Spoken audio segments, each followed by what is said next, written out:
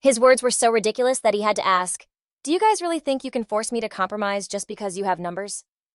We saw it clearly last night. With so many of us, we can definitely beat you. Not wanting to waste any more time on these clowns, he decided to act. If this were anywhere else, killing 12 Divine Glimpse Realm Masters at once might take some effort. But you all forgot this is Swallow Return Lake. Shenmo began to activate the formation, setting up the 5 elements grand array, and instantly a massive formation enveloped the villa. This made Fei Long panic a little and exclaim, "What is this?" His cronies finally realized the danger and started murmuring among themselves, "He's set up a formation. We're trapped. This kid is too cunning." Seeing them lose their cool like that, Fei Long quickly reassured them, "What's there to be afraid of? With the combined power of the 12 of us, what kind of formation could possibly stop us?" Following his lead, the whole group foolishly began to counterattack. "All right, let's attack together and break this formation." One of them, seeing that they couldn't break the formation no matter what they did, angrily shouted, "Damn it, it seems like there's no way out of here!" Watching the group struggle helplessly, Chenmo laughed and made his move. A bunch of idiots, 3,000 weak waters surging waves to the heavens. Instantly, a winding stream of water appeared out of nowhere, engulfing the idiots and sending them into a panic. "Ah, this water is so weird, it actually has a bone-corroding power. It can penetrate my protective aura. Don't touch the water, or you'll feel as heavy as if you're carrying a boulder on your back." But it didn't stop there. Chenmo continued to teach this bunch a lesson. "Samadhi, true fire, burn all things." Instantly, a huge fire erupted, throwing the guys there into a total panic. "What the hell kind of freaky formation is this? This fire can also penetrate our protective auras. Everyone don't panic. Let's find the formation's eye and destroy it." Fei Long, seeing the situation descend into chaos, quickly tried to calm everyone down. "Everyone calm down, a formation this powerful must consume a lot of spiritual energy. He can't keep it up for long, we just need to wear him out and we're good." A while later, the fire dissipated. Chenmo spoke up and asked them, "So how did you enjoy the extreme experience?" As soon as Fei Long saw him, he burst out laughing and assumed, "Ha, your formation's spiritual energy is all used up." His words made him scoff and say, "Who said it's used up, you bunch of greedy fools?" He suddenly said that someone was getting impatiently hungry. Just as he finished speaking, something unexpectedly appeared in the sky, confusing the greedy men. "It seems something up there is hungry. Who's hungry? What does he mean by that?" A massive red dragon appeared, scaring the daylights out of everyone there as it emerged from within the clouds. The red dragon then flew over to Chenmo. He petted it and said gently, "Good boy." After that, the little dragon shrank down. It affectionately coiled around his arm while he told it to go eat them as a reward for its 1 year of hard cultivation. Fei Long in this situation realized in horror that he let them out just to feed his pet. The scar-faced guy next to him, now terrified, blurted out, "A pet? He's actually raising a dragon as a pet."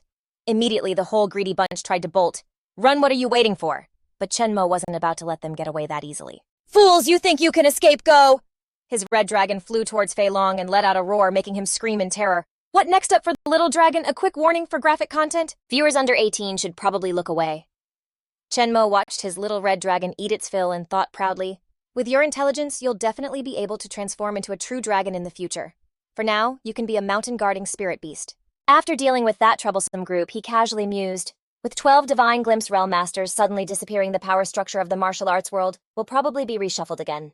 The thought of the upcoming events made him so happy he laughed out loud. "But I'm not really looking forward to any of that stuff. Ha ha." In the blink of an eye, it was late autumn. Chenmo went to visit Ru Huo and asked her, "Is your family still giving you a hard time?" She replied happily, "Forget my family. No one in the entire city of Zhonghai dares to give me trouble." Hearing that, he remarked, "So you're free now." His words made her give a forced smile and say, "Yeah, I'm free, but having the burdens I've carried since childhood suddenly disappear, it still feels a bit strange. Do you think I might have a thing for being mistreated?" Ha ha. Her comment made him realize with a start, he'd always assumed that what he gave others was the best thing for them. But was it really what they wanted? Suddenly, Ru Huo spoke up. "It looks like someone up ahead is waving at us." Chenmo recognized the person and asked, "Xiao Lu, what are you doing here?" The guy named Xiao Liu gave him a formal salute and reported, "Instructor Chen, something seems to have happened with the Divine Eagle Special Ops team. We hope you can return immediately to check it out." A short while later, Chenmo arrived at the Divine Eagle team's training ground. A team member standing guard at the gate saw him and immediately greeted him. "Instructor Chen." From a distance, Hai Long ran up to meet him. "Captain, you're finally back." As soon as he saw him, he immediately asked about the problem. What exactly happened, panting, he reported, "There's a problem with the team members' cultivation. We had no choice but to temporarily halt training." His words made him feel that something was off, because he was certain of one thing: there couldn't be a problem with his cultivation technique. Immediately, he and Hai Long headed into the training area. He demanded, "What kind of problem? Give me the details."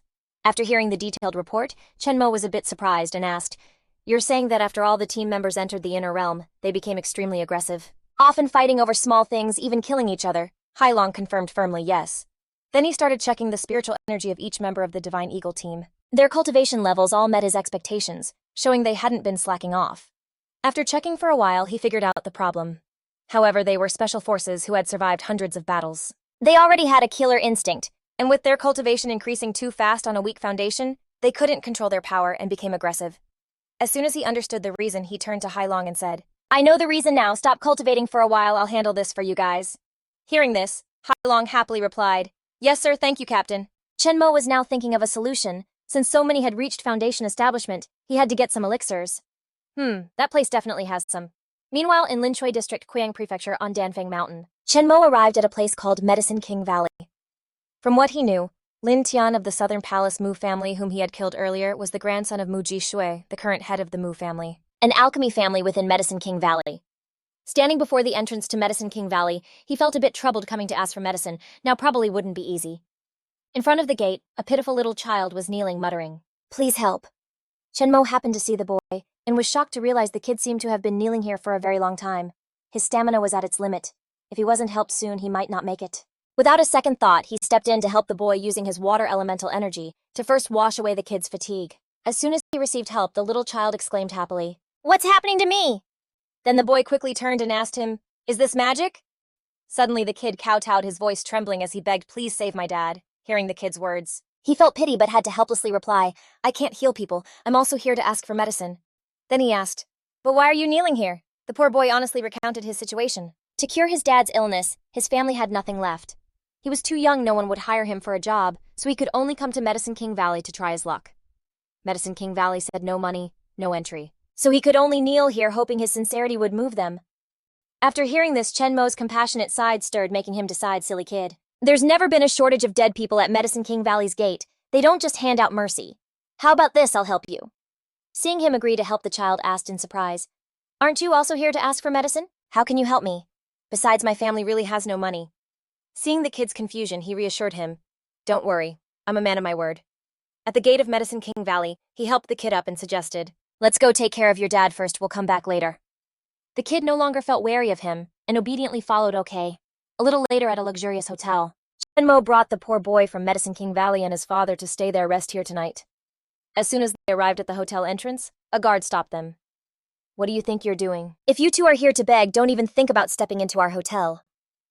Annoyed by his attitude, Chenmo released a bit of his spiritual energy and threatened, "I said we're staying here, dare to say another word of nonsense." The moment the guy saw his spiritual energy, he realized in terror, damn, such a powerful aura, he must be at least at the Divine Insight realm. So he quickly let him and the father-son duo inside. Okay. He even respectfully invited them in, "This way, distinguished guests." During this time, Chenmo noticed the boy's attitude and seemed quite pleased. This kid wasn't swayed by material things, not caring about status. He's good seed. A while later at Medicine King Valley, Chenmo, with his appearance slightly altered, and the boy from before named Ju Li were back at the gate. The kid spoke up, "Let's go, big brother." Once again, the two were stopped right at the entrance and yelled at, "Stop right there. Medicine King Valley isn't a place you can just walk into." It was Chenmo's first time dealing with this kind of person, so he naively asked, "Then how do we get in?" Li beside him quickly explained, "You have to give them a little something, money." Hearing that, he vaguely understood the issue and muttered, "Oh, so they just want money." He didn't really want to haggle over money. After all, what he considered valuable had nothing to do with it. So he handed a wad of cash to the guard and asked, "Is this enough?" The guy's eyes lit up, holding the thick stack of cash, and let the two of them in. "This much? Okay, please come in, you two." Inside Medicine King Valley was incredibly magnificent and vast. Li walked beside Chenmo and expressed his gratitude. I was stopped outside because I didn't have any money. I'm so lucky I met you, Brother Chen, thank you so much." Of course, he didn't mind such things and just wondered, it's nothing, just a small matter. But they really act like this doesn't Medicine King Valley manage them. Li honestly explained that Medicine King Valley also didn't want just anyone to walk in, and doing this weeds out most of the poor people. Medicine King Valley's management basically allows it. A while later, they both reached the peak of Medicine King Valley's mountain and saw a crowd making a commotion. They were angrily shouting, "We already paid the fee, let us in." Seeing their outrage, the two Medicine King Valley guards quickly explained, "Medicine King Valley is short on medicinal herbs and not selling elixirs to outsiders. We're only accepting trades." The other customers were obviously not having it and even argued, "So are you going to return the stuff we already submitted?" "You guys are scammers." Tranmak, who was listening in from the crowd, sighed. "Looks like more trouble is brewing." Just then, Dicklap whispered anxiously, "Money is useless this time." "What are you going to do?" Tranmak replied very calmly, "It's fine, I have a plan." He then took out an elixir and asked the guard of Medicine King Valley, "Hey, why don't you guys take a look and see if this is better than money?" The two Medicine King Valley guards sized up the pill in Tranmak's hand and nodded in amazement. This elixir was truly extraordinary. So one of them took the elixir from his hand and said, "Sir, please wait a moment, I'll go make a report." About 10 minutes later, the two Medicine King Valley guards respectfully invited him inside. "Sir, the family head invites you in." Seeing the surprised look on Ducklap's face, Tranmak said smugly, "I told you I had a way, let's go." An attendant led the two of them to a room which was the Medicine King Hall. Tranmak checked out the decorations inside and couldn't help but be impressed. It looked pretty grand. He suddenly noticed, quite a few people had arrived. At that moment, a figure appeared in the Medicine King Hall. This person was the current head of the Mu family, Mu Qi. He spoke up and asked Tranmak, "Was that elixir from earlier refined by your master?" Tranmak confidently replied, "I refined it myself." His words sent the elders of Medicine King Valley into a shocked uproar. What, someone so young can refine a supreme-grade spirit elixir? How is our Medicine King Valley supposed to take a blow to our pride like this? Realizing his skill, Qi immediately adopted a respectful tone and asked, "May I ask for your name, sir? What business brings you to our Medicine King Valley?" Tranmak didn't hide anything and stated frankly, "My name is Mac Tran, and I came to Medicine King Valley to find some medicinal ingredients." Hearing this, Qi smiled and asked, "Well, you've definitely come to the right place. What exactly are you looking for?" He didn't answer right away because he was busy thinking that the name of what he wanted was definitely different from what it was called back on the Emperor Star. So he requested, "Just take me straight to the warehouse to see it." Of course, Qinfeng disagreed with his request. "How is that possible? You think an outsider can just waltz in and look at our Medicine King Valley's warehouse?" Seeing his fierce objection, the boy then proposed, "Then how about we make a trade?" He took out a scroll and said, "If the Mu family has what I need, I can offer the refinement method for that elixir as an exchange."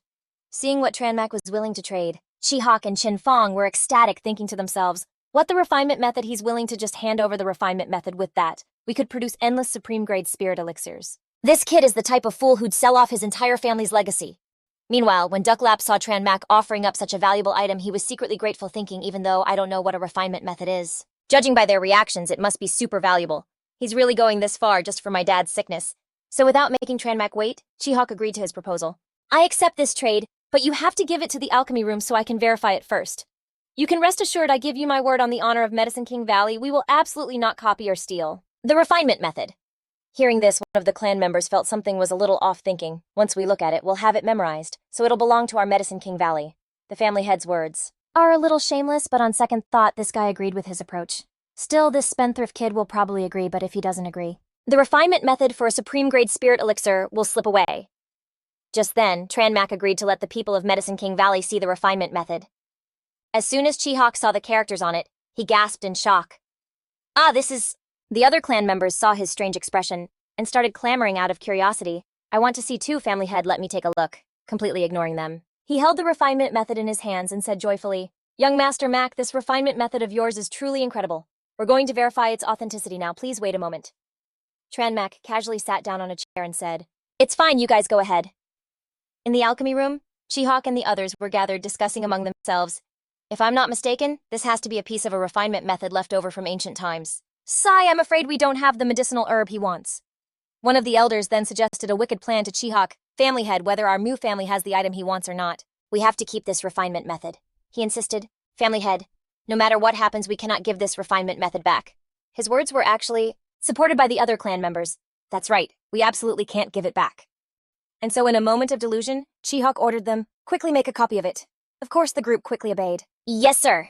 Qi then speculated, "Besides, seeing as he doesn't seem to care about this refinement method, that means he must have something even better. Maybe even the refinement method for an immortal elixir." Hearing his speculation, the clan members all chimed in. "The family head is right, that brat definitely has more secrets." "That's right. We absolutely can't let him leave Medicine King Valley. We have to squeeze him dry." A while later, the elixir furnace showed signs that the process was complete. Qinfeng took several elixirs out of the furnace and cried out in joy. "It worked! It worked, a top-grade spirit pill." Zhishui excitedly looked at the pills on the tray, thinking he succeeded on the very first try. This refinement method is truly extraordinary. It must be an ancient refinement method.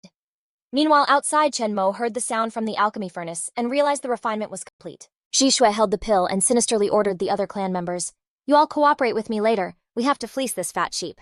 Of course, Chenmo heard every single word. He just let out a light, contemptuous smile. Instead of exposing them right then, he decided to play along. "Family head, Mu, how did it go?" Zhishui coughed a few times and said, "Ahem, it was a failure. That refinement method of yours is fundamentally flawed. It's obviously fake. Zheng Feng was bewildered by his lies and exclaimed, "Huh, family head." He felt a bit disappointed by his actions. But why is it like this? Does the family head really intend to just steal the refinement method? How can he be so greedy? Hearing this, Chen Mo calmly said, "If you couldn't make the pill, then give the refinement method back to me." Jishue, committed to the act, quickly agreed. All right then, what a shame. After taking back the refinement method, he suddenly announced, "Oh right, I used a little magic on this pill refinement method." It was his turn to spring the trap on these greedy fools. You will immediately forget everything related to this refinement method. Any copies like photocopies or pictures will also disappear. Hearing this, the people from Medicine King Valley exclaimed as if they were being manipulated. Does such a miraculous spell really exist in this world? It's true, I can't remember anything anymore. This made Jishue panic a little, and he quickly turned to ask Zheng Feng. You were the one who refined the pill, so your memory of the method should be the clearest. Have you forgotten it too? Zheng Feng replied helplessly. I've forgotten everything too. Seeing them being toyed with like this, Chen Mo was very satisfied and continued his act. Goodbye. Seeing him about to leave, Jishue quickly stopped him. Wait. Noticing the man calling him, he casually asked, Family head, Mu, is there something else? He hurriedly made up an excuse to see the refinement method again. Mr. Mo Chen, perhaps the problem wasn't your refinement method, but that we made a mistake during the process, which is why we couldn't create the pill. However, the value of that refinement method is limited. If you want to trade for herbs from us, you'll need to add at least one more method for a top-grade spirit pill. Chen Mo heard these deceitful words and burst out laughing. Ha ha ha. Then he bluntly exposed Jishue's true colors. Family head. Mu, you're truly shameless. With all that greed, aren't you afraid of being crushed to death provoked by this taunt? Jishue furiously shouted. What? How audacious you dare insult my Medicine King Valley. If you don't give us a proper explanation today, don't even think about leaving.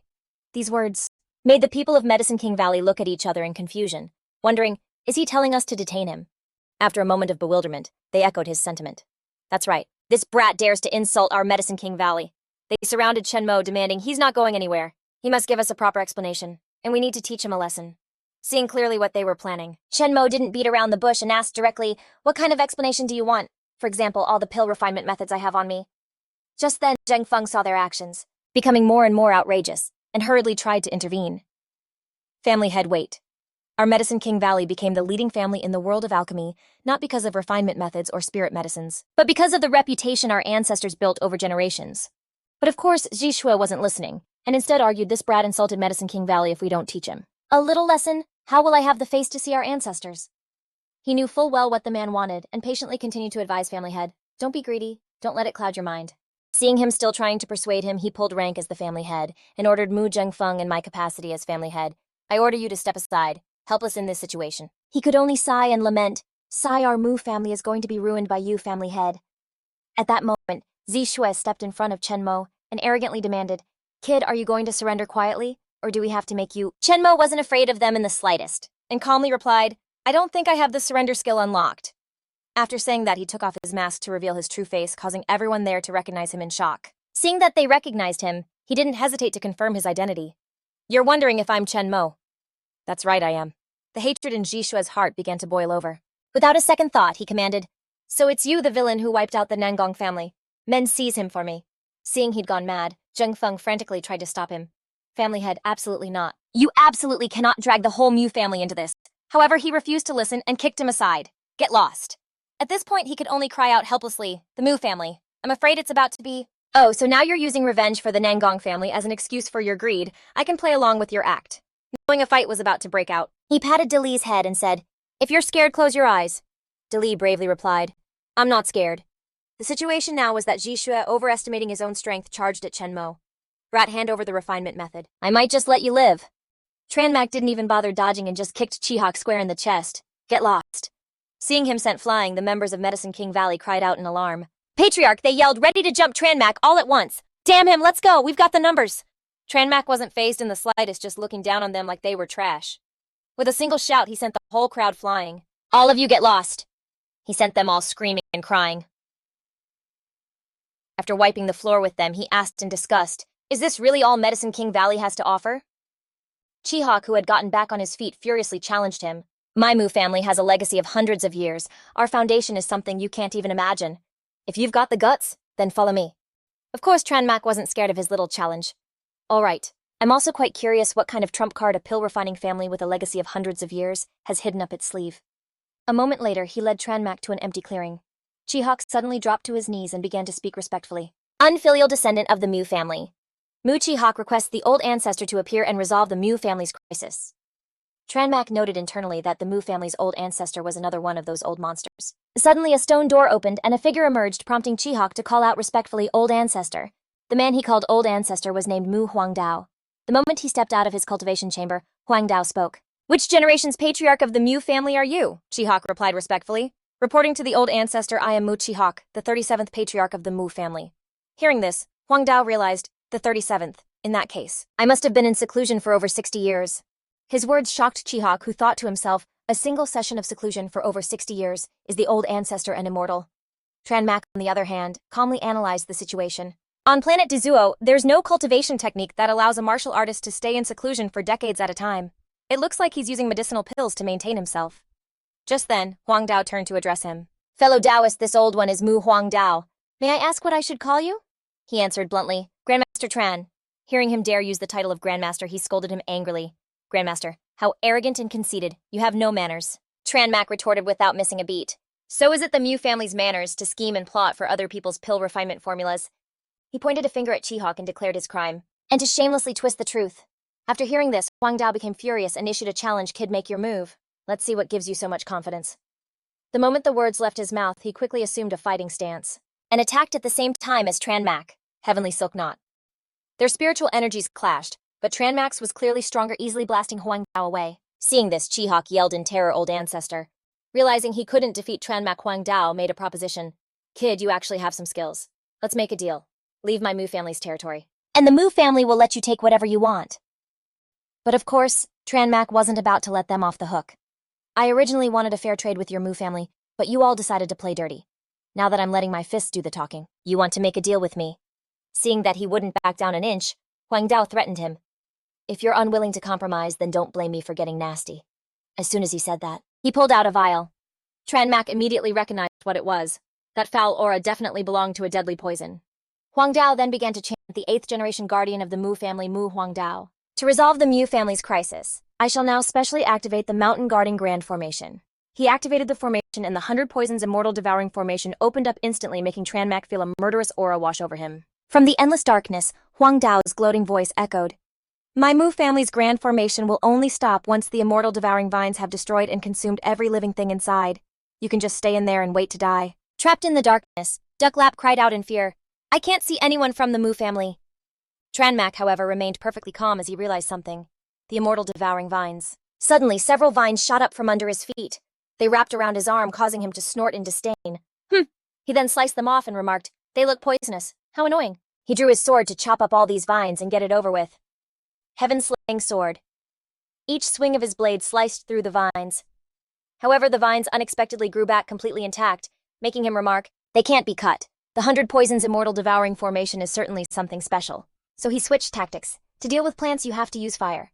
Tranmak opened a fire formation, Samadhi True Fire. "Burn for me."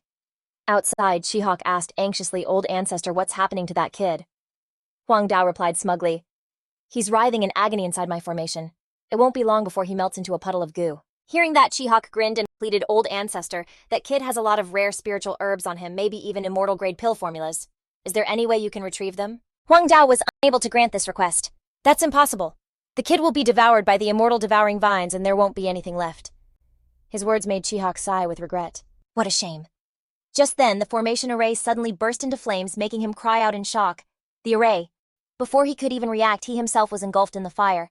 The sight made Qi scream in terror, "Old Ancestor." But he just kept screaming in agony. "Ah!" The scene left Qi completely stunned. How is this possible?" Just then, Tranmak appeared out of nowhere and said arrogantly, "It looks like your 100 Poisons Immortal Devouring Formation has been broken." The moment he saw him, Qi screamed in terror.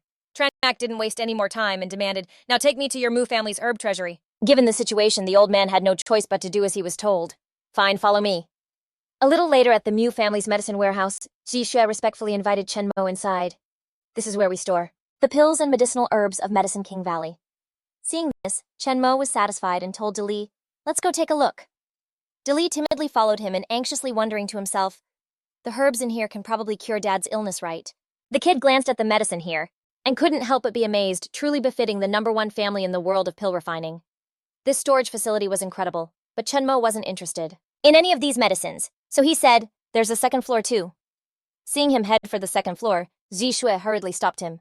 Wait, the second floor is the library pavilion. There are no herbs there, but he insisted. I want to take a look. You dare to stop me. Seeing him head straight for the second floor, the old man thought helplessly. A minute ago, I wanted to steal his pill formula, and now he wants to rob my entire Medicine King Valley clean. Once on the second floor, Chenmo glanced around with a bit of disdain. There were a lot of books, but they were all basically garbage. Just then, he sensed something. This ancient spiritual energy. He picked up the secret manual and recognized it immediately. Turns out this was the cultivation ground of true Master Dan Ding from 800 years ago. He instantly snatched the manual and said, Today is actually a good day. Your Medicine King Valley has been squatting on someone else's cultivation ground for hundreds of years. It's time to give it back. Chenmo's accusation made Zhishui shout in disbelief. What are you talking about? I don't understand. My Medicine King Valley has been passed down for hundreds of years. How could we have stolen it from someone else? He even shamelessly argued. Besides, even if this was someone's cultivation ground, if they abandoned it, then it belongs to the Mu family now. Chenmo didn't even bother arguing with him and just calmly demanded. It's written clearly in True Master Dan Ding's final will. The first person to find this will is the new master of Medicine King Valley. So now I'm the master. I'll give you all 3 days to pack your bags and get out of here. Seeing him dare to kick the Mu family out of their own home, the old man angrily questioned him. Master Chen, you dare to just take over Medicine King Valley. Aren't you afraid the entire martial arts world will come after you? Tired of his annoying rambling, he sent the old man flying with a single strike. There. After taking care of him, he casually said, I've changed my mind. It's better if you all get out immediately. A moment later, outside the warehouse, Chenmo destroyed the place without a second thought. Go! From inside the rubble, a cry rang out. Hearing it, Dali was terrified. That sounds like a crying child. Could it be a ghost? Suddenly, a shadow shot out from the rubble. Chenmo wasn't about to let it get away. Trying to run! Just as he was about to grab it, it quickly shrank and scurried off. Seeing that, he was a little impressed, but also said smugly, Oh, pretty smart, but you're not getting away. He immediately shot out a beam of spiritual energy. The beam of energy hit the shadow directly. Trapped by the spiritual energy, it panicked, struggled it, and screamed, Hey, ah! At that moment, Chenmo activated his spatial ring. He quickly sucked the shadow inside. Get in! Dali, who had been watching the whole thing, asked in confusion. What was that white shadow? Chenmo quickly landed and explained in detail. It's the power of the water element from the 5 elements, a water spirit essence. It's also the energy of the purest water elemental energy in the universe condensed into a physical form. It's something the immortal who cultivated here left behind. Later, the two returned to Medicine King Valley, where the Mu family members were all murmuring among themselves. I wonder how the family head is doing. We just heard a huge explosion. Don't worry, our Medicine King Valley will definitely win. Hearing this, Chenmo gave them a wicked smirk and announced, Don't delude yourselves. Your ancestor and your family head are both already dead. He walked straight to the main seat and sat down commanding, And if the rest of you don't want to die, get the hell out of this Medicine King Valley for me. Seeing him brazenly sit there, they erupted in anger. That's not your seat. You're just spouting nonsense. Get down from there. Who do you think you are? Finding them too noisy, he took care of the whole lot of them. After dealing with the crowd, Chenmo turned to the only elder left alive. Mu Zhengfeng, you're the only high-ranking member of the Mu family left. What's your choice? He stammered, He glanced worriedly at the younger generation behind him. I don't really matter, but the future generations of the Mu family still need Medicine King Valley to survive. And so, he immediately knelt down and submitted to Chenmo, pleading with him, Master Chen, we are willing to submit to you. Please allow the members of the Mu family to continue living in Medicine King Valley. Of course, he wasn't going to wipe them out completely. He just made a request. I do need people to manage Medicine King Valley.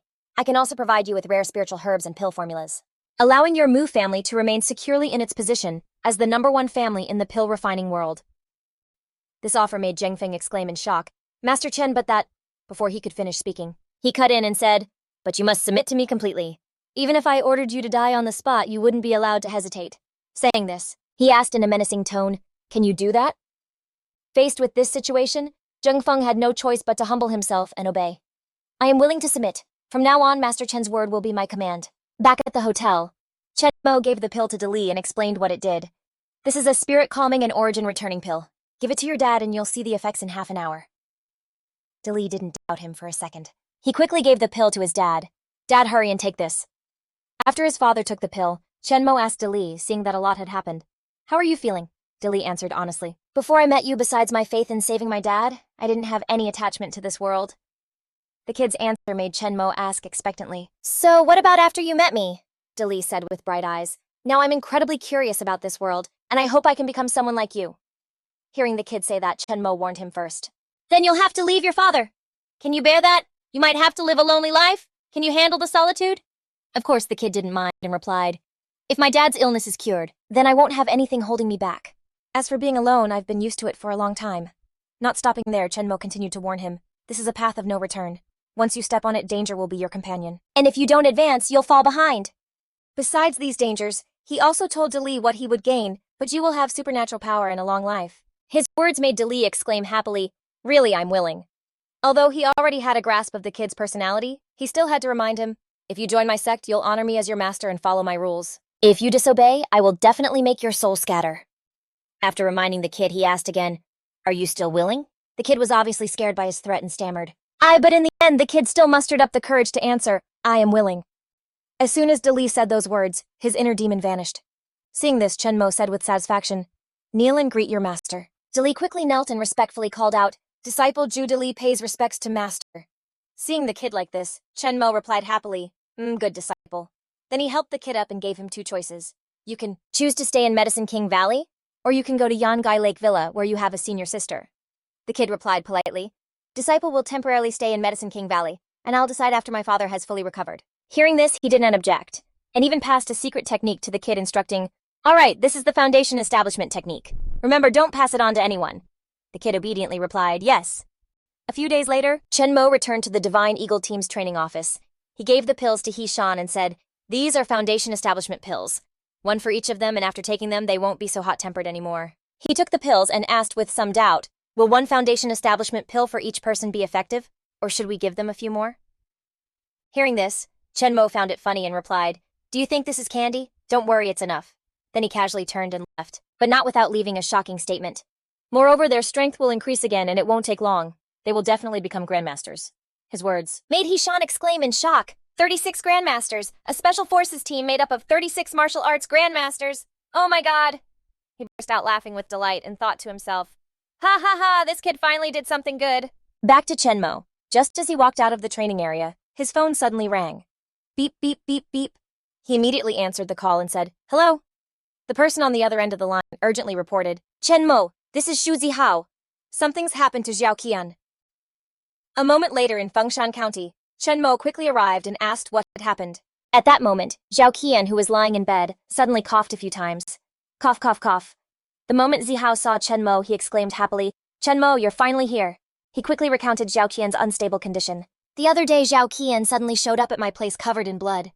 I told her I'd take her to the hospital, but she refused, and before she passed out, she just told me to notify you quickly. I had the maid change her clothes and clean her up, and she said there were no external injuries. This made Chenmo notice one thing. Her injuries aren't on the outside. He quickly realized what level Zhao Qian's strength had reached. This girl has actually reached the Grandmaster realm. Then he quickly diagnosed her condition. Her meridians are a mess. Pills can't heal this. I have to restore her damaged meridians. As soon as he finished speaking, he quickly used his spiritual energy to heal her. Seeing this, Zihao exclaimed in amazement, what is this? Is that the legendary internal energy healing? Half an hour later, Chenmo sighed and said, it's finally done. Zihao didn't even bother to check on him and just focused on asking, Zhao Qian, are you awake? How are you feeling? Zhao Qian smiled and replied, Zihao, I'm much better now. Sorry to make you worry. At this point, Chenmo finally asked her the important question, Ni Zhao Qian, what exactly happened? Could it be the remnants of the Yin Spirit sect? And what's with this martial arts cultivation of yours? Zhao Qian honestly explained, my cultivation was created by the demonic seed that the Yin Spirit sect's master planted in my body back then. She hesitated a bit at this point. What else happened? Then she continued, because I realized I only had martial arts cultivation, but lacked knowledge about cultivation itself, so I decided to travel to some famous mountains to try my luck to see if I could meet any fellow cultivators. She revealed that she had found a rather mysterious place. I found a strange place in the Daliang Mountains. There she encountered a hidden master, and at the same time 3 powerful martial artists suddenly ambushed her. Looking at the 3 experts, Zhao Qian realized, I can't hold them off, but I can't escape either. In the end, she had no choice but to decide, I have to enter that strange place. However, something strange happened. Even weirder, I was also able to get inside. Those 3 were way stronger than me, so I couldn't get in. In that tough spot, she felt totally helpless. But that place was just too dangerous. I had to just pace around outside waiting for them to leave so I could get out of there. When the 3 masters finally left, she seized the opportunity to make a run for it. I waited there all night, and once I saw they were gone, I came out. But she had no idea those 3 were waiting to ambush her outside. But to her surprise, those 3 hadn't left, and were still waiting in ambush outside. When I came out, I was badly wounded, but managed to get away. Although Zhao Qian escaped from there, a strange object had somehow appeared in her hand. But when I left that place, this thing was in my hand. I have no idea what it's for. Why don't you take a look? Not knowing what it was, she handed it to Chenmo. Chenmo sniffed the stone and realized what it was. This is a jade that stores the world's primordial energy. It must be an identity talisman, which is the reason you were able to get inside. He also compared it to the one he had, realizing its spiritual energy was similar to his Void Mountain storage pouch. Then he gave Zhao Qian's stone back to her and suggested, "Oh right, you should take this cultivation pill and rest up." Then he decided, that place might hold a great opportunity, I have to go see it. Zhao Qian immediately volunteered, "Yeah, I'll lead the way." Once she recovered, she led Chenmo to that strange place, the mountain range right ahead. Arriving at the bridge that led to the cave, he said, "Let's go in." After walking for a while, they noticed a lot of other people, which made them wonder. Hardly anyone ever comes here, so why are there so many martial artists now? Zhao Qian started to panic, thinking, it looks like word got out, these people must be here to find Void Mountain. Chenmo, however, seemed completely unconcerned, replying, "It's fine. Let them search for what they want and we'll search for what we want. If they dare start something, we'll just take them out." A moment later, she had led him to the cave. "It's right there." He immediately darted forward, saying, "Let's move."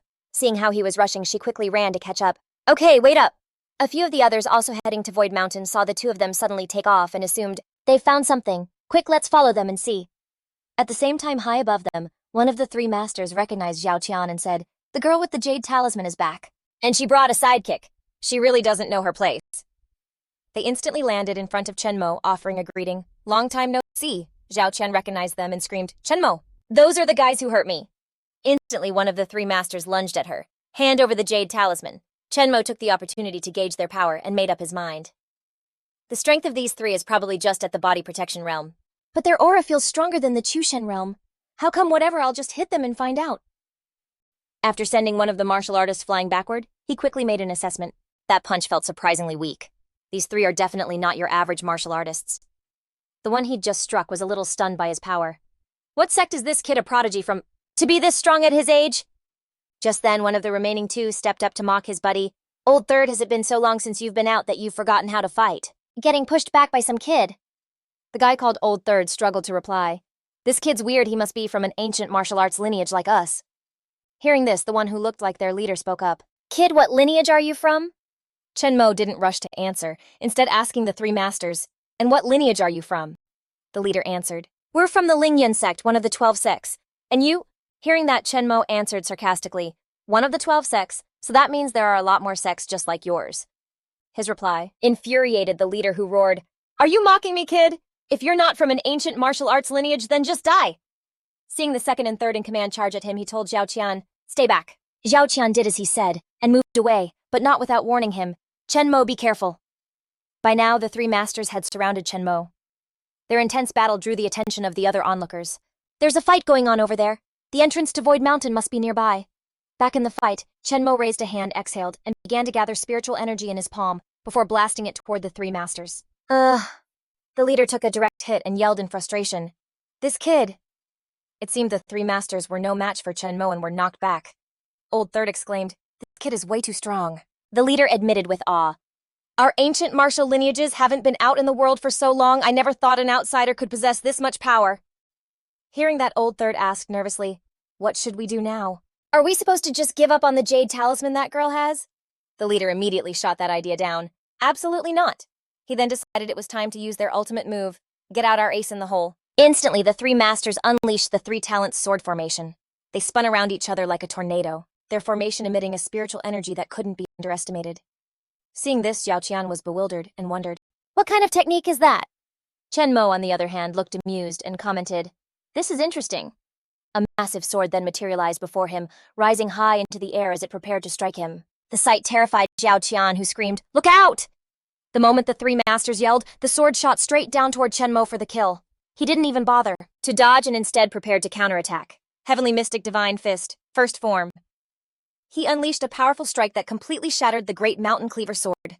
The three masters were sent flying as a result. Even Chenmo was pushed back 2 steps by the impact. The three masters knew they were no match for him and quickly retreated. "This kid is freakishly strong. Let's get out of here and report to the sect master at once." But was he really going to let them get away that easily? "Did I say you could leave?" Seeing that he wasn't letting them go, their leader asked nervously, "What now? You plan on keeping us here?" Of course, Chenmo had no intention of letting them escape. "That's right. Leave your lives behind. Heavenly Mystic Divine Fist, third form." Seeing him about to attack, the second and third brothers shielded their leader and yelled, "This is bad, big brother, get out of here." The second brother yelled to their leader, who was already getting away, "Go back and report to the sect master." The third brother then turned to challenge Chen Mo. "We'll risk it all against you." Chen Mo found these two annoying, so he dealt with them without hesitation. They really don't know their place. In just one move, he took care of the second and third brothers. The leader saw this and fled in terror, running even faster. The old man didn't forget to scream a threat. "Second brother, third brother, you just wait. The Lingyan sect will definitely hunt you down for revenge." But the old man never had a chance to report back, as Chen Mo's sword sent him to the next life. "Did you really think you could escape?" In his final moment, the old man could only utter in disbelief. How could this be? After dispatching the three masters, Chen Mo stood there thoughtfully. Xiao Qian hurried over to him and asked, "Chen Mo, are you okay? Are you hurt?" Chen Mo calmly replied, "I'm fine. Is this the place you mentioned?" He scanned the area for a moment, thinking that this place didn't have any spiritual energy fluctuations, and it doesn't seem like there's a barrier here. When Xiao Qian saw him doubting her, she insisted loudly, "This is absolutely the right place. I'm positive I didn't misremember." Her certainty led him to a theory. He suspected that Void Mountain was a floating pocket dimension appearing at random times and locations. It was here before, but that doesn't guarantee it will be again. Several days went by, and a crowd started to gather at the mountain. Xiao Qian noticed this and said with concern, "Chen Mo, more and more people are arriving." Chen Mo replied with a calm and resolute tone, "I won't bother anyone who doesn't bother me, but if someone tries something, I won't hold back." He then suddenly turned and handed Xiao Qian a pill. "Oh right, take this. If you're in mortal danger, just channel your true qi into this jade talisman and it can save your life." Seeing the pill, she happily accepted it. "Thank you." As the two of them were peacefully cultivating, a loud noise startled Xiao Qian awake. She noticed a major commotion down below. It looked like people were fighting. Cries for help were coming from below. Xiao Qian looked down to see someone being pursued and suggested they go down to the valley to see what was happening. The person being chased suddenly pulled out a token and made a very tempting offer. "Whoever protects me gets my Void Mountain identity talisman." Hearing this, the onlookers grew cautious. The jade talisman was valuable, but it wasn't worth dying over. Taking the jade talisman now would just paint a target on your back. "Come on, everyone take a good look." The man being chased saw that no one was stepping up and cried out in frustration, "Is no one really going to step up and help me find?" In a moment of desperation, he decided to just throw the token away. "I'd rather toss it than let any of you have it." And the jade talisman ended up landing right in Chen Mo's hands, causing him to remark, "Oh, I hit the jackpot." Seeing this, the man being chased panted and laughed, "Haha, you've got some pretty good luck. Now let's see if you're strong enough to keep it." At that moment, his pursuers arrived and arrogantly demanded of Chen Mo hand over the jade talisman. In the crowd that had gathered, someone recognized him. "I can't believe you're here too. Chen Mo, you've really grown this powerful." But Chen Mo just casually put the jade talisman away, and then provoked the three pursuers. Seeing his blatant disrespect, the three assassins charged at him. "You're looking to die. Kill him and get the talisman back." Chen Mo looked at the three of them and sneered. "Mere flies at the peak of the inner realm dare to act so high and mighty." After saying this, he sent them flying with the single word scram. Immediately, a huge explosion erupted. Li Zi saw this and was stunned, wondering to himself, "He's this terrifying, and it looks like he wasn't even going all out." He then turned to his master and asked, "Master, what's his cultivation level?" "What realm has he reached?" His master answered uncertainly. "I can't tell. This kid's cultivation method must be able to conceal his true level." Hearing this, he gasped in astonishment. "You mean even you can't see through his cultivation, master?" Even though he couldn't tell Chen Mo's realm, the master declared confidently, "Don't worry, he must just have some strange technique. At most, he's only at the Grandmaster Body Protection realm. He's still worlds away from my spirit-peering realm."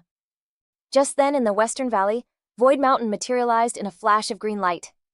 Everyone saw the light coming from the mountain and yelled to one another, "Void Mountain is here, let's go." Seeing things were about to get crazy, Chen Mo instructed, "Xiao Qian, stay right by my side and don't get separated for any reason." Xiao Qian immediately agreed, "Okay." A short while later, everyone had reached the base of Void Mountain. The sight that greeted them made them uneasy. "We're here, but why is it so foggy? Who cares? Let's just rush in and get it over with." But one person who made it to the mountain suddenly sensed that something was off. "Why does it feel like there's some kind of force in this fog pushing us back?" Then something happened that sent all the newcomers into a frenzy.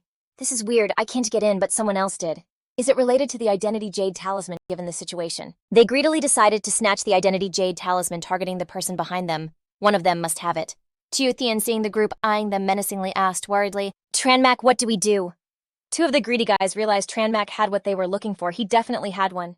He was the guy who just got the talisman. So they immediately attacked him. But he just calmly said, "Get in my way and you die." The second he finished speaking, he sent them straight to the afterlife. Afterwards, he and Tio Tian continued on through the fog, and as they walked, she said, "Tranmak, it's a good thing you managed to get a jade talisman too. I'd be too scared to go into this fog alone." Hearing that, he replied confidently, "It wouldn't have mattered if I won a jade talisman. They wouldn't dare refuse me." Just then, she spotted something. What's that up ahead? Turns out it was a magnificent shrine radiating powerful spiritual energy.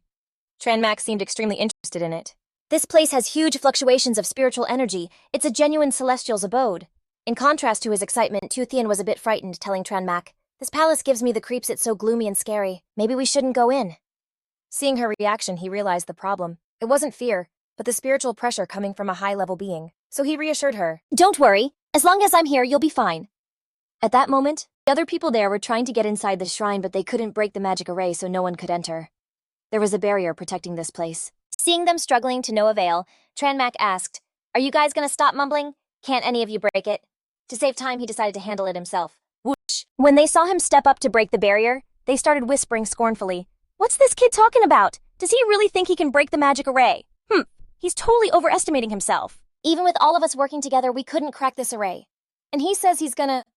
Before they could even finish their sentence, he had actually shattered the formation. The sight left everyone there completely stunned. "He actually did it! He really broke the magic array! That's insane!" Seeing the entrance open, they all rushed inside. "Let's go." The spiritual energy pouring out was intoxicating. Holy crap. The spiritual energy here is so thick it's gotta be 1,000 times denser than outside. No wonder they say you can become a grandmaster in the Void Mountain. It's because of this energy, right? Teotian took a deep, refreshing breath and sighed in amazement. "Tranmak, the spiritual energy here feels amazing, so amazing I'm actually getting a little sleepy." Seeing her let her guard down, Tranmak reminded her, "Keep moving forward. We don't know when this place will close. So we need to explore quickly." Hearing him, she quickly snapped back to attention. "Right, okay." Just then he heard someone shout, "Training here is super efficient. Our strength will skyrocket in no time. Let's start training now." Seeing them sit down to cultivate, he figured that a place with such dense spiritual energy must have spawned some powerful creatures. "You think you can train here peacefully?" "Not a chance." At that very moment, something burst out from the ground. It looked and sounded like a rat. Squeak, squeak. Its appearance caused an uproar among the crowd. "What is that thing?" "It looks like a giant rat." Teotian, also scared, asked, "What kind of monster is that?" Tranmak explained that it was originally just a normal rat, but it had been nourished by this place's spiritual energy. He realized the rat had transformed after absorbing the spiritual energy here, evolving over time into a demonic beast. Suddenly, the rat lunged at the group, causing them to scream in terror. "Oh my god, it's coming for us!" Tranmak raised his flaming fist and then slammed a heavy punch right into the massive rat's body. He yelled, "Scram!" The visitors to the Void Mountain exclaimed in awe, "Whoa, he's so strong! We can't just stand here and watch! Let's go!" They all charged forward to help. Meanwhile, Tranmak thought to himself the Void Mountain might close soon. "I need to find what I'm looking for quickly. I can't waste any more time here." Teotian came over to him and asked, "Tranmak, are you okay?" He replied, "I'm fine, but we can't stay here long. We need to get going." She turned and looked towards the tower in the distance and said, "Look, some people already ran ahead. We should hurry up too."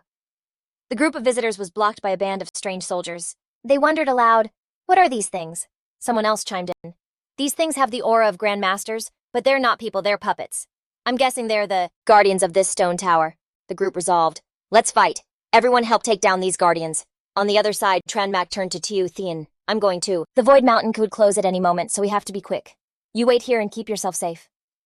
A short time later, the group had defeated all the guardians.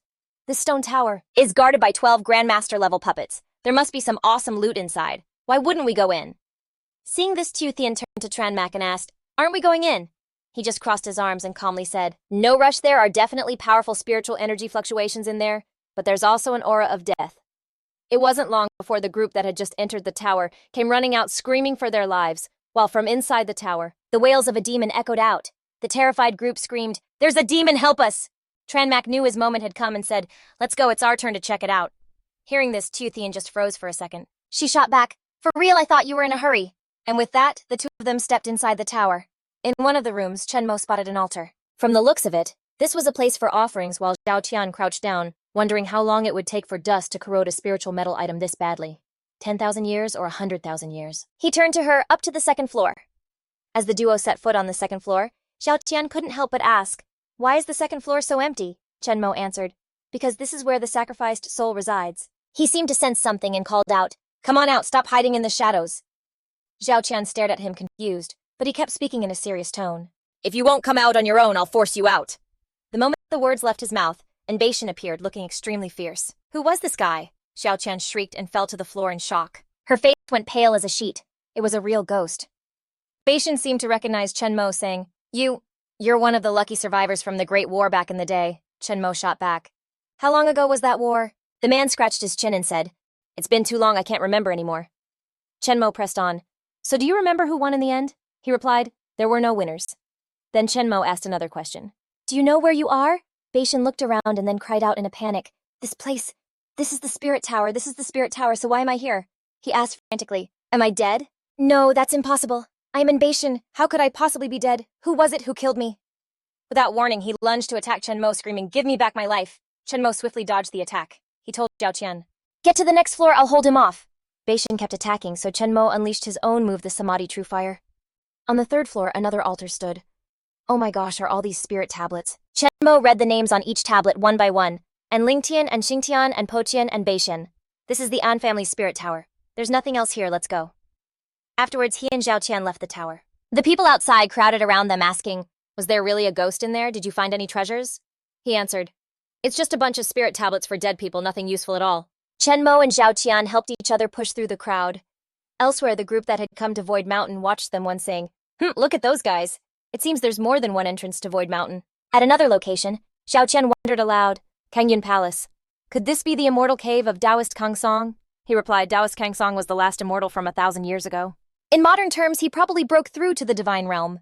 She asked Chenmo, "Why aren't these people going inside? What are they all standing around for?" He said simply, "There's a formation." Zhao Qian's curiosity was piqued. "Whoa, there's a formation here too! Why are these guys so obsessed with setting up formations all over their own places?"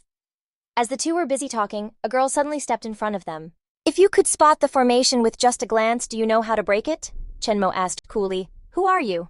The mysterious girl thought to herself, "Usually when men look at me, it's with an expression like, 'They want to devour me whole, but he's different.'" Then she said, "I'm Xia Xing from the Feiyu sect, and you are." He simply closed his eyes and brushed her off. "It doesn't matter. I'm not interested in getting to know you." But he thought to himself, "You can tell just by looking at her that this girl is a deep schemer." Suddenly someone else interjected, taunting her. Well, I never thought Feiyu's Xia Xing, one of the four spirits of the ancient martial arts clan, would get the cold shoulder." She snapped back furiously, "Shut your mouth," right after Xia Xing put on an innocent face and turned back to Chenmo. "You're not from an ancient martial arts clan, are you?" He replied coldly, "None of your business." Getting snubbed like that, her expression soured. "How dare he treat me this way," she thought. "But I don't know anything about him, so I can't just flip out so annoying." She turned to leave. "My apologies for bothering you." Chenmo and Zhao Qian then walked right up to the formation, ignoring the murmurs from the crowd. "Hey kid, if you don't want to get fried by lightning, stop showing off." "What's he trying to do? Does he really think he can break the formation? Don't drag that pretty girl down with you." He looked up at the formation thinking, "They can't even see the runes of this formation." After that, Chenmo raised his hand and struck the formation in front of him. "It's just a simple lightning induction formation. I guess this Taoist Kangsong wasn't all that." A torrent of energy from the formation began to pour into his body. "If I drain all of its stored energy, this formation will break." Once it was all done, he and the crowd of onlookers stepped into the building. The main hall inside this building was decorated with a set of incredibly exquisite wooden furniture. The people who had come all this way saw this and grew restless. "There's no path forward. Is this the end of Void Mountain? That's it." Zhao Qian looked around and couldn't help but complain. "We wasted all this time just to see this rundown hall." Chenmo spoke up. "It's not that simple." Just as everyone was inside the building, the doors suddenly slammed shut by themselves. The people around them started to panic. "What's going on? Who shut the door?" He grabbed her hand and said, "Stay close to me." Zhao Qian nodded. "Okay." Suddenly a whirlwind formed in the room and a voice echoed out, Why can I see the door so clearly yet I can't enter, why?" The terrified crowd cried out, Who's there?" The whirlwind dissipated, revealing a figure. "I am the master of this place." Everyone gasped. "It's Taoist Kangsong," Chenmo said coldly. "Just a tiny resentful remnant of a soul dares to be so arrogant and call itself the honored one." Hearing this, Taoist Kangsong angrily shouted that it was nonsense. "I am Kangsong, I'm not some resentful spirit." He immediately lunged at Chenmo. "I have to kill you." Without flinching, Chenmo knocked him away. "Get lost." Kangsong sat up and said shakily, You're a descendant of the ancients, so can you give me the answer?" Hearing him say that, the people around couldn't help but whisper, "A descendant of the ancients. Him, this kid. What does that even mean? Did you transmigrate here or something?" Chenmo ignored their words, thinking it seemed that on the Emperor's star, there once existed a very prosperous cultivation civilization. The resentful spirit of Taoist Kangsong and the evil spirit of invasion both considered themselves descendants of the ancient cultivators. After a moment, he spoke up. "Go ahead and ask." Kangsong's face contorted, and his body trembled as he said, "My power broke through to the divine realm back then, and I became an immortal revered by all, but I knew this wasn't the end, but just the beginning." The onlookers started murmuring again. Breaking through the divine realm is just the beginning?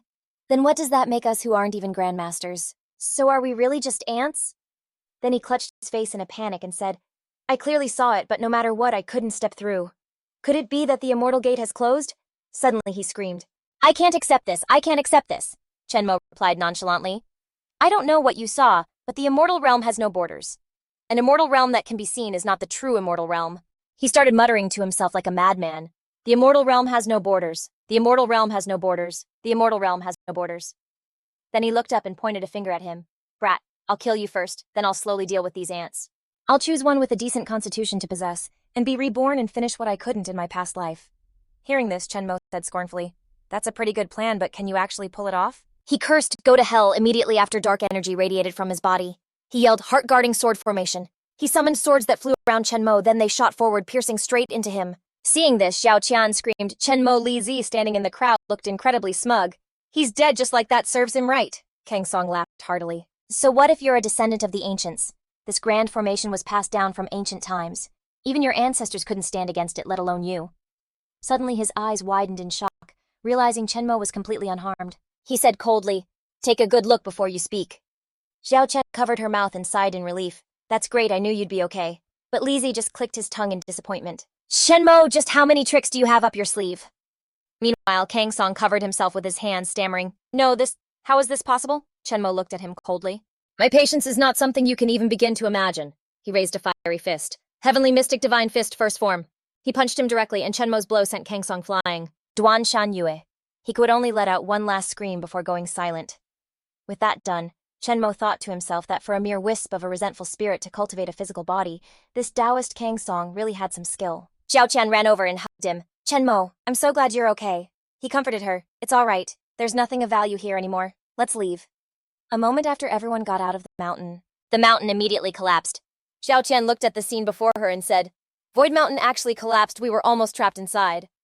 But Chenmo was thinking about something else. Taoist Kang Song was clearly like the Mu family of Medicine King Valley, someone who occupied Void Mountain later on. The disappearance of that remnant soul shouldn't have been enough to make Void Mountain collapse. Why do I have such a bad feeling about this? Whatever, I should just get on with other things. Later that evening at Guandu Airport, Chenmo thought, half of the Tai family's fortune, I'm coming to collect. The scene changes to a beautiful morning as a car drops him off in front of a mansion. We're here! This is the Tai family's grand villa in Guandu. It's practically a landmark for the family. He got out of the car, but the driver tried to stop him. Why are you getting out? Just looking from the outside is enough. They won't let you in. He just walked into the house anyway and met someone sitting in the living room. Miss Tai, we meet again.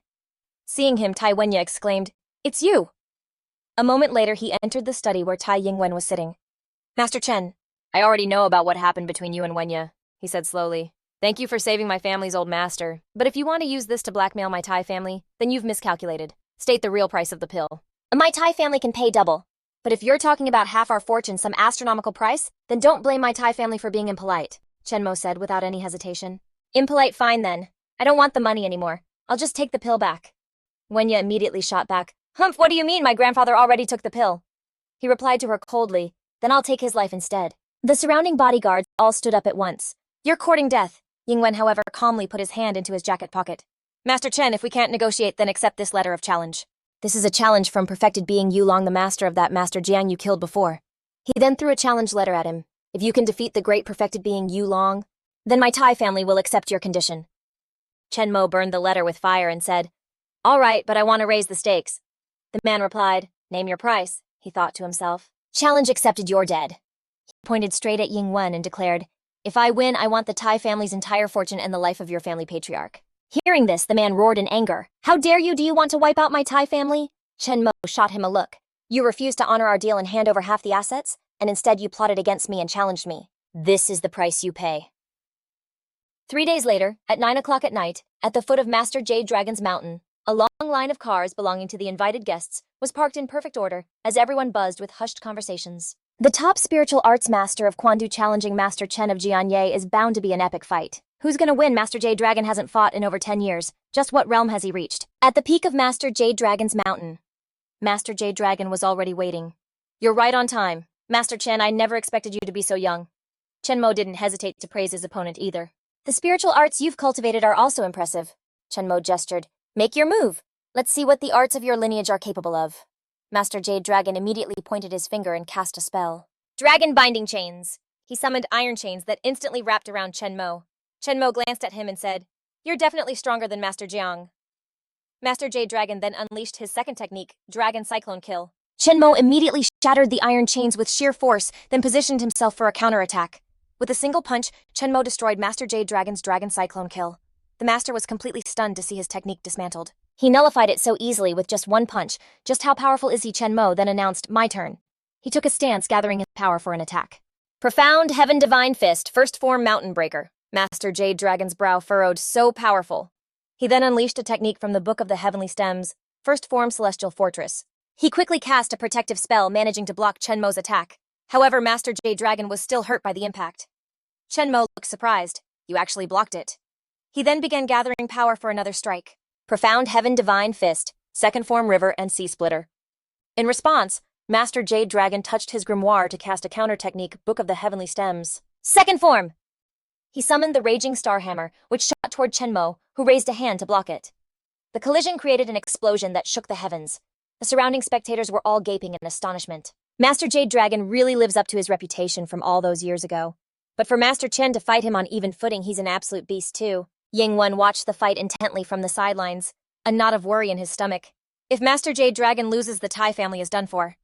Meanwhile, Master Jade Dragon was panning, thinking to himself, "I've already used 2 techniques from the Book of the Heavenly Stems, but I still can't win. I'm even at a disadvantage. Looks like I have no choice but to use the third technique, even if it causes serious damage to my own body." Going for broke, he bit his finger to cast the spell, Book of the Heavenly Stems, third form Celestial Starfall. Above, Chen Mo's head rays of light materialized, preparing to rain down on him. Master Jade Dragon pointed confidently to the sky. "Master Chen, let's see you handle this." Instantly, torrents of power swirled and rushed in to attack Chen Mo. Meanwhile, a watching Wen Ya declared with total confidence, "Master Chen is definitely a goner this time, right?" But Chen Mo wasn't about to lose. He immediately focused his power into his fist, Profound Heaven Divine Fist, third form. Heaven and Earth Suppressor. He unleashed his power, blowing away Master Jade Dragon's attack. A moment later, a dead silence fell over the peak. Chen Mo spoke seriously. "That was a powerful attack, but it's not nearly enough to defeat me." Wen Ya couldn't help but gasp in shock. He's still alive." Master Jade Dragon couldn't believe his eyes. "What, that was the final strike?"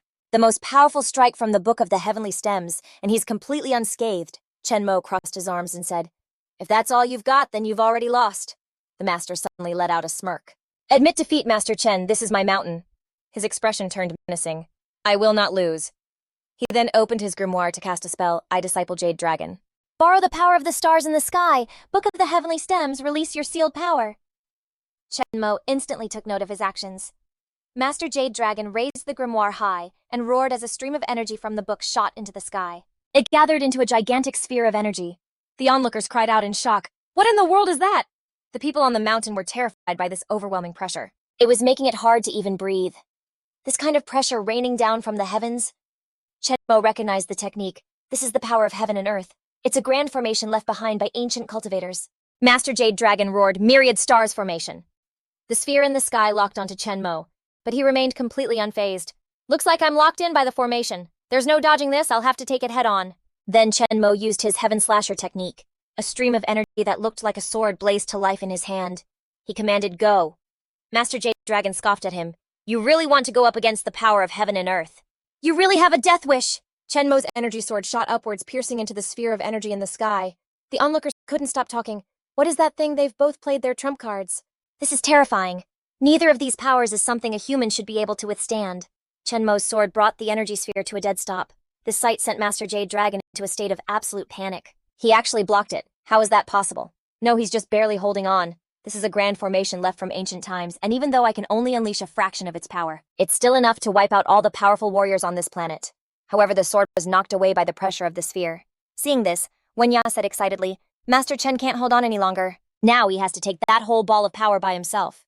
The people around them clicked their tongues and commented, "Ugh, a mere mortal can't possibly stand against the heavens. This 10,000 star formation is truly powerful. I bet even a divine realm expert couldn't block it." Chen Mo remained calm and smiled faintly. This formation really isn't bad. As expected, the energy sphere slammed right into him, creating a massive earthquake. The impact left a deep dark crater.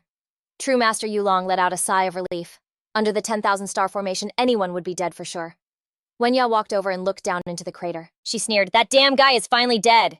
The others chimed in, "Yeah, he's finally dead. The Tai family is safe now." Suddenly, a few cracks spread out from the edge of the crater. Everyone asked each other, what's going on? Is it an earthquake? Immediately, Chenmo leaped out of the pit, stunning everyone around him as they saw him still, unharmed without a single scratch. Master Chen, he's not dead." True Master Yulong cried out in alarm. How is this possible?" Chenmo said calmly. "How could you possibly fathom my abilities?" He swung his hand, sending a slash right at the man's neck. "Die!" The man fell straight to the ground and someone shouted, "Someone's falling, no way!" Yingwen was frozen on the spot while Wenya screamed, "True Master Yulong is dead." Chenmo flew over to the father and daughter and said, "Go back and prepare tomorrow. I will come to take back what belongs to me." Devastated Yingwen collapsed to his knees. The Tai family is doomed. Wenya turned to call out. Meanwhile, Chenmo flew into True Master Yulong's temple. When he landed, 2 people inside saw him and immediately moved away. He thought to himself, to be honest, that was pretty dangerous. If I hadn't cultivated the metal body and wood body of the primordial undying physique, and with my water body also at the minor completion stage, I'm afraid I wouldn't have been able to block that. True Master Yulong, you wouldn't mind if I helped myself to your stuff, right? Inside the temple were many shelves displaying spiritual herbs. What a massive fortune. Just these spiritual herbs alone are enough for me to refine a spirit genesis pill to recover from my injuries. The next day at the Tai family estate, Chenmo arrived confidently to take over the family. The subordinates of Yingwen looked extremely resentful. He spoke up, "I've come to take back what's mine." A member of the Tai family shouted loudly, "On what grounds are you taking everything from my Tai family?" Chenmo glanced at him and said, "It's simple because my fist is bigger than your Tai family's. When your family bullies others, don't you also rely on your fist being bigger than theirs?" Yingwen's father sat on a chair trying to salvage the situation for the family. "Master Chen, is there really no room for negotiation?" He replied, "If you had kept your promise from the beginning, things wouldn't have turned out like this, but now it's too late for everything." Yingwen's father pleaded with him, "You can have everything that belongs to my Tai family, but please I beg you to be merciful and not kill them." He assured him, "As long as they don't come looking for trouble with me, I have no interest in killing them." Suddenly a flash of light struck the old man in the head, and he only had time to say one last thing, "Then I can rest assured." The one who finished him off was Chenmo. Wenya rushed forward to catch him. "Grandpa!" The person next to her supported him with one hand. "Old master," Chenmo said coldly, "this is the price." Yingwen looked at him in grief. "Dad," he demanded, "now hand over all the assets of the Tai family." Yingwen stubbornly refused. "You demon, how can I let you easily take my family's 100-year legacy?" Without another word, Chenmo struck, finishing him off as well. "If you're so eager to die, then I'll grant your wish." Wenya screamed. Then he turned and said, "Is there anyone else in the Tai family who can take charge? If there's no one to take responsibility?" Before he could finish, a man stepped forward and said, "Me, I'm Tai Yingguo. I'll take responsibility. Please stop the killing," Chenmo commanded. "After you've handled all of the Tai family's assets, you will temporarily manage the family for me. Anyone who doesn't want to leave can stay and help, and those who perform well can have their personal assets returned." The other subordinates of the Tai family breathed a sigh of relief. "That's great. We don't have to worry about ending up on the streets. I thought I was a goner for a second." Wenya suddenly shouted, "What's wrong with you people? Do you even remember who you are? He's just giving back what was already yours. Do you have any backbone left?" He glanced at her. "If anyone intends to cause trouble, you must handle them properly. If you can't, I'll find someone else to manage the Tai family for me." Yingguo gave a wicked, sycophantic smile and said, "Please rest assured, Master Chen, I know what to do." His words stunned Wenya. He snapped, "Do what? What do you think I'm gonna do? Obviously I'm going to do something to please Master Chen." Wenya shouted loudly, "Insolent, I am the young miss of the Tai family." Yingguo sneered, "The young miss of the Tai family? Haha, I'm in charge now. Who among you wants to serve our dear young miss?" Wen Li gently placed a hand on his shoulder and said in a perverted tone, "Second uncle, let me." He slowly approached her. "What are you doing?"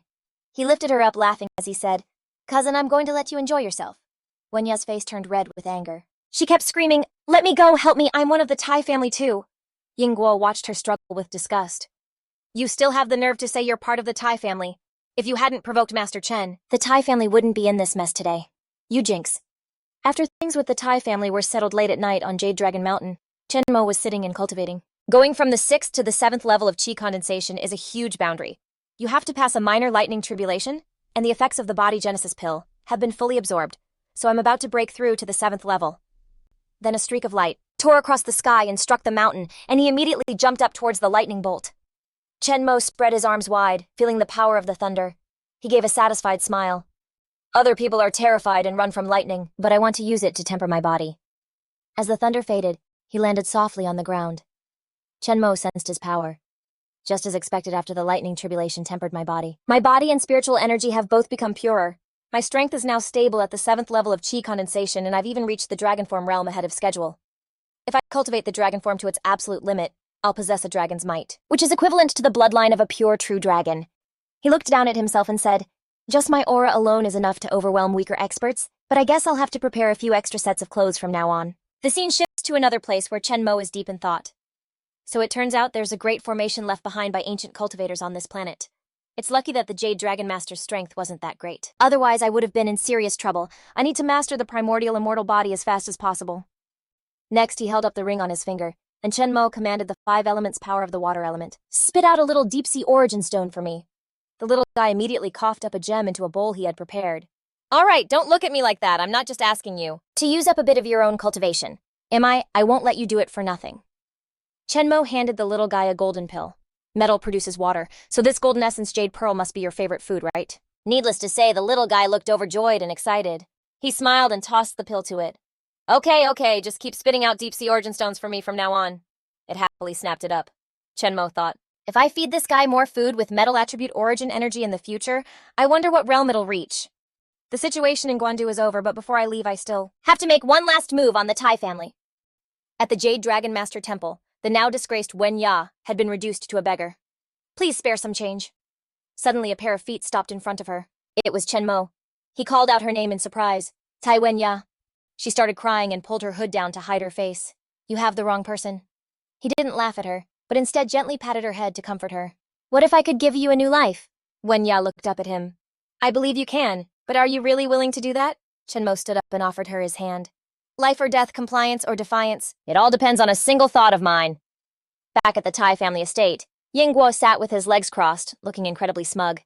If I'd known that siding with Master Chen would get me the Tai family, I would have pushed him to settle scores with that wench Tai Wenya ages ago. He casually puffed on a cigar. With Master Chen gone, the Tai family and all of Guandu belong to me now. If I just sell all of this, I can... But his daydream didn't last long. Chenmo and Wenya were already standing before him, and he spoke. "Oh, what was that you wanted to sell?" When Yingguo saw him, he panicked and stuttered. "Ma, Master Chen, you're here. I thought you went home." Chenmo told him, "It seems you don't understand the same way I can give you power. I can also make you lose everything." Hearing this, Yingguo just waved his hands and laughed nervously to play it off. Wen Ya quickly exposed him. "You contacted foreign powers trying to sell off the Tai family, and Guandu betraying Master Chen and the entire country of Dai Li. You really have some nerve." Backed into a corner. He tried to defend himself. "This is definitely a misunderstanding." But Wen Ya wasn't having it. She screamed, "Shut up! Do you have any idea what I was thinking when a dozen men took turns violating me?" Full of rage, she said, "I wanted to plunge a knife right through your chest." Immediately after, she lunged forward, stabbing him with a weapon while screaming, "Just die!" Yingguo's eyes widened in shock as he stammered, How did you know?" With those last words, he collapsed to the floor, permanently logging off. Chenmo asked her, "So how does it feel to get your ultimate revenge?" Wenya held the weapon in her hand and answered him, "Since you taught me the technique to become a martial artist, you won't mind if I take out a few more people, will you?" He replied, "Be my guest." Then she turned and walked off, weapon in hand, and used her power to permanently log off every single person who had wronged her. They begged for their lives. It was Tai Wenli's idea that day. I was forced into it. "No, don't. Tai Yingguo made me do it. Please spare me." "Eldest miss, I'm so sorry. I'm begging you." When it was all over, Chenmo told her, "I'll let you be the head of the Tai family to control its martial power and keep everyone in check. But from this day forward, your life belongs to me. And you are absolutely forbidden to betray me." She knelt before him and said, "I am willing." At the airport in the VIP lounge, Chenmo was on a call. "Hello, Jiang Zhao. All right, I understand." On a street corner at night, Jiang Zhao was wearing a coat and waiting for someone to arrive. The guys nearby couldn't help but stare. "She's gorgeous. Who could she be waiting for?" Seeing her, Mei Ling called out. "Zhao Zhao, why are you still out here? Young Master An is looking for you." Jiang Zhao blushed and shook her head. "Mei Ling, you know I'm not into young Master An at all. I really don't want to get involved with him." Mei Ling softly told her, "I know, but young Master An won't give up, so what can you do? He's the heir to the An family in Zijing. You can't resist him." Jiang Zhao turned away slightly, thinking that as long as her guy showed up, she'd have a plan. Suddenly, someone called out to her. Chenmo waved her over and she excitedly ran to him. Chenmo had finally arrived. Mei Ling was totally shocked when she saw this. Jiang Zhao linked her arm with his, grinning as she said, "Thanks for agreeing to help me out, pretending to be my boyfriend and being my human shield." Mei Ling's jaw dropped and she stammered, "Wait, this is your plan!" Chenmo shot back. "What's wrong? You think I'm not good enough? Don't worry, I'll try my best to be the perfect fake boyfriend." Jiang Zhao blushed as she looked at him. Thanks. As for Chen Mo, a flicker of sadness crossed his face. He knew perfectly well how Jiang Zhao felt about him, but he was destined to defy the heavens and search for his junior sister, so all he could do was pretend he didn't notice. Then Mei Ling chimed in, dissing him. You could get guys willing to be your decoy to line up all around campus, and you end up picking someone of this caliber. Jiang Zhao immediately jumped to Chen Mo's defense. You don't understand. Chen Mo is the best person for the job. Mei Ling just looked at him and said, Yikes, this Chen Mo guy is about to get into some serious trouble. The scene then cuts to a lavish party. Just then, a couple walked up to Ling Hua and asked, Young master, and why isn't your campus beauty Jiang Zhao here with you? Yeah, this is the perfect opportunity for you to stake your claim on her. If the great campus beauty doesn't show, that's a huge slap in the face to you, young Master An. He glanced at his watch and said, Relax, the main event is always worth the wait. Just then, the couple spotted Chen Mo and Jiang Zhao entering the hall arm in arm. The couple piped up, Hey, look, the great campus beauty is here. Who's that guy with her? They then turned back to taunt Ling Hua. Yo, young master, and when did you lose your grip? Can't even keep an eye on your trophy girl. He felt like they'd struck a nerve and thought to himself, Jiang Zhao actually brought a stranger to the class reunion. What does this mean? Is she rejecting me? Or is she just trying to get my attention? One of An's lackeys approached and quietly said, Young Master An. Ling Hua ordered, Get a few guys and toss that punk out, but keep it low-key. Don't make Jiang Zhao mad. After that, the goon walked over to Jiang Zhao and said, Jiang Zhao, young Master An has been waiting for you. I'll take you to him. As for you, you're not from our school, so you're not welcome here. She immediately shot back. In that case, we'll just talk somewhere else. Chen Mo, let's go. Seeing this, Ling Hua quickly yelled, Wait a second. He walked over and said politely, If you're a friend of Zhao Zhao's, then you should stay and hang out. Making a new friend is never a bad thing. Everyone around them started whispering, The way young Master An treats the great campus beauty is really special. It makes you so jealous. Young Master An is so smooth. Chen Mo turned to her and said, All right, let's stay then. Let's see what kind of fun they have planned. He thought to himself, If I just leave like this, it'll only make things tougher for Jiang Zhao in the future. Okay. An's henchman looked totally annoyed. He actually has the guts to stay. Without a second thought, Chen Mo yelled right in his face, Scram! He then summoned a terrifying beast that scared the guy out of his wits. The guy fell flat on his back and everyone around him started laughing at him. Dude, you're such a wimp. All he did was tell you to scram and you freak out like that. Ling Hua furiously yelled, What are you all gawking at? Help him up. Someone immediately helped the guy to his feet. His face was pale as he said, Young Master, and that guy definitely knows some kind of black magic. Ling Hua's expression darkened as he thought, Black magic. Could this guy be a martial artist? If so, I can't deal with him here and now. I'll have to pick a different time and place. Then he forced a polite smile and said to the crowd, All right, everyone, let's get back to the reunion. I hope you all have a great time. They all cheered. Young Master An is so generous. A group of his classmates came over and said, Young Master An, the annual Zijing Summit is coming up. You're obviously going right, man. I'd kill to go see it. Ling Hua turned to them and said, That's no problem at all. Anyone who wants to go, just give me a heads up and I'll get you in. Their faces lit up. Whoa, young master, and you're incredible. Having A-list connections is on another level. This is awesome. We'll get to see so many tycoons and celebrities. Meanwhile, Jiang Zhao, still holding Chen Mo's arm, asked him, Is the Zijing Summit anything like the Jianye Summit? He looked at her and said, Yeah, pretty much. It's really just a bunch of rich folks gathering to eat, mingle, and talk about business deals. She replied, Well, that sounds kind of pointless. Ling Hua shot a quick glance at her and couldn't help but wonder, She's really not interested in the Zijing Summit. Mei Ling came over grabbing Jiang Zhao's arm. The Zijing Summit is the biggest event of the year in Zijing. So many celebrities and rich people will be there, I'm dying to go. Can you please go with me? She turned to ask Chen Mo, What do you think? He answered quietly, Sure, I'll go check it out with you. Jiang Zhao turned to her friend and said, Okay, deal. Mei Ling was ecstatic when she heard that, Yay, I knew you were the best, Zhao Zhao, I knew you wouldn't ditch me. As for Ling Hua, he glared at Chen Mo's group with a dangerous look in his eyes. The Zijing Summit is my home turf. Just wait, I'll finish you there. A little while later on Ling Hua's home turf, crowds of people were gathered in the Zijing Summit's main hall gasping in awe. This place is massive, it's incredible. Mei Ling couldn't contain her excitement either, exclaiming, Zhao Zhao, my dad dreamed of attending the Purple Crystal Summit, but he never qualified. I can't believe I actually made it in today. Seeing her so worked up, Jiang Zhao playfully teased, Look how excited you are. Suddenly a voice cut them off. Stop right there. The speaker was Manager Lu of the Purple Crystal Summit. He pointed at them and loudly accused, Someone reported you for stealing. You need to come with us to the police station to help with the investigation. Seeing Tran Mak, looking over with an indifferent expression, the goon behind the manager snapped, Who are you looking at? Yeah, I'm talking to you. Immediately Jiang Zhao's brows furrowed as she cried out in shock. Hey, what's going on? Mei Lin chimed in, unable to believe it. This has to be a misunderstanding. Just then, from a distance, Lang Hoa watched the whole scene unfold with a sinister smirk. My Lin seemed to catch his smile and immediately realized the problem. This was all a setup by young Master An. Meanwhile, Tran Mak calmly issued a command. You're not worthy of challenging me. Tell your master to come here himself. Hearing this, Manager Lu's face darkened as he tried to flex his authority. I'm not worthy. You guys deal with him for me. Just as his two goons rushed forward, Tran Mak quickly unleashed his power. He looked at them, a confident smirk on his face, and said, You're looking to die. The two men felt his overwhelming power, and terrified they immediately dropped to their knees and begged, spare us, don't kill me, help. The other people at the summit were stunned to see the guys freaking out before he even did anything and started to gossip. What's going on? Does that guy know some kind of black magic? No, it's a cultivation technique. Seeing that things weren't going his way, Lang Hoa immediately stepped in with his own men. That's enough, get on your feet. What a bunch of embarrassments. He looked at Tran Mak with a slight frown, but his disdainful smirk remained as he said, You've got some serious nerve daring to cause a scene here. Jiang Zhao, realizing what was up, immediately confronted him. And Lang Hoa, this was your setup, wasn't it? You're the one who provoked Tran Mak. But he ignored her and turned to the man beside him, Mr. Lam. I invite you to step forward and protect the order of this summit, Mr. Lam replied arrogantly.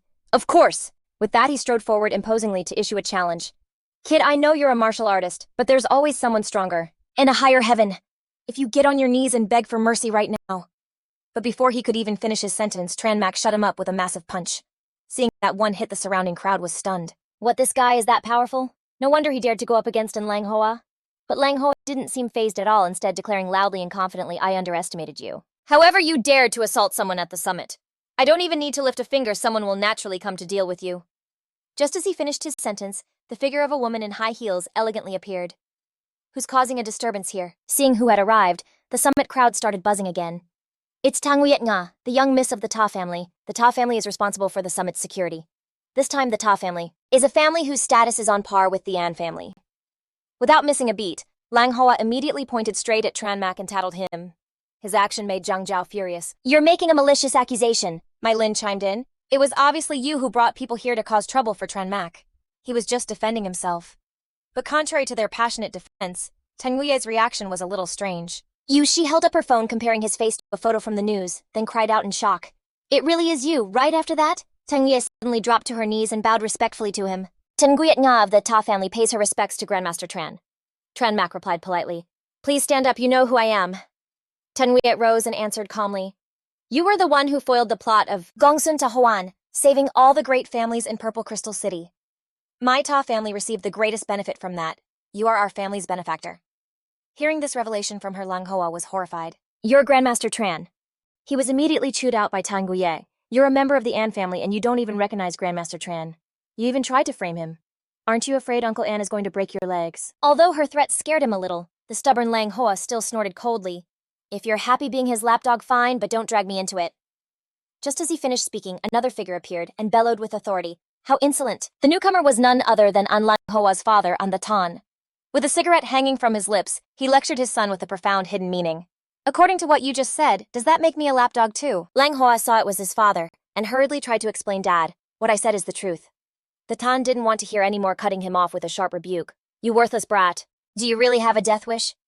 After scolding his son, he quickly walked forward. Arriving in front of Tran Mak, the Tan immediately bowed deeply, and the Tan pays his respects to Grandmaster Tran. The two subordinates behind him also bowed in unison. Greetings, Grandmaster Tran, greetings, Grandmaster Tran. Noticing Lang Hoa was still just standing there hesitating, the Tan frowned and immediately ordered, You beast, what are you waiting for? Get over here and kowtow and apologize to Grandmaster Tran. Hearing this, the crowd of gossiping onlookers in the distance got excited, kowtow and apologize. Damn, this is getting good. This trip was totally worth it. This drama is so juicy. Only My Lin was still confused, asking, What's happening right now? Young Master An has to get on his knees and apologize to Tran Mak Jiang. Zhao cursed, feeling completely satisfied. He totally deserves it.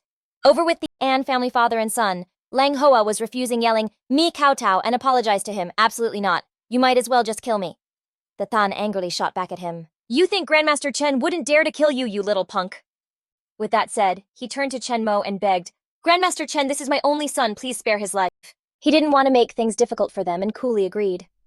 Out of respect for you, I won't kill him. I'll just follow Zuo Yue's recent suggestion. Before they could even react to his stunning words, he immediately made his move, breaking both of the guy's legs as a warning. Ling Hua, his two legs now crippled by Chen Mo, screamed in agony, My legs hurt!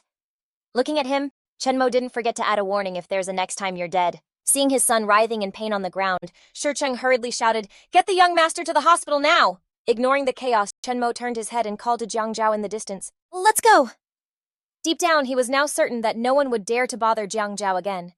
Hearing him call her from behind, she quickly replied, "Okay." Seeing him leave, Shi Cheng and his men hurriedly bowed to see him off. "Farewell, Grandmaster Chen, farewell, Grandmaster Chen." A moment later, the scene shifted to a large airport. Jiang Zhao looked a little sad and asked Chen Mo, "Do you have to go back now?" Before saying goodbye, he made her a promise. "Let's meet in Chaizong during the winter break." Not wanting to hold him back, Jiang Zhao, with tears in her eyes, nodded gently. "It's a deal then. Be safe on your trip." Chen Mo, cool as ever, turned to leave and said goodbye to her. "Okay." Watching his figure disappear into the distance, Jiang Zhao whispered with gratitude, "Chen Mo, thank you." A little later, when he was settled in his airplane seat, his phone rang just as an announcement came over the speakers, asking passengers to turn off their phones and other communication devices to avoid interfering with the flight. At that moment, a strange text message appeared on his screen. "Rumor has it a spirit herb is emerging deep in the Yan Mountains. You dare to come." Chen Mo read the message and, feeling intrigued, decided, "I don't know who sent this, but if there's a spirit herb, I've got to go check it out." The scene immediately shifted to the Yandong Mountains under the night sky, with him walking across a small bridge. Chen Mo mumbled to himself as he walked, "Although I can fly through the air now. It uses up too much spiritual energy. I guess I need to hurry up and cultivate the 10,000 swords art so I can fly on a sword. But any rare heavenly treasure will emit intense spiritual energy fluctuations. And by the looks of it, it's over there."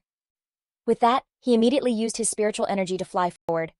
While flying towards his target, he suddenly spotted a few other people. Seems like other people have found this place too. A moment later, Chen Mo landed at the edge of a valley where a small lake was surrounded by a crowd. On a rock in the middle of the lake sat a strange branch of flowers. It was a 9-leaf purple heart orchid, the highest grade of its kind. Seeing the flower, he was filled with excitement and determination. "The 9-leaf purple heart orchid can refine a divine soul Tao body and solidify my cultivation foundation. I have to get my hands on it. But anywhere a spirit herb grows, there's always a spirit beast guarding it. So why isn't there one here?" Just as he thought that, the 9-leaf purple heart orchid emitted a mysterious glow, and then a light mist spread through the air. The surrounding crowd smelled the fragrance and sighed in awe. "The spirit herb has matured. This scent is intoxicating. Hurry." Just as they were all lost in the moment, a figure shot forward. By the time they snapped out of it, Chen Mo had already dashed to the rock in the middle of the lake holding the spirit herb, much to everyone's surprise. "He's taking it. That guy is fast." They weren't about to lose and tried to rush him, but he just flicked a finger. A protective barrier instantly appeared around Chen Mo, sending the crowd flying. Crash inside the barrier, he plucked one of the flowers just before the plant withered, happily exclaiming, "Got it." But suddenly he sensed something was wrong and glanced behind him. At that moment, the lake water suddenly rose up to surround him, as a mysterious voice said, "Chen Mo, I finally caught you." The people outside watched the water envelop him and cried out in surprise, "What's going on?" Just then, the figure of a woman appeared in the sky, controlling the water and activating a formation. Instantly, a giant dragon made of water took shape. Only then did Chen Mo realize what was happening, exclaiming, "To think they'd use a spirit herb just to set a trap for me." Without hesitating, he quickly clenched his fist and gathered his power. Chen Mo threw a powerful punch forward, launching an attack straight at the dragon. "Yeah!" The blast shot towards the point where the dragon's head met its body. With just one simple blow, the dragon collapsed back into water. The crowd below panicked and started to run. "Let's get out of here! We can't stay here any longer! Run!" Back to the fight. After destroying the water dragon, Chen Mo questioned the person high above. "Who are you?" Yami casually flipped her hair, challenging him with confidence. "Grandmaster Chen's survival is what matters. You should worry about getting out of this ancient cultivation array first, then you can ask questions." After saying that, she pointed her hand to the sky, began to channel her power, and once again the water dragon appeared at her command. Profound heaven transformation, azure dragon appear. Outwardly, she put on a brave face, but inwardly she was struggling. "This Chen Mo is too powerful. The array has only just begun, and it's already drained almost all of my spiritual energy." But despite thinking that, Nyami still did her best to act intimidating. "Let's see how you deal with this." Down on the ground, Chen Mo looked up at her imposing aura and wondered, an ancient cultivation array, just who is this woman? With that thought, he brought his hands together to form a seal and muttered, "Whatever, I'll deal with it after I survive this." Instantly, a radiant Buddhist avatar holding a blade in one hand and prayer beads in the other appeared and enveloped him as he rose into the air. Seeing this, Aimee gritted her teeth in frustration, her brow furrowing. Did he really think it was over? She immediately pulled out a small jade orb to cast her spell.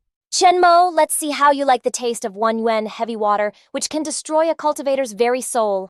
From the orb flew sparkling clear droplets of water. Seeing them, Chen Mo swallowed hard in astonishment. "She actually has 1 yuan heavy water. What in the world is her background? I don't even have the 4 symbols flowing gold earth yet, so I can only try to tough it out." With that thought, his eyes suddenly flashed with light. Following his movement, a sword immediately materialized behind him, and then Chen Mo waved his hand forward. At his command, the giant sword unleashed a barrage of attacks at the water dragon. The azure dragon overturning water formation. Aimee watched in disbelief as her technique was shattered with ease. Even her Azure Dragon overturning water formation combined with the 1 UN heavy water couldn't even lay a scratch on him. Realizing the situation was bad just as Chenmo was questioning her, she turned tail and ran. Who are you really? What's your goal? Speak up. Ignoring his questions, she just kept running for her life. Seeing this, Chenmo raised his hand again to summon the Heaven-Slaying Sword, trying to run. Just as the Heaven-Slaying Sword shot towards Aimee to attack, an invisible barrier materialized to protect her. Aimee turned her head and laughed, taunting him defiantly. You can try and catch me in your next life. In the end, Chenmo could only let out a helpless sigh as he watched her get away. Suddenly he coughed and frowned, muttering, that 1 UN heavy water is seriously potent. Even though I handled it, some of its poison still got into my system. I definitely need to heal up first. A good thing I was able to scare her off by bluffing with the Heaven-Slaying Sword. A moment later, the scene shifts to a cave deep within a cliff where a powerful voice shouts, Seal! Inside the cave, Chenmo was meditating and circulating his technique, thinking to himself, to quickly get rid of this poison and restore my cultivation, I'll have to risk using this spiritual herb. He carefully raised his hand, looking at the spiritual medicine, glowing brilliantly as it transformed in his palm. Chenmo carefully took a deep breath, inhaling all of the spiritual medicine's vapor. After absorbing it all, he let out a massive roar that shredded the shirt right off his body. I have to suppress this rampant spiritual energy. Immediately after, a huge amount of power was released from his body, manifesting above him as the metal body and the wood body, along with the water body. Though his primal chaos indestructible body hadn't reached the great completion stage yet, they stabilized the violent spiritual energy, helping to heal his injured body. Chenmo moved slightly, extending his hand forward, and commanded, Water element star soul, come forth, expand so I can absorb your spiritual energy. Empowered by it, he easily moved to the next step. Now that it's suppressed, next is to absorb the spiritual energy and heal my wounds. And just like that, half a month flew by. At that moment in Jianye, inside the Manhwa Group's chairman's office, Su Feng was holding her head in despair. I'm afraid Manhwa Group is really done for this time. Wan Qing, who was beside her, quickly added, It's the Li family. They've teamed up with the real estate and banking sectors to set a trap for Manhwa. But she quickly cut her off, retorting, It's because our foundation is too weak, we're no match for the Li family. As she said this, Su Feng's face grew pale and she whispered painfully, Father, you are so cruel. Suddenly, Wan Qing had an idea and immediately suggested, That's right, Chairman, what if we ask Little Mo, maybe he'll have a solution. But the chairman just shook her head and refused. We're facing a $5 million shortfall. Even if Little Mo is a good fighter, it's useless. Just then, the sound of familiar sneakers hitting the polished floor echoed in the room. In a flash, a handsome Chenmo appeared before the two of them and told his mother, I'm not just some reckless punk who only knows how to fight. Seeing him, Wan Qing exclaimed in surprise, Little Mo, what are you doing here? Su Feng also cried out joyfully, Little Mo! He then walked over, gently touching her shoulder to reassure her. Don't worry, Mom. Whatever happens, I'll face it with you. Hearing Chenmo's words, Su Feng felt a wave of relief and praised him. Yes, my son has really grown up. The reason he could be there began half a month earlier. Just as Chenmo had left the cave on Yandang Mountain, he received a message. He looked at the names on his phone and muttered, Jiang Heshan, this can't be good. With that, he immediately answered the call. Chief, what's up? The person on the other end quickly replied, I finally reached you. I have 2 things to tell you. First, your mother's Manhwa Group is in some serious trouble right now. This is purely a business matter, so it's not our place to get involved. And you absolutely cannot interfere by using violence or killing people. Hearing this, Chenmo lowered his eyes, clearly displeased, and said, I understand. Getting his response, Heshen continued, Second, after you've handled this, come see me. I have an important mission for you. End of flashback. Returning to the present, Su Feng was enjoying her son's filial gesture, comfortably saying, Son, a little gentler. Little did she know that a terrifying thought was brewing in his mind. No force, no killing? No problem. I can just as easily crush you all with money. A while later, while Su Feng was chatting and giving him some advice, there was a knock on the door. Xiao Mo, I'm afraid Manhwa is about to go bankrupt. We can't cover the $50 billion capital gap in the future, She quickly called out to the person knocking. Come in. From outside the door, an employee from the Manhwa Group walked in, rubbing his bald head and pleading, Chairwoman, I have an elderly father and young children, a mortgage, my kids' tuition, my wife's allowance. He didn't need to say more. Su Feng understood and told Director Su, I get it, go to the finance department to settle your salary. Receiving her immediate approval, he quickly knelt down to apologize. Chairwoman, I have failed you. Right after, Su Feng watched him leave and sighed. Many people had left Manhwa these past few days. After all, when salaries get cut, they just run off to other companies. Then she looked at the pouting Wan Qing and advised, All right, go see who's still holding their positions. We can't treat them poorly this time. No matter how angry she was, she could only sigh helplessly and accept the situation. Yes. Just as she left, Su Feng received a call. President Li on the other end was Li Su Feng's older brother, Chenmo's uncle. Li Luen, with a cigarette in his hand, said mockingly, Fourth sister, for things to come to this, I really had no choice. Realizing his insinuation, she retorted unhappily. To the victor go the spoils, and the loser is the villain. I can accept my loss. President Lee needn't worry. But Lewin wouldn't let it go, continuing to taunt her. Fourth sister, are you really unwilling to call me big brother?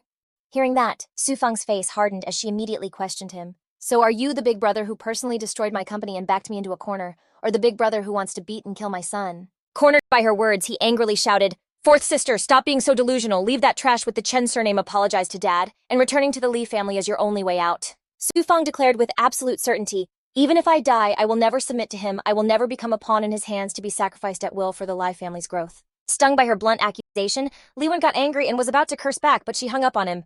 Insolent, you fourth sister!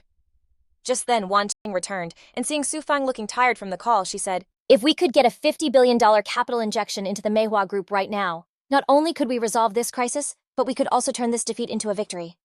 Too bad that's impossible right now. Hearing her words, Chen Mo, who was beside them, took out his phone. Why didn't you say so sooner, Mom? I have a decent amount of money. It should be enough to cover the company's expenses. Hearing this, Su Fang and Wan Qing exclaimed in surprise at the same time. He handed his phone, which was ringing, with an incoming call to Wan Qing, and urged her, quick, answer the phone. The person on the other end is waiting to invest in us. She quickly did as he said, and answered the call. Hello, hi, yes. You're saying you're willing to invest $50 billion in Manhwa with no strings attached. Hearing the key point, Su Fang also blurted out in shock. What? She urgently demanded, give me the phone. Su Fang was the next to take the call and negotiate. Hello, sir. Okay, we'll go meet you to talk right now. Okay. And so 1 hour later at Darui Bank, Su Fang, Wan Qing, and Chen Mo sat in a large conference room, remarking to the person hosting them, I can't believe there's still someone willing to help Manhwa right now. That person was none other than Lin Shui. She gave a small shrug and replied with a slight smile, don't mention it, this is what I should be doing. Hearing her words, the chairwoman was a bit confused. At that moment, Lin Shui suddenly shot a very affectionate glance toward Chen Mo. Later in the office, because of that glance, he was now being interrogated by Su Fang. Spill it, what's really going on? Why did she say it was something she should be doing? And why did she have such a weird look on her face when she mentioned Zhao Mo? She asked, without waiting for an answer, instead coming to her own conclusion. Don't tell me you're being kept by her. Hearing her say that, Chen Mo was so exasperated he almost fell over backward. Oh my god, Mom, how many dramas have you been watching? Then he quickly straightened up, waving his hands to deny any such messy business. Never mind that we should first think about what to do next. At his reminder, Su Fang regained her composure, clearing her throat a few times to steady herself. First, we'll impose a news blackout. When the 3-day deadline is up, we'll slap the Lai family hard in the face. And so the 3-day deadline arrived, and Lewin brought a group of people including Chairman Wang to show off in front of Su Fang. Fourth sister, I'll ask you one more time. Before he could finish, he quickly cut him off. Shut your mouth. Seeing her still acting tough, Lewin smirked mockingly and said, well then don't blame me. Receiving his glance, Chairman Wang felt a bit panicked inside. Even though he and Li Sufang were old friends, he absolutely couldn't afford to cross the Li family. And so he stepped forward to address Su Fang. Chairwoman Li, today is the final deadline for the debt repayment. If the Manhwa Group can't produce the capital, then I'll have to proceed according to the rules. She, however, calmly smiled and asked him, yes, how much does Manhwa owe in total? Seeing her composure, Chairman Wang was a bit surprised. She's so calm, could it be she's found the money? All right. He quickly brought over some statistical documents for her. The Manhwa Group needs to provide 43.895 billion, but its current asset valuation is 20.08 billion. Therefore, even if we take over the Manhwa Group, you will still need to repay a debt of over 10 billion. If you can't pay, we will proceed according to legal procedures. I'm afraid you'll have to go to jail. After Chairman Wang finished his summary, Lewin immediately chimed in, fourth sister, your offer is still valid. Tufuang casually rested her chin on her hand and remarked, you want to take my Maihoa and throw me in jail. How greedy just then. Another person appeared in the room. Van Than happily reported to her chairwoman, it's all ready. Hearing her report, Tufuang glanced at Lap Van's expression and said, please have Chairman Vuong inspect the check. Chairman Vuong watched as Van Than brought the item over, praising cheerfully. So you really managed to raise the funds? She nodded lightly and replied, yes, please inspect it. As he took the check, his expression suddenly changed and he exclaimed, this is right after Chairman Vuong rushed out of the room saying, I'm going to make a call to confirm this.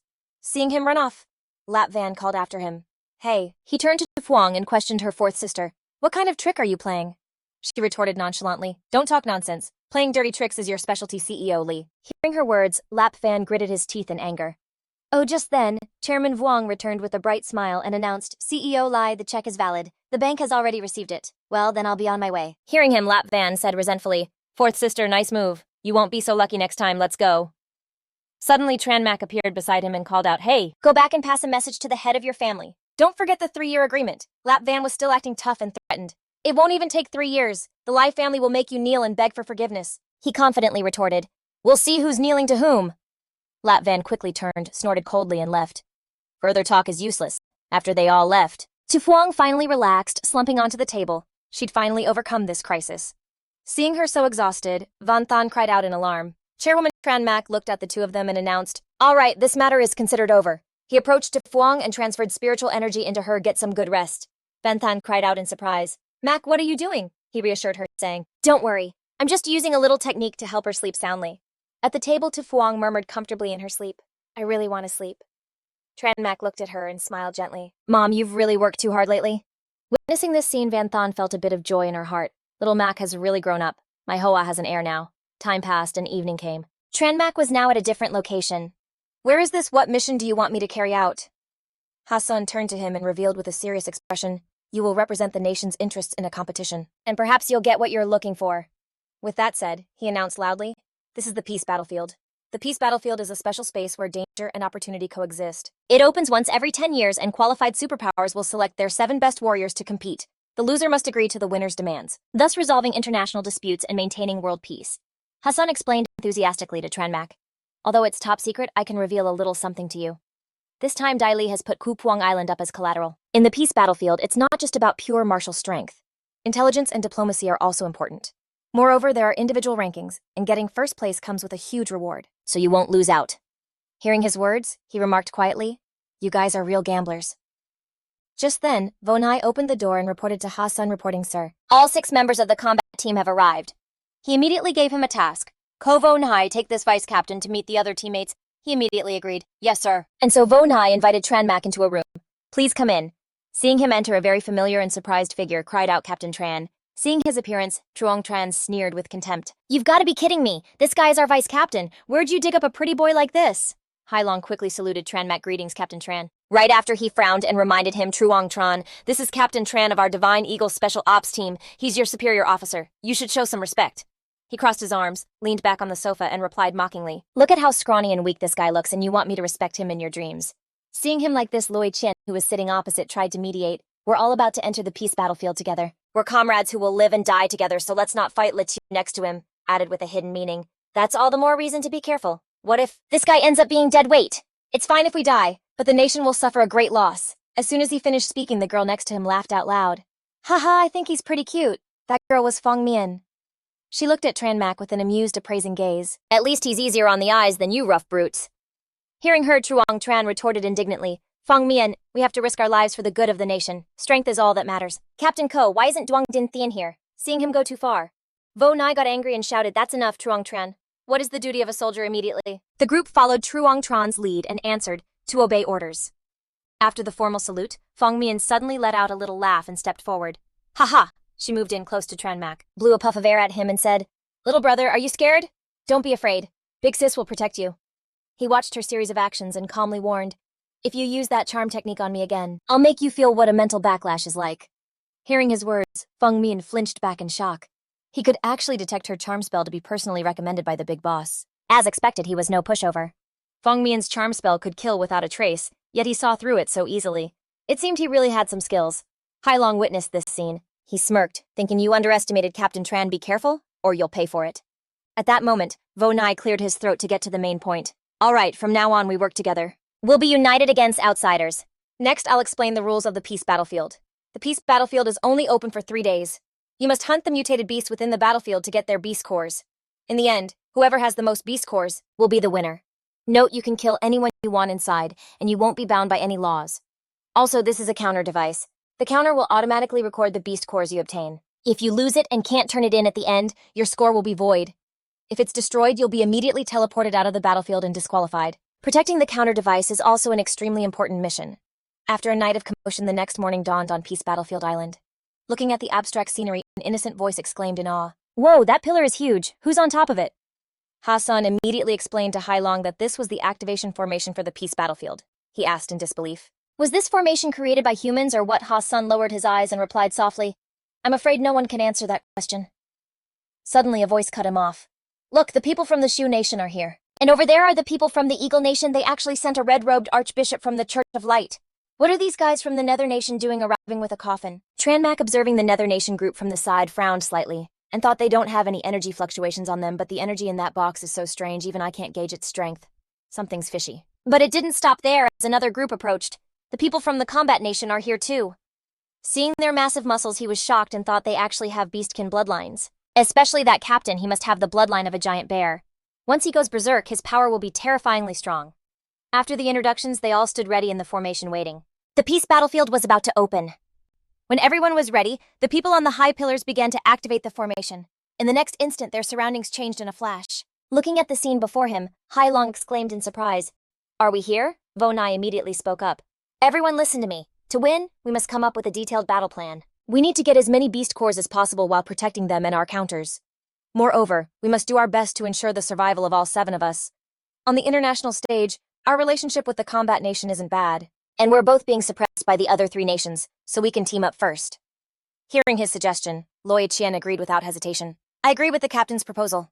Zhuang Tran also chimed in. "I agree too." Feng Mian assessed the situation and reluctantly said, "Given the current circumstances, there's no better idea." Although the plan was good, Letiu still raised some concerns. What if the Combat Nation refuses to cooperate? Or what if they propose demands we simply can't accept? After all, everyone wants to win first place, Vonai assured them confidently. The Combat Nation probably thinks the same way we do, so an initial cooperation should be fine. We'll take it one step at a time and adapt as we go. With that, he asked for Tran Mac's opinion. Vice Captain Tran. "What do you think?" Hearing him ask, he replied without hesitation. "I have no objections, I'll follow the team." Hearing his title, Zhuang Tran snickered mockingly. "Vice Captain, huh?" After moving for a while, a desolate battlefield appeared before their eyes. Suddenly, there was a tremor from beneath the ground, and Feng Mian quickly warned, "Be careful." From under the ground, a giant monster with 2 massive pincers emerged. Following Hai Long's warning, everyone in the group except Tran Mac summoned their weapons ready for a fight. "It's a mutated beast. Everyone prepare for battle." Seeing their weapons, he was a bit confused. Does everyone have a high-grade magical weapon? Kang Ha's son must have given it to them. So what about me? Where's mine? While he was still wondering, Truong Tran next to him called out, "Hey, where's your weapon? You're not planning on fighting barehanded, are you?" Tran Mac replied calmly and casually, "I don't have a weapon." Hai Long at the front quickly offered, "Captain Tran, this Azure Annihilation Blade is the weapon of our Divine Eagle Special Ops team. I didn't know you were coming at first, how about you use it?" He gave a small smile and waved his hand to refuse. "No need. So Kang Ha-sun didn't hand them out? Then it's fine."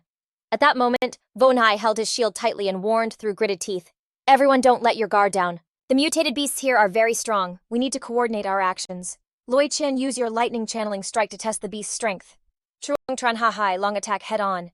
Letiu, provide support and prepare for a killing blow. Feng Mian, you're in charge of support." After receiving her orders from him, she readily acknowledged them.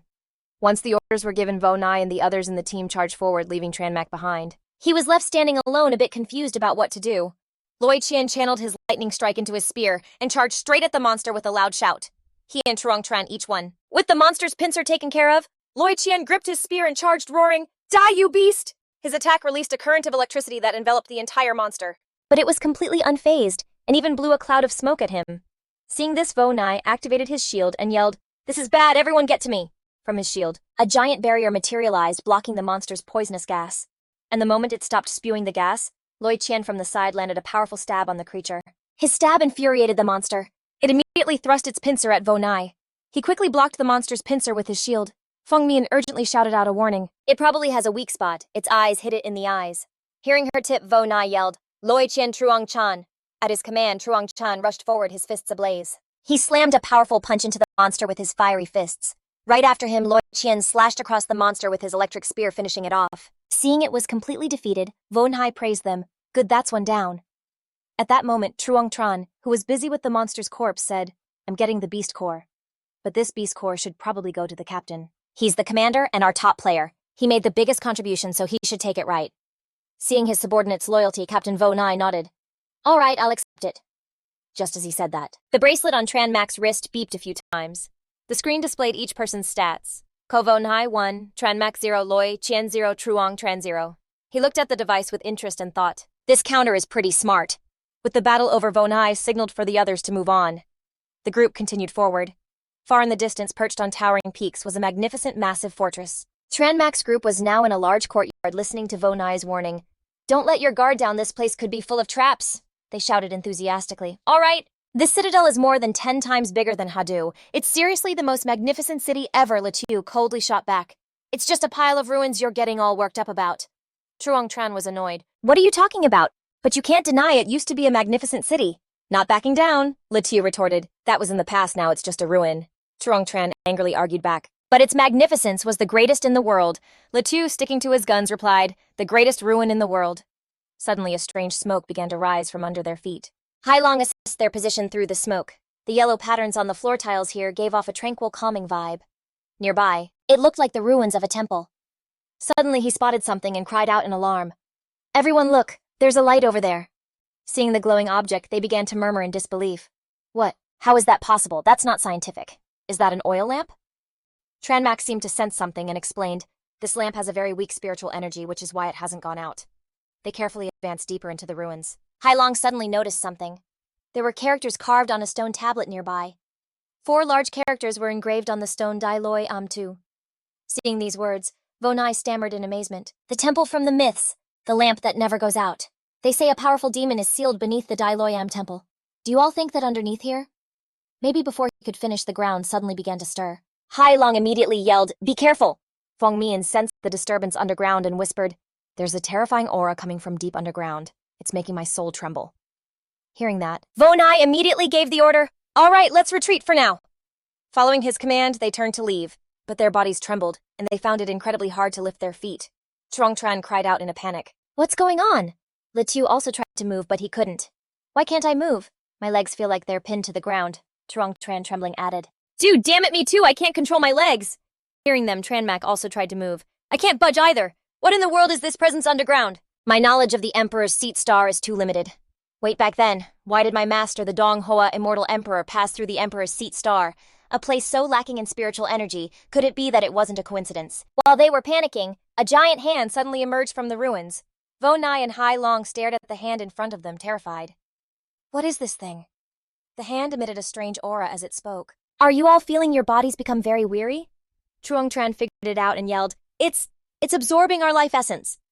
Hearing that, Tranmak's brow furrowed. He muttered grimly, this is really bad. While Truong Tran was still panicking, Letiu saw the lamp suddenly rise into the air. What the hell is going on? He quickly shouted, look at the oil lamp! Instantly, the mysterious lamp flew in front of the giant hand, releasing a burst of power. Under the lamp's influence, the giant hand seemed to be drained of its strength and collapsed. To everyone's surprise, the lamp's flame went out and it fell as well. What in the world was that? Immediately after, Letiu and Truong Tran felt themselves return to normal and cheered in relief. I can move again, and that draining sensation is gone. Loi Qian looked toward where the lamp had been and said in astonishment, the lamp disappeared. The moment he said that, suddenly their bodies experienced a slight change. A few seconds later, Lei Zhen returned to normal, looking confused. Why am I in this position? Li Xiao was also puzzled, asking, what just happened? Hailong looked at his hands uncertainly and said, I also feel like I've forgotten something. Tranmak tried to sense the strange thing that just happened, thinking to himself, I really do feel like... A piece of my memory suddenly vanished, and only that oil lamp suddenly appeared in my sea of consciousness. With that thought, he opened his eyes and looked forward with a serious expression. Just then, Vonai frantically held up the counter device towards them and yelled, Hey, what are you guys just standing around for? The Eagle Nation has already gotten 5 beast cores. We have to hurry up and catch up. Hearing him say that, the others immediately snapped out of it. That's right. Why are we just standing here so weird we have to make every second count? Truong Tran regained his excited state of mind and said, Let's not waste any more time, we have to hunt mutated beasts quickly. Hailong walked up to Tranmak and suggested, Captain Tran, let's go. He nodded slightly in response. Yeah. He followed them forward, calculating in his mind. I've underestimated this dimension. It holds too many secrets. Vonai in the lead looked at the counter device in his hand and laid out the plan. Right now we're in last place. I suggest we split up to speed up the collection process. Truong Tran and Li Xiao will be one team. According to the team composition, he explained that because Truong Tran has both offense and defense but is quite slow, he needs someone with the fastest speed like Li Xiao. Next is the team with balanced abilities. Stable offense and defense. Vonai chose Hailong, and I will be one team. And the last team he assigned consists of Feng Mian, who is good at sensing danger. Lei Zhen, who has strong attack power but rather weak defense, will go with Tranmak. The remaining 3 will be a team. And of course, our boy Tranmak is the buy 2 get 1 free deal. After saying that, Vonai handed over the black jade stone and said, This is a locating talisman. It can sense the position of others within a 200-kilometer radius. No one should go beyond this range. If you encounter a force, you can't fight, and can't hold your ground retreat immediately. As soon as he finished, Tranmak spoke up and suggested, I'll go solo. Hearing this suggestion, Lei Zhen questioned him indignantly. Vice Captain Tran. You're not looking down on us, are you? Feng Mian quickly chimed in with a warning. Little brother Tranmac, don't be reckless, you'll get yourself killed. Hai Long also sounded a bit worried and advised Captain Tran. You should team up with Lei Zhen's group, take this opportunity. Trung Tran then said sarcastically, you must have a death wish. Mutated beasts aren't something you can handle by pulling strings. After they finished talking, Vonai finally spoke up. Vice Captain Tranmac, I didn't assign you earlier because I thought that since this is your first time on the battlefield of peace, you'd need to observe and adapt first. Don't let your emotions get the best of you. He confidently and calmly affirmed, I won't joke around with my own life, don't worry. In the end, Vonai had to give in to him and reassign the teams. Since you've put it that way, then we'll split into 4 teams and head in 4 different directions. A while later, Tranmac was in another direction looking at the giant buffalo in front of him and saying, while the counter device can't sense it yet, I'll hide the mutated beast in my ring first. It looks like this place is beyond the locating talisman's detection range, so I can investigate freely. Just as he was celebrating in his own little world, someone suddenly opened fire on him. Tranmac looked towards the shooter and saw 2 people in modern-looking gear. He snorted softly. A cyborg and a wind element ability user, what a flawed collaboration. What an interesting combination. Without a moment's hesitation, the cyborg immediately unleashed a barrage of bullets at Tranmac. He quickly used his lightness skill to leap aside and dodge. The wind element ability user then launched an attack in pursuit. Tranmac glanced at them with a mysterious smile, and then with his astonishing speed he instantly appeared in front of the cyborg. And with one clean punch, he sent her flying. Witnessing this, the wind ability user panicked and let out a gasp. At this moment, Tranmac looked at his fist in disbelief and muttered, this mech suit actually didn't break from my punch. What is this material? After being sent flying by his punch, the cyborg hit the ground, and immediately after her arm transformed from a gun into another weapon. With 2 swords on each side, she jumped up angrily and charged at Tranmac. Damn it! Seeing this, he was slightly impressed and suggested, it even has a function like this, if only my Dali soldiers could each have one of these. As Tranmac spoke, he finished her off cleanly with a single motion. Oh, then the military strength of my Dali. It could be raised by the whole level. Seeing his comrade eliminated by him, the terrified wind ability user exclaimed, What? Just as he turned to run, Tranmac took him out in one blow, turning him into a donut. You too. After dealing with them, he stored them in his ring, saying, I'll take these for now. I'll toss them to the others for research later. Besides their 2 bodies, there were also 2 small stones. Tranmac was a bit stunned, wondering, are these spirit stones? How do they have spirit stones? Where did they get them? It seems that after leaving this battlefield, I'll have to go out and explore. Elsewhere, deep in a dark forest, a group from the warrior nation was surrounding 2 mutated beasts. Still want to resist? One of the 2 immediately replied. We'd rather die than surrender. Suddenly, the gray wolf beast saw Tranmac's figure approaching from a distance. He quickly turned his head and cried out for help. Friend from Dali, we need you, friend. Where are your teammates? He pointed to himself and answered, it's just me right now. Hearing this, the gray wolf beast, disappointed, shooed him away. Then you should leave quickly. We don't want to get you involved. Hearing that, Chen Mo gave a slight smile and said, You're very kind. With that, he stepped in front of the 2 beasts facing the group from the warring nations and criticized them. But ganging up on the weak isn't a good look for you guys. Seeing him brazenly challenge them, the guy in armor angrily charged forward, yelling arrogantly. And before the 2 beasts' astonished eyes, Chen Mo landed a swift kick to his head, retorting just as arrogantly. Witnessing this scene, the armored guy's 2 teammates stared in utter shock. The gray wolf beast, now full of admiration, praised him, amazing. Friend, are you the strongest person in Dali? Chen Mo chuckled and replied, You're already a bodhisattva crossing the river and you still want to gather intel. Hearing his words, he looked at the wild boar beast, a bit confused. Bodhisattva crossing the river? The wild boar beast immediately replied, I don't get it either. Ignoring their confusion, Chen Mo thought to himself, Anyway, first I'll hide my true strength from these international fighters and just force them to retreat. With that thought, he saw the armored guy charging at him again. Still want to fight. This time it wasn't just him, but also a mage who looked like he was from the church casting a support spell. Following that, the crow shaman conjured a beam of light that surrounded Chen Mo, trying to restrain me. He got into a ready stance, amused. Ganging up is great because I can take care of it all at once. Heavenly Mystic Divine Fist, 3rd form. Instantly, a massive tornado appeared like a hurricane. Seeing this vortex, the gray wolf and wild boar's eyes went wide with shock. That tornado swept the 3 fighters from the warring nations up into the sky. And as soon as the vortex dissipated, they scrambled to escape in terror. Run, that's terrifying! After the short battle, the gray wolf stared at Chen Mo, his eyes filled with admiration. Right after he offered his thanks. Thank you, friend. Chen Mo looked at the 2 of them and replied politely. No need to be formal, the goal has been achieved, I need to continue scouting. It was now the 3rd day of the peaceful battlefield since he parted ways with those 2 beasts. Chen Mo looked at the object in his hand, scratching his head in disappointment. I've been searching for 2.5 days on my own with no results. What a shame! With that, he bluntly threw the item to the ground. He left behind a mountain-like pile of rocks and rubble, walking forward and muttering, "In a few hours, the peaceful battlefield will close. I'll let the counter register a portion of the beast cores to help Dali get first place, then I'll go find the others to regroup." The stone talisman's reaction is intense, or the 6 of them together did something happen. Meanwhile, Wu Yai's group was cornered, cursing under their breath. "Damn it, you guys are even teaming up!" Wu Yai spoke to the large bear-like man in front of him. "Pude, to think you would betray us." That large bear was Pude, the captain of the warring nation. He squinted at them with a mysterious smile. "Captain G, my apologies. Your Dali is currently in first place, so for the benefit of my country, I have no choice but to sell you out." Zhang Zhen, who was quite injured, said, "I told you these bear dogs couldn't be trusted. But we've always been ranked last. How did we suddenly get to the top?" Lei Zhen from behind urgently called to him, "Look at the number next to Chen Mo's name, it's unbelievable. Did he kill every single beast on the battlefield?" It wasn't just them in an uproar. People from other nations were also gathering to discuss. "What are you guys talking about?" Wu Yai's group watched them eavesdropping and relaying what they heard. "The 2 nation wants to get first place, but the other 3 nations aren't happy about it, so a civil war broke out. Now they want to wait for Chen Mo to come back and interrogate him about how he got so many beast cores. Then Chen Mo definitely can't come back here to regroup. It's too late." Wu Yai, holding the sensing stone talisman tightly, said, "I can feel Chen Mo rapidly approaching us." Just then, someone spotted a familiar figure on the cliff and shouted, "Look who's that up there! It's Chen Mo!" Immediately, Wu Yai's group hurriedly yelled, "Team leader Chen, go away. They're deliberately using us to lure you here. Just keep hunting beasts. Dalai's hopes are all riding on you." He panicked and commanded in a stern voice, "Don't come here, you'll die. Chen Mo, retreat now, that's an order." From the cliff above, he silently watched them with a grim expression. After a moment of contemplation, he leapt off the cliff. Chen Mo landed powerfully among them and declared loud and clear, "No one is going to die, and neither am I."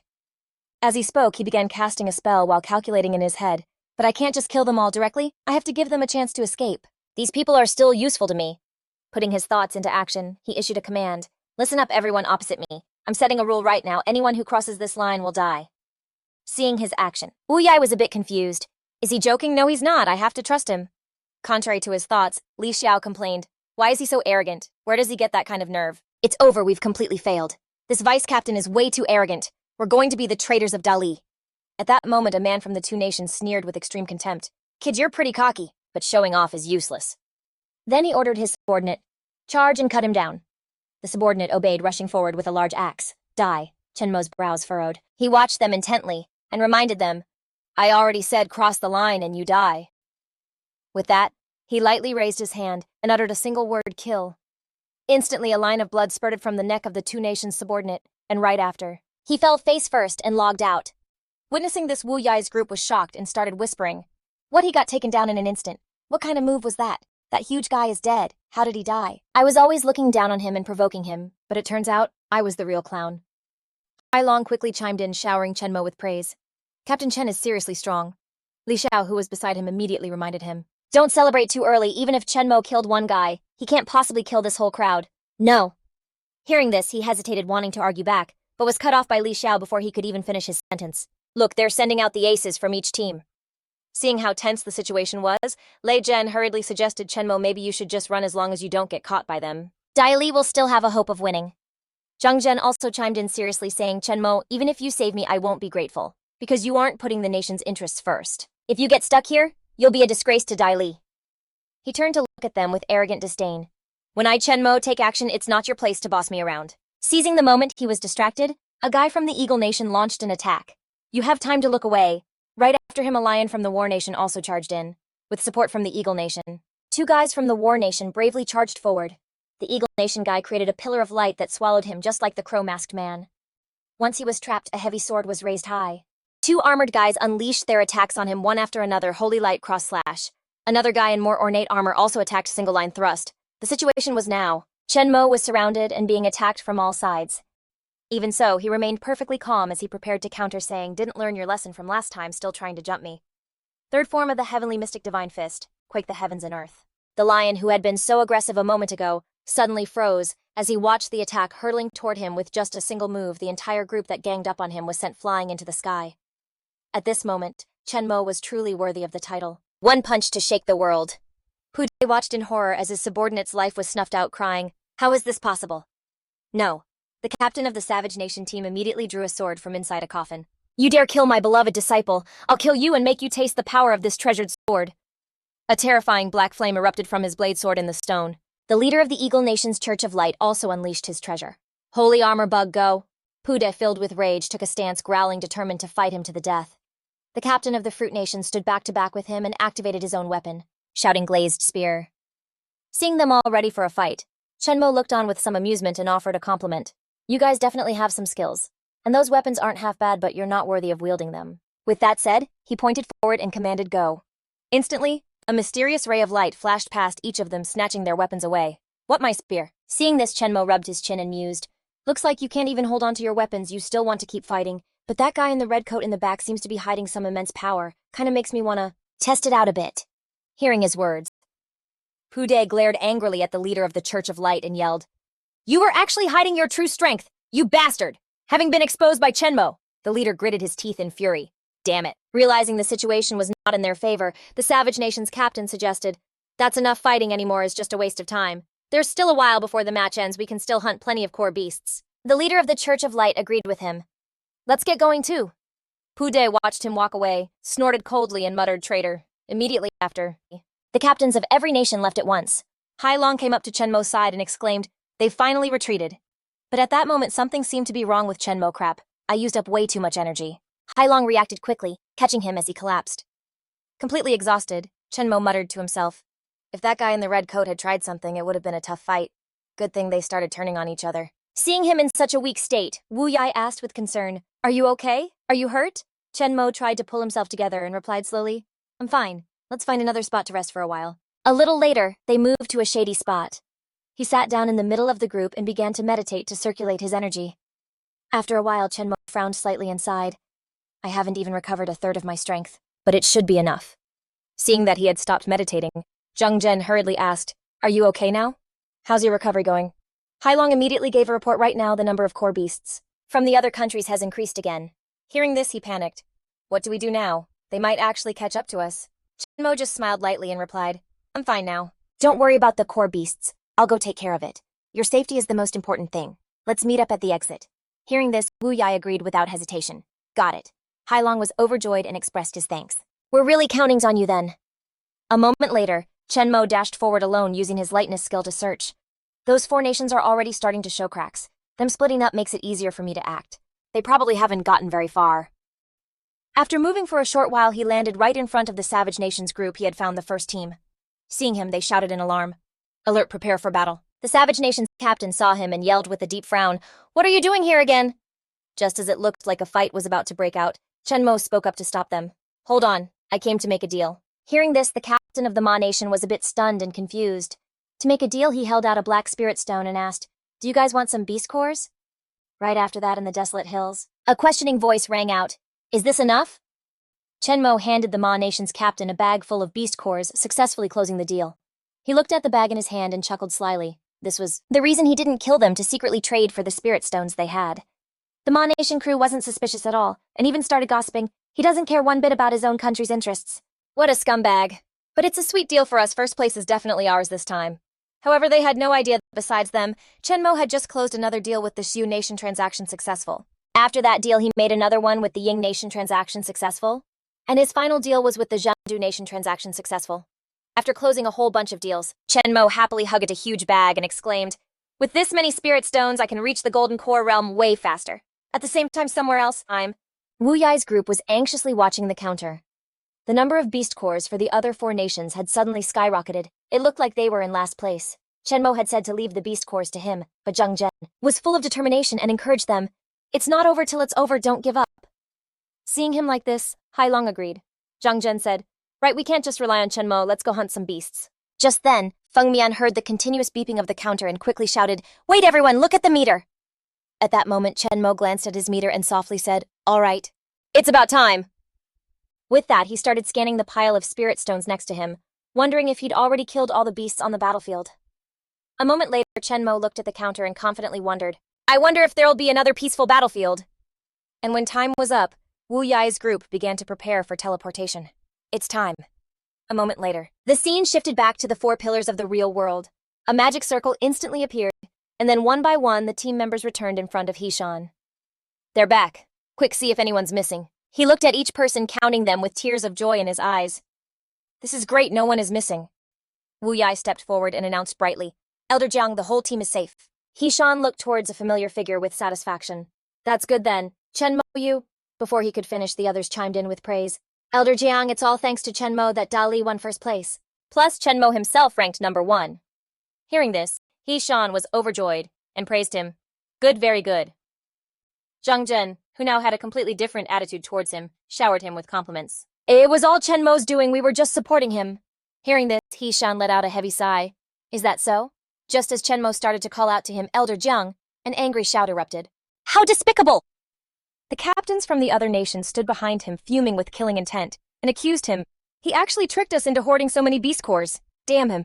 Just then, 2 police officers brought over a box and said, Congratulations, everyone, you are the pride of Dali. This is the individual prize for first place. Chen Mo took the box, opened it, and looked inside curiously. Oh, what's this? The officer immediately explained. This was taken from the stone pillars of the magic formation. The one who holds it gets 3 chances to enter the peaceful battlefield. Inside the peaceful battlefield, there aren't just beasts, but also opportunities. Once your strength is great enough, you can use this item to explore deeper. Hearing this, he asked with some confusion, To go deeper, is there some special way to unlock it? Even as he said it, he found it a bit hard to believe, thinking to himself that he was in there for 2 days and didn't find any clues. With that thought, he hesitated and said, But it's over now. The officer nodded slightly and said, That's right, this is classified information. We'll talk more the next time you come. Hearing that, Chen Mo had no choice but to leave. All right, I'm heading out. In the blink of an eye, the scene changed to an airplane in the sky. On the plane, He Shan softly called his name. Chen Mo didn't let him beat around the bush and said, I could tell something was wrong from the way you looked at me earlier, just spit it out. Mumbling like this isn't like you at all. Given permission, he finally dared to speak. I'm so sorry. You were in the peaceful battlefield restoring our country's honor, but I couldn't protect your family. Hearing his words, he shot up in shock, yelling, Jiang Shanhe, what did you say? At that moment in the White Horse District, Lijiang Prefecture on Grinding Pan Mountain at the Nangong Tombs, a group of people trudged up the stairs complaining, It's all that brat Chen Mo's fault. He's a curse on the Chen family. When did he become Master Chen? And he killed someone's grandson, plus he hasn't even been caught yet. Uncle Chen, looking completely confused, asked Su Fang, How did Chen Mo become Master Chen? She sighed wearily and replied, I don't know the specifics either. I only just recently figured out little Mo's identity. A while later, on the peak of Grinding Pan Mountain, the gossiping crowd started to chatter. When did Nangong Wu come out of seclusion? Just a few days ago, he came out and immediately went after the Chen family. Didn't he drag the entire Chen clan to his ancestors' tomb to make them kneel and apologize? And he wants to wipe out the entire Chen clan too. The imposing man they were talking about was Dali's #1 grandmaster, Nangong Wu. He roared his accusation. Chen Mo killed my descendant, he killed my heir. He wrecked my Nangong family, and now he's skipped town, so you all are going to pay for his crimes. With that, he ordered the men before him. Man feeling Nangong Wu's powerful aura. The onlookers were totally into it. The pressure is insane. I heard he's already reached the divine realm. The Chen family is definitely done for today. The person kneeling on the ground is the head of the Chen family. Chen Mo's grandfather, Chen Guoliang. Nangong Wu raised his hand to pass judgment, getting ready to strike him down. As the head of the Chen family, you failed to control your own grandson. I'll use your life as an offering. For my dead descendant first, the Chen family members cried out in despair, Patriarch. Suddenly, the sound of an engine echoed from out of nowhere, grabbing Nangong Wu's attention. What the heck is that sound? Up in the sky, was it a helicopter? As the crowd murmured, a familiar figure leapt out. A helicopter. Someone's jumping. It couldn't be Master Chen, could it? Upon seeing Chen Mo, Su Fang quickly yelled, He's here, Mo is here, be careful, that guy is super strong. Chen's uncle frantically asked, Mo, did you just jump out of a helicopter? Once they confirmed it was really him, the peanut gallery immediately started gossiping. It really is Master Chen, what a show-off. Against Nangong Wuyu's divine power, he doesn't stand a chance. Chen Mo looked at his family filled with guilt and said, I'm sorry I made you all suffer. As for you, you dare to bully my family. Chen Mo's brow furrowed, his voice dripping with killing intent. I'm going to obliterate your very soul.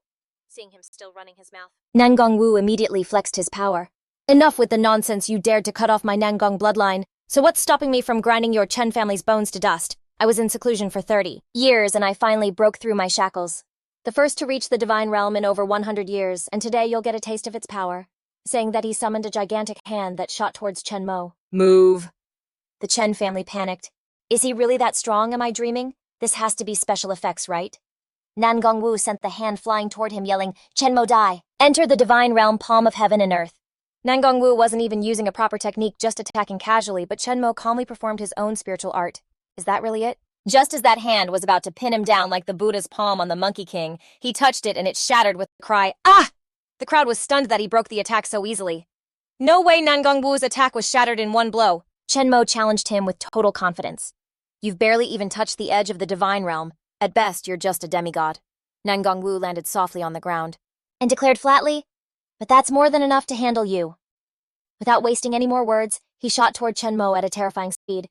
Just when he thought his fist was about to land, Chen Mo simply tilted his body and dodged it with ease. Right after Chen Mo threw a kick, but Nangongwu managed to dodge it. He didn't stop there, following up with a punch that pushed his opponent back. The crowd just kept watching their epic showdown. Nangongwu is so strong, but Master Chen can't be more than 20 years old. How is he this powerful? Because this world has never had a shortage of geniuses. After a bit of back and forth, Chen Mo finally landed a solid hit on Nangongwu. He struggled to regain his balance, forming a hand seal. Damn it, don't get cocky. Instantly, a mystical shield enveloped his body. Not only that, it also radiated beams of light. Nangongwu shouted, "You little punk, just accept your death." With that, he unleashed the massive power he'd just gathered toward Chen Mo, roaring blazing sun's radiance. As for Chen Mo, he didn't flinch at all, calmly facing the attack. Chen Mo clenched his fist and began to unleash his own power, retorting, "Heavenly Mystic Divine Palm, first form Mountain Breaker." The moment he spoke, his fist collided with the blazing sun's radiance, creating a massive explosion in the air. The explosion sent Nangongwu plummeting to the ground, but he wasn't done yet. In a flash, Chen Mo appeared right in front of him, ready for his next move. Second form River Splitter. And just like that, Nangongwu took the full force of that punch. The blow was so incredibly powerful that it sent him flying right into a wall. Chen Mo didn't let up, immediately following with another strike. One more Heaven and Earth Shaker. He charged straight at Nangongwu, punching him with enough force to shatter the wall behind him. After a flurry of devastating blows that kicked up dust everywhere, a massive crater appeared in the grounds of the Nangong family tomb. Chen Mo stood there quietly, staring intently into the hole. Just then, the Chen family members cheered in delight. "Oh my gosh! Mo one, our Chen family is saved." But their celebration didn't last long, as the area around them suddenly started to tremble, sending birds flying in a panic. Weird cracks began to form on the ground. "What's happening? Is it an earthquake?" From inside those cracks, streams of red smoke coiled up toward the sky. The strange red mist weaved through the people on the ground as it rose into the air. A strange figure appeared with a sinister smile, saying, "To command heaven and earth to become one with nature, this is the true divine realm." Nangongwu was reborn in a new, invigorated form. "My thanks. Thank you for helping me break free from my chains. This feels incredible. I'm in a great mood now, so I'll give you a chance to say your last words." Even so, Chen Mo wasn't scared at all and charged in to attack. "I think you should be saying your own last words." Before he could even finish, Nangongwu suddenly appeared behind him, cutting him off. "Or else I'll beat you senseless." He slammed a punch into Chen Mo's back, showing no signs of stopping. As he fell, Nam Kung Vu appeared in front of him once more.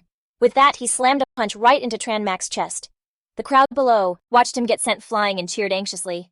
"It's over. Little Mac can't fight back this time. Come on, fight back." Just as they said that, a foot came crashing down from above.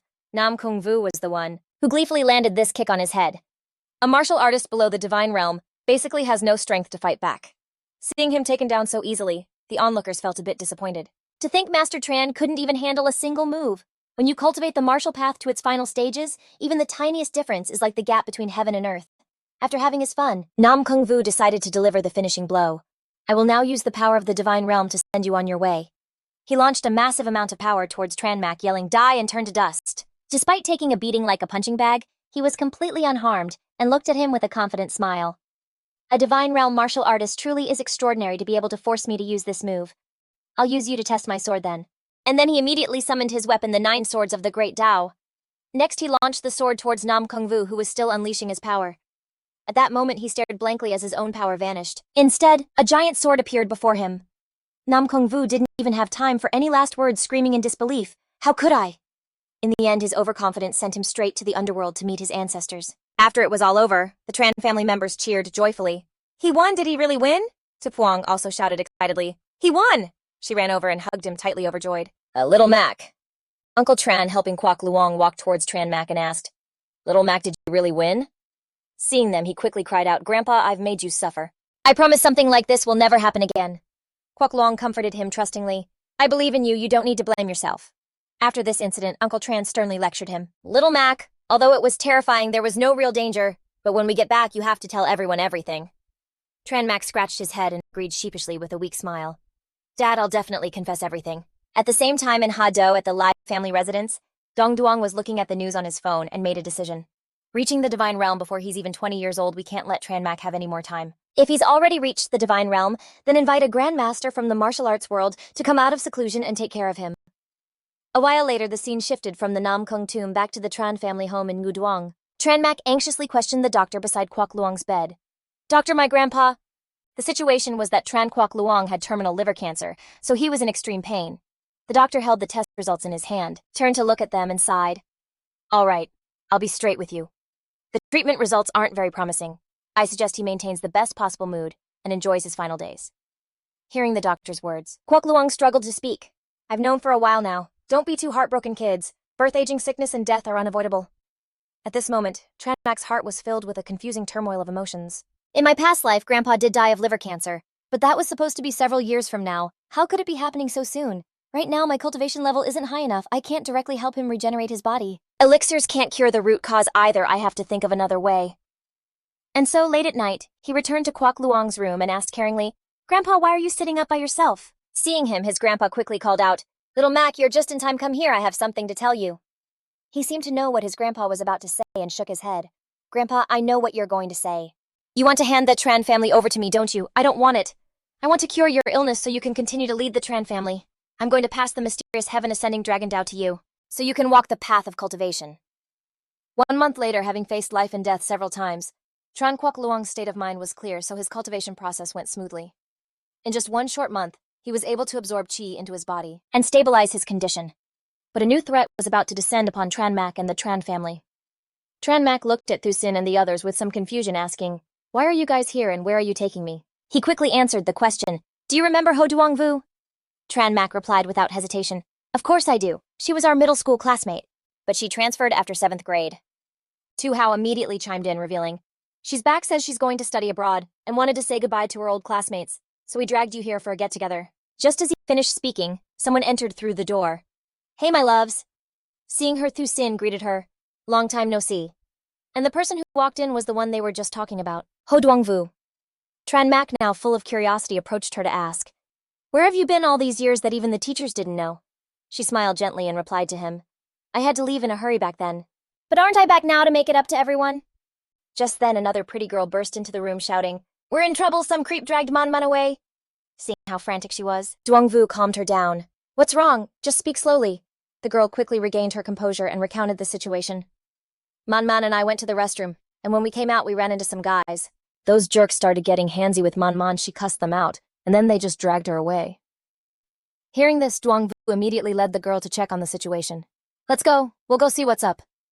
Thusin also suggested worriedly, "Let's go check it out." Tranmak nodded, agreeing with him. Of course, they were all friends and had to help out.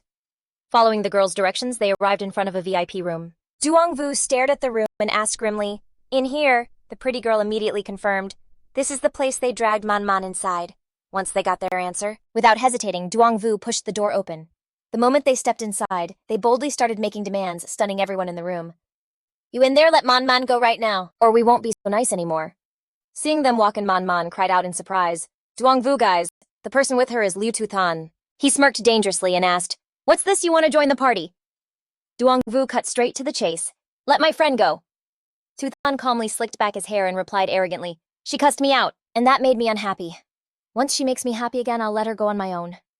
Hearing that, the pretty girl immediately shot back that it was because he was getting handsy. And that officially set him off. "Getting noticed by me. Young Master Liu is a compliment to her body, and you want to call the cops. I'm afraid you won't live long enough to file a report." Hearing this threat, the girl who had been so bold a moment ago now cowered in fear. From the back, Tranmak carefully watched the situation unfold. This guy's killing intent was so obvious, but Duong Vu didn't even flinch. With that thought, he suddenly stepped in front of her and spoke up. "A martial artist flexing on regular people like this? That's kind of like a strong guy picking on the weak, don't you think?" Hearing him, Tuthan's brow furrowed slightly. "You can tell I'm a martial artist, but I can't sense any true energy from you." Tranmak replied with a humble brag, "That's because you're too weak to sense it." And just like that, he successfully pissed the guy off enough to make him stand up. "You dare look down on me?" Tranmak calmly made an offer. "Let's cut the crap. You and me, let's fight. If I win, you let her go." Tuthan found this proposal amusing and laughed out loud. "A newborn calf isn't afraid of a tiger, huh? So what happens if you lose?" the boy stated confidently. "I won't lose." Hearing that claim, he let out an arrogant roar. Seeing his disbelief, the boy chuckled and suggested, "Fine, this place is too small. Let's take this somewhere else." But Tuthan, full of pride, refused. "No need. to take you down. One move is all I need. As he threw a punch, Tranmak clenched his own fist and powered up to block it. Then without mercy, he sent the guy flying with a single punch of his own. Taking the full hit, Tuthan was seriously injured and groaned, "How is this possible? What's your name?" Tranmak looked down on him condescendingly and replied, "Someone who's only at the peak of the inner realm isn't worthy of knowing." Just then, Man burst into tears and ran to Duongvu. "Thank you, Tranmak. Thanks you guys for saving me." He was a little confused seeing her thank him while running in the opposite direction. "But I'm over here." Duongvu hugged Man and gently comforted her. "It's okay, you're safe now. Let's go home." Right after that, they all left the place together. "All right, okay, everyone should head home early." Tuthan struggled to get up, glaring at Tranmak with pure hatred. "You bastard. Just wait until I get back to my family. I'll send people to settle this score." Once outside, Tranmak stood aside and watched the girls say goodbye. "Well, that's it for today. Hope you have a safe trip. Take care, and text me on WeChat whenever you want." After sending them off, Duongvu turned to the guy beside her. "Sorry about all the trouble today." Tranmak suddenly asked something unexpected. "I have a question for you. Are you really Duongvu?" Hearing his question, she frowned, hesitating for a moment. A few seconds later, Duongvu flashed a bright, sarcastic smile.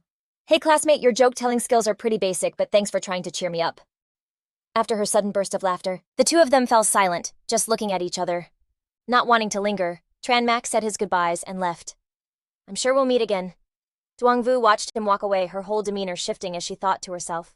"Of course we will, but next time our positions will be reversed." "What do you mean?" Tuthan's subordinate watched him chug a beer and quickly advised, "Young master, you should stop drinking. Let's go." But he refused to leave, snapping, "Leave me alone. Today was just rotten luck." Right then, Tuthan noticed someone approaching and paused. Seeing it was Tranmak, he angrily demanded, "Why the hell are you back here?" The boy seemed different now, speaking up to ask, "Young Master Lu, I'd like to borrow something from you." Tuthan walked over to him, annoyed, and pressed, "Borrow what?" Then suddenly Tranmak delivered a finishing blow. "Your life."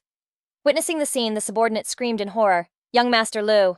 A moment later, he felt the boy's gaze on him and begged in a panic, "Boss, big boss, please don't kill me." Tranmak's terrifying aura was gone as he said, "Relax, I'm not interested in regular people. Do me a favor and tell the Lu family that if they've got the guts, they can come find me for revenge. I am Grandmaster Tran of Kien Ngiep." A little later, Tranmak suddenly appeared on a cliff bowing to a strange woman. Surprisingly, that wasn't the real Tranmak. The imposter held out a bloody hand and reported, "Pavilion Master, it's done." The mysterious woman called the Pavilion Master looked at her handiwork and said with satisfaction, "Even though Liu Tutan was a good-for-nothing, no one dared to touch him. Looks like we've got a good show to watch now." And then the very next day, Tranmak's phone rang. His phone was blowing up. "Yo!"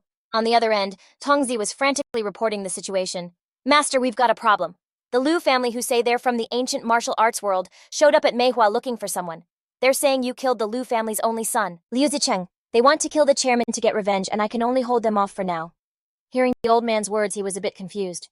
"The Liu family. That Liu Zicheng I ran into yesterday, but I didn't kill him and I never even told him my name. Whatever, I'm on my way now." Chenmo pocketed his phone, thinking to himself that they must have tracked down his classmates to find out his name. "But I definitely didn't finish him off yesterday. I bet someone is pulling some strings here." At that exact moment, someone violently kicked open the door to the chairman's office. The one who did it was none other than the head of the Liu family, Liu Shi. He arrogantly strode into the room and demanded, "Are you done saying your last words?" Su Fang quickly tried to de-escalate the situation, "Mr. Liu. I think this is all the misunderstanding. My Xiaomo said he didn't kill your son." But the man refused to listen and was ready to attack. "Cut the crap. Master Chen killed my son, and I'll kill everyone connected to him." Tongzi took a defensive stance, stepping in front of Su Fang and declaring, "I won't let you lay a single finger on her." However, before the old man could even react, Liu Shi struck him. "Get lost!" Because his opponent's power was overwhelming, Tongzi was sent flying into a wall. Su Fang cried out in worry, "Taoist Master Tong, are you okay?" Tongzi struggled to get up and replied, "I'm fine." Seeing the old man still had some fight in him, Liu Shi cracked his knuckles, ready to attack again.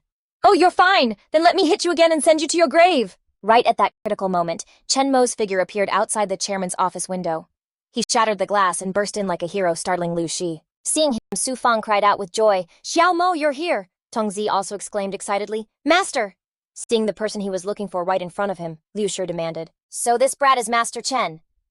Chen Mo ignored him and walked over to Su Fang, instructing, "Mom, have Chen Tong drink this." Taking it from his hand, she didn't hesitate and agreed, "Okay." Right after that, Chen Mo turned to face the group behind them. "As for you guys," Chen Mo summoned his heaven-slaying sword and declared, "You dared to touch my people, so now you're all going to die." Seeing the object flying around him, the men were terrified. "Is that a flying sword? He's a sword immortal." He aimed it right at Liu Shi in the distance and commanded go, since the scene was pretty brutal. Chen Mo covered Su Fang's eyes. Mom, don't look! The flying sword quickly dealt with the group. Horrified screams filled the air. No! Ah! A frightened Su Fang huddled against his chest. What in the world is going on? Chen Mo reassured her. This is really suspicious, but don't worry, Mom. I'll get to the bottom of it. He helped his mom to the lounge to rest, telling her, You get some rest, Mom. Chen Tongzi and I will clean up this mess. Su Fang listened to her son, but didn't forget to add, Okay, I'll go rest then. You two be careful. Stepping back outside, Chen Mo gave a few things to Tongzi, instructing Chen Tongzi, These spirit stones are enough for you to reach the divine realm. The elixirs are used to help martial artists develop their physical strength. You know what to do. Tongzi accepted the spirit stones and pills, replying respectfully, Yes, master. This disciple understands. Back in the room, he answered his phone.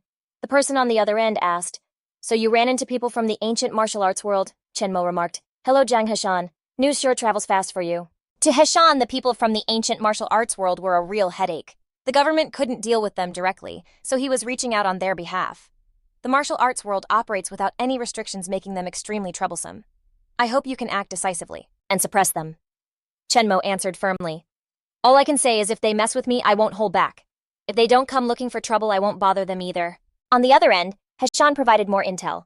Apparently, the world's top assassin organization is on the move. On the hit list published by the Reaper, he had climbed to the #1 spot. You're going to face a lot of trouble from now on, so be careful. Chen Mo heard him, but he wasn't too concerned. The Reaper organization, huh? They'd better not mess with me. He hung up the phone, sat down, and steeled his resolve. He had to increase his cultivation level quickly and go abroad to find more spirit stones. Sensing someone approaching, Chen Mo broke into a smile. But first he had to go welcome a guest. In the dead of night, confident footsteps echoed. Chen Mo walked out onto the rooftop, stopped in a wide-open space and said, Stop hiding, I knew you were there for a while. A blonde-haired man suddenly leapt down from out of nowhere and said with a smile, If you already spotted me, then this just got a lot simpler. Chen Mo asked him, Are you from the Reaper organization? The newcomer was an assassin from the Reaper organization, named Huang Lin. He didn't answer, instead blasting a bolt of lightning energy straight at Chen Mo. Less talk. Die. Chen Mo simply swatted it away, neutralizing the assassin's attack. How boring. Huang Lin raised an eyebrow. You neutralized my attack with just one move. Then try this on for size. With that, he took out a demon-shaped statue and slammed it into his own body. Suddenly, his body seemed to fuse with the statue. Demonic wings sprouted from his back, and his entire body began to glow with a faint golden light. Chen Mo watched, slightly surprised. So it's a two-winged angel of light from the Light Clan. I'm getting more and more interested in the history of this planet. Huang Lin raised his hands high as two orbs of light formed around them. God said, Let there be light. He then mercilessly blasted the beam of light straight at Chen Mo. So that's how the light appeared. He calmly waited for the light orb to fly his way, even finding time to throw some shade. It looks strong, sure, but too bad it's just a basic move. Tran Mak waved his hand and the Tram Tien sword appeared, forcefully knocking away Huang Lam's orb of light. He watched in horror as the sword flew towards his chest. What? Huang Lam immediately pulled his hand back, forming hand seals to summon a shield.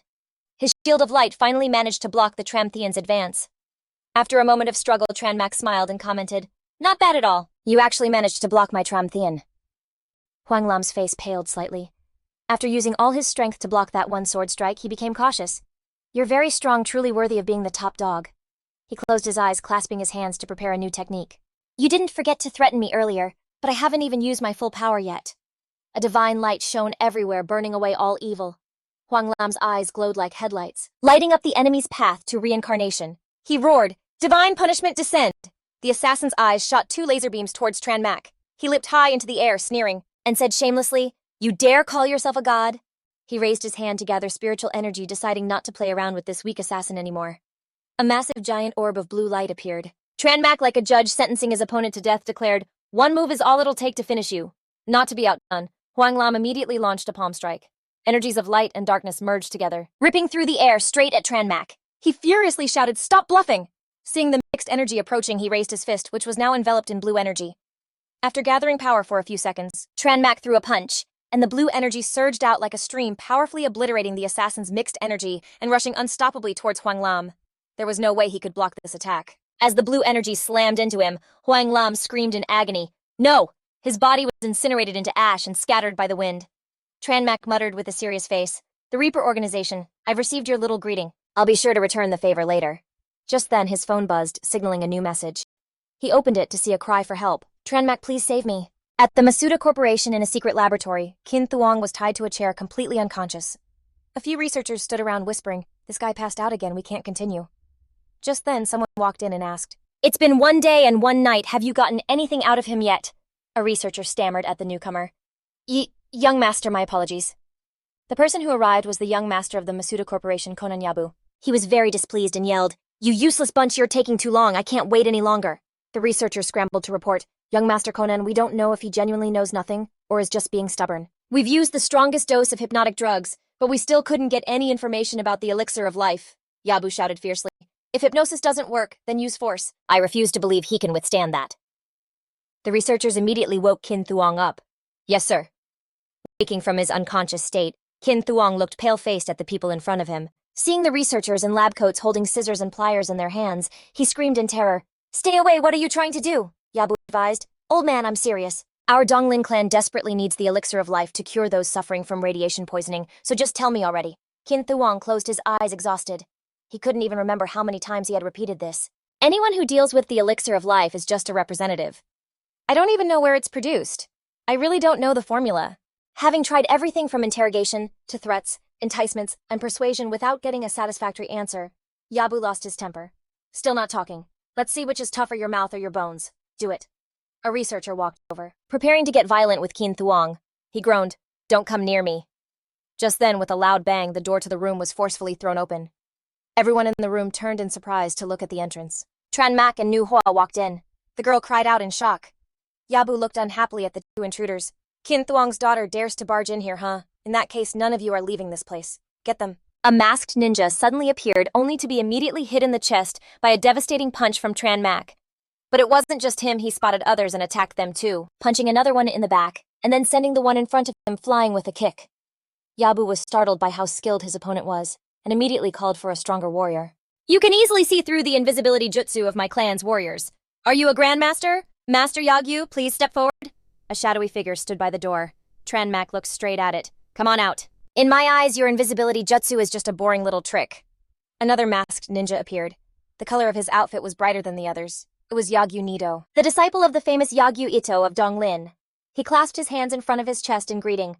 "Haha, you flatter me," Nido asked humbly. "Sir, you were able to see through my ninjutsu. I wonder if I had a flaw somewhere. I hope you can enlighten me." Tran Mak looked at him contemptuously. "Cut the act." He glared at the man's fake politeness, finding it nauseating. As soon as he finished speaking, Tran Mak lunged forward, deciding to strike first. Out of sight, out of mind, he'd just kill him directly.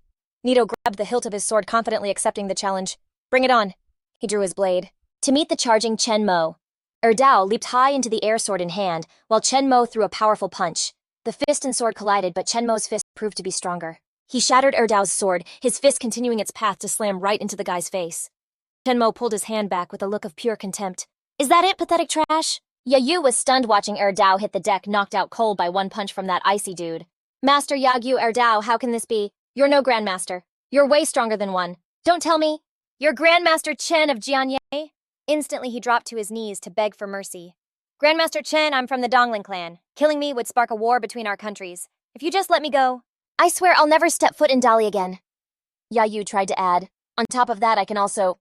But before he could finish his sentence, a flash of cold light shot straight for his throat. Chen Mo flicked his wrist. "You Donglin clan people are completely shameless." In the next moment, Yayu fell silent and breathless forever. Seeing Yayu's goons still standing there dumbfounded, he barked, "What are you waiting for? Untie the person back there." The terrified men replied, "Yes, right away, sir." One of them still couldn't process what he'd just seen. "Is the young master really dead?" Qing Kang was quickly set free, and Ru Huo rushed to her father's side to help him up. He weakly offered his gratitude. "I am Lai Qing Kang. Thank you for saving my life, Grandmaster Chen." Chen Mo silently turned his head to look at the father and daughter for a moment. Then he said, "Don't thank me. The person I came to help was Lai Ru Huo." But she felt terrible that he had made enemies with a major clan just to save her. "I'm so sorry. You had to kill the young master of the Gongyan family just for me. They're definitely not going to let this slide." Chen Mo just smiled. "They dared to go after the elixir of immortality. I would have gotten involved even if it wasn't for you. And revenge? I'm not afraid of it. I'll kill as many as they send. I'll keep killing them until they're too scared to show up again." 1 month later, he got a call from an unknown number. "Hello, who's this?" The person on the line was likely Qing Kang. His voice was frantic and filled with anxiety. "Grandmaster Chen, the Gongyan family has kidnapped Ru Huo. I'm begging you, please save my daughter." Chen Mo's expression turned grim. and the air around him grew cold. He responded nonchalantly, "Is that right? Got it." In a burst of fury, he crushed the phone in his hand and cursed through clenched teeth. "These shameless cowards don't know when to quit. Just wait until I reach the nascent soul stage. I'll wipe their whole island off the map." Chen Mo immediately booked a flight to go rescue her. The Gongyan family was the most powerful clan in Donglan, with enough influence to control even the imperial court. The head of the Gongyan family from each generation had to marry a royal princess to keep the balance of power between them. At the foot of Mount Kongsang in the Gongyan family's main estate, two men sat facing each other, one with a sword and one without. The man with the sword was the 16th generation Yagyu Ichimonji, who had a scar on his face that ran from his forehead across his eyebrow and eyelid all the way to his cheek, giving him a fierce look. The man without a sword was the head of the Gongyan family, Gongyan Minkai. He was trying to persuade the other man, Master Yagyu. "That man killed your disciple. Are you really not going to help us take him down?" Yagyu sighed and refused flatly. "I am the heir to the Yagyu Itoryu / My mission is to bring honor to the Yagyu Itoryu / not to be some kind of warmonger. I warned my disciple long ago not to get mixed up in worldly matters. He didn't listen, so even his death is just his fate." Since he couldn't convince him, Minkai tried a different tactic, taunting him. Or could it be that Master Yagyu is afraid of Grandmaster Chen? Yagyu got up and turned to leave. "Your provocations are useless on me. I won't make a move unless our nation is invaded." Minkai's subordinate whispered to him, "Family head, without Yagyu Ichimonji's help, is it impossible for us to win?" Minkai was a little annoyed, but he already had a backup plan. "Relax, Yagyu Ichimonji isn't the only master in the Donglan martial world. This time I will get that elixir of immortality no matter what." Meanwhile, outside, at the main gate of the Gongyan estate, Chen Mo walked up all alone. "The gates are open. Looks like you guys really rolled out the red carpet for me," a taunting voice called out from within Mr. Chen. "The person you're looking for is right here in the estate. Come on in if you dare." He wasn't fazed at all, and even shot a threat right back. "Well, then I won't hold back, and you all won't get a second chance to regret this." As Chen Mo entered the front courtyard, someone asked curiously, "Can 100 ninjas even slow him down?" In the courtyard, a horde of fighters charged to surround him. Someone else replied to the first person, "You already know the answer, sir. Why bother asking me?" In the blink of an eye, before anyone could even see him move, all the surrounding fighters dropped like flies. His gaze was cold and ruthless, like the Grim Reaper himself here to pass judgment on the Gongyan family for kidnapping his friend. Someone else remarked, "If he was just famous for nothing, my son, Yagyu's disciple, wouldn't have died." Chen Mo continued walking coldly inside, leaving a pile of bodies in his wake. Suddenly, on the stone path before him, a foot in a traditional Japanese sandal appeared. Two ninjas, in traditional garb and holding katanas, blocked his way. Chen Mo noted with a hint of surprise, "Those two are masters at the half-step divine realm." Minkai held his teacup and asked casually, "Do you think those two can stop Grandmaster Chen?" The person across from him was a masked ninja. The ninja replied, "It's hard to say." He closed his eyes as if leaving it all to fate. "Let's just watch and see." Back outside, the two sword-wielding ninjas charged forward.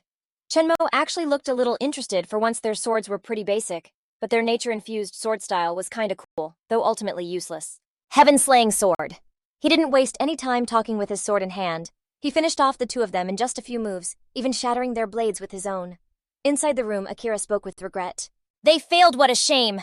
Minkai shot to his feet and commanded, "Akira Okum, I've raised you for all these years, it's time for you to repay the favor." He clasped his hands in response. "Of course." Outside in the courtyard, Chen Mo was a bit surprised when he sensed the sudden arrival of another presence. So there was another God Realm master here. Akira appeared like a whirlwind, drawing his blade from its sheath. "Cut the chatter, only one of us is walking away from this." With that, he swung his sword down from above. Void slash! A massive explosion roared as Chen Mo swiftly dodged aside and launched a counterattack. Heavenly Profound Divine Fist, third form. Divine Fist. Unleashed, a vortex of spiritual power appeared to shake the very heavens. On the other side, Akira powerfully parried the energy blast, and even had the strength to retaliate with a snarky comeback. "Is this really the best you can do? Then try my chaotic phoenix dance on for size." Not one to be outdone, Chen Mo raised two fingers. A dark blue orb of energy formed around his fingers. It grew larger and larger, creating a shield that blocked his opponent's attack. As expected of a God Realm master, Akira attacked relentlessly, then instantly leapt into the air and vanished. From high above, he roared, "Die, Soul Fusion Slash!" Seeing his enemy putting everything on the line, Chen Mo knew he couldn't be careless. He muttered, "Fusing with your blade, huh? Then I guess it's time to stop holding back." And when he said he wouldn't hold back, he wasn't kidding. He summoned a Fire Phoenix Great Dao 9 Swords. Then he commanded it into its heaven-splitting form. The Fire Phoenix soared into the sky and completely devoured Akira in midair, leaving not even a trace of ash behind. Chen Mo slid the door open and walked into the room. "I'll give you one chance. Where is Lai Ruhuo?" But the room was now completely empty, with nothing but a lone tea table in sight. He glanced around nonchalantly. "So you ran away? But if I want to kill you, where can you possibly hide? At the Kongsang mountainside, Chenmo followed the lingering aura to track them down. Lai Ruhuo's aura was coming from this mountain, so there had to be something hidden here. After searching for a bit, he found a sealed door. Found it, so there really is an entrance. With a loud boom, the stone door was blown to bits. Chenmo appeared like a savior silhouetted by the light from the entrance. Muffled whimpers could be heard from inside. He followed the sound and sure enough found Ruhuo. She was tied to a chair with a gag in her mouth, which was the source of the muffled cries. He walked over and took the gag off her mouth. Ruhuo immediately shouted a warning. Chenmo, get out of here, it's a trap! As soon as the words left her mouth, countless gun barrels swiveled to aim right at them. Chenmo's eyes darted around, pinpointing the location of every trap.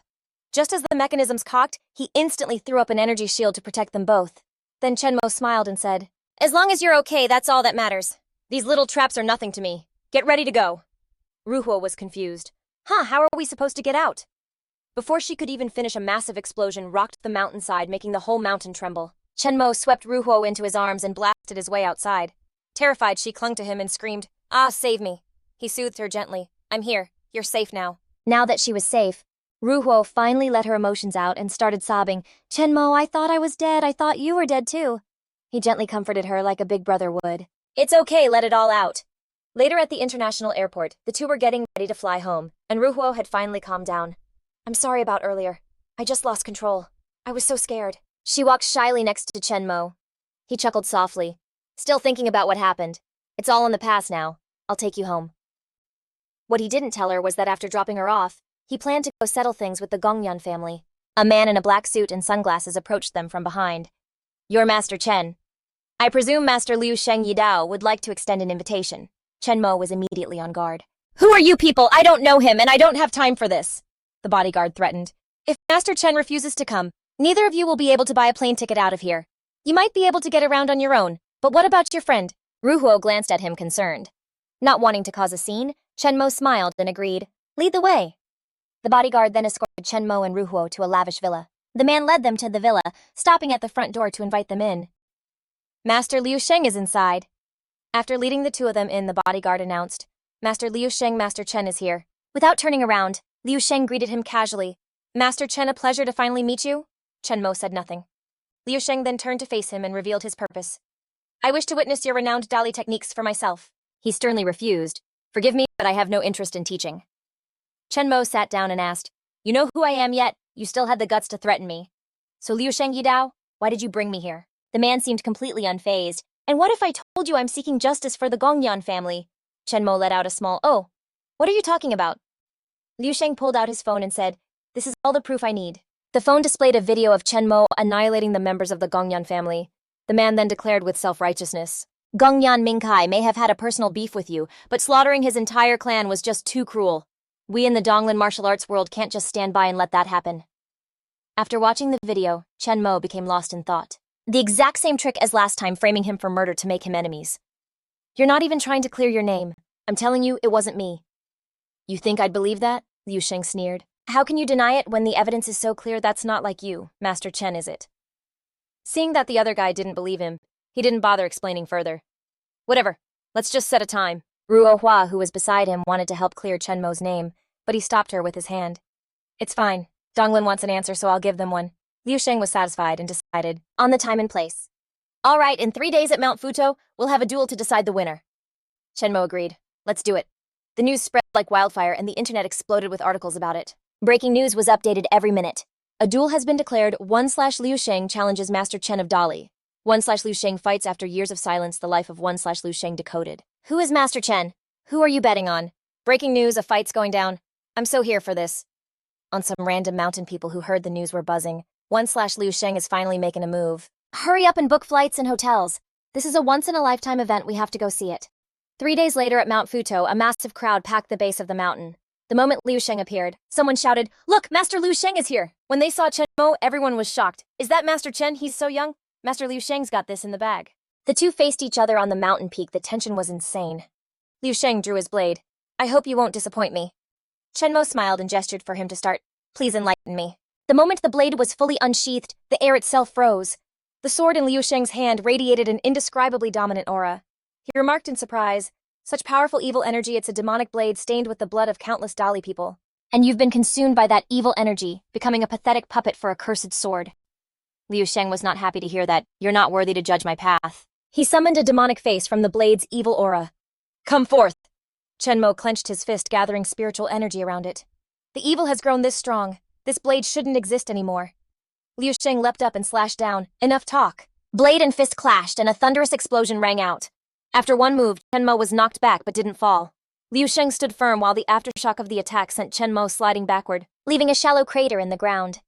Liu Sheng scornfully sheathed his blade. How boring. If this is all you've got, then let's end it here today. He gathered his power, demonic energy swirling around him, preparing to unleash his ultimate move. Seeing this, Chenmo said, No need for that. I'm surprised you've already comprehended the concept of stance. It's like you've grasped the laws of heaven and earth. Liu Sheng remained still, gathering all his strength for this final slash. He gave a demonic smile. To die by this move is an honor for you. With that, Liu Sheng unsheathed his blade, the two-parting slash technique. He swung his sword one slash to cut all in two. The powerful blade energy shot through Chenmo with unstoppable blinding speed. With a loud bang, the mountaintop was blown apart by the slash, and a thick cloud of dust rose up. Liu Sheng satisfyingly sheathed his blade. He stood still, waiting for the dust to settle. The onlookers couldn't see Chenmo and started to wonder, Where's Master Chen? Is Master Chen dead? Master Liu Sheng won, Master Chen lost. One slash Liu Sheng really lives up to his name? However, Liu Sheng quickly realized something was wrong. He looked up. The spectators also gasped in shock. Look, what's that up there? Above him was a gigantic projection of Chenmo carrying the Heaven Slayer sword on his shoulder. Someone commented, A giant projection, is that Master Chen? The projection quickly swung its sword down at Liu Sheng. His hand on the hilt of his sword twitched, and the blade flew out of its sheath. A dragon of blade energy shot out to block Chenmo's sword, the drawing slash. But it wasn't nearly strong enough. The energy from the drawing slash was split in two. The Heaven Slayer continued its descent. Liu Sheng stood there, completely stunned, frozen to the spot. What? The Heaven Slayer's sword successfully took Liu Sheng's life. His last words were just a blood-curdling scream that tore through the sky. An earth-shattering explosion boomed, and a huge chunk of the mountain peak was sliced off. After dealing with Liu Sheng, Chenmo shrank back to his original size. He said calmly, The power of heaven and earth is just a remnant of the great Tao of heaven and earth. Standing before the true great Tao, looking at the lifeless Liu Sheng on the ground, Chenmo scoffed, You're just small fry. Down below, the crowd was in a daze, and a student mumbled, Master Liu Sheng, lost. An old man couldn't believe it, his face blank. Master Chen actually won, the pride of our Donglin. At the Lai family estate, Dong Yang, who was watching the duel live, was startled. This Chenmo kid is actually that strong. Li-ven stood behind him, trembling with fear. So what do we do now? He's gonna come for us sooner or later. Dong Yang quickly gave an order. Li-ven, immediately send word to the 5 great families. Li Mingyue clasped his hands and obeyed. Dong Yang held his head, scheming, This Chenmo cannot be allowed to live. Back in Donglin. In a taxi, the passenger asked the driver to go to the airport. The driver remained silent and kept driving without a word. After a while, a robotic voice announced, The route I have said has been changed. Ruohua looked at her phone and noticed something was off. I don't think this is the way to the airport. Chenmo was calm, even a little intrigued. It's fine. Someone just doesn't want us to leave so quickly. Driver smiled. You figured it out, huh? Chenmo coolly analyzed the situation, exposing the man's identity. You don't have any true Qi, but I can feel the fluctuation of primordial energy around you. You're not a martial artist. You're an onmyoji. He wasn't angry, but rather amused. Huh, impressive. No wonder Liu Sheng Yidao died by your hand. But do you really think killing that loser Liu Sheng means you can look down on the cultivation world of my Donglin? As he finished speaking, the car sped forward. Ru Huo panicked. Chenmo. Up ahead, the taxi smashed through the guardrail and plunged into the deep ravine. The car then crashed and exploded, bursting into flames that consumed it. On the side of the road, Chenmo held Ru Huo steady and asked gently, You okay? She replied, I'm fine. Ru Huo looked at the burning car below and sighed. Looks like we can't take a car through here anymore. Xiuhi's voice echoed around them. Soon you two won't need to ride in anything ever again. But I'll admit, a simple car crash is nothing to you. Chenmo looked up startled, searching for the source of the voice. Ru Huo, however, noticed the yin-yang formation under their feet. A taiji symbol was on the ground. Instantly, dark clouds covered the sky, and the roar of thunder and lightning echoed in their ears. Ru Huo clutched her head in pain. Chenmo, I don't know why, but my head suddenly hurts so bad. He saw through his opponent's technique. This was the verbal command yin-yang art. Chenmo raised 2 fingers to cast a spell, uttering a single word, begone. That word echoed, dispelling the dark clouds above them, and light shone down, breaking Xiuhi's technique. He was stunned and impressed. Master Chen, you even know onmyoji arts, the onmyoji shu. He had changed his clothes at some point, losing half of his initial handsome appearance. He held a folding fan, looking incredibly confident. No wonder you could break my life-stealing yin ghost technique. But now that you've stepped into my great yin-yang formation, don't even think about getting out alive. With that, Xiu, he made his move, trapping them in a yin-yang cage. An invisible cage appeared, matching the diameter of the yin-yang formation beneath their feet. Chenmo calmly reached out to break it, and in the next moment, the yin-yang cage cracked and shattered. I suggest you just bring out your trump card to save us some time. Oh! Xiu, he raised an eyebrow and laughed. You're just asking for death. He spat a mouthful of black blood onto his hand, then tilted his head back, drawing a black summoning circle above him. War God Baji, hear my summons. The summoning circle appeared, and a rustling sound came from within it, carried on black smoke. A pitch-black snake head emerged. Who summons me? Baji had 3 heads. It looked at Shuhei. Onmyoji, do you know the price for summoning me? He bowed respectfully. Honorable War God Baji, please grant me the power to destroy my enemy. The serpent sized up Shuhei's body. This body of yours is too weak. It cannot withstand my full power. I shall grant you a small portion. With that, one of the 3 snake heads lowered and merged into his head. Shuhei felt the power he was granted and laughed maniacally. Haha, my whole body feels like it's overflowing with power. Master Chen, now you die. Instantly, he shot towards Chenmo like a bullet. He quickly raised a hand to create a shield for Ru Huo, pushing her aside. Quick, get over there and hide!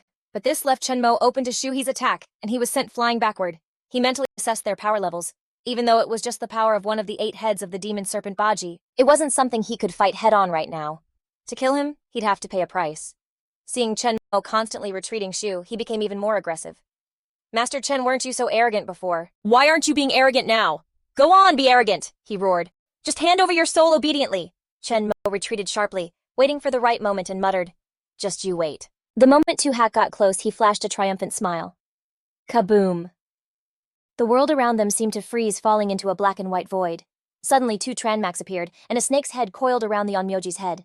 Chenmo reached out and grabbed Baji, which thrashed in a panic. No, this is a divine ability of the spirit transformation realm. How do you know it? Who are you? You dare to harm me. I will definitely kill you. Chenmo wasn't scared of it and crushed it on the spot. The world returned to normal, and Shuhei coughed up a mouthful of thick black blood, before falling face first to the ground. Baji seemed to be under some restriction. It couldn't attack directly and could only rage. One of my primordial spirits! I will not let you get away with this! Ru Huo ran over from a distance, asking worriedly. That was terrifying just now. Chenmo, are you okay? He smiled and replied, I'm fine. He thought to himself that even if he wasn't, he couldn't tell her. She looked curiously at the Onmyoji on the ground. Is he dead? Chenmo explained. The reason he could summon that demon god was probably because he offered his own soul.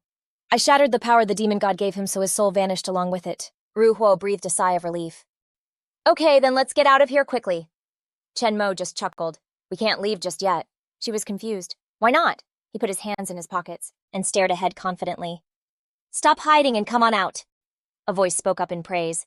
Master Chen truly lives up to his reputation.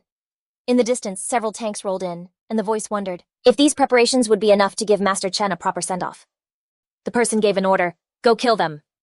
A swarm of soldiers disembarked from the tanks, aiming rocket launchers at Chenmo and Ru Huo. He stepped in front of the girl to protect her. Stay behind me, don't move. Ru Huo nodded obediently. A soldier gave the order to fire, and the tanks immediately opened fire. Chenmo raised his hand to create a shield, standing firmly in front to shield the girl behind him. The military received new orders. Focus your fire quickly. Don't let them get close. Finding them annoying, he didn't hesitate to summon his sword, the Heaven-Slaying Sword. A flash of the blade swept across their necks, taking the lives of that group of soldiers. From behind him, Nu Hoa softly encouraged Tranmac, you can do it. I believe in you. Killing ordinary people wasn't what he wanted to do, and he was in a bad mood, wondering to himself, bullets are useless against me, so why would they send so many soldiers here just to die? Very quickly, Tranmac understood why a missile was streaking towards them at an extremely high speed. He exclaimed, it's a long-range missile. He covered his ears as an example and warned, cover your ears. Nu Hoa immediately copied him. The missile landed right where they were standing. A massive explosion erupted, feeling like it could shatter eardrums. A mushroom cloud of smoke and fire blazed intensely. A long time later, the smoke cleared, revealing a huge crater in the middle of the road.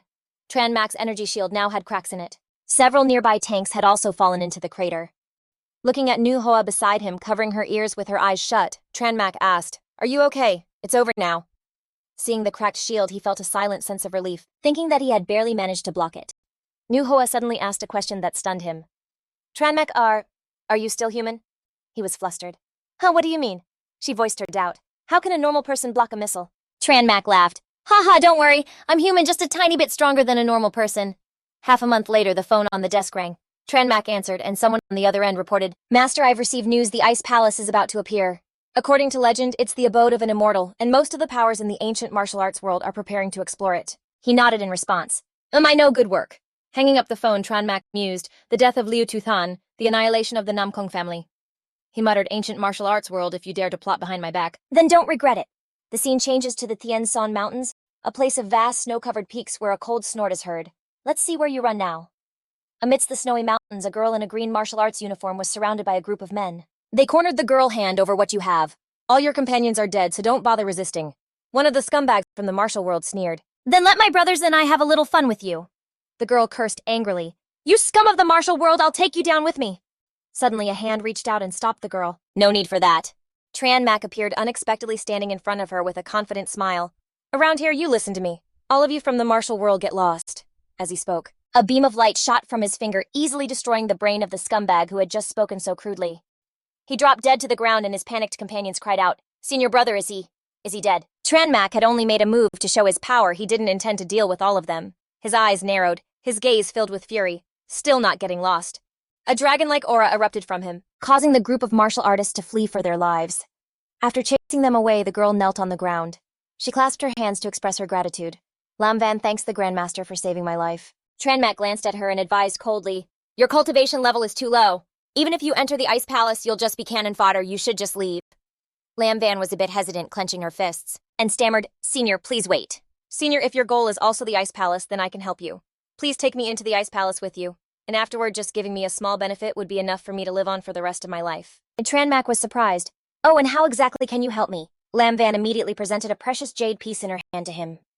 This jade piece was obtained the last time the Ice Palace opened. A senior from my sect got it might be useful. My sect was small and weak, targeted by the martial world, and has been wiped out. Now I'm the only one left. This is my only possession. Tranmak wasn't particularly interested in her item. If you trust me, give it to me. If you don't, then leave. I won't stop you. Lam Van chose to trust the man who saved her life. I trust you, Senior. The moment he took the jade piece, Tranmak's eyes lit up. There on the jade was the silhouette of a graceful girl. He recognized the carving as his junior sister. Looking out across the Tien San Mountains, all he could see was a vast expanse of white snow. Lam Van felt the temperature dropping and reported, Senior, the temperature has dropped to its lowest point these past few days. According to the records, the Ice Palace is about to appear. Tranmak wasn't paying attention to her, lost in his own thoughts. Come to think of it, among the techniques of the Zhuan Dao sect, only the 9 Nether Cold Ice Art has this kind of effect. But the 9 Nether Cold Ice Art is only an intermediate level technique. There's no way Junior Sister would ignore so many top-tier techniques to practice this one. There are still too many questions. At that moment, a blue portal materialized in front of them. Lam Van exclaimed, Look, the Ice Palace has appeared. Tranmak said decisively, Let's go. It wasn't just them, quite a few others were also entering, all of them eager. Hurry up and get in. First come first, serve for the stuff inside charge. All the treasures inside are mine.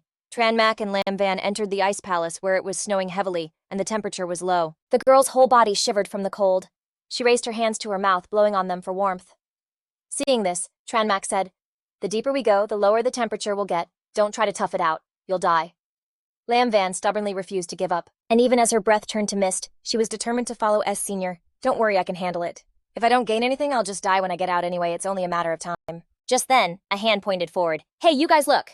Everyone looked over and someone exclaimed, An ice tower in a mystic realm, places with treasure are usually heavily protected. Someone with sharp eyes spotted an invisible barrier. There's a barrier here, and where there's a barrier, there's definitely treasure. One guy eagerly ran forward, sneering, You bunch of cowards! He tapped on the barrier, remarking that this barrier looked super weak and would surely be easy to break. But before he could finish his sentence, the so-called weak barrier sent him flying. Seeing his chance, the young master of the Chang family stepped up to rally everyone.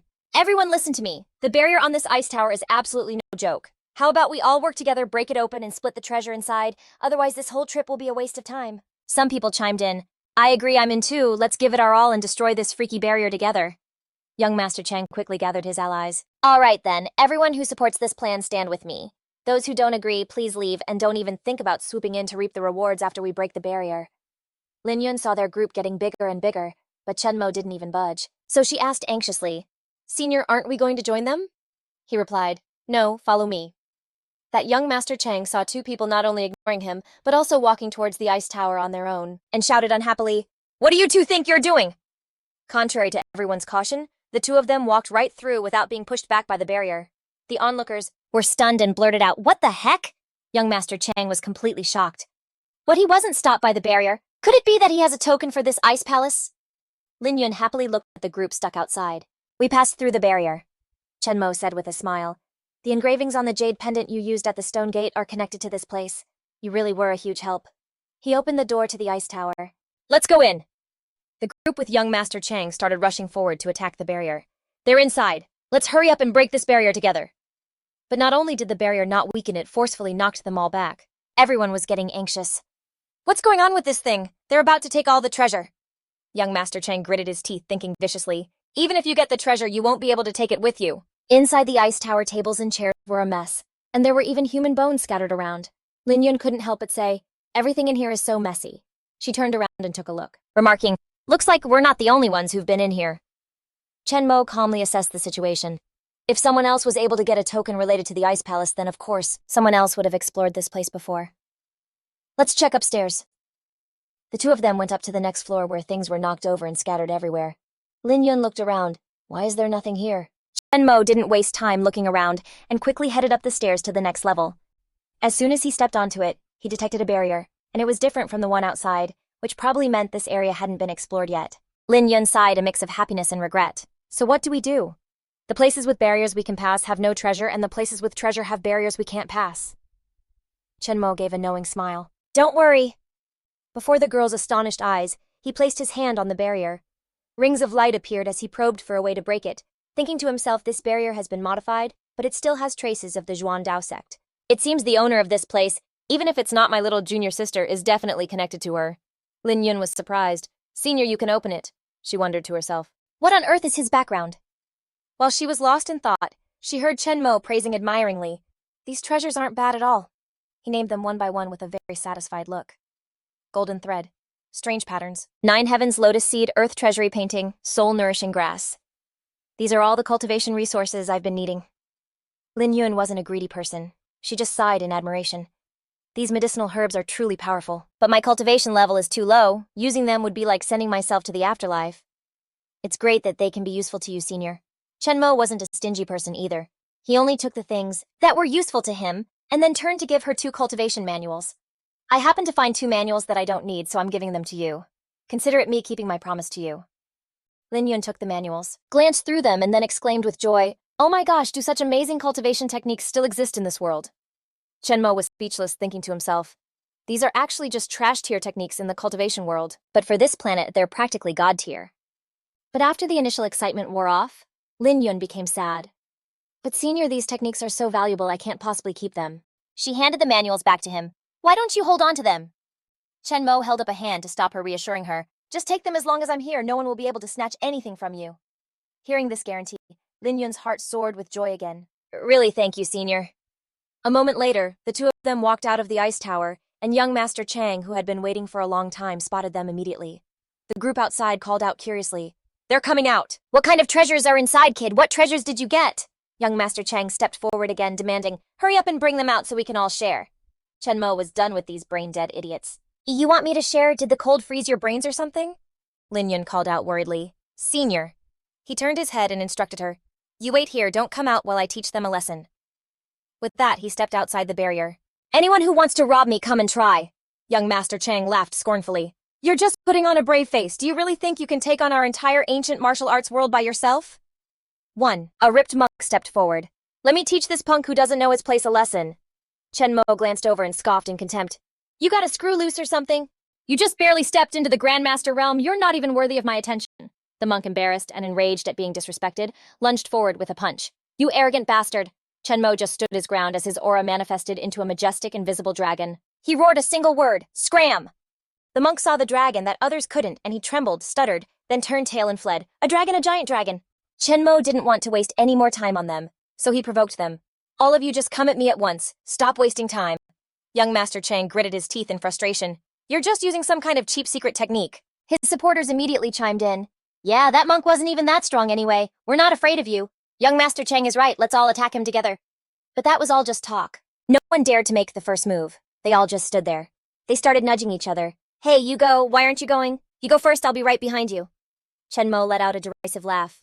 Ha ha ha, you're all greedy but gutless, even more pathetic than that monk. Seeing this, young Master Chang stepped forward to rally the crowd. Everyone listen to me as members of the ancient martial arts world. We absolutely cannot let the treasure fall into his hands. Whoever follows me will get a share of the treasure. A vicious glint flashed in his eyes. He had to rile them up. And just as he expected, that mindless mob was blinded by the promise of treasure. They all rushed forward to attack Chen Mo. That's right, otherwise the honor of the ancient martial arts world will be toast. Let's all go kill him. He frowned, his eyes filled with disdain, and spat out a single word: insects. With a loud boom, Chen Mo threw a punch. Be gone! The spiritual energy from that one fist was so powerful it sent the whole crowd flying backward, ending their lives instantly. Chen Mo looked at young Master Chang, who was pulling the strings from behind. You're the one who really deserves to die. With that, he lunged toward him. Young Master Chang lost all of his earlier bravado. He immediately turned tail and ran shouting threats as he went. If you dare kill me, you'll make an enemy of the entire Chang family. But Chen Mo was never one to be scared by threats. He sent the guy flying with a single punch that knocked him out cold. He declared fiercely, "Then I'll just wipe out your entire Chang family." A guard from the Chang family saw his young master get killed, and in his panic he made a fatal mistake. Instead of running to report back, he shouted a threat. "You killed the young master, the Chang family will hunt you down." The price for that little outburst was his own life. One punch to the chest, and he was sent to meet his ancestors. Chen Mo looked at the remaining survivors, who were greedily eyeing the treasure, but were too scared to move, and asked coldly, "Anyone else want to try and take my things now?" The crowd was absolutely terrified. Everyone frantically shook their heads. No, we wouldn't dare, we wouldn't dare." And so Chen Mo turned and called to Lin Yun. "Let's get out of here," she asked curiously. "Where are we going now?" He replied, "Just straight ahead." The group from the ancient martial arts world watched them go and whispered among themselves, "Should we keep going? Even if there is treasure, we're not getting any of it." Watching the two figures depart, they finally decided to follow. Not necessarily with his level of power. He's probably looking for top-tier stuff. We might be able to pick up some things he leaves behind. You've got a point. All right, let's go too. After walking for a while, Chen Mo was surprised to see something up ahead. It was an ice pagoda with a large crowd gathered around it. He understood then. It seemed there wasn't just one entrance to the ice palace. The ancient martial arts group following behind them spotted some familiar faces, and one of them asked, "Hey guys, look over there. Are they from the ancient martial arts world too?" Another person looked over and replied, "I think you're right." Recognizing their allies, they excitedly ran over. "Oh my god, aren't those guys from the 6th grade sex? Let's hurry and join them." They greeted each other like long-lost family, and the group immediately started venting. "This is great now, we don't have to be afraid of that punk anymore. Did you guys just get here too?" There was this insanely strong kid. A silver-haired figure swept past them, and one of the martial artists looked on in surprise because that figure was Master Qing Song of the Wushan sect. He walked right up to Chen Mo and asked, "I hear you have a way to break the seal." He nodded, answering curtly, "I do." Internally, he sized the man up as a divine realm expert, knowing that no one who approached him ever had good intentions. And Master Qing Song was definitely no saint. He held out his hand and demanded, "Hand it over and share it with everyone." But Chen Mo wasn't intimidated by anyone. He coldly rejected him in front of the whole martial arts crowd. No. Despite the public refusal, Qing Song didn't seem too angry. He even tried a different approach. "Kid, hand over the method for breaking the seal, and you'll be a friend to my Wushan sect." Chen Mo was a man of few words, replying simply, "I'm not worthy." Master Qing Song took the opportunity to mock him, twisting his words. "So you do know your place knowing you're not worthy of associating with my Wushan sect?" But Chen Mo cut him off. "I meant you're not worthy of associating with me. Being played by a mere kid." Master Qing Song's face turned purple with rage. "Are you trying to provoke me? You're just a kid with a death wish." But he quickly composed himself, thinking, "Hold on, for a kid to be this arrogant, he must have some powerful backing. I can't be the one to test the waters and let Zhu Hua and Kun Shang reap the benefits." With that thought, he changed his tactic to a taunt. "Kid, you almost had me fooled. If you're really that capable, then go on and break the seal on this ice pagoda. Let's see you do it." Chen Mo walked in disdainfully. "No need for taunts, this ice tower is just like my own backyard. Lin Yun, follow me." The two of them entered the ice tower again, without being rejected, as if they were walking into their own home. He didn't forget to mock Qing Song, "We'll go in whenever we feel like it." How could Master Qing Song just swallow an insult like that? He gritted his teeth in fury. "You can really break the seal, damn it, I should have killed you earlier." Once inside, Chen Mo suddenly turned his head and said something. "By the way, you don't have to act so high and mighty, it's disgusting." Then the two of them calmly walked deeper into the ice tower. Inside was a statue of a girl holding a sword, and Lin Yun looked at it in shock and said, "The person in this statue looks just like the one on my jade pendant." Chen Mo stared blankly for a moment, then replied, "You're right, it brings back so many memories. Junior sister, I need you to watch your surroundings and follow me. Don't touch anything randomly." After searching for a while, they found a room with a seal on it. Lin Yun exclaimed in surprise, "This is it, senior, the other rooms don't have any seals and there's nothing in them either. Only this room has a seal in front of it. It must be special." Chen Mo placed his hand on the door, silently assessing it. "This aura is an authentic barrier from the Huan Dao sect. Junior sister, are you in here?" Soon enough, he successfully opened the door. The two stepped inside and he muttered to himself, "All right, let's see what's in here." There was no one in the room, only a wooden box placed on the bed. Lin Yun spoke up, "Senior, that box." Chen Mo walked over and opened it, finding only a letter and a vial of pills inside. He wondered, what on earth is in this box? Why use a barrier to protect it? Picking up the letter to read it, he immediately recognized his junior sister's handwriting. The letter read, "If a disciple of the Tianxuan sect is fated to come here after forming your golden core, please take care of the Snow God Palace in my stead. The breakthrough pill and the vial can help you." Chen Mo read the letter, his mind filled with questions. Only a disciple of the Tianxuan sect can break the immeasurable barrier. Did she do this to prevent others from breaking in? Where is the Snow God Palace? Why have I never heard of it? The letter said to take care of the Snow God Palace after forming a golden core. Does that mean I can only find the Snow God Palace after reaching the golden core realm? To be safe, he set the letter on fire, his mind still a mess. This letter seems to have been written in a rush. Was my junior sister in danger? There are still too many questions. Chen Mo took the vial of pills and stored it away without a second thought. It just so happened that he needed this breakthrough pill. It could only be called fate. After he was done, he walked out and called for Lin Yun to follow. "Let's go." She asked curiously, "We're leaving just like that. There's no earth-shattering treasure or anything." Chen Mo explained, "This is just a cultivator's residence. There are no treasures." When the two of them came out, the group of ancient martial artists outside stirred. "They're out, kid. What did you get in there?" Someone said, "I recognize him. He's Grandmaster Chen." Master Chingsong, leading the jealous and resentful group, shamelessly demanded a share of the treasure. "So you're the Grandmaster Chen from the secular world. I advise you to hand over the treasure. Or do you think you can fight all of us alone?" Of course Chen Mo wouldn't give in to them. "If I said that there's basically no treasure inside, would you believe me?" Nan He Yu of the Juhua sect took a step forward, a sarcastic smile on his face. "The seal was that strong and you're telling us there's no treasure. Do you take us for fools?" Lu Jianyu of the Kun Chung sect drew his sword, his eyes glinting with unconcealed greed. "I say we stop wasting our breath, just kill him and take the treasure." However, not everyone in the martial arts group was unreasonable. A hooded young woman spoke up softly. "I actually think this is unfair ganging up on him like this. I don't want to be a part of it." Jianyu saw that she wasn't supporting them, so he tried to persuade her. "Fairy Ling Shuang Grandmaster Chen is incredibly powerful. If we let him go now, our martial arts world will never know peace for the sake of our sex. You must take action. We have to kill him right here." Ling Shuang sighed and agreed. "All right then." And so all four of them charged forward to attack at once. Chen Mo was truly fed up with these shameless daylight robbers. "You don't know what's good for you." He casually raised a hand to block a punch from He Yu. Fists and palms collided with a booming sound. At that moment, Jianyu took the opportunity to attack from the side. "Die!" Chen Mo quickly retreated, dodging the sword as it slashed through empty air. He Yu angrily suggested, "Enough of this, stop attacking one by one. Let's use our strongest moves. We can't let him leave here alive." Just as he finished speaking, they saw Chen Mo leap into the air, so he snorted coldly, trying to run. They combined their strength using their ultimate technique, four-sword combination. The four swords touched, and spiritual energy swirled in the air, preparing for an extremely powerful blow. Seeing this from above, Chen Mo summoned the Jantian sword into his hand. "I'm surprised you know how to combine ultimate moves." He waved his hand to control the sword. Jantian sword dance, Great Dao Nine Swords. Then Chen Mo clasped his hands together using a powerful move with a really cool name, Heaven's Burial. Below them, the Jantian sword spun around the four of them, whipping up the white snow into a wall that blocked their sight and drained the surrounding spiritual energy.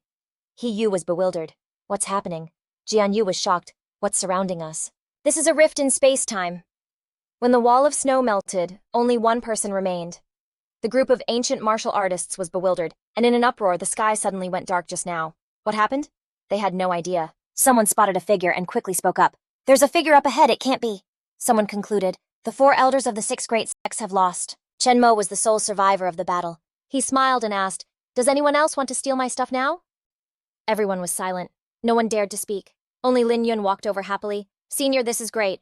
But their celebration was short-lived, as the mystic realm began to shake violently. She was a bit startled. "Senior, it seems like this is a sign that the ice palace is closing, but why is it so soon?" Chen Mo didn't know why either. He guessed it was because of his heaven-burying technique. "It's probably because I broke the immeasurable barrier, causing this place to lose its spiritual energy support, leading it to close ahead of schedule. I'm afraid the ice palace will never open again. Anyway, we can leave now." Not long after, the two successfully got out and returned to the white snow heavenly mountain. Lin Yun sighed with emotion. "We're finally back in the warm world." Chen Mo turned to say goodbye to Lin Yun. "Hey, you don't need to follow me anymore. If you can go into hiding and focus on cultivating those two manuals, you'll definitely be able to avenge your sect in the future. Let's part ways here." She gratefully clasped her hands and bowed. "Yes, thank you for your immense kindness, Senior. You've taken great care of me these past few days. I will repay your great kindness in the future." As he left, Chenmo thought to himself, the Ice Palace business is finally over. I need to hurry back to Yangi Lake to go into seclusion. But what he didn't know was that in the distance, a figure in black was silently watching him. A few days later, the 6 great sects and 8 great families of the ancient martial arts world each sent a divine realm expert and 10 elites to form a team vowing to kill Chenmo. They swarmed the mountain at Yangi Lake. An old man stood before the mountain and remarked, this place isn't bad at all. This person was Elder Lin Wan Nian of the Kunshang sect, who had the appearance of the god of longevity, with a kind smile, but his words were quite malicious. Spirit Qi materializing into bone. This is all spiritual energy. After we capture him, I'll force him to create more places like this. After speaking, he leapt up. As he entered, he shouted, Master Chen, I am Lin Wan Nian of the Kunshang sect. I advise you to surrender so I can spare your life. And then make this place the headquarters for my Kunshang sect. At the luxurious villa, there was no reply. Wan Nian snorted angrily and ordered the Kunshang sect disciples, You don't know what's good for you. Punitive force line up and break the protective array of this mountain. Below, the group of disciples encouraged each other. Brothers, charge, use all your strength to break the barrier. However, the protective barrier of the villa was quite sturdy. They couldn't break it no matter how hard they tried. The disciples were clamoring, some cheering, some cursing. Put your backs into it, everyone. Master Chen, weren't you so high and mighty when you were killing people from the ancient martial arts world? Why are you acting like a coward in his shell now? Inside the villa, Tang Tang was worried. Their attack is too fierce, and Master is still in seclusion. What should we do? Song Zi clenched his fists, showing his determination. We'll hold out for as long as we can and block what we can. I've already arranged a safe place for Li Sufang and the others to escape. We must protect Master even if we die. Outside, a pair of combat boots stepped forward. They were armed special forces soldiers. One of them reported to the commander via radio. Reporting the people from the ancient martial arts world have begun attacking the protective array at Yangi Lake. The commander heard and immediately gave an order. Received. Dragon Group continue to await orders. After the array is broken, the Dragon Group must protect Chenmo at all costs. The soldier who just reported nodded slightly. Understood. In the Li family's living room, Mr. Dong Yang analyzed smugly. Looks like that brat is scared now. As long as the protective array is broken, he's a dead man. He was watching a live broadcast from the scene. There must have been someone from the Li family in the group filming. He waited with satisfaction. Our Li family's great disaster is finally about to be resolved. Somewhere on the mountain, Lena appeared mysteriously dressed in black with her face covered, walking and scanning the ground. It must be around here. The foundation of the array is mostly located where the power of the 5 elements converges. Suddenly, she exclaimed, Found it. Then Lena took out a hammer. Good thing I prepared an array-breaking hammer. It's specifically for destroying an array's foundation. Then she slammed the hammer onto the ground. A magic circle flashed and then disappeared. A rumbling sound echoed from the villa's direction. The array gradually lost its power. Seeing the protective array crack, the Kunshang sect disciples cheered with joy. The array is broken. Charge, kill Master Chen, and take back the treasures of the Ice Palace. At that moment, the soldier immediately gave an order. Dragon Group, move out. As for Wan Nian, he was ecstatic and laughed loudly. Ha, your array has been broken. Master Chen, let's see how long you're going to hide like a turtle in its shell. He raised the staff in his hand, a slash of sword ki. The sharp sword energy formed a crescent shape and slashed downwards. However, his sword chi was blocked by Qing Chung. In your dreams, she questioned the audacious intruders who dared to disturb Chenmo's seclusion. Why have you barged into our Yangi Lake? Wan Nian was a bit surprised when he saw her strength so young, yet already at the divine realm. Master Chen's servant is truly extraordinary. Young lady, if you're willing to accept me as your master, I will definitely give you everything. I'll even give you the privilege of becoming my son's lesser wife. How about it? Qing Cheng was completely unimpressed with the longevity god wannabe Wan Nian before her. Are you sleep-talking already? He said arrogantly. You don't appreciate the opportunity I'm giving you. You'll regret this. Before he could finish his sentence, a sword was right in his face. He scrambled backward in a hurry. That was a failed sneak attack by Qing Cheng. She was sick of his rambling. Shut up. Wan Nian cursed angrily. Young lady, have you no morals, sneak attacking an old man like me? Qing Cheng glanced at him, calculating her odds. It's no use, the power gap is too big.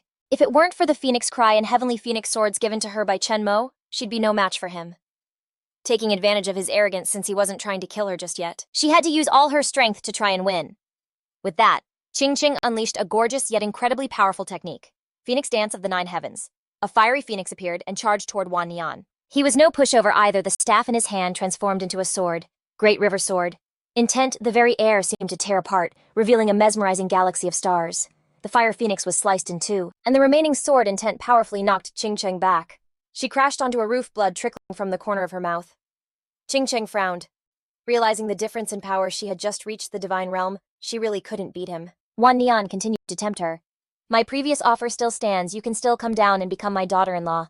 Grandmaster Chen, your master doesn't have much time left either. Qing Cheng ignored his offer, snapping angrily. In your dreams. Rejected multiple times. Wan Nian lost his patience and roared, "You're asking for it!" He lunged forward to duel with Qing Cheng. His attacks as fierce as a dragon and a tiger. She couldn't fight back and was knocked to the ground. A worried Song Zi stepped out. "Junior sister." He rushed to help Qing Cheng up, asking with concern, "Junior sister, are you okay? Are you hurt anywhere? Just hold on a little longer." She gritted through the pain and replied, "I'm not gonna die, but the meridians in my body are a mess. I can't fight anymore, Song Zi." He quickly made arrangements, instructing his junior sister, "I went to investigate earlier, and sure enough, the foundation of the magic formation has been broken. I'm afraid there are still other masters watching from the shadows. You and Tang Tang hurry, and get Master to leave through the secret passage." Just then, Wan Nian landed in the courtyard, and Song Zi stepped forward. "As your senior brother, I have to be the one to block him at a time like this." Qing Cheng turned and went inside. "Senior brother, take care." Seeing her leave, Wan Nian sneered. "Trying to run," he ordered his disciples. "Everyone get him." Song Zi broke into a cold sweat watching the crowd charge forward. A dozen or so experts at the divine realm, he thought to himself, it seems disaster is unavoidable today. Inside the house, a small hand knocked on the door. The rhythm was very fast, showing extreme urgency. Qing Cheng didn't dare barge in, so she could only stand outside knocking while urgently calling out, "Master, master, you have to run, stop your seclusion." Tang Tang said it was no use, they'd been knocking for a long time. Qing Cheng quickly made a decision. "All right, Tang Tang, you keep knocking, I'm going to help senior brother." Tang Tang was worried. "But you can't fight anymore." Qing Cheng said, "We'll die if we stay here anyway. Might as well go out and fight with senior brother until the very end." When she ran outside, Song Zi had just been knocked back and she cried out in alarm, "Senior brother master is still in seclusion. We can't wake him up. I'm here with you to stall for as long as we can." Song Zi didn't say much, having backup was better than fighting alone. He agreed, "Okay, since it's come to this, let's face it together." Just at this critical moment, a red dragon appeared. Qing Cheng and Song Zi were startled and amazed. What the people from the Kunlun sect were shocked and terrified when they saw the dragon. Is that a real dragon? Why is there a dragon here? Could it be that Grandmaster Chen raised this dragon? Qing Cheng was so happy she cried the red-scaled spirit serpent had appeared. They could hold on for a little longer. However, Wan Nian stepped forward to rally everyone's spirits.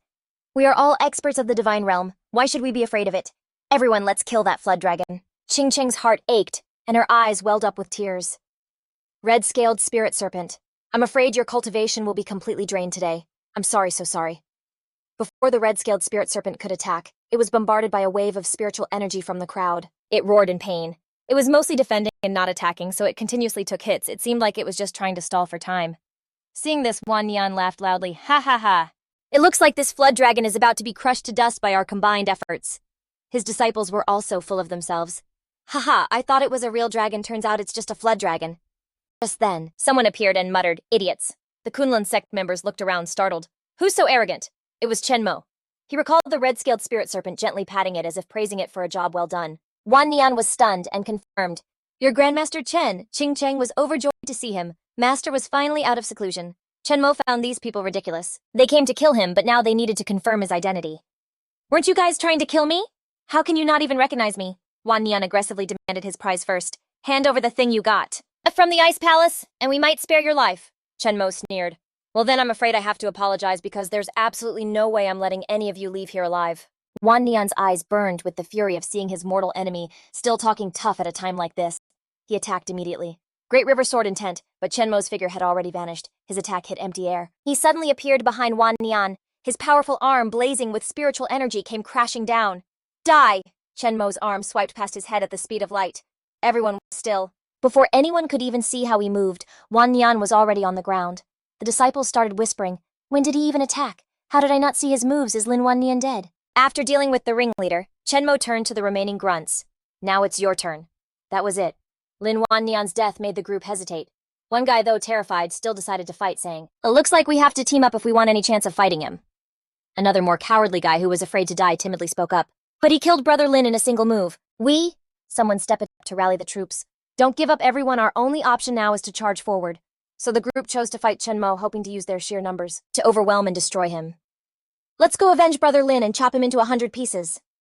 But Chen Mo wasn't fazed by anyone. He didn't even need a second move, using only one technique. The Great Dao Nine Swords. The move was both elegant and devastatingly powerful, as he glided left, spun right, and took a life with every slight movement. Qing Cheng and Song Zi watched in stunned silence, both exclaiming in unison, "He won, did he really win?" Ending the battle so easily, Chen Mo gave some medicine to his two disciples. He instructed, "Here, take this, regulate your qi and heal your wounds." Ching Cheng was hesitant and didn't dare to accept. We can't master, this is too precious.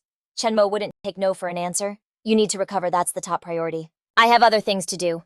You two stay here and focus on healing. Elsewhere, a motionless hand lay on the ground. Chenmo went to check, finding members of the dragon group scattered all over. Some had died, others were severely injured. He walked up to a wounded soldier and thanked him seriously. Dragon group, you all use modern weapons against overwhelming odds to buy me time. I owe the nation a great debt for this. Come here, let me heal you all. Then he mumbled to himself, I still need to set up the protective formation more carefully. A figure watched from a distance. Lena gnashed her teeth in anger, cursing. Those useless losers let Chenmo escape again. No, I can't just strong-arm them. I'll still have to use the ancient martial arts world.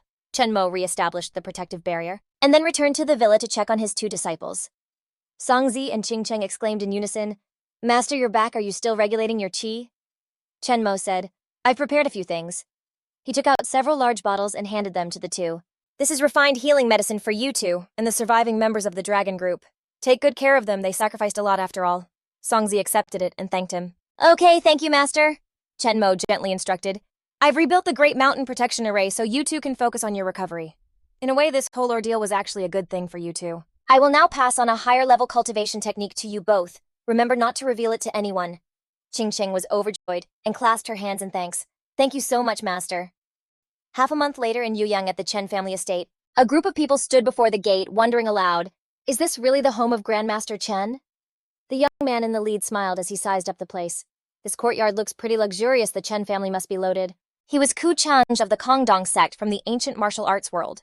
He looked pretty impressive, but his words dripped with hostility towards the Chen family. I think it's more like a pretty facade hiding something. Rotten inside. A subordinate following him chimed in to suck up. Young master, what's the use of money? Strength is what truly matters. Change completely agreed with that statement. You're right. Let's go. We'll go inside and see what this Grandmaster Chen is all about. Seeing them trying to force their way in, a security guard stepped forward to stop them. Hey, what do you think you're doing? The poor security guard was just doing his job, but Change punched him so hard his face got messed up, and he even yelled, Get lost! The subordinates following him showered him with praise. Young master is so awesome, your power has increased again. We're in awe of you, young master. Change arrogantly declared. This trash thinks he can get in my way. Suddenly a voice came from behind.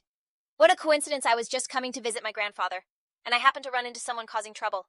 Change immediately turned his head and asked, Who are you? I'm the one who came looking for Grandmaster Chen. I want to fight him, so help me call him out. Chenmo tilted his head and posed a question. Why should I have to fight you? Change was surprised to see how young he was. It's you. You look pretty small. If you're scared, just admit defeat and I might let you off. He schemed in his head. Then I'll take a picture with my phone and show it to her. She'll definitely fall for me. But to his surprise, Chenmo wasn't scared at all, and even threw some shade. You're not worthy of my time. His ego-bruised Change flew into a rage and lunged forward. What did you say? You dare look down on me! Chenmo snorted coldly, raising a hand to control him from a distance. Change was suddenly bound by an invisible rope of spiritual energy, unable to move, his whole body trembling as he struggled with all his might. What's happening to me, damn it? Let me go, let me go! Chenmo gave him a chance. I can let you go, but you have to tell me the truth. The guy was totally freaked out now and immediately agreed. Okay, I'll answer whatever you ask. I swear I won't tell a single lie. So he asked the first question, Where are you from? Change, though tied up, was still running his mouth, trying to use his family background to scare Chenmo. I'll scare you to death if I tell you. I'm from the ancient martial arts world. He continued the interrogation. And what's your status? 1 week ago, in Xiadu at the Yan family estate, Ching Ching ran quickly into the living room. Seeing two people sitting on the sofa, she called out loudly, Dad, Grandpa. Her face was serious. Why did you call me home so urgently? Did something happen? Ching Ching's father, Yan Manchuan, was happy to see her and replied, Queen Tan, you're back. Antrong smiled and called out, Hurry and sit down, Grandpa Yan, Antrong. Seeing them act this way made Queen Tan even more suspicious. So weird, they're usually totally stone-faced.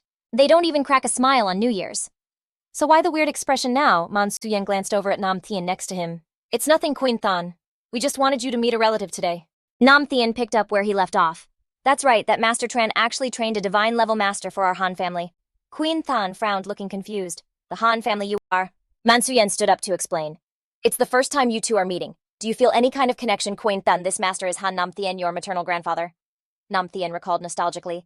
Your mother was from the world of ancient martial arts. When she was young, she hated being controlled by the family, so she ran away. We lost track of her after that. A few days ago, your cousin saw you at Yanggi Lake, and you look exactly like her. That's how I was able to find you. Queen Tan still wasn't totally convinced. She said hesitantly, No one from the ancient martial arts world survived that day. Nam Thien placed his hands on his lap and looked down, replying, "Playing dead and running away is your cousin's specialty. There's nothing to be ashamed of. After all, you have to stay alive to tell the tale." With that, he walked over to her side. "You've suffered all these years, but I'm taking you back to the sect to train you myself. I won't let you suffer ever again." Queen Than looked over at the others, asking, "Dad, Grandpa, what is this?" And Trung stood up and said, "Queen Than, your grandfather is an elder of the Kongtong sect. His power level and status are all way higher than Master Tran's. We'd feel much better if you went with him." Man Suyen chimed in, standing up and clapping, "Exactly." But unlike everyone else, Queen Than wasn't happy at all. She said coldly, "I'm sorry, Grandfather, and thanks for thinking of me, but I want to keep my life the way it is now. You guys don't need to worry about me." She flat out shoved Nam Thien's hand away and said, "Master Tran is incredibly strong and I still have a lot to learn from him. I'm nowhere near ready to graduate." A calculating glint appeared in her eyes. "No one in this world can compare to Tran Mak, plus he's my fiancé." Nam Thien angrily grabbed her wrist, yelling, "You fool! Master Tran is an enemy of the entire ancient martial arts world. Following him will only put you in danger." Queen Than replied firmly, "I'll say it again. Thanks for worrying about me, Grandfather, but I'm not going." Nam Thien's face darkened as he reached out, scolding, "How dare you? What I say is not up for debate." He grabbed Queen Than's arm, giving her no chance to struggle. "Just come with me quietly," she yelled back. "I'm not going, let me go." Mansuyen's smile vanished. He said seriously, "Elder Han, this girl Queen Than has been spoiled since she was a kid. It's our fault for not being strict enough." And Trung stroked his beard, satisfied. "She'll be in your care from now on." Nam Thien glanced at them and replied, "Don't worry. She's my own flesh and blood. Even if I have to discipline her, I'll know when to stop." Scene change. The voice on the phone came through clearly. And just like that, her grandfather took her away. Tran Mak gripped his phone tighter, replying, "Got it." He figured this Han Nam Thien guy must have taken Yan Queen Than because he saw her potential. He asked again just to be sure, "You're saying Yan Queen Than is at the Kongtong sect?" Trung Ka said frantically, "What are you planning to do?" "That's the girl this young master has his eye on, so don't even think about it or I'll make you regret it." Tran Mak replied with total disgust. "You can't even protect yourself. And you think you can make me regret it?" Trung Ka made a fierce face and said, "So what if I can't beat you? My sect is crawling with masters. Crushing you would be as easy as stepping on an ant. If you've got the guts, follow me to the Kongtong sect, but whatever happens is on you." In response, Tran Mak just smirked. "Sounds perfect. Lead the way." Trung Ka was totally freaked out, thinking frantically, "I was just trying to scare you, don't take it seriously." With that thought, he immediately turned to leave. "You know, I think you're not a bad guy, so you probably shouldn't go looking for trouble. I'm out." Tran Mak grabbed his shoulder, saying, "Not so fast. Die here or lead the way. Your choice." Scene change.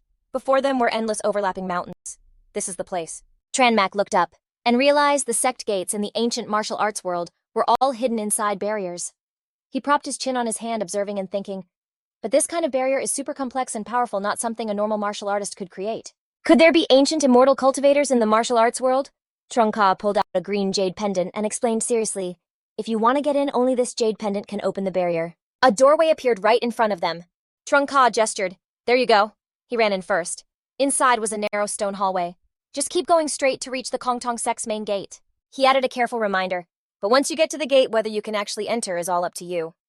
Tran Mak snapped out of it and hesitantly replied, "At the end of the path." A giant sword was plunged straight into the ground. Trung Ka explained, "To enter Kongtong, you must first pay respects to the mountain. See how awesome this stone sword is. We have a rule that before you enter, you have to bow to this stone sword." With that, he knelt and clasped his hands together. Seeing Tran Mak just standing there, he had to look back and remind him, "Master Tran, if you want to enter the Kongtong sect, you have to bow to this mountain-ceiling stone." Tran Mak frowned a little. "I only bow to the heavens and the earth." Trung Ka gave him a huge mental thumbs up. "So badass I didn't want to bow at first either, but then my dad beat the crap out of me. After being locked up for 3 days, I've really learned my lesson." He said while scratching his head and running off. "Master Chen, I'm gonna take off now. If my dad sees that I brought you here, he'll probably kill me." Chen Mo replied sympathetically, "Go on." Just as Chen Ger left, a powerful voice boomed. "To enter the Kongtong sect, you must first pay respects to the mountain, so why haven't you bowed?" 2 grandmasters floated in front of Chen Mo. He exclaimed with feigned surprise, "2 grandmasters of the Divine Insight realm are guarding the mountain gate. That's quite a surprise." The grandmaster with the rugged face spoke in an equally powerful voice. "Who are you? How dare you trespass on the grounds of our Kongtong sect?" Chen Mo replied bluntly, "I'm here for my disciple." Hearing this, the 2 grandmasters scoffed. "A punk like you has a disciple." "Such nonsense. How could our Kongtong sect possibly have a disciple of yours?" They attacked Chen Mo at the same time, but he easily blocked them with both hands. He clenched his fists, channeled power into his palms, let out a shout, and then he blasted them to either side. "Don't bother me." Suddenly, the sound of clapping echoed, drawing his attention. Tiannan walked out and praised him politely. Nice moves. We meet for the first time. I am Xin Tiannan, an elder of the Kongtong sect. He narrowed his eyes, sizing him up. You must be Master Chen. What brings you to our Kongtong sect? Unfazed by his imposing aura, Chen Mo calmly replied, You must be Yan Qingcheng's maternal grandfather, right? You already know the answer, so why ask where my disciple is? Tiannan's brow furrowed his face, twisting into a ferocious expression. Your disciple, that's my granddaughter. It's not your place as an outsider to meddle. He waved his hand dismissively, adding, You have no right whatsoever to interfere, so get lost. Chen Mo retorted just as fiercely, No one can. Force my disciple to do something against her will. If she tells me herself that she wants to stay here, then I will leave. Tiannan puffed out his chest and declared, That's my granddaughter. And whether she agrees or not is for me to decide. Chen Mo's eyes narrowed as he said nonchalantly, Then don't blame me for what happens next. Completely enraged, Tiannan shot toward him like an arrow.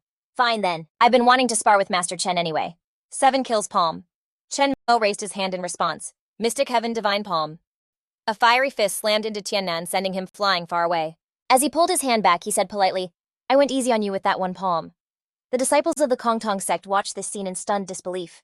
The great elder of the Kongtong sect couldn't even withstand a single palm from Master Chen, so who else could possibly subdue him? Probably only the sect master. Chen Mo brought his fist to his chest and said slowly, I'm a very reasonable person. Either you hand over Yan Qingcheng or I'll come in and find her myself. The moment he finished speaking, Shou Li landed out of nowhere saying, Hold on, Master Chen. The surrounding disciples cried out in unison, Sectmaster, you're finally here. Someone boldly said, Sectmaster, make him wish he was never born and avenge the elder. Shou Li acted as if he didn't hear. He stood up straight, smiled warmly, and clasped his hands in greeting. I am the Sectmaster of the Kongtong sect, Shou Li. It's a pleasure. Shou Li rubbed his hands and explained slowly, Master Chen Yan Qingcheng is already an elder of our sect. She has been exposed to the confidential matters of the Kongtong sect, he said with a troubled expression. Therefore, our Kongtong sect really cannot let her leave. Lying on the ground, Tiannan gritted his teeth and thought with a dark face. She's been locked up ever since I brought her back. How could she know any secrets of the Kongtong sect? The sect master is just making excuses not to let Yan Qingcheng go. Chen Mo pouted and replied, What's with all the talk? Or are you looking for a fight? Shou Li leaped high into the air, calling out, Master Chen, let's find an open space to spar. Chen Mo snorted coldly and shot off with a push of his feet. The two of them really did find an open space with Shou Li leading and Chen Mo close behind. He powered forward to block his path. To be honest, I don't want to get tangled up with you. Shou Li clenched his fists and smirked, Fine by me. The two clashed head-on, and the moment their fists met, a loud explosion erupted. Chen Mo pulled back his hand, assessing that his opponent's strength was probably at the 3rd stage of the god-breaking realm. Shou Li also retreated, thinking to himself, he can actually clash with me directly, I can't underestimate him. After a few dazed seconds, both landed firmly on the ground. Chen Mo suddenly widened his stance and drew back his arm, gathering all the surrounding energy into his fist as he shouted, Let's end this, Shou Li sighed in a low voice. Good thing I came prepared, otherwise I really would have lost to you. He widened his stance, lowered his body, formed a hand seal in front of his chest, and let out a loud shout. Seeing this, Chen Mo frowned slightly. He can actually seize the heaven and earth spiritual energy from my control. He made a quick decision, launching himself high into the air and diving towards Shou Li. Bring it on. A giant fist was descending on his head at an incredible speed. Shou Li raised his hand high and a sphere of energy appeared. 7 kills demon. With a loud bang, the space around them suddenly shook. Smoke and fire filled the sky. The surrounding cliffs were also affected, and several cracked rocks fell to the ground. Shou Li retreated a few steps, clutching his chest and remarking, Master Chen, your reputation is truly well-deserved. Chen Mo warned coldly, Cut the crap, my patience is limited. Shou Li's face darkened, and he frowned unhappily, replying, Master Chen, I admit you're very strong, but Yan Qingcheng cannot leave. In response, Chen Mo smirked. Are you forcing me to wipe out the Kongtong sect? Shou Li challenged, You can try. Unexpectedly, Chen Mo bluntly called his bluff. I know what you're planning. You know you can't beat me. So you're going to use the Kongdong sect's mountain-protecting formation to suppress me. He spread his arms, conjuring a sword, and said, In that case, I'll just shatter this formation and see what else you've got to rely on. The elder chuckled, saying, You're dreaming. Our Kongdong sect's mountain-protecting formation is already active. From the sky, a giant hand began to descend. The elder took a slight bow and said, Master Chen, the formation is gathering spiritual energy. If you give up and flee now, you might just save your life. Otherwise, death is your only option. A glint appeared in Chen Mo's eyes as he held his sword upright and replied, Is that so? Then let me see. The giant hand struck straight down and he gripped his sword with both hands, slashing right through the center of its palm. Great Dao 9 swords, heaven-shattering. The massive hand was struck by Chen Mo's slash, creating an ear-splittingly loud clash. Suddenly the hand closed tight, trapping him inside. Seeing this, Nam Thien cheered happily, Master Chen, you've lost. How could you possibly break our Kongdong sect's mountain-protecting formation? Only the perceptive elder realized something was wrong. The great formation's power was gradually dissipating. A tearing sound echoed out as if in response to his thoughts, and a brilliant light burst forth from the hand. Everyone cried out in shock. Impossible! How did he get through? Someone exclaimed in disbelief. The mountain protecting formation has no effect on him. Chenmo said calmly, "Are you convinced now? Hand over my disciple." The elder looked at him, flying high above with his sword, and let out a sigh. He looked at Namthien and ordered, "Great elder, you go handle it." This time the old man didn't argue, and immediately nodded. "All right, I admit defeat." Qingcheng was released and called out loudly. Master Xi ran to Chenmo and bowed with her hands clasped. "Disciple greets master." He stuck his hands in his pockets and said decisively, "Whether you want to stay or leave with me, the choice is yours." But as he said this, he intentionally raised his voice. "No one can stop this." Queen Than happily nodded. She looked back at Namthien and said, "Grandpa, I'm sorry." He stroked his beard and replied, "At least you still acknowledge me as your grandpa." "That's good enough. Go on." Seeing that everything was settled, Chenmo turned to leave. Qingcheng quickly ran after him. The scene changes. After leaving the Kongdong sect, a curious Qingcheng asked, "Master, you're not from the Kongdong sect, so how did you find the sect's entrance?" Chenmo lowered his head in thought. "It's a long story." Suddenly he stopped and held out his hand, signaling, "Stop, there's danger." Several disciples from the Wushan sect suddenly burst out from the forest shouting. They surrounded Qingcheng and Chenmo. He remarked sharply, "The ancient martial world again. They're so enthusiastic, sending so many masters to greet me like this." Elder Shu of the Wushan sect commanded loudly, "He just came from the Kongdong sect and must have used up a lot of stamina. Don't give him time to recover attack now." Chenmo glanced at Qingcheng and urged, "Their target is me. You go on ahead and stay safe."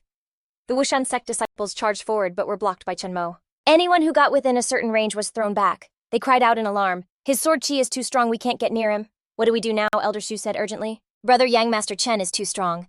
If this continues, we'll have to trouble the Juhua sect." Elder Yang. He frowned and replied, "This is a mess, but it's our only choice." The disciples suddenly turned their palms to the sky and shouted loudly. Specks of energy appeared and flew into the air. They raised both hands and shouted in unison. "Nine gods, great formation, activate!" Chenmo exclaimed in surprise. "It's actually the 9 heavens, starry gods, great formation." The small specks of energy from before gathered into a giant sword blade. The disciples shouted together. Chenmo raised his sword high to block it, and the blades clashed with a piercing sound. He muttered under his breath, "I used up too much power earlier." He gritted his teeth and tried to counter the attack. Hidden high above where no one could see, Lena was secretly watching the battle. Waiting for the perfect moment, she pulled a dagger from her sleeve. "I've finally waited long enough, now's my chance." With that, she leaped from the cliff. In the blink of an eye, Lena was right behind Chenmo. She reached out and growled. Lena tried to stab Chenmo straight in the back. As if sensing it, he immediately turned his head. Chenmo spun his whole body around to dodge, but Lena stuck close to him. She roared fiercely. Break! Chenmo froze. The dagger struck him in the chest, and he let out a pained groan.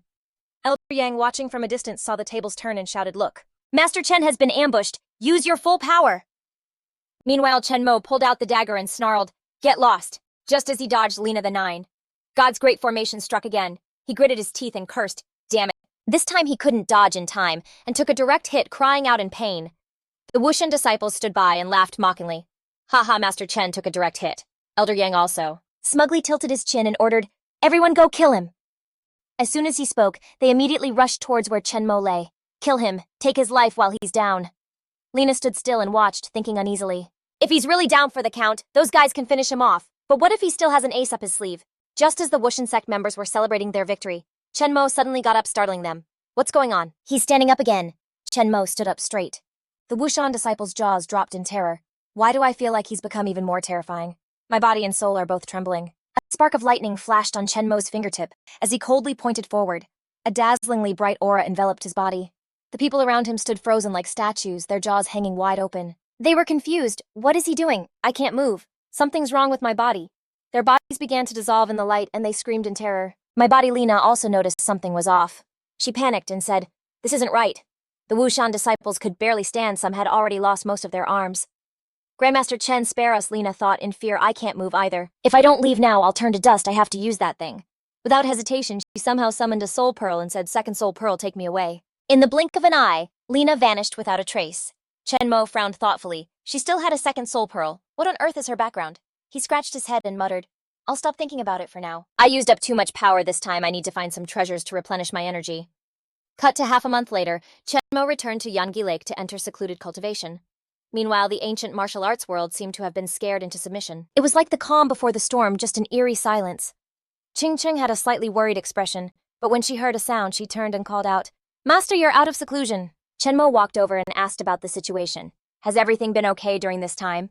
Ching Ching gave a brief report on the important matters. Your best friend is still safe, and the Mo sect is operating normally. Only Mr. Mu from the Medicine King Valley is staying temporarily outside Yangi Lake, wanting to discuss something with you after you came out of seclusion? Chen Mo sat down on the sofa puzzled. Valley Master Mu Zhengfeng, what on earth could he want with me? Zhengfeng didn't beat around the bush and got straight to the point. Grandmaster Chen, I'd like to invite you to represent our Medicine King Valley at the Alchemy Exchange in Zhongzhou. He briefly explained the situation. For many years, my Mu family has been in charge of the Medicine King Valley and respected by the world, but the Gu family's Danzong from the ancient martial arts world has been our rival for hundreds of years. In the beginning, our two families were evenly matched, but gradually the talent in the Medicine King Valley began to dwindle. Then, 5 years ago, our Medicine King Valley had a peerless genius known in the alchemy world as the Pill Queen Yesusu.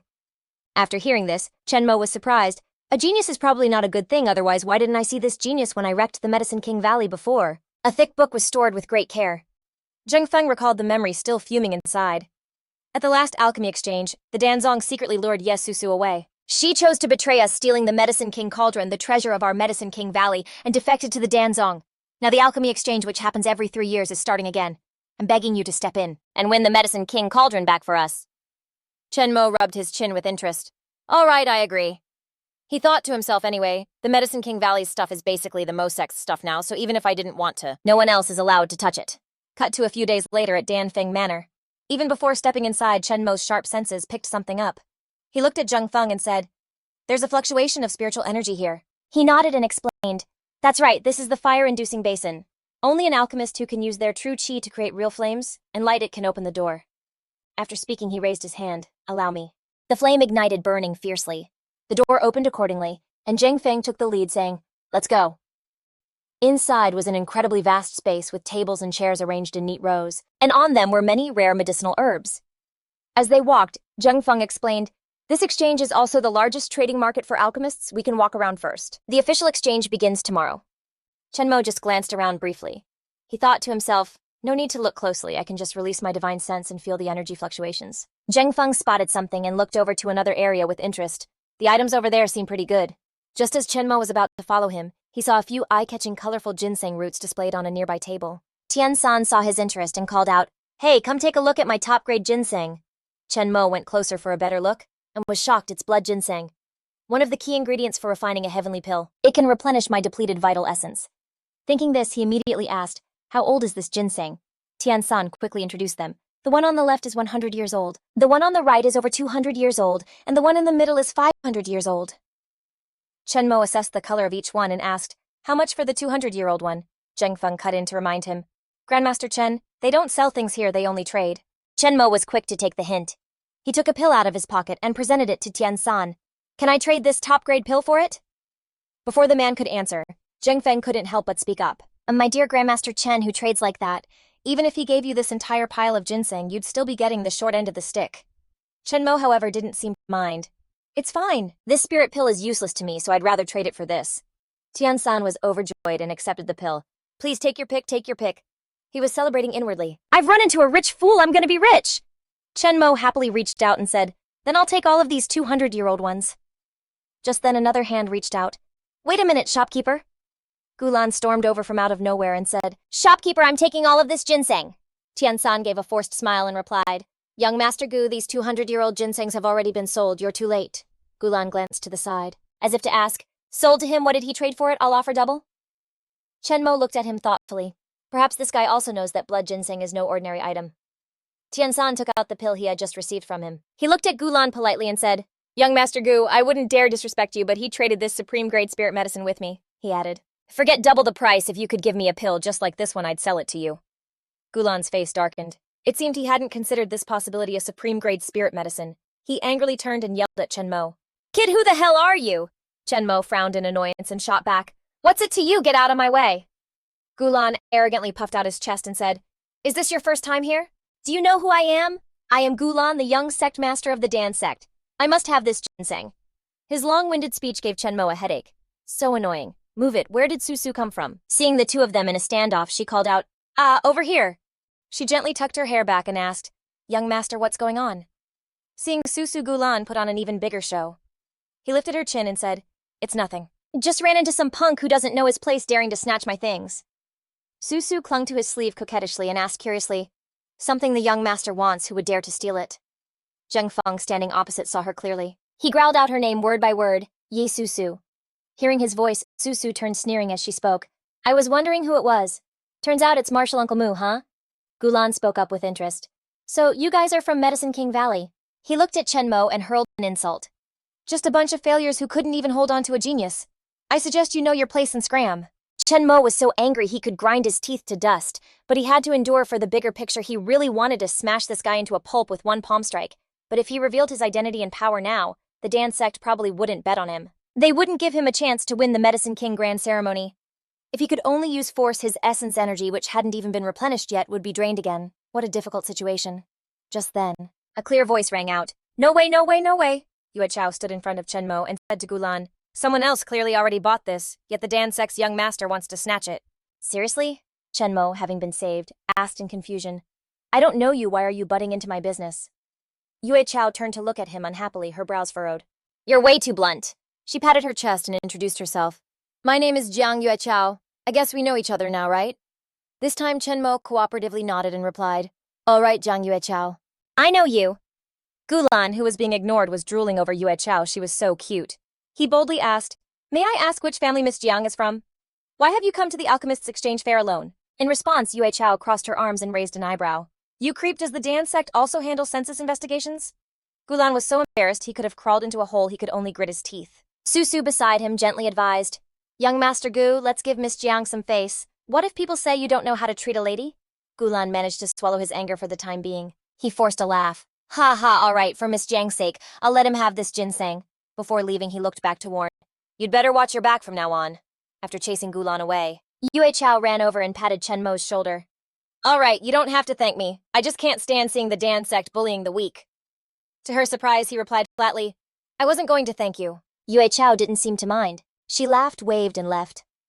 Haha, no problem. Before going, she carefully reminded him, stay away from that Gulan from now on, he'll definitely get revenge. Zheng Feng watched her leave and couldn't help but exclaim, that young lady's strength is not bad at all. Chen Mo agreed with him. A young Grandmaster-level bodyguard like her. She must have some kind of powerful background. The little disturbance was resolved. He turned back to the ginseng he'd bought from Tiansan. All right, let's not worry about her. Let's just grab our stuff and keep going. He calculated in his head next. I'll trade for a few more rare medicinal ingredients. With less than 2 more plants, I can refine the heavenly pill. Then I can replenish some of my lost essence energy. The next day at the exchange fair, everyone had gathered early, each one excited and full of anticipation. Long live the Dan sect, may the world of alchemy last forever. The host of the exchange fair, Dan sect's Master Yue. He stood on the stage and spoke with a beaming smile. Today is our Alchemy World's triennial gathering. I welcome you all here. Zheng Feng angrily gritted his teeth and said, this guy has absolutely no shame. The exchange fair was supposed to be a gathering for the entire alchemy world, but now he's acting like it's his own personal party. Yue had no idea he was being cursed out. After the greetings, he raised his hand to signal. I now declare the 37th exchange fair officially open. As per the old rules, we will begin with 3 trials. The disciples brought out bronze cauldrons one by one. He announced, Trial 1, the test of fire. The cauldrons were neatly arranged on the stage, and Yue explained the rules for everyone to understand. Anyone who wishes to challenge the Dan sect must pass 3 trials.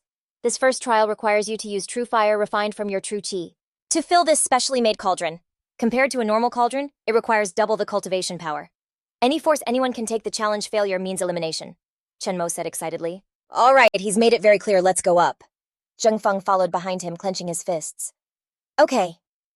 Everyone began to walk up to the stage, a cauldron in front of each person. Chen Mo slowly raised his hand to the mouth of the cauldron, and a flame burst into existence, burning fiercely. He thought to himself, there's no trick to this cauldron, it's just turning true Qi into fire.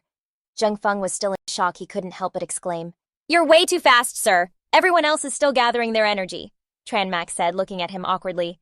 You can't just call a guy fast. Even Nguyet Ha shot to his feet in shock. How could this be? The onlookers were completely stunned. How is this kid so fast? Whose prodigy is he?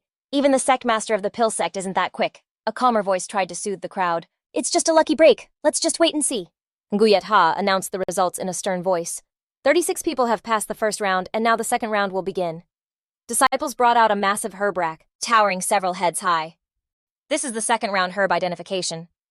Qin Fong explained the rules. The second round is to identify these medicinal ingredients, write down their names and uses on paper, and then submit it. You only need to identify 10 types to pass, but don't think that's easy. These herbs are both rare and bizarre, not the kind of stuff you see every day. He added, just write your answers on this tablet and turn it in. In a flash, Tranmac had already filled in all the answers. He picked up his tablet to double-check it.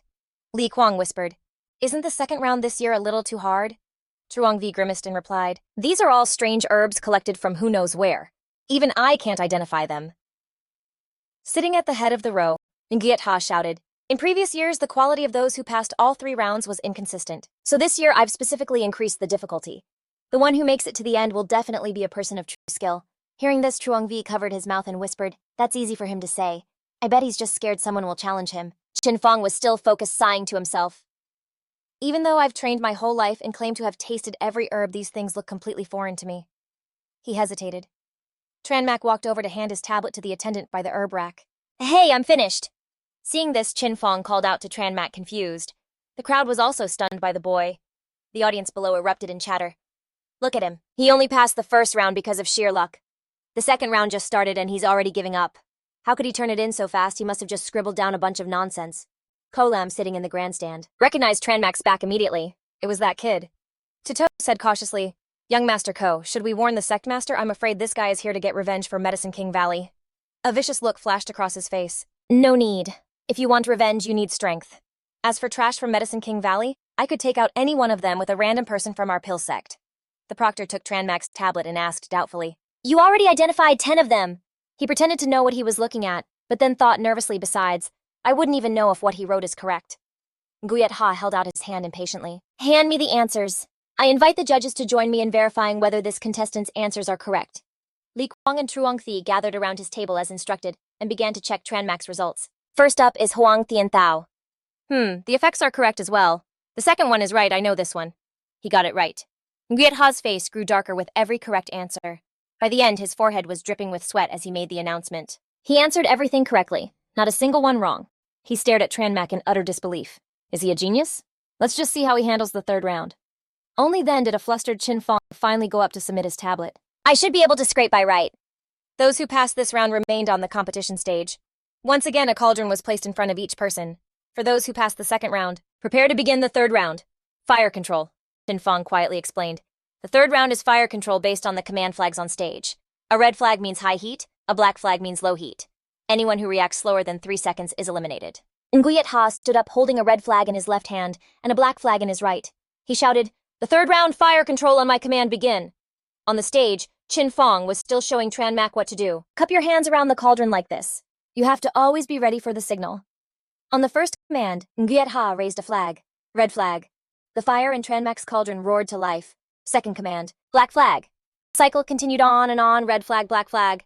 Contestants started to complain, I'm toast, I was a beat too slow. Me too. Someone quietly assessed the situation. Even though it looks like a test of reflexes, it's clearly a test of an alchemist's cultivation level. The more energy you use, the slower your reactions become, and you get eliminated. Qin Fong wiped the sweat from his brow, looking completely drained as he spoke. The third round is over. Tranmac can now go on stage and challenge one of the hosts. If he wins, he can take their place as a host for the next exchange conference, and will also receive some prizes. Tranmac frowned, thinking, my only goal is to get back the Medicine King's Grand Cannon. Will Ko Nguyet Ha even accept this wager? Qin Fong answered with absolute certainty. He has to accept it. Otherwise, the pill sect's honor will be completely ruined. Hearing that, Tranmac smiled with interest. Perfect. Standing on the high platform, Nguyet Ha looked down at Tranmac. This young disciple, do you wish to issue a challenge? Any of the judges behind me, who do you wish to challenge? He crossed his arms, looked right at him, and spoke slowly. The person I want to challenge. He tilted his chin up sharply and said, is Yuko Nguyet Ha. The judges sitting behind him began to huddle together and whisper. Ko Nguyet Ha's skill is recognized as #1 in the entire world of alchemy. This kid is way too arrogant. Nguyet Ha raised a hand, confirming in a deep voice. Young man, I am Nguyet Ha, the sect master of the pill sect. Are you certain you want to challenge me? Tranmac's reply was crystal clear. That's right. And what's more, I want to wager the Medicine King's Grand Cannon. Nguyet Ha held out his hand, gesturing. All right, I accept your challenge. But if I win, what will you give me in return? Tranmac casually took out a sparkling golden pill. I'll wager the refinement formula for this very pill. What do you think? This time it was his turn to stare in shock, his eyes wide. He calculated in his mind this pill was obviously no ordinary item, far more powerful than the one from the Medicine King Grand Ceremony. While he was still lost in thought, Kolam jumped down from the stands, blocking the way and saying, Hold on! My father holds a prestigious position, not just anyone can challenge him. His face darkened as he spoke to Nguyet Ha. Father, this kid is a little weird, I'll take him on first. After I figure out his tricks, then you can make the bet with him. He surprisingly agreed right away. I understand. After saying that, Ko Lam spun around to look at Tran Mak. You have to pass my test before you're worthy of challenging my father. Before he could even say anything, Chin Fong voiced his objection. The rule is that whoever passes the 3 trials can challenge any judge or host they choose. Why are the rules suddenly changing for the pill sect? Ko Lam sneered. If you can't even beat me, why would you need my father to intervene? Tran Mak wasn't too bothered by the rules, he just waved for Chin Fong to back down. It's fine, don't cause a scene. Let's just do it their way. Let's start now. The crowd started murmuring amongst themselves. It's been years since someone challenged the pill sect. I don't think this guy can do it. Passing 3 trials is one thing, but alchemy is something else entirely. Exactly. Ko Lam is the young master of the pill sect, and his abilities are incredible. Tuto had somehow appeared next to Chin Fong, asking in a teasing voice, Martial uncle, when did you get such an impressive disciple? Chin Fong narrowed his eyes and snorted coldly. Deep Tutu, don't even think about getting any information from me, and mark my words, one day you'll regret everything you've done. A tray of herbs was placed in front of Tran Mak, who casually put his hands in his pockets, calmly listening to the rules of the challenge, which was to create a hemostatic pill within 30 minutes. Cauldrons had to be provided by the contestants, but the herbs would be supplied, and whoever refined the spirit pill with the highest grade and greatest effect would win. Ko Lam thought smugly to himself, I've made this hemostatic pill countless times. I can easily refine a high-grade version. He took out a cauldron and set it on the table, especially with a great tool like this to help. The surrounding crowd started to buzz. Hey, look, what did young Master Ko Lam just pull out? It was a cauldron carved with dragons topped by a guardian Kilin, and someone sharp-eyed recognized it as the Fire Cloud Purple Dragon Cauldron, a divine artifact. Ko Lam shot Tran Mak a provocative look. Hey kid, where's your cauldron? Don't tell me you don't have one. He gave a knowing smirk. Why does a true alchemist need a cauldron? He flicked his wrist, sending the herbs flying into the air, and then answered, I use the sun, the moon, and the stars. In just a flash, all the herbs condensed into a single pill. The judges were once again dumbfounded, their jaws on the floor. Oh my god, what did I just see? Someone asked doubtfully, mid-air alchemy, is that a magic trick? How is he doing that? The disciples of the pill sect cried out in astonishment. He actually did it, no way, this completely shatters everything we know about alchemy. No one noticed Konguyet Ha's expression turning grim, as he gritted his teeth and thought, I've only heard stories about this technique but never seen it, his pill has to be a fake. Meanwhile, Chin Fong was absolutely beaming, grinning widely as he said, Ha ha ha, throughout all of history he's the only alchemist to ever do something like this. It seems the history of alchemy needs to be rewritten. Tutu stood on the side filled with doubt. The Medicine King Valley never had a divine technique like this. Did they hide this technique from me when I was training there? Ko Lam, holding his Fire Cloud Purple Dragon Cauldron, yelled in shock. How can this be? A sharp-eyed spectator saw black smoke pouring from his cauldron and shouted, Ko Lam, you lost concentration while channeling your true chai. The alchemy has failed. Nguyet Ha stepped up to his table and questioned him coldly. Kid, I suspect this pill of yours isn't real. I demand to inspect it. Tran Mak tossed the pill to him, saying, Go ahead. Nguyet Ha held the brightly glowing pill in his hand. Ko Lam leaned in to look and couldn't help but gasp. Father, this is definitely a supreme-grade pill. Ko Lam's shame turned into anger, and he made a cut on his own wrist. No, I refuse to believe it. How could anyone create a supreme-grade spirit pill so quickly? I have to test this pill's effectiveness myself. As the pill neared his wrist, the wound sealed instantly, leaving no scar. The crowd immediately erupted in gasps of awe. Heavens, that's a divine hemostatic pill. This is beyond supreme grade. It's legendary. I've never seen a pill like it in my life. Ko Lam slumped in defeat, still stubbornly in disbelief. How did this happen? How is this possible?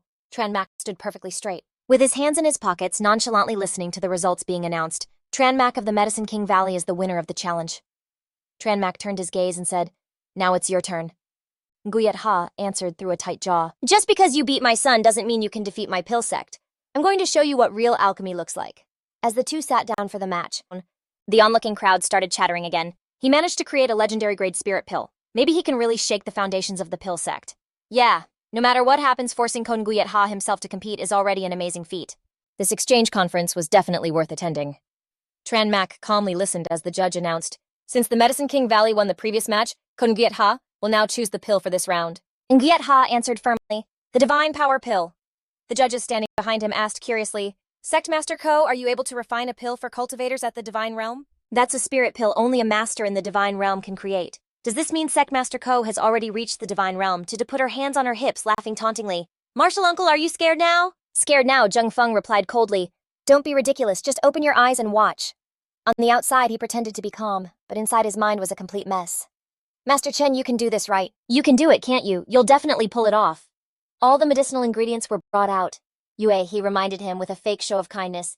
Kid, if you don't have the power of the Divine Realm, you won't be able to refine a divine pill. he thought maliciously, even though my own chances of refining a divine pill are only 10%.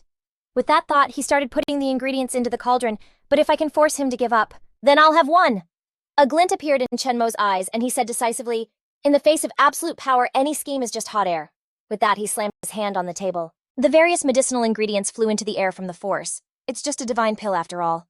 He raised his hand to his stomach, and the ingredients began to transform into all sorts of colors. He said casually, I can refine it with a snap of my fingers. In just a few seconds, he had refined a medicinal pill. The judges stared in astonishment, and someone praised admiringly, refined in one go incredible. Someone else asked curiously, what kind of technique is this? It's so powerful. The crowd of onlookers also started buzzing with discussion. A miracle, it's a miracle. Someone couldn't help but exclaim, to have lived to see this day is truly my blessing. They all knelt down at once and shouted respectfully, a divine master has descended, a divine master has descended.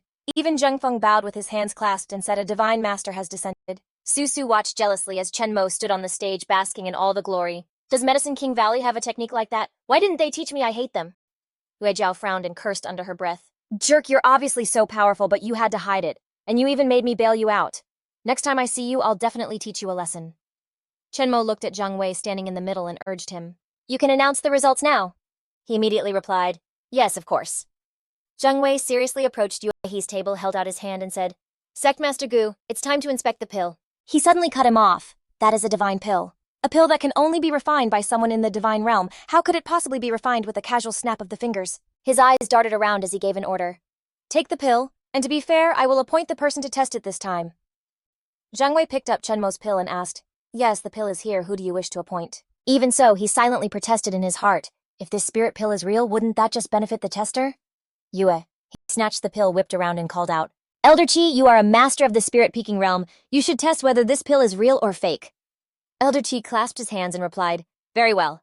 He took the pill and tossed it into his mouth without any hesitation. He sat down cross-legged, closed his eyes, and began to focus on absorbing it. A moment later, he opened his eyes, his entire body radiating with vitality completely different from the Elder Qi of before. He opened his mouth and laughed loudly. Haha, I can't believe at my age I've finally reached the divine realm. As soon as he stood up, he ran over to Yuehei and kowtowed in thanks. Sectmaster's great kindness.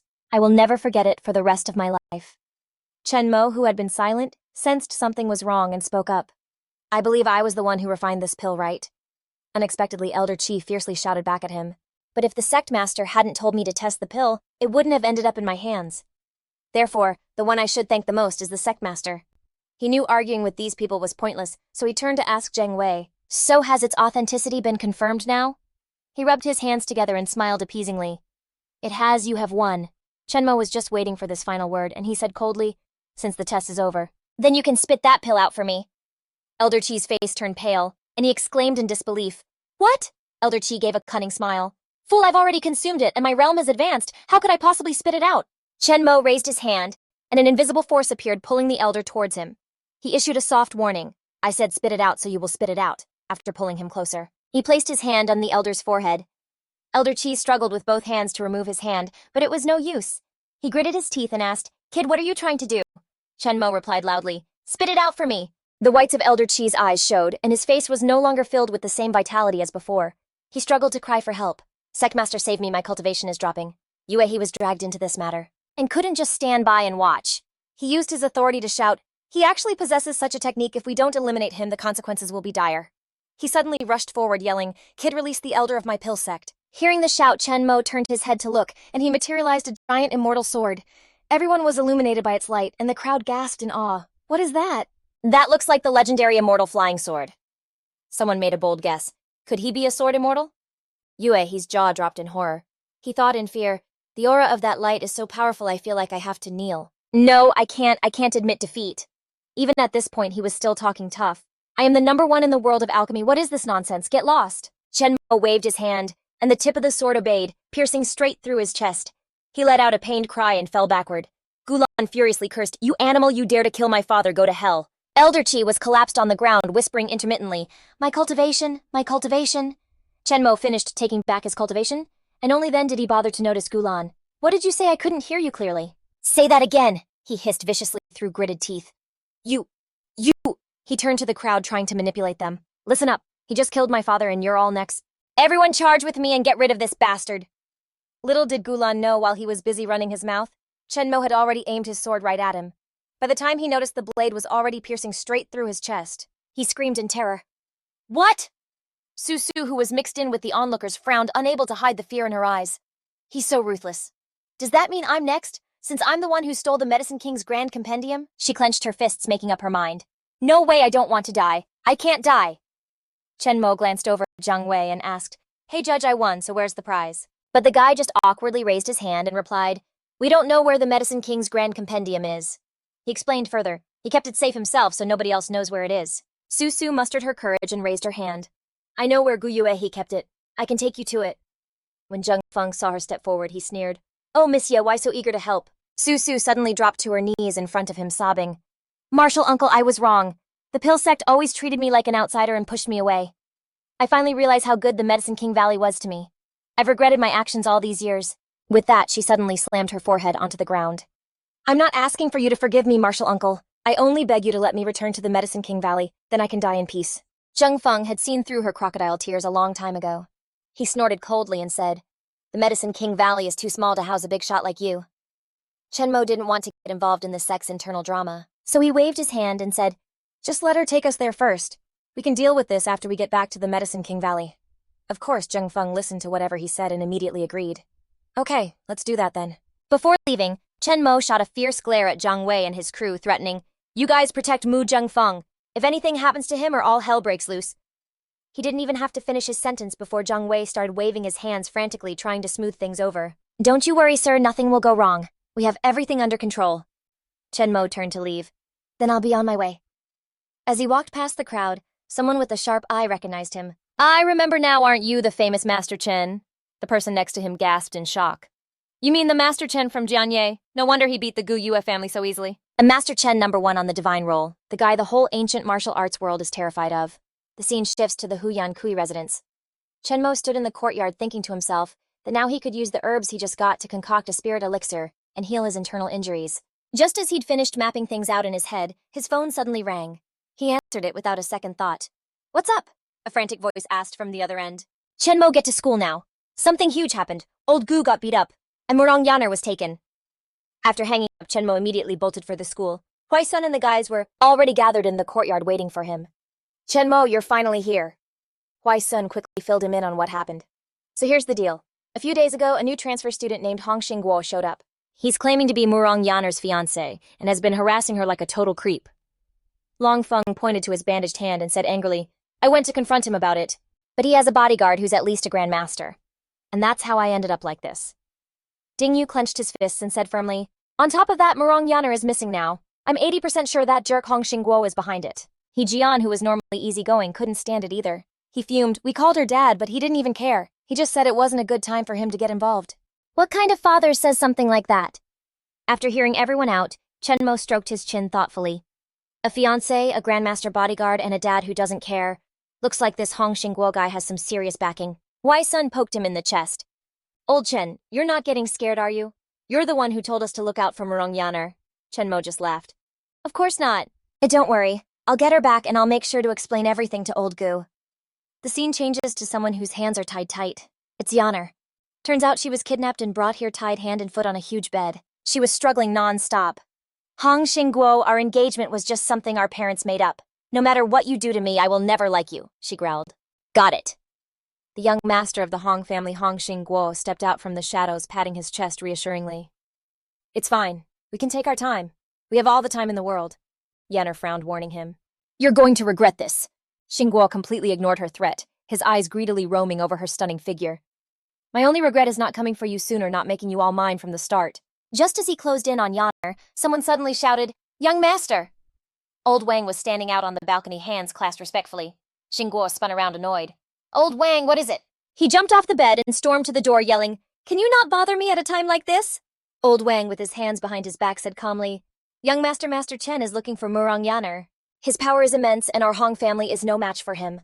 He advised earnestly, You should let the girl go apologize for what you've done, and he'll probably let it slide out of respect for the Hong family. But Xingguo wouldn't listen and blew up at him instead.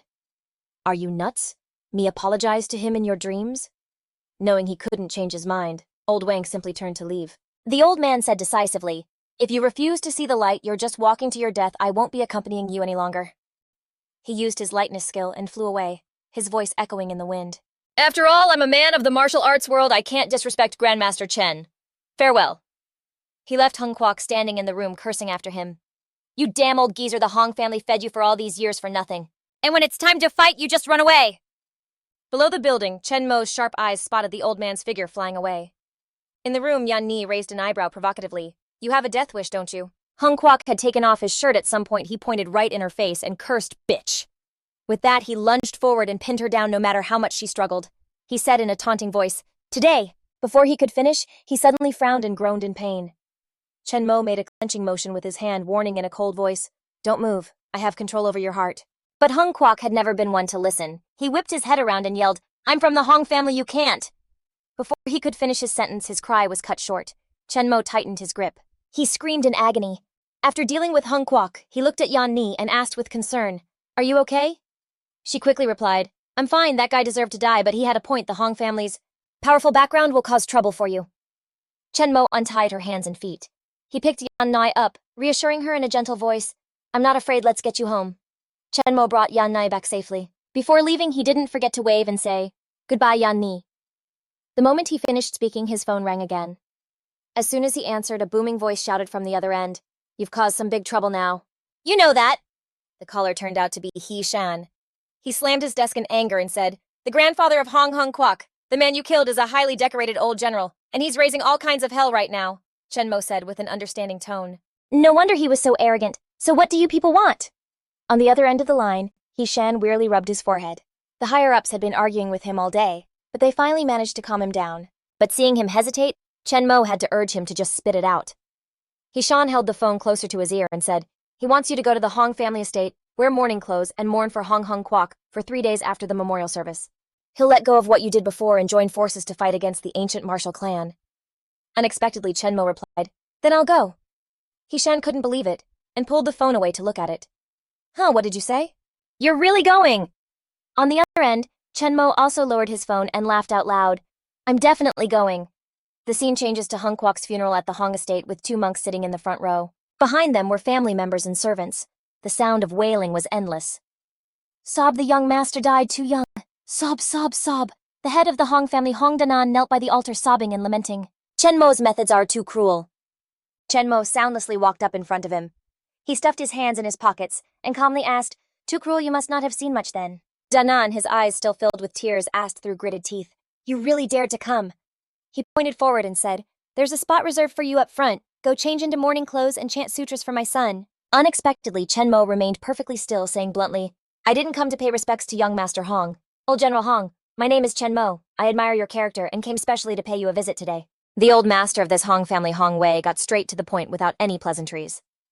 Grandmaster Chen, do you dare to take a single strike from my blade? Chen Mo replied politely. Please.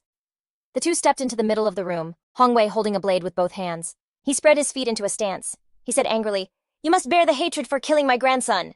He let out a yell, swinging the blade down. Hi-ya! Chen Mo raised his hand to block the blade. With a light flick of his hand, the blade shattered into 100 pieces. Everyone who witnessed it exclaimed in astonishment, No way he can block Old Master Hong's blade with his bare hands. Chen Mo said sarcastically, disguised as a compliment. Old General Hong is known for being upright and just fair and impartial. As a high-ranking general myself, I came to pay a visit. Is this how you receive me? Hong Wei replied with a grim face.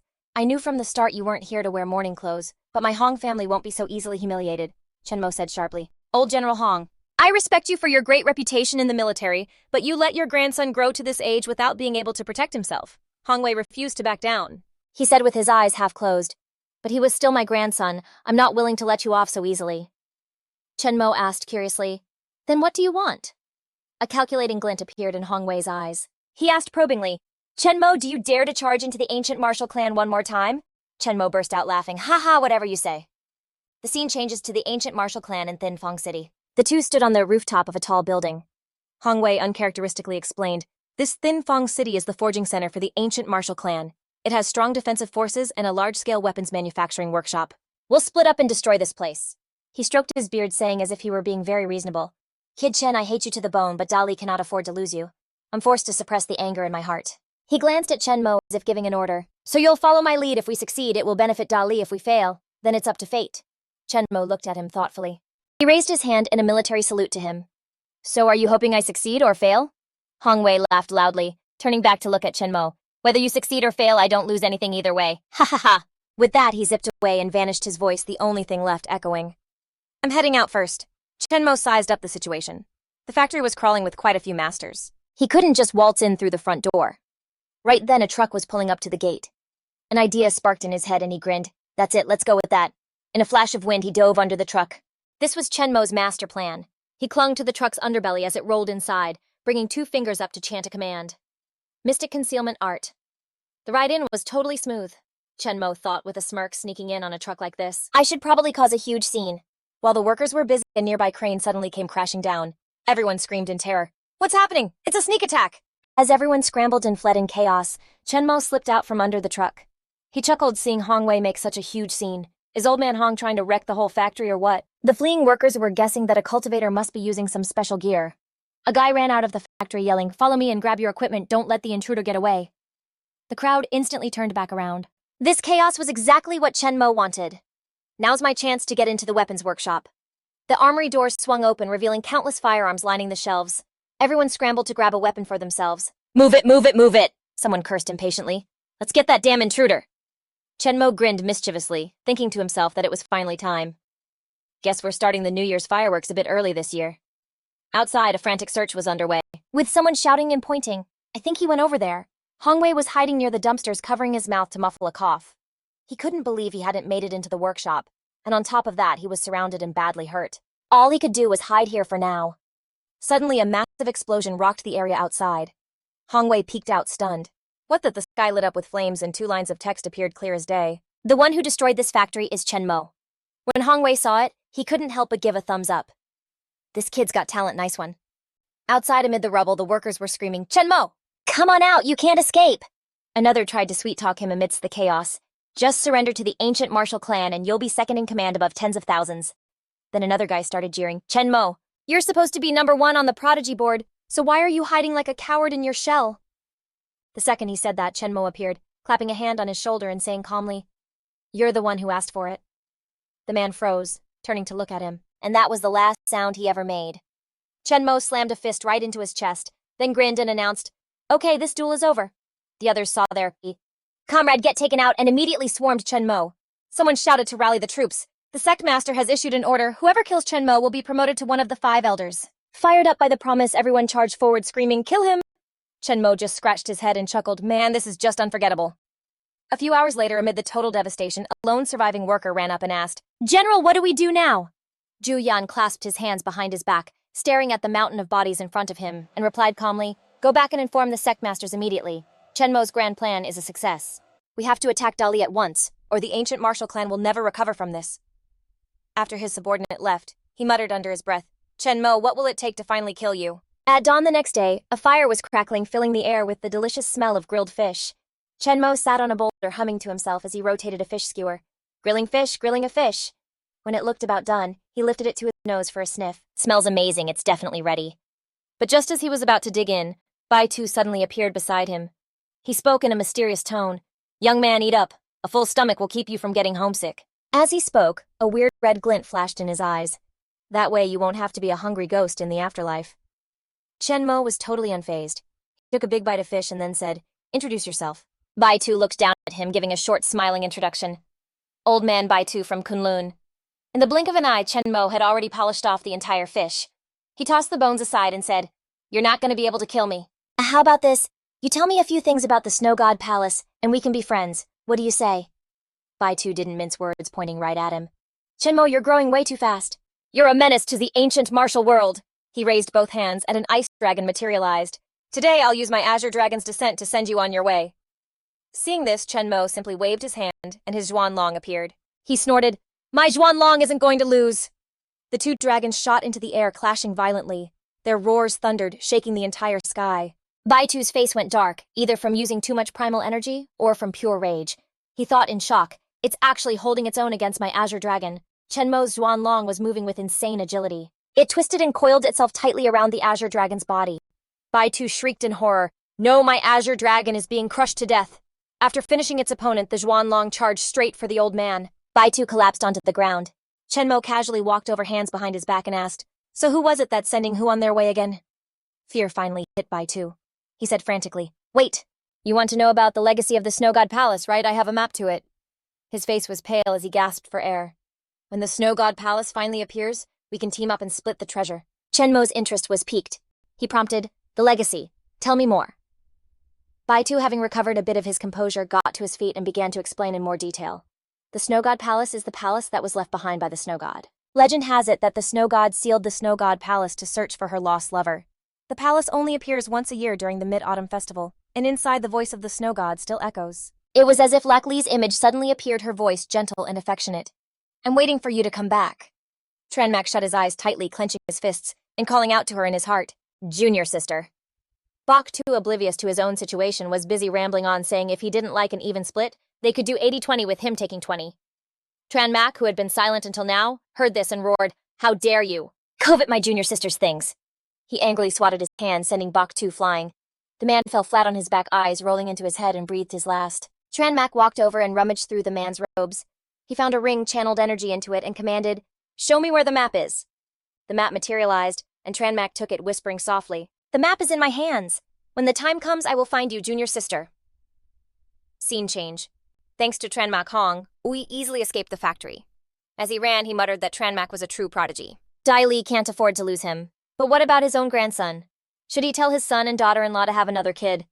He made up his mind. Yes, they'll have another, and I'll personally train him and raise him to be a true prodigy. Suddenly, something felt off. He frantically spun around. Then all the strength drained from his body as he collapsed onto the cold ground. Scene changed to midnight in Hado, where city lights illuminated every corner. The streets were eerily empty. Tranmak found it strange too, thinking, why is it so quiet? This atmosphere is all wrong. He stepped into a bar. Tio Bin, who was wiping a glass, saw him and shouted in surprise. He couldn't believe someone would dare to come out for a drink at a time like this. Tranmak sat at the bar and asked, "Did something happen recently?" Tio Bin looked at him incredulously. "You don't know? Are you joking? Or are you some kind of hermit who stays cooped up at home all day?" He couldn't help but raise his voice. "This is a huge deal. Tranmak used the ancient martial arts clans to assassinate General Hong Ui. The Grand Chancellor covered for him and was imprisoned by the major families. Kuang Hasun was killed. Dai Li is about to be turned completely upside down." Tranmak shot to his feet and slammed the table. Now it was his turn to be shocked, exclaiming, "What?" Over the phone, Tung Tu quickly explained. The major families in Dai Li conspired with the ancient martial arts world, using Hong Ui's death as an excuse to stage a coup, and swiftly seized the Grand Chancellor. "I've already brought your relatives and friends to this villa for their safety. For the time being, the ancient martial arts world won't dare to make a move on this place." Tranmak felt somewhat relieved hearing that everything was taken care of. "Got it." He gripped the phone tightly, steeling his resolve. He had to rescue the Grand Chancellor as soon as possible and restore order to Dai Li. He leapt from the city wall, taking off like a speeding bullet. "If you're all looking for a death wish, then I'll be happy to grant it." Scene changed to some secret location, where armed guards stood watch at the door. Suddenly a brick flew through the air, shattering the glass. Luke Da yelled, "Be careful." He quickly caught the brick, but strangely, the moment his hand touched it, the brick disintegrated, revealing a piece of paper inside. Luke Da opened the note and read it aloud. "Trade the Snow God Palace map for the Grand Chancellor. The exchange is tomorrow night on the southern outskirts of Hado, or else we all go down together." The Snow God Palace of all things. The men began to murmur amongst themselves. "He dares to threaten us. We can't make the trade. Our main goal is to take Dai Li, but the value of the Snow God Palace is something you all should be well aware of." Lu Kuang covered his mouth with a sinister smile. "No need to argue. First we trade the Grand Chancellor for the map. Then we kill that guy and take the Chancellor back. It's as simple as that." Scene changed to the following evening. Seeing the Tin Lan sect members gathered at the rendezvous point, Tranmak finally spoke. "Bring the man here." He patted his chest to show his sincerity. "I'm here in good faith." As he spoke, he pulled out a map and said, "Here is the map to the Snow God Palace." Qi raised his hand, giving a signal. A group of prisoners with their hands bound, led by the Chancellor, walked out. The Tin Lan sect disciples prodded them along, shouting, "Hurry up, stop dawdling!" When the Chancellor saw Tranmak, he stopped in his tracks, looking up in confusion. "Tranmak? What are you doing here?" Tranmak saw him too and gave a slight wink. "Do you really need to ask?" The people behind the Chancellor saw him and shouted with relief, "Grandmaster Tran, save us." "Grandmaster Tran, help us!" Qi arrogantly held out his hand, demanding, "Give me the map and I'll let them go." But Tranmak was no pushover. He conjured a flame in his hand and threatened, "Release them first, or I'll burn this map to a crisp." Qi turned to his subordinate and ordered, "Release them." The henchman kicked the Chancellor in the back and yelled, "Get going, hurry up." Once freed, all the prisoners gathered behind Tranmak. Seeing that his side had been released, Qi asked, "Now are we good?" The Chancellor covered his mouth and whispered urgently, Tranmac, these guys are experts from the cultivation world. They've already united the ancient martial arts clans. They're acting under the name of the Kunlun sect, and their power is not to be underestimated. You have to be careful. In response, Chenmo smiled and said, I know I have a way to handle this. You all should get out of here. Don't get in my way. Shu Qi frowned at him and said with annoyance, Now that they're all gone, hand over the map.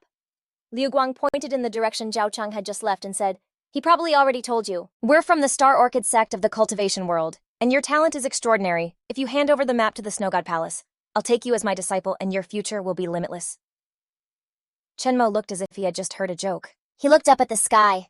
The constellation was shining brightly as he bluntly exposed them. You guys just want to imprison everyone and take over this place. With that, he suddenly raised both hands high, and the mystic dragon appeared. It let out a heaven-shaking roar, and his voice filled with unrestrained fury also rang out. But I, Chenmo, will not allow it. Seeing the situation turn bad, Qi hurriedly shouted, Activate the 7-star formation. The Starlin sect disciples expertly lined up to set up the array as Chenmo's pillars of energy rained down relentlessly. At a position held by only one person, he couldn't withstand the power of the light pillar, and his body began to slowly dissolve from the energy. The others were forced to their knees, all gritting their teeth and trying to hold on. The formation is so strong, Chenmo kindly inquired. You guys don't look too comfortable. Lu Da's face turned purple with rage, and he screamed, forgetting his composure. Do you have any idea who you're messing with? We are cultivators of the Starlin sect. Do you realize what the consequences of this will be? Chenmo watched him struggle desperately within the formation, and asked curiously, Humph, why don't you tell me what those consequences will be? Lu Da gritted his teeth and threatened, You'll be hunted down by my Starlin sect, your body will be chopped into 1,000 pieces, and your soul will be burned by an eternal flame. Chenmo pretended to be terrified, crying out, Wow, that's so scary! Not realizing the act, Lu Da kept running his mouth. If you're so scared, then hurry up and take down this damn formation. Join our Starlin sect and cultivate the great Tao with us. Chenmo walked over and grabbed his shoulder, praising him. Hearing you say that the Starlin sect must be incredibly powerful. If I were to anger you, I'm afraid I'd never know a day of peace again. Lu Da laughed smugly. Good that you know. Now hand over the map to the Snow God Palace and my brothers and I will put in a good word for you with the sect master. You definitely won't be left out of any rewards. Chenmo suddenly lowered his voice, speaking mysteriously. I appreciate your kind offer. But I've thought of another way. Seeing his expression change, Lu Da grew wary. What are you going to do?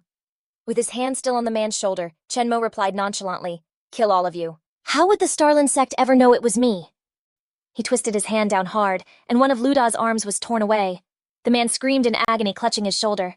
Chenmo casually put a hand in his pocket and spoke. I'm not going to kill you. Instead, I want you to watch a good show. Liu Guang, still trapped in the formation, heard every single word and panicked, questioning him loudly. Chenmo, what are you doing? Hearing his name, Chenmo turned and headed toward him. Seeing this, Liu Guang stammered. You stay away! He screamed in agony as his body slowly disintegrated into dust. Chenmo was a little surprised, but then he understood. It was because of fear. The man's protective chi had fallen into chaos, making him unable to withstand the formation's energy. Witnessing firsthand their brother die in agony, the Starlin sect members finally became terrified. Don't come over here, please! The people trapped in the formation screamed horribly one after another before completely vanishing. Chenmo walked past them to stand before Qi, asking with some curiosity, They were all screaming for help, so why haven't you said a single word? Qi frowned his face, holding the expression of someone who had given up on life. You killed them even when they begged for help, right? So why should I give up my last shred of dignity before I die? Chenmo smirked. You've got a point. I'm using the cruelest methods to kill you all. You've done this kind of thing plenty of times before, haven't you? Do you regret it now? But Qi just laughed maniacally. Haha, regret. What cultivator's hands aren't stained with blood? It's the law of the jungle. Big fish eats the small. What is there to regret? Chenmo raised his palm to strike him, growling. Makes sense. In that case, just die. Unlike his previous panicked expression, Qi suddenly smirked. Caught completely off guard, Chenmo was sent flying by a blast of energy. The man stroked his beard and said with a sinister smile, What a shame. I wasted a precious magic treasure and still couldn't kill you. You're one tough cockroach to squash, but your luck runs out now, Qi threatened loudly. The fact that you were able to set up a high-level array like the Big Dipper 7-star formation, I'll spare you. Chenmo straightened up, wiping a trickle of blood from his mouth. If you've got the guts, then come and take it. Qi sneered. I won't grant you a peaceful death. He raised his hands, clenching them into fists, as immense energy gathered around them. Today I'll show you the ultimate technique of my Starlin sect. Star Soul Fist. With that, he charged forward without a moment's hesitation. Die, Chenmo silently observed, thinking to himself that he might as well use this guy to refine his own techniques. He summoned energy to surround his body, and just as Qi lunged forward, he rushed to meet him. Stunned and in disbelief, Qi yelled, What? With a loud thud. Qi landed a punch square in Chen Mo's stomach. Chen Mo squeezed his eyes shut in pain as the man's mocking voice rang out, "To think you'd willingly come to your own death." Qi's punch carried his full power, sending Chen Mo flying dozens of feet away. He let out a sharp breath. That Chen Mo really is an idiot. I hope that Star Soul Fist was enough to finish him off. Qi then looked gleefully at the others still trapped in the formation, and asked, "Has the 7-star formation been deactivated yet?" Instead of answering, they screamed a warning, "Look ahead!" As the dust settled, Chen Mo walked out completely unharmed, though he looked a bit of a mess. But overall, none of the injuries were fatal. He spread his arms and laughed. "Haha, that felt great, do it again." Qi rushed forward and punched him again. "Get lost!" Chen Mo's feet slid across the ground from the force of the blow, and you could tell he was shaking from the pain, but his mouth was still curved in a casual smile. "Ha, still not enough." Qi pointed angrily and said, "I won't let you pass." The people trapped behind them suddenly shouted, "Huh! The 7-star formation is disappearing, maybe Chen Mo is about to die." The two of them, having just escaped, charged straight at Chen Mo. "Let's all attack together." The three of them surrounded him from the left, right, and center, taking turns wailing on him. "There's no way he can take on the three of us alone, right? Let's get our revenge." Qi once again focused his power and punched him in the gut, then landed another one. Chen Mo raised an eyebrow and grinned with amusement. "The more you guys hit me, the better I feel." Someone couldn't help but curse. "Damn it, this jerk is like a cockroach you can't kill." They beat him until they were exhausted, and then realized in a panic that their spiritual energy was almost depleted. "I'm out of here." The quick-witted Qi turned and fled, shouting, "I'm leaving first." The other two also tried to leave, but Chen Mo grabbed their shoulders and held them back. He said in a cold voice, "You guys want to run too? After hitting me so much, how about you take a hit from me?" A loud explosion roared, and the space around them shook and lit up. Qi, who hadn't gotten far, looked back in alarm. He hadn't even noticed that Chen Mo had caught up. Chen Mo kindly gave him a heads up. "You too." Qi's face went pale as he turned around, but even on the verge of death, he still talked tough. "Chen Mo, you can't kill me!" Chen Mo ignored him, rushing forward and striking him in the chest with his palm. "You think I have to listen to you?" After finishing off Qi, he focused his energy on his golden core. Looking at its current state, he smiled with satisfaction. "All right, after taking so many hits, the golden core is finally almost complete." Chen Mo spread his arms and raised the golden core high. A powerful burst of energy erupted and enveloped him. The golden core is formed. Hong Tian bowed his head, sobbing. "Boo-hoo-hoo, you must avenge me, sir." He clasped his hands and reported, "That Chen Mo killed both my son and my father. The feud between us is deep."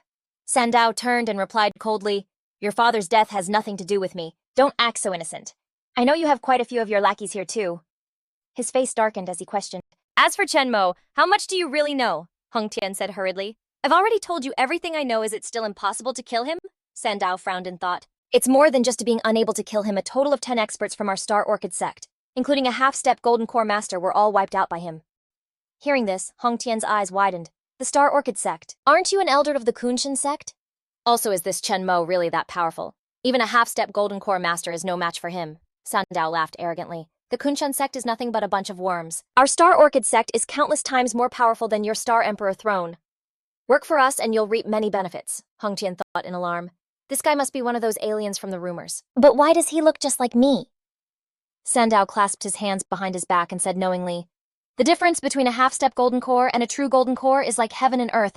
That guy Chen Mo only managed to kill a half-step Golden Core Master, that's all." He held up one finger and continued, "I've been to the scene and checked it out. The formation he used was the ancient Big Dipper 7-star formation. He only succeeded because he relied on the power of the formation." At this point, his face darkened. "It's just that in the intel you gave me, you never mentioned that Chen Mo knew this formation." Seeing this, Hong Tian quickly waved his hands and explained, "This is the first time Chen Mo has shown this kind of power. We only just found out ourselves." Setting aside the matter of the Big Dipper 7-star formation, Sandao narrowed his eyes and said, "No matter, do you know that Chen Mo has a Mo Gate?" Hong Tian was confused. "What Mo Gate?" Sandao raised his hand and sneered. "It's the place where all of Chen Mo's forces are gathered, called the Mo Gate. I've already spread the word. The Kunshan sect will mobilize a massive army to attack the Mo Gate. Hong Tian, how many soldiers can you send me?" Hong Tian gave a forced smile. "You're taking the field yourself, sir. Do you still need mortal soldiers? Those weapons are basically useless against Chen Mo." Sandao smiled sinisterly. "But they're useful against the Mo Gate. If we fire 100 cannons at the Mo Gate, he'll be forced to use his primordial energy to protect it." Sandao was full of self-confidence in his plan, using those mortal things to completely drain Chen Mo's primordial energy. Then killing him will be as easy as crushing an ant. Sandao looked towards Hong Tian, as if to ask, "So can you provide support?"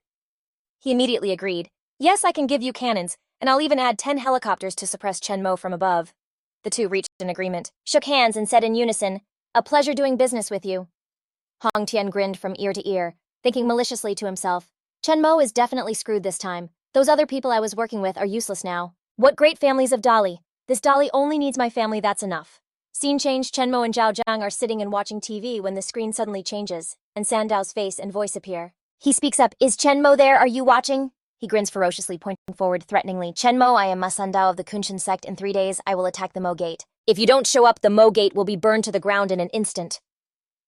Elsewhere, Zhao Jiang points at the screen and says angrily, this is all trouble brought on by the Kunshan sect. The screen shows 4 people guarding the 4 corners of a circular formation, and Zhao Jiang explains further. They found an ancient formation in Miaojiang and they've reactivated it. Chen Mo also vaguely remembered it was a teleportation array. Zhao Jiang eagerly agreed, yes, it's a teleportation array and it connects to the cultivation world. Their people have already contacted the masters of the Starland sect. He clenched his fist, saying worriedly, the Starland sect has ambitions to turn the Emperor's throne star into their colony to get cultivation resources. Chen Mo shot to his feet. He frowned and confirmed with him, does that mean if we don't destroy the teleportation array, the Starland sect can just keep sending people to the Emperor's throne star? Zhao Jiang replied gloomily, that's right. That's exactly what I'm worried about. Chen Mo raised his fist and said with determination, I'll go destroy this array. Zhao Jiang asked with concern, if you go, what about the Mo Gate? He tried to offer a suggestion. I'm afraid it's time we found an ally. Chen Mo scratched his head, asking confusedly, I can't split myself in 2. What kind of ally are you talking about? Zhao Jiang raised a finger and replied mysteriously, there is this one incredible person, the god of war of the capital, Yang Dingtian. A lot has happened in Dali recently. First, the old General Hong Wei died at the hands of his own son, Hong Tian. Then Hong Tian wiped out the Li family. And the Yang family now, the Yang family only has Yang Dingtian left. Yang Dingtian wants revenge, but he's injured, and his strength isn't what it used to be. Dingtian lay in ambush in the grass by the road, thinking angrily, Hong Tian, I've been waiting for you for a long time. He timed it perfectly, jumping out to block the first car as it approached. He roared, you bastard, Hong Tian! The mortal soldiers ran out with their guns, asking, what's going on? Someone's blocking the car. There's a guy standing still over there. It's unclear who gave the order, but they aimed straight at Dingtian and opened fire, trying to gun him down. Dingtian grinned fiercely as he reached out his hand and gathered his energy. With just a single palm strike from Dingtian, all the mortal soldiers were sent flying, separated from their guns. They lay scattered everywhere. It wasn't clear if they were dead or alive. Dingtian shouted concisely, Hong Tian, get your ass out here! His voice couldn't hide his resentment. You killed over 100 people from my Yang family. Today is the day you pay your debt. Responding to his call, Hong Tian slowly walked out. He used a mocking tone to taunt him. Oh, I was wondering who it was. Yang Dingtian, the Hong family head told me to check on you, he also said. His face was as dark and fierce as a demon from hell. He waved his hand and announced, it's not just your Yang family, the Lai family has been completely wiped out too. So don't be sad, it's better if you die and have some company. Dingtian's jaw dropped. He cursed in shock. Damn it, it's a body double, I fell for it. He turned to leave, but he was blocked by the body doubles. This is bad. I have to escape quickly. Hong Tian snarled. Still want to run. These are all masters, you can't get away. He laughed with glee. Yang Dingtian, this day next year will be the anniversary of your death. Dingtian gritted his teeth, unwilling to give up, and said in a low voice, could it be that today is the end for me, Yang Dingtian? Hong Tian blocked his path, spreading his arms and laughing loudly. Ha ha ha! Then just die, ha ha, go on, die! Dingtian looked up to the sky, his laughter even louder than Hong Tian's group. He kindly informed them, if I die, you're all coming with me. The energy around him suddenly erupted, the blinding light threatening to engulf everyone present. They screamed in fear. Not good, he's going to self-destruct, run. Hong Tian was also terrified, shielding his face with his hands. With Yang Dingtian's divine realm cultivation, if he self-destructed, it's likely no one here would survive. Dingtian clenched his fists, laughing loudly. Ha ha, none of you can escape either. The situation changed when the erupting energy suddenly vanished. He stared at his palm in shock. What Dingtian clutched his chest, coughing violently. Hong Tian saw this and snorted with contempt. Looks like you can't even self-destruct. He waved his hand and commanded, the family head has given an order. Whoever gets Yang Dingtian's head will be rewarded with glory and riches. The bloodthirsty soldiers charged forward while Dingtian knelt in the middle. In this moment of imminent danger, a powerful voice rang out. Whoever takes another step forward dies. Chen Mo landed from above, but the soldiers, not knowing any better, threatened him. Who are you? How dare you interfere with our business, kid? You better not be nosy, get lost. Chen Mo stepped in front of Dingtian, replying firmly, and if I don't go, what can you do to me? I'm protecting Yang Dingtian's life today. Hong Tian sneered and cursed. Foolish kid, everyone get him. Chen Mo smirked. Ha, tremble. The Hong family's subordinates rushed forward, all charging to kill him. Chen Mo remained perfectly calm and summoned Zhan Tian, immediately launching an attack at the subordinates. Go! While the minions were taken down, Dingtian was still dazed. Yu Chen Mo floated high above. He frowned and said bluntly, God of War of the capital, Yang Dingtian, your destiny shouldn't end like this. There is a more important mission for you. The scene changes to his bathroom. You have to recover. It turns out that after wiping out the Hong family members, Chenmo took Dingchen home and soaked him in a tub of medicinal water. He slowly began to speak, even though the man was still unconscious. Young Dingchen, I will activate the medicine's effects to help you break through. As for how far you can go, that will depend on your own fortune and luck. As soon as he finished speaking, Chenmo channeled his energy into the tub. Although still in a daze, Dingchen could feel the pain. Then he suddenly opened his eyes wide as if waking from a trance. Seeing this, Chenmo spoke up to instruct him to let his body boil. Tempering your muscles and bones is naturally going to be extremely painful. Yang Dingtian endured it for a bit. Soon after, he spoke again like a dedicated teacher. The medicinal water is expelling all the impurities from your body. Now we can move on to the next step. The next second, Chenmo gently helped Dingchen out. Come on over here. He quickly placed him inside a pre-arranged magic array. Seeing the scene before him, Chenmo secretly guessed. Dingchen's body is greedily absorbing spiritual energy. Yang Dingtian's strength is growing stronger and stronger. He should at least be able to break through to the peak of the divine realm. While absorbing the spiritual energy, he slowly opened his eyes and asked, You're Chenmo, right? We've never met before. Why did you save me? As if expecting this, Chenmo smirked and replied, Perishing together with a bunch of lowlifes isn't the destiny of a god of war. Listen up. Hongtian wiped out your Yang family to seize power. By all rights, Yang Dingtian, you should be the one to take his life with your own hands. Hearing this name, Dingtian immediately froze. Hongtian in a flash. He was surrounded by a demonic aura and clutched his head, screaming in frustration, Hongtian, you bastard! It seems Dingtian has been possessed by that demonic aura. I remember everything now. Hongtian killed my entire family. I'm going to kill you. He furiously flew off, filled with rage. Hongtian, where are you? After landing on a roof, Dingtian roared wildly. I'm going to kill you? Chenmo remained as calm as ever. He succumbed to his demonic side. Chenmo's brain quickly processed the situation. Young Dingtian initially wanted to self-destruct to take his enemies down with him, but failed, and has now become a demon out of hatred. Following his train of thought, terrifying bolts of lightning suddenly appeared in the clear blue sky. In an instant, a lightning bolt struck right where Dingtian was standing. He groaned in pain as he was enveloped by the electricity. This unexpected situation finally surprised Chenmo. After succumbing to his demonic side, he has to undergo a heavenly tribulation. And this tribulation is not easy to overcome one wrong move, and his soul will be scattered to the winds. I don't know if he's triggered the 3-9 heavenly tribulation or the 6-9 heavenly tribulation. However, he had no intention of interfering, hoping young Dingtian could pass this trial and transform from a worm into a dragon. The bolts of lightning continued to strike Dingtian relentlessly. Meanwhile, Chenmo stood below observing, Endure it, there's still a lot more of the tribulation to come. After enduring for a while, the heavenly tribulation finally stopped and Dingtian was safe. Chenmo exclaimed in astonishment. He formed a golden core. No, what Yang Dingtian condensed isn't a golden core inside that golden core. Is brimming with brutal energy, it should probably be called a demonic core. The sky is clear now, it seems like it's over.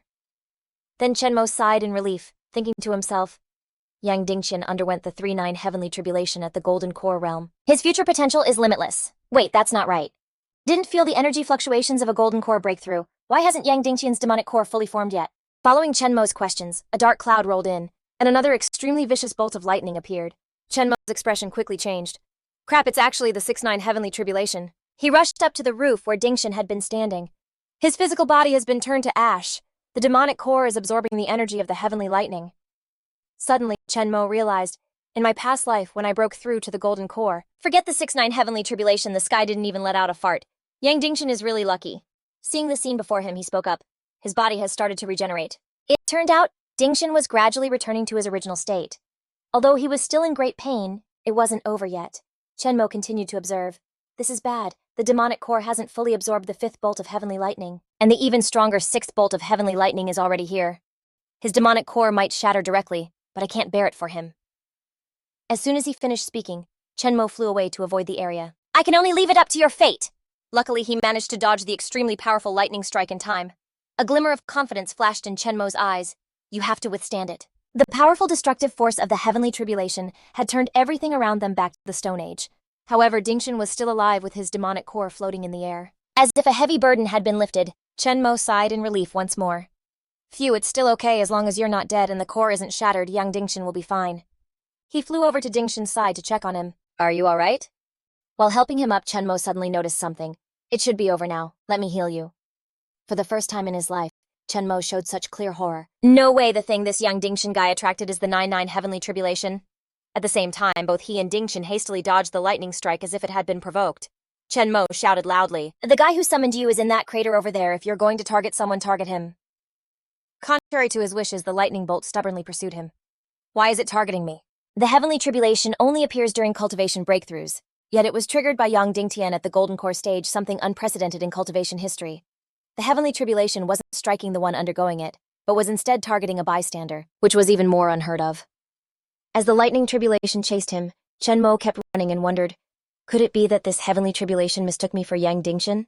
But I've never heard of a heavenly tribulation mistaking its target, he thought worriedly.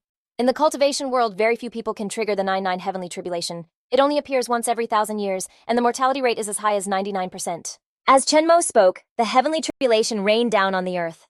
Even though he was trying his best to dodge, the lightning bolts kept following him. Chen Mo's eyes flashed with determination. It looks like there's no escaping today. He let out a huge shout as if venting his frustrations. Heavens, you want to kill me, Chen Mo. If that's how it's going to be, then I'll fight you to the death. Without a moment's hesitation, Chen Mo charged forward to confront the heavenly tribulation. Bring it on! In the next instant, he summoned the heaven-slaying sword and unleashed the heavenly mystic divine fist. Even though Chen Mo continuously launched devastating attacks, the lightning tribulation was completely unharmed. Damn it, it's not working at all! He flew into the sky shouting, Nirvana, this sucks. As he hovered in the air, Chen Mo thought sorrowfully, have I lost? Suddenly, the fragments of his soul started to converge. I can't die, I can't die. I still haven't found my junior sister, how can I die now? The golden core reformed, and the divine soul was reborn. After pulling himself together, Chen Mo shouted provocatively, Heavenly tribulation, if you have what it takes, then destroy my divine soul. Come on, mystic dragon ascending to heaven path. Pushed to his limit, the power inside Chen Mo's body began to awaken.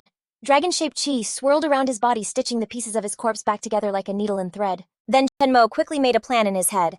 My body's recovered, I need to merge my soul and body fast. The moment he thought this, the lightning tribulation came crashing down again. The heavenly tribulation is starting again, won't it give me any time? In a flash, Chen Mo made his decision. I'll have to use this move. I'll give it everything I've got. At that moment, the lightning tribulation converged into a colossal beam of energy, preparing to strike Chen Mo head-on. His split soul quickly launched a palm strike. Under Chen Mo's command, the two soul dragons in the air opened their mouths wide, swallowing all the lightning bolts that were crashing down. The soul dragon's face twisted in pain as it absorbed such a terrifying power. It looked like things were going just as Chen Mo wanted. My soul dragon is absorbing all the energy from the heavenly lightning. Soul and body become one. After his soul returned, his eyes slowly widened. The next second, Chen Mo roared, What now? If the heavens try to destroy me, I will destroy the heavens. Meanwhile, Chen Mo's home was being surrounded by state-of-the-art helicopters and tanks. So Sandao brought his army. Chen Mo, this time I'll force you to face me directly. Your friends and family are in my hands, I dare you not to come. He waved his hand, commanding his troops forward. All units attack. The advanced weaponry quickly moved in for the assault. Sandao held nothing back as helicopters in the sky relentlessly rained down fire. Fortunately, Chen Mo's house was protected by an incredibly sturdy defensive formation. The moment he saw it, he gritted his teeth in fury. A formation? What a cheap trick, break it for me! The words barely left his mouth before Sandao lunged forward, his sword shattering the protective array. The next moment, he yelled to the troops below, The formation is broken! All units on my command! The Mo sect will be destroyed today, leave no one alive! His lackeys roared in unison upon hearing the command. Wipe them all out! Guo Liang and Song Zi led the charge, blocking the front door. Suddenly, one of the goons pulled a dirty move and sucker-punched Guo Liang, catching the old man completely by surprise. Even while fighting, Song Zi quickly saw that Guo Liang was hurt. Grandmaster, let me help you. Grandmaster, are you okay? There are too many of them, we should fall back for now. Despite this, Guo Liang forced himself to stand up. Patting Song Zi on the shoulder, he said, It's okay, I may not be as strong as I used to be, but it'll take more than these small-timers to kill me. You get everyone else out of here. I'll find you guys soon. Don't worry, I'll just hold them off for a bit longer. After hearing the old man's words, Song Zi finally agreed. Grandmaster, I'll fall back first. Guo Liang's voice suddenly turned a bit somber. The old man spoke as if leaving his final words. Okay, it's a real shame, everyone take care of yourselves. Guo Liang's farewell tone confused Song Zi. Nevertheless, he quickly retreated from the battlefield as Guo Liang instructed. Is everyone okay? We're almost out of here. Has anyone seen the Grandmaster? The moment the words left Song Zi's mouth, the house suddenly exploded. His face filled with horror as he recognized his Grandmaster's presence. The Grandmaster self-destructed.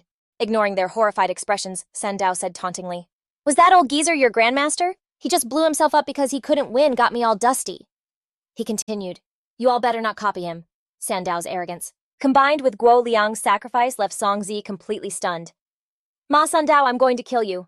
As if he'd heard the world's funniest joke, Sandao laughed tauntingly. Be my guest. Feel free to struggle and resist. A low-class sect like your Mo sect is nothing but garbage to me, and today the Mo sect will be wiped out. As he was gloating, one of the tanks suddenly burst into flames. That reminds me, where is your sect master Chen?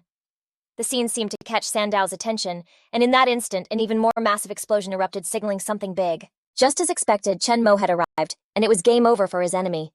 Even though Chen Mo was back, Songzi couldn't feel any joy. Master, you're finally back. He immediately fell to his knees to explain, this disciple has failed you, Master the Grandmaster.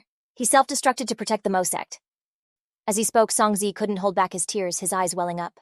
This devastating news left Tranmak completely stunned, and he couldn't help but roar out, Ma Tam Dao!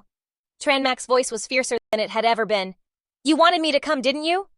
Well, I'm here. You wanted to kill me, right? I'm standing right here. So why haven't you done anything yet?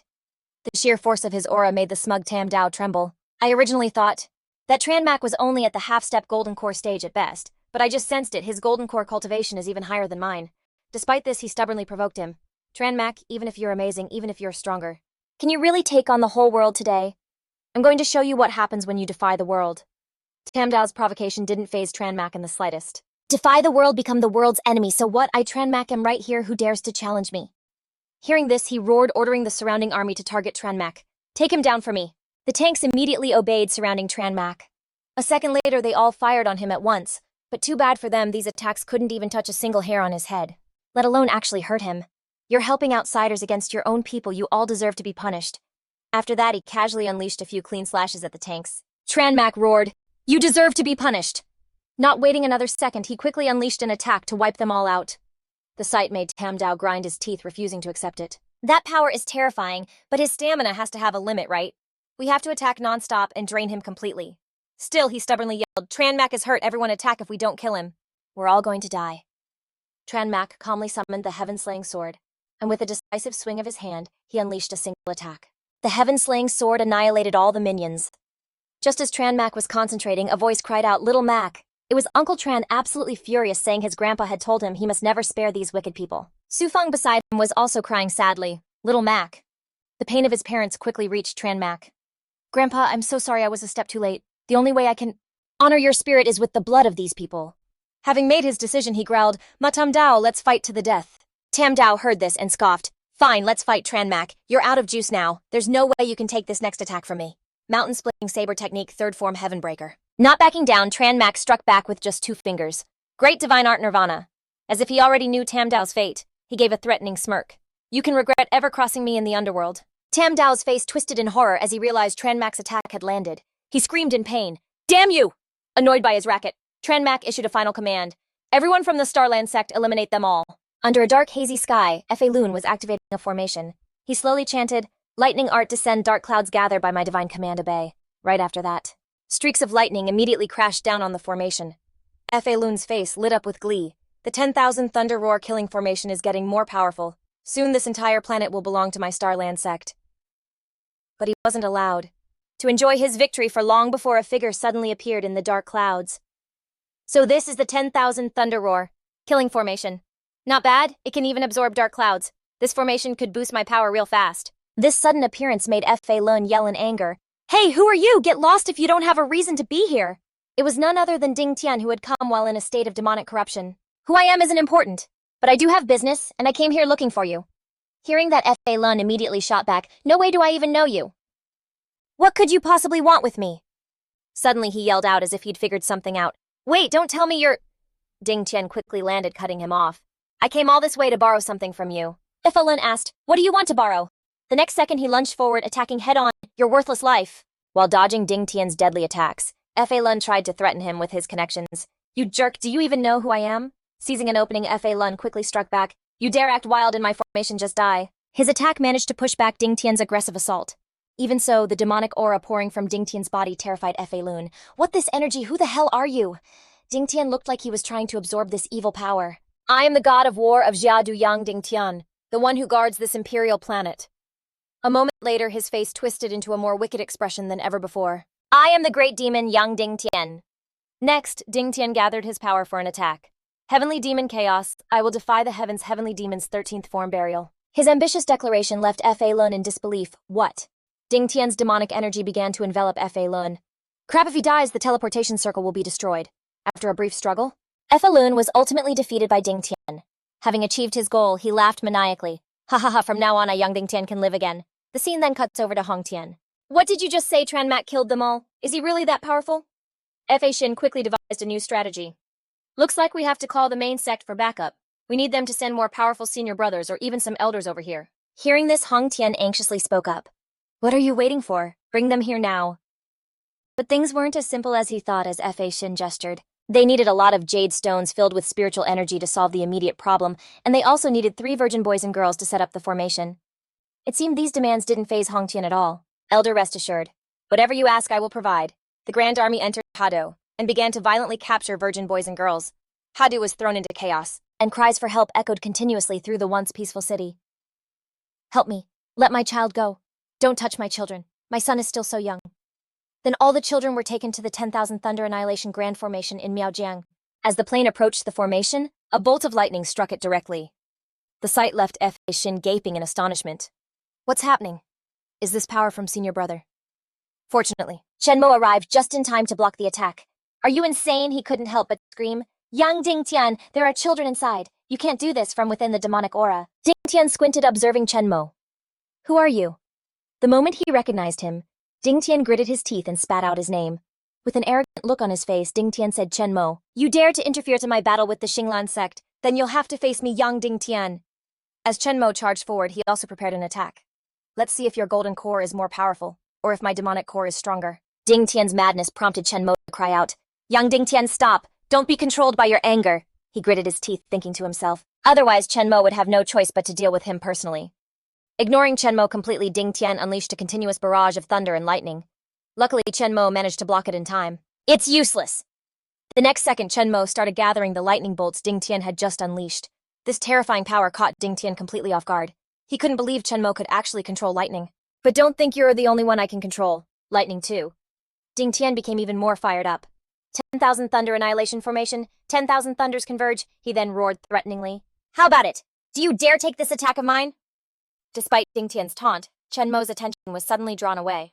It was the Xinglan sect's planes making a hasty retreat. Quick while they're fighting each other. Let's get out of here. Not about to let them get away.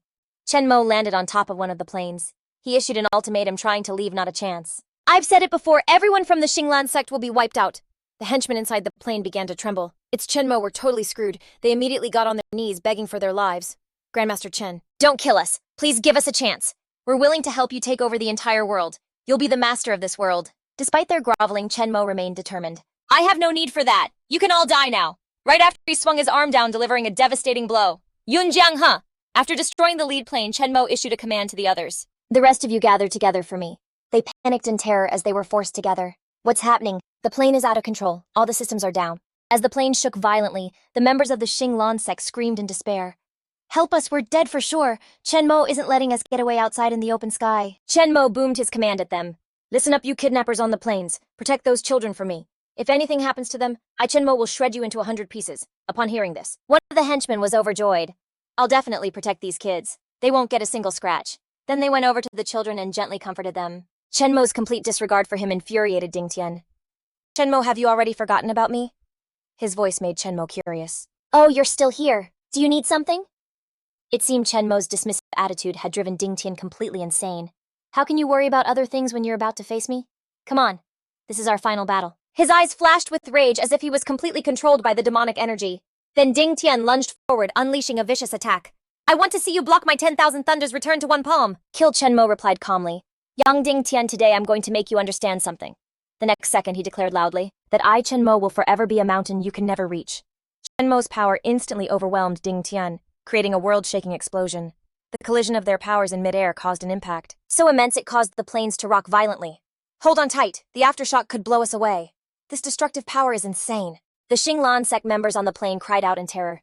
The light is blinding. Then to their utter amazement, the plane landed safely. We've landed. Did Shenmo do this? Did he protect us from the shockwave? As soon as they landed, the Xinglan sect members rushed outside.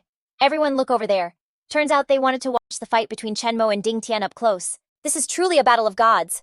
Look at young Dingtian. He's most likely succumbed to demonic corruption. Hearing this, one of the henchmen became terrified. Those who fall to the demonic path become unbelievably powerful, so incredibly bloodthirsty. If Master Tran can't stop him, is he going to destroy the world? This thought instantly terrified another onlooker. Go, Master Tran, take down Duong Din Thien. Back to the fiery battle between Din Thien and Tran Mak. Tran Mak, today I'll have you know something. I Duang Din Thien will forever be the strongest war god in this world. His words made Tran Mak feel compelled to speak up. War god, no war god in this world has a murderous aura as strong as yours. Duang Din Thien, why don't you take a look at this world? This is the world I gave birth to and nurtured you, so how can you be so heartless as to destroy it? Hearing this, Din Thien burst out laughing. All the weaklings don't deserve to live. Die, all of you, die for me. I want this whole world to be buried along with my Duong family. Tran Mak's face was filled with disbelief at Din Tien's cruelty. He never imagined Duong Din Tien would become like this. As Tran Mak's thoughts wandered, a memory from the past surfaced. When he told Din Thien to come here and destroy the teleportation array, Tran Mak still thought his mind was stable. But it turns out Din Tien was just pretending. After obtaining the 10,000 thunder-roaring slaughter formation, his power soared, and that's when he finally showed his true colors. Tran Mak could have killed Din Thien right then and there, but he was reluctant to waste such power. Someone who could attract a heavenly tribulation while breaking through to the golden core stage is no simple matter. Thinking of this, he smirked and made a firm decision. Tran Mak wanted to subdue Din Thien and make him his servant. At the same time, Tran Mak had already chosen a method to execute his plan. This was the beast-taming seal he and his little junior sister used to capture demonic beasts in his past life. Completely unaware of Tran Mak's scheme, Din Thien was still focused on the fight. Tran Mak, die! While blocking his attack, Tran Mak secretly deployed the formation, silently completing the restraining seal, which even a powerful demonic beast would have no choice but to surrender to. After completing it, Tran Mak immediately turned and fled, which surprised Din Thien. What? As if he'd just witnessed something hilarious, he laughed mockingly. Ha, giving up and running away already? Then Din Thien gave chase, ignoring the formation that was slowly activating behind him. You've disappointed me greatly. You will definitely die today. Just as planned, a net appeared out of thin air and captured him. What is this? He felt something surging through his body. Although the plan was halfway to success, Tran Mak still carefully observed Din Thien's situation. What on earth did you do to me? The formation attacked him relentlessly, making him scream in agony. It hurts so much! Tran Mak frowned, trying to imagine what Din Thien was feeling. Right now, his body must feel like it's being bitten by hundreds of thousands of ants, not just chewing on his flesh, but also gnawing at his very soul. Tran Mak had originally wanted to befriend Din Thien, but he had succumbed to his inner demons. So for the sake of the world, he had to tame him. Realizing he'd been trapped by Tran Mak, Din Thien's eyes filled with malice as he growled his name, Tran Mak. A moment later, Din Thien unwillingly squeezed his eyes shut and hesitantly surrendered. I give up. Seeing this, Tran Mak quickly retracted the formation and gave an order. Call me master. From this day forward, you are my servant, Tran Mak's servant, and you will be free only when you can conquer your inner demon. Din Thien immediately knelt and respectfully complied. Yes, thank you, master. Meanwhile, Hong Tien was clutching his head and pacing back and forth anxiously. What do we do now? Tran Mak is about to come kill us all. Seeing him trembling with anxiety, Ma Nu yelled, What's there to be anxious about? You weren't even this worked up when our own son died. Hong Tien's face paled as he defensively retorted, How can you compare that to matters of the state? This is about the survival of our Hong family. Ma Nu knew how shameless he was, and she exposed him with a cold laugh. The family? Don't talk to me about family when you only care about yourself. You even went after your own father and then pretended to be devastated. Hong Tien shouted, trying to shift the blame. You were the one who killed my father. You gave my father that cloak with the tracker in it. Ma Nu's voice dripped with even more contempt. You gave that to me and now you have the nerve to blame me. Weren't you the one who couldn't stand being oppressed by your powerful father? For so many years that you finally snapped. Right after she spoke, he became agitated and started screaming hysterically. It wasn't me, you killed my father. In a moment where he lost all control, Hong Tien lunged forward and grabbed her by the throat to silence her. Today I'll avenge my father. Just as Ma Nu collapsed, he snapped back to his senses. A subordinate heard the loud noise and rushed into the room. Family head, I heard shouting. Madam, what's going on? It seemed Hong Tien's disposition had become more brutal than ever before. Madam, she's fallen asleep. Help me take her back to her room. The sky outside the Hong family estate was growing dark. Inside the room, Hong Tien was speaking to her with false sincerity. Little Nu, you were right. I shouldn't be so impatient. What is there to rush? This time the plan is flawless. We're finally going to have the whole world at our feet, but you have to watch over me, okay? Make sure that bastard Tran Mak is killed by the masters of the cultivation world.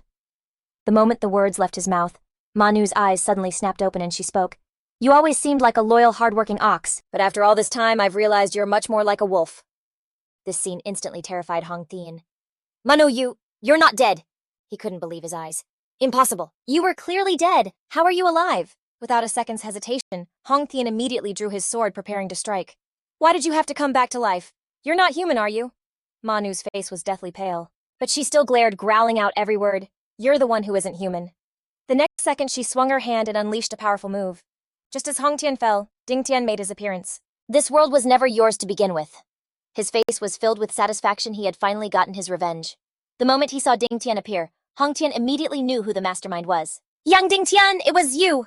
Ignoring his terrified expression, Ding Tian let his demonic energy radiate all around him. Let me send you off with my demonic fire. Go to hell with your wife. The scene shifts to Chen Mo at Heavenly Mountain.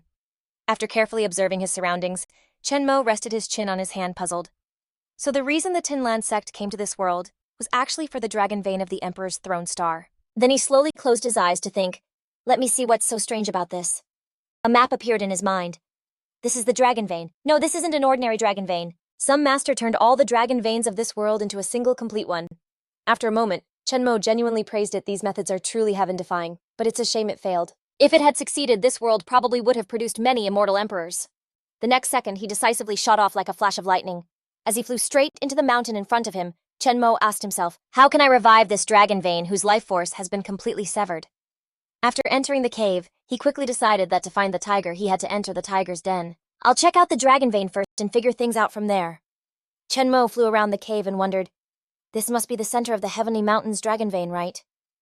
Just as he arrived in front of the dragon statue, he was pulled closer by an extremely powerful suction force. This invisible power astonished Chen Mo. This dragon vein is basically like a powerful magnet. Any spiritual energy that appears nearby gets completely absorbed by it. He immediately realized no wonder the spiritual energy on the Emperor's throne star is so weak. If this dragon vein can't be revived, it'll probably absorb every last bit of spiritual energy. In a flash, Chen Mo summoned the heaven-slaying sword. If that happens, the life force of the Emperor's throne star will be severed, and every living being on this planet will likely die. Without a moment's hesitation, he launched an attack at the stone dragon's head, the heaven-slaying sword striking it. However, the stone dragon was completely unharmed, which surprised Chen Mo. The heaven-slaying sword has been tempered by the 9-colored heavenly thunder, making it terrifyingly powerful, yet it didn't have any effect at all. While he was still staring in disbelief, a resonant voice echoed from within the cave. Young man, trying to break the shell of the dragon vein with your strength alone is nothing but a fool's dream. This unfamiliar voice immediately put Chen Mo on guard. Who are you? It was the voice of the human emperor Fuxi, a traveler in eternity, a grain of sand in the desert, a kalpa of 1,000 years. 10,000 years of hardship and immortal existence, I am the human emperor. Hearing this, Chen Mo's face instantly became more panicked than ever. In the long history of the Emperor's throne star, everyone knew the great name of the human emperor Fuxi, and though surprised, he was still full of doubt as he asked, to think I'd actually meet you here. Are you really Fuxi? What proof do you have? Then Fuxi began to explain. It's a long story. Back then, my wife Nuwa and 5 friends and I were exploring the eye of the universe in the ancient Forbidden Land, but we were gravely injured. While Chen Mo was still skeptical, he continued his story. Afterwards, I returned to the Emperor's throne star, but couldn't get in touch with my wife or friends, and now I've appeared because I need your help with something. As for proof. As Fuxi finished speaking, the gem on the dragon's forehead suddenly lit up and a map appeared. The He-Tu Chen Mo's knowledge clearly impressed him. That's right. Years ago, the dragon horse emerged from the Yellow River carrying the He-Tu, which I then obtained. Do you know of the He-Tu's origins? In an instant, Chen Mo had a sharp realization. Could the He-Tu have come from the eye of the universe? Fuxi continued. That's right. Both the He-Tu and the Luo Shu are extraordinary treasures.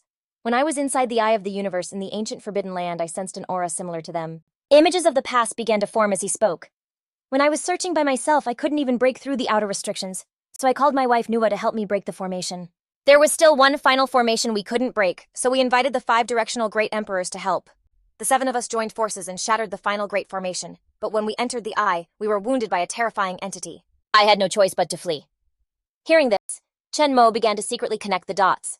The reason he and his junior martial sister had gone to investigate the eye of the universe back then was precisely because of the strange fluctuations there. So it was the great battle between Fuxi and that taboo existence. Thinking back now, Fuxi was very likely the culprit behind his and his junior martial sister's deaths. After a moment, Fuxi continued his story. At that time, I was severely injured, so I could only return to the Emperor's throne star to use the dragon vein to recover. But I never expected this dragon vein to be sentient with a cultivation level equal to mine at my peak. After a bitter struggle, I could only use my life essence to enter the dragon vein and seal it, stopping that beast from destroying the Emperor's throne star. Chen Mo scratched his head and voiced his question. Didn't you ever consider that by absorbing the dragon vein, the Emperor's throne star would be destroyed due to its depletion, causing the end of this entire world? The next second, Fuxi materialized and replied, I never intended to absorb the entire dragon vein, I just wanted to use it to quickly heal my injuries, so I could search for my wife Nuwa. With a sorrowful expression, he bowed his head in regret. It's all my fault for stubbornly forcing the dragon veins to converge. That's why I'm trapped by them. The Emperor's star also ran low on spiritual energy, making me its greatest sinner. The moment Chen Mo saw Fuxi's form, he was taken aback. Is this really what Fuxi looks like? Behind that simple, friendly face was an oppressive pressure that made it hard for him to breathe. Chenmo's tone gradually grew serious. So do you have a way to make the dragon veins disperse again? After pausing for about 2 seconds, Fuxi replied with absolute certainty. I do. Then he asked for a favor but said he would need Chenmo's help. This solemn request made Chenmo stammer out a reply. Hey, I'm just a minor cultivator who just stepped into the Golden Core realm. What could I possibly do to help you? Fuxi calmly explained. Everything in this world is destined. Your rebirth on the Emperor's star was fate, and that includes us meeting today. Chenmo was shocked, thinking to himself, this guy knows I was reborn. He voiced his question. I thought I was accidentally reborn on the Emperor's star, so it wasn't random. In his mind, Chenmo started analyzing Fuxi, and Nuwa explored the Eye of the Universe together, and after getting injured, they hid on the Emperor's star. They gathered the dragon veins, which made the spiritual energy on the star scarce. Then after who knows how many years I was born and taken in by the Donghua Immortal Emperor as his disciple. Explored the Eye of the Universe with my junior sister Luo Li, then vanished and was reborn only to meet the human Emperor Fuxi, who I never met in my past life. This feels like my life was supposed to be a straight line, but someone dragged it back to a starting point, creating a whole new path. Fuxi stroked his beard. I know in your past life we missed each other. You were accepted as a disciple by the Donghua Immortal Emperor, but in this life I met you first. This is fate, and you are the one I've been waiting for all these years. Chenmo became pensive, suddenly thinking of the junior sister he missed day and night. Following the path of my previous life, I should be taken as the Donghua Immortal Emperor's disciple next year. So will he still come to the Emperor's star now? Will I get to see my junior sister again? Thinking this, Chenmo decisively refused. Even if I'm the one you've been waiting for, I won't help you. If I die this time, I'm afraid I'll never be able to see my junior sister again. Suddenly, he noticed the old man doing something strange, and asked confusedly, What are you doing? Fuxi stopped stroking his beard, moving his fingers as if he were telling a fortune, and replied, I'm reading your future fate. It's not clear what he saw, but his pupils suddenly shrank. Fuxi mumbled, Just as I expected, you are no longer the person you once were. Your fate has become chaotic, even I can't read it anymore. Chenmo became even more worried and refused more firmly, basically saying, You can't even guarantee I'll live, so there's no way I'm helping you. His expression didn't change at all, as he calmly replied, But I can see your junior sisters.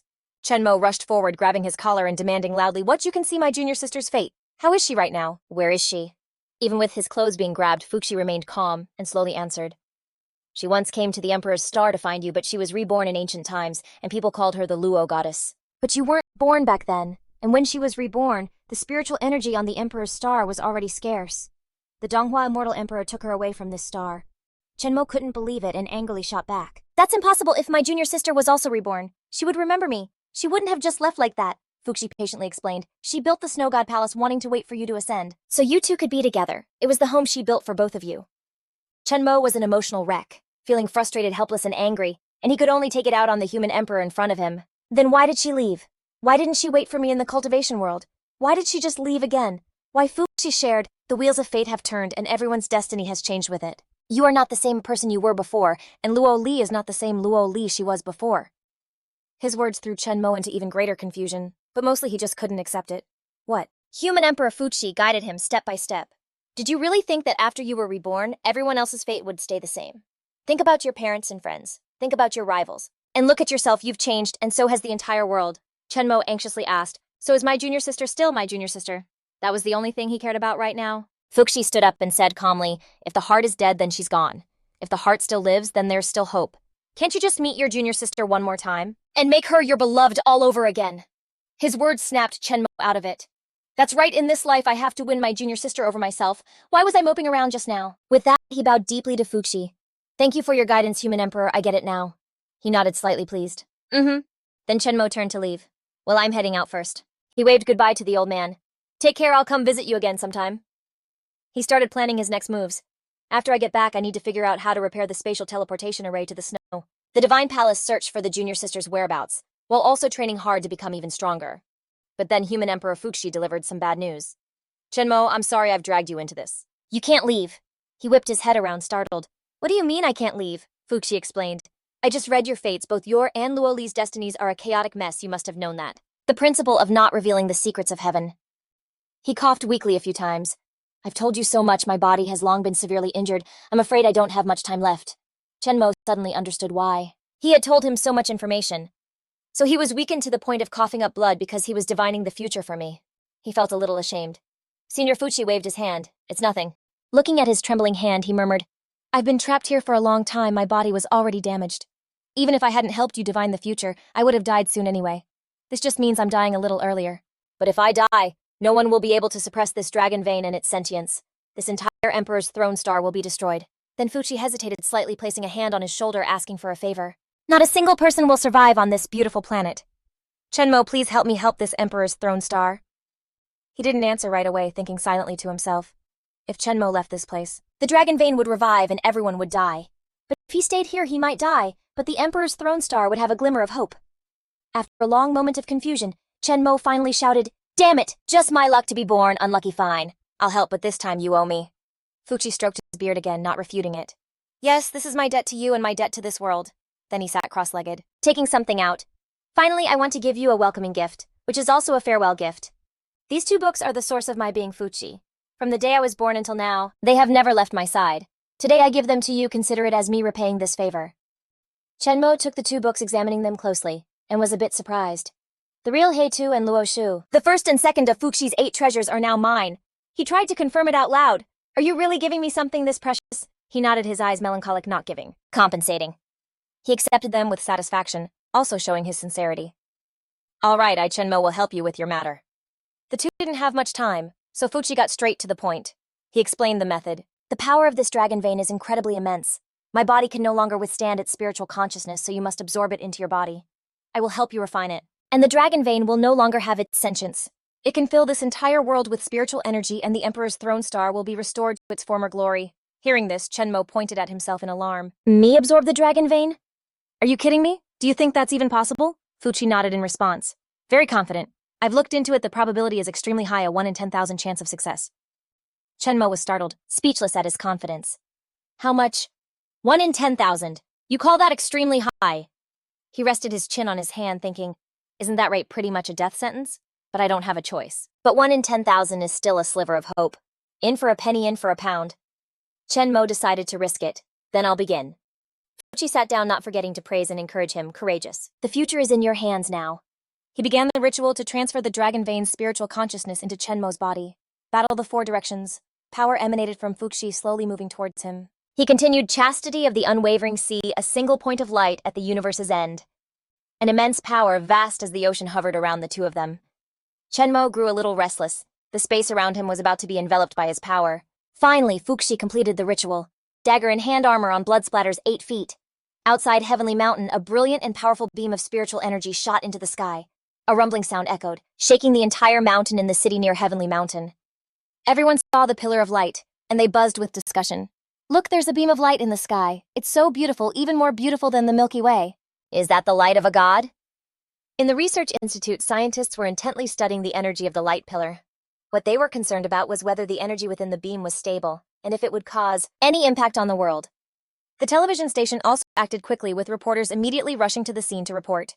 Where on earth did this beam of light come from? What should humanity do? Should we prepare to face the apocalypse? They managed to film a dragon appearing within the beam of light. The reporter hurriedly reported, "Look quickly. There's a dragon inside that beam of light." Watching the dragon coiling within the light, people couldn't help but exclaim, "It's truly magnificent. But is this a good omen or a bad one?" The tremor within Heavenly Mountain slightly startled Chenmo. He was worried sick. "What's going on? The main body in the mountain is trembling. It's not about to break out, is it?"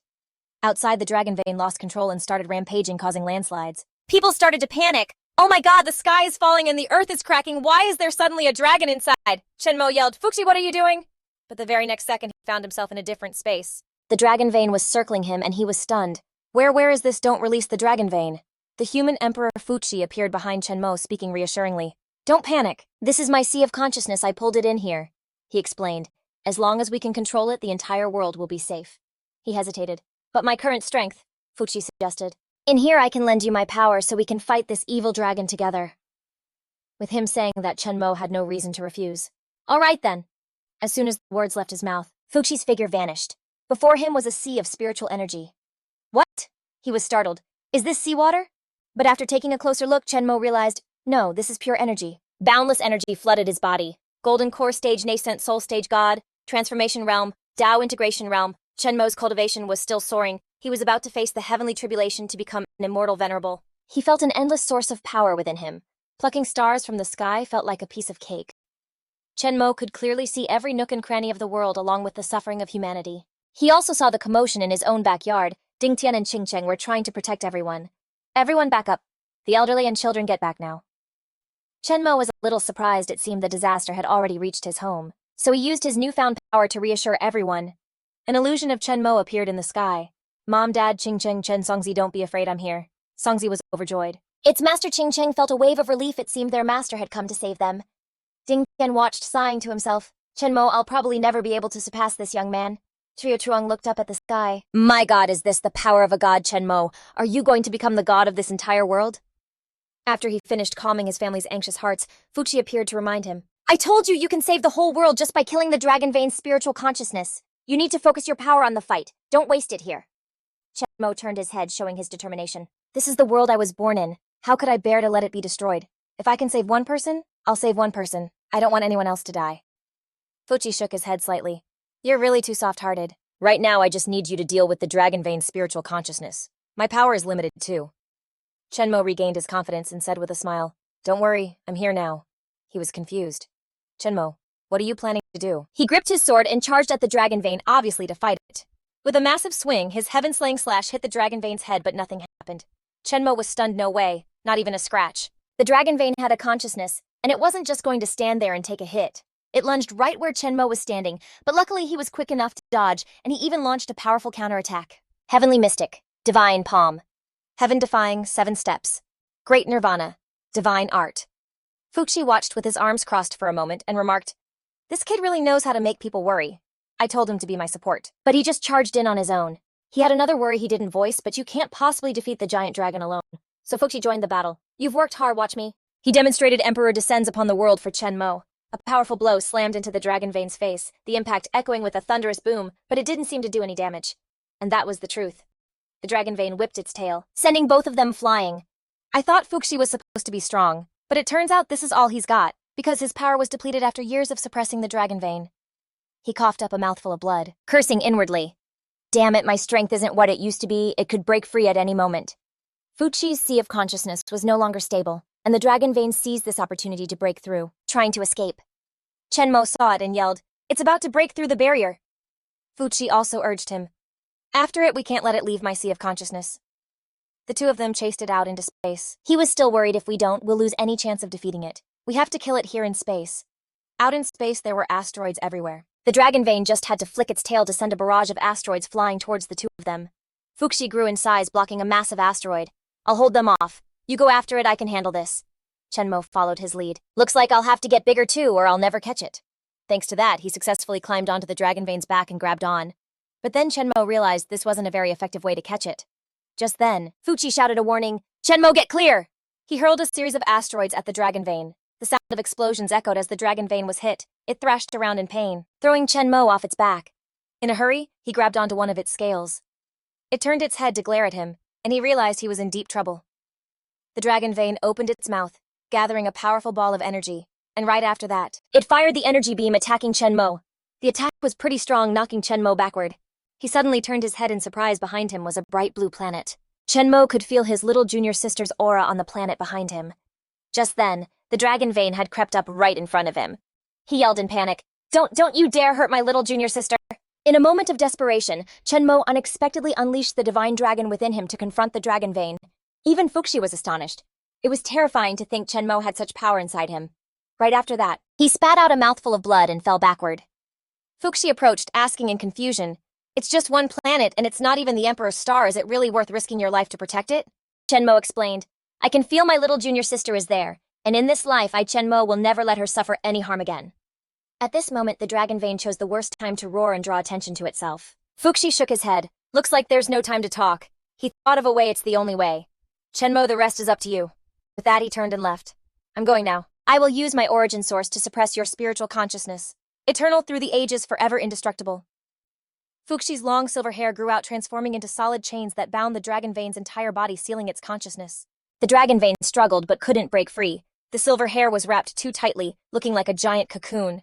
Fuqi gave a command. Chen Mo, listen up. I'm now trapping its divine consciousness. My divine sense and its are bound together. Kill it now.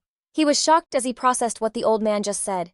Fuqi's divine sense and the Dragon Vein are intertwined. If he kills it then, Chen Mo immediately objected. No way, wouldn't that mean you'd die too? I can't do that. Fuqi tried to persuade him. Chenmo, a cultivator can't be swayed by emotions. Between me and this world, which is more important? Can't you see the difference? Hurry up and do it. He frowned, his mind a tangled mess. Clearly, you're the one who's emotionally invested in this world. You're willing to sacrifice your life to bring peace to this planet. Do I really have to kill a good person like this? Chenmo was conflicted. Fuchi smiled gently, patiently coaxing him. This beast is my creation. It's my debt, so let me be the one to pay it. He urged, do it now. Chenmo turned his head, hesitating. So I really? Fuxi pressed him. A real man shouldn't hesitate like this. Come on, end all of this. Chenmo steeled his resolve and did as he was told. He used all his power to attack the dragon vein. Great divine art nirvana. A massive explosion echoed, shaking the entire universe. Finally, the dragon vein was destroyed. It transformed into streams of pure spiritual energy that enveloped Chenmo's body. Fuxi also began to fade away with it. He looked quite calm, or more accurately relieved. Let it be, it's time for me to go. Chenmo hesitated. Sir. Fuxi left his final words. If you ever meet Nuwa, please tell her for me that I love her. With that, his body vanished like smoke. Chenmo cried out in a panic. Fuxi! His power left Chenmo's body, and the final words of the human emperor Fuxi echoed in his mind. Thank you, Chenmo, I have finally paid my debt to this world. You don't need to be sad. Go back now, you still have one final mission. Feeling the power fade, Chenmo felt a pang of regret. A tribulation transcending immortal venerable at the great completion stage, the power Fuxi gave me is gradually dissipating. I still won't make it to the planet where my junior sister is. Just then, the Emperor Star suddenly lit up, catching his attention. The light of the Emperor Star is calling me. Chenmo returned to the Emperor Star, filled with unanswered questions. Fuxi said I still have one final mission. What on earth could it be?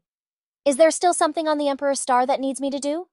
On his way back, countless streams of spiritual energy suddenly rushed towards him as if drawn by a magnet. Chenmo was surprised. This is spiritual energy. Spiritual energy. Countless streams of spiritual energy are flowing into my body. Receiving so much spiritual energy, his body was starting to feel overwhelmed. He cried out in pain as the faint image of a dragon appeared on his chest. Chenmo unleashed his power with a shout, and along with it a faint but majestic dragon materialized. He thought to himself that he had released all the spiritual energy from the dragon vein. On a high mountain peak, Chenmo stood on the dragon's head, frowning as he thought. Spiritual energy returned to the earth. A small blue circle formed around his finger. First, I need to subdue the first-generation dragon vein. The entire area around the mountain was covered in streams of blue spiritual energy looking like a crystal. With this, the Emperor Star can have an endless supply of abundant spiritual energy from now on. Chenmo looked around and calculated, next I have to go to other places to speed things up. He rode the dragon to survey the terrain from above, repairing the mountains and rivers that were previously destroyed by the dragon vein. Afterwards, Chenmo and his dragon flew over the peak of an erupting volcano. At that moment, an airplane was flying nearby. The people inside exclaimed, "Look, a divine dragon is flying through the volcano and the lava has stopped!" Wherever Chenmo and the dragon went, all the natural disasters were resolved. The man and his beast passed over a street that was flooded up to the rooftops, and the water immediately receded. The people on the roofs cheered excitedly. "Look, the raging floodwaters have withdrawn." The people on the high-rise rooftops were stunned by the presence of this man and beast. Is that a divine dragon descending to Earth? The divine dragon saved us?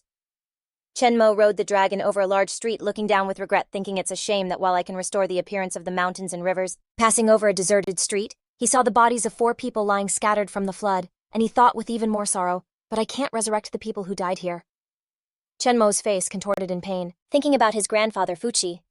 Suddenly, a sapling sprouting from the foot of the mountain managed to catch Chenmo's attention. He exclaimed in amazement, "This is..." Chenmo stood tall, watching the mass of spiritual energy swirling abundantly in front of him. A torrent of spiritual energy was continuously erupting from the Earth's ley lines. His face was filled with surprise and pride. After Fuxi merged with the dragon vein, the spiritual energy of the Emperor Star had been depleted for who knows how many years, but now it's finally abundant again.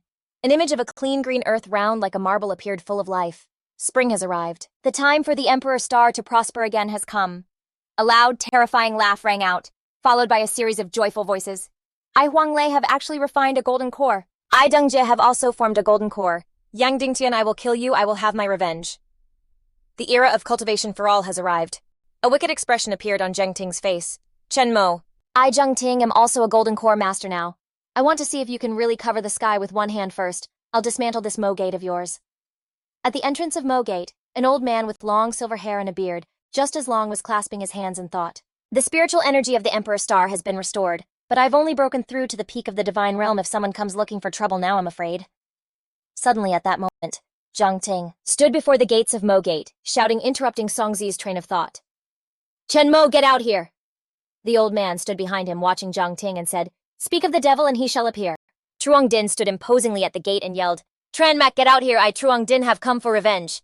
Tung Tu walked up to Truong Din and said, "Where did this lunatic come from? You think you're invincible just because your cultivation level increased? You think you can rule the world now?" With an arrogant look, Truong Din turned to the old man and said, "I've already scanned with my divine sense. Your Mac sect doesn't even have a single golden core cultivator, so don't you dare act tough, you worthless practitioner." Seeing Tung Tu standing perfectly still, he assumed the old man was scared and spoke smugly, "What's wrong? If you're scared, then hurry up and open the gate."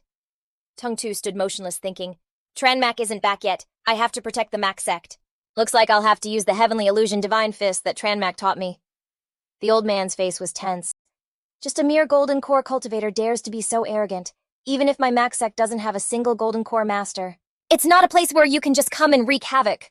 Truong Din charged majestically toward Tung Tu, courting death. The old man threw a punch at Truong Din and yelled, "Mountain breaker." Then Truong Din practically ran his face right into Tung Tu's fist. Tisk! After taking one hit, Truong Din was sent flying so far that a wall had to catch him. He screamed in disbelief. "Impossible. How could a mere spirit realm cultivator defeat me in one blow?" The old man clenched his fists, lightning crackling around him. "I am a disciple of Tranmak." The first subordinate respectfully knelt on one knee to report, "Grand Chief. It's chaos outside. Many cultivators have suddenly broken through to the golden core stage and are starting to cause trouble." The chief sitting on his throne before them asked, "What about Duong Din Thien?" The man cupped his hands and replied, "Duong Din Thien is in closed-door cultivation." Just then a second subordinate ran in. "Grand Chief, 3 golden core cultivators have arrived outside." The first subordinate led 2 others outside to confront the 3 cultivators. "Do you have any idea where you are? If you don't leave now, we'll start using guns." He raised the gun in his hand and fired several shots. "You're just asking to die." "Fire!" Huang Loi spread his arms wide, laughing loudly as he took all the bullets with his bare chest. "Haha, so you fired. Why don't I feel any pain?" Seeing this, the first subordinate panicked and wondered, "These bullets usually work on cultivators, so why are they useless now? We've never had to deal with a golden core stage cultivator before." Huang Loi clenched his fists, his entire body enveloped in an aura of power. "Scram if you don't want to die." The cultivator standing behind him saw his power and eagerly flattered him. "So Brother Huang cultivates a lightning technique. The power of a lightning technique is truly unrivaled." Pleased by the praise, Huang Loi closed his eyes, tilted his head to the sky, and declared, "This is nothing. It's our turn to rule the continent now." The long-haired cultivator noticed something new appear behind the subordinates and shouted, "Look! There are dark clouds up ahead." Huang Loi's eyes widened in shock. One cultivator shouted, "Brother Huang, you can even summon such a powerful lightning formation?" He stared intently ahead and cursed, "Idiot, I didn't summon that." A shadowy figure with glowing red eyes appeared in the dark clouds. "I was just about to break through, but you all had to disturb me." "Fine, then I'll use your golden cores as compensation." The second subordinate glanced behind him. "What kind of great demon is this?" The first subordinate turned around overjoyed. "That's the great hero who protects our Grand Chief. It's Duong Din Thien." Finally, Din Thien's face was fully revealed. He waved his hand and the dark clouds moved. The clouds flew over and engulfed the cultivators, causing them to scream in panic. I can't move, help! There's thunder and lightning in these clouds." The dark clouds surrounded the men, but Huang Loi still put on a brave face and threatened, "Who are you? Don't even think about scaring me. I, Huang Loi, am a master of lightning cultivation." He frowned, analyzing inwardly. "But this guy is no small fry. He might be much stronger than me." Finally, Huang Loi decided to turn and bolt in the opposite direction. "If I can't beat him, I can still run right." He fled down the road at lightning speed while calculating, maybe if I get to a residential area, he won't be able to electrocute innocent civilians. Din Tien was somehow already waiting for him further down the road. "What's the hurry? Weren't you the one asking who I am?" "Well, let me tell you." He lowered his head, his brows furrowed tightly, and revealed his identity. "I am Duong Din Thien." The moment Huang Loi heard that name, his face went pale and his forehead broke out in a cold sweat. You're the god of war of Hado Duong Din Thien?" Din Thien smirked and raised a finger.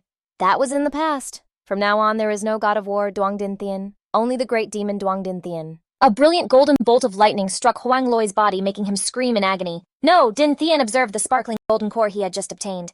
"Consuming a golden core can increase my cultivation level." "Not bad at all." He then leapt into the air and flew away. "I need more golden cores. Just this one isn't enough. I need the golden cores of everyone in Hado." Din Thien returned to the sect, where the subordinates were already waiting, surrounding him from below. They warned him, "Duong Din Thien, don't cause trouble. Duong Din Thien, you are Tranmak's demon servant, don't hurt us." He wasn't scared at all, and instead asked them back, "Tranmak, who is Tranmak?" Din Thien pointed his finger and launched an attack at the people below. "I don't care who he is, I'll kill everyone." Tranmak appeared out of nowhere and blocked his attack.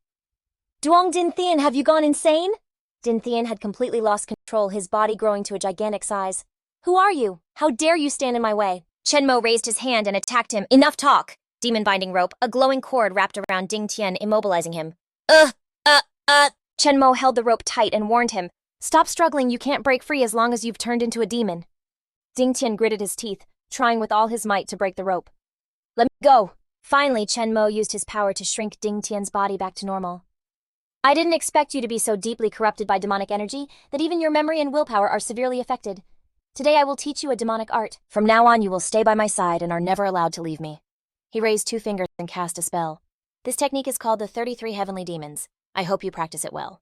Just then, Ding Tian seemed to snap back to his senses and looked up at the person before him. You're Chenmo! With his hands in his pockets, he gave him some advice. Protect the goodness in your heart, and use demonic power for righteous deeds. Ding Tian bowed respectfully and replied, Yes, master. Once everything was settled, Chenmo sighed to himself. What a hassle. This place is stable for now, but I don't know how the Mo sect is doing. Meanwhile, at the gates of the Mo sect song, Z was blocking a group of people outside. What business do you have at the Mo sect?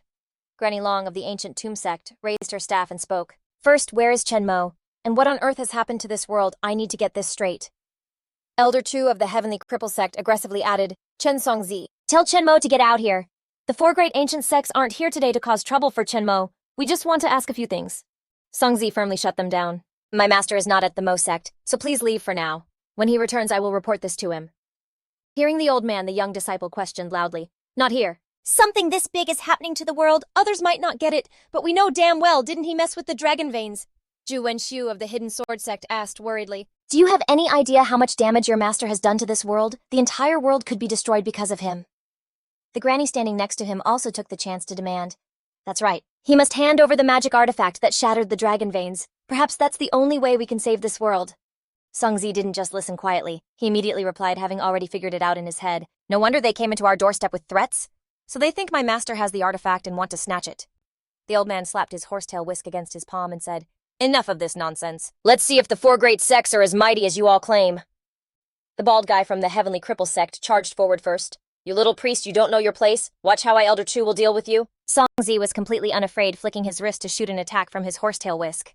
Is that so? Then I'll have to test your skills.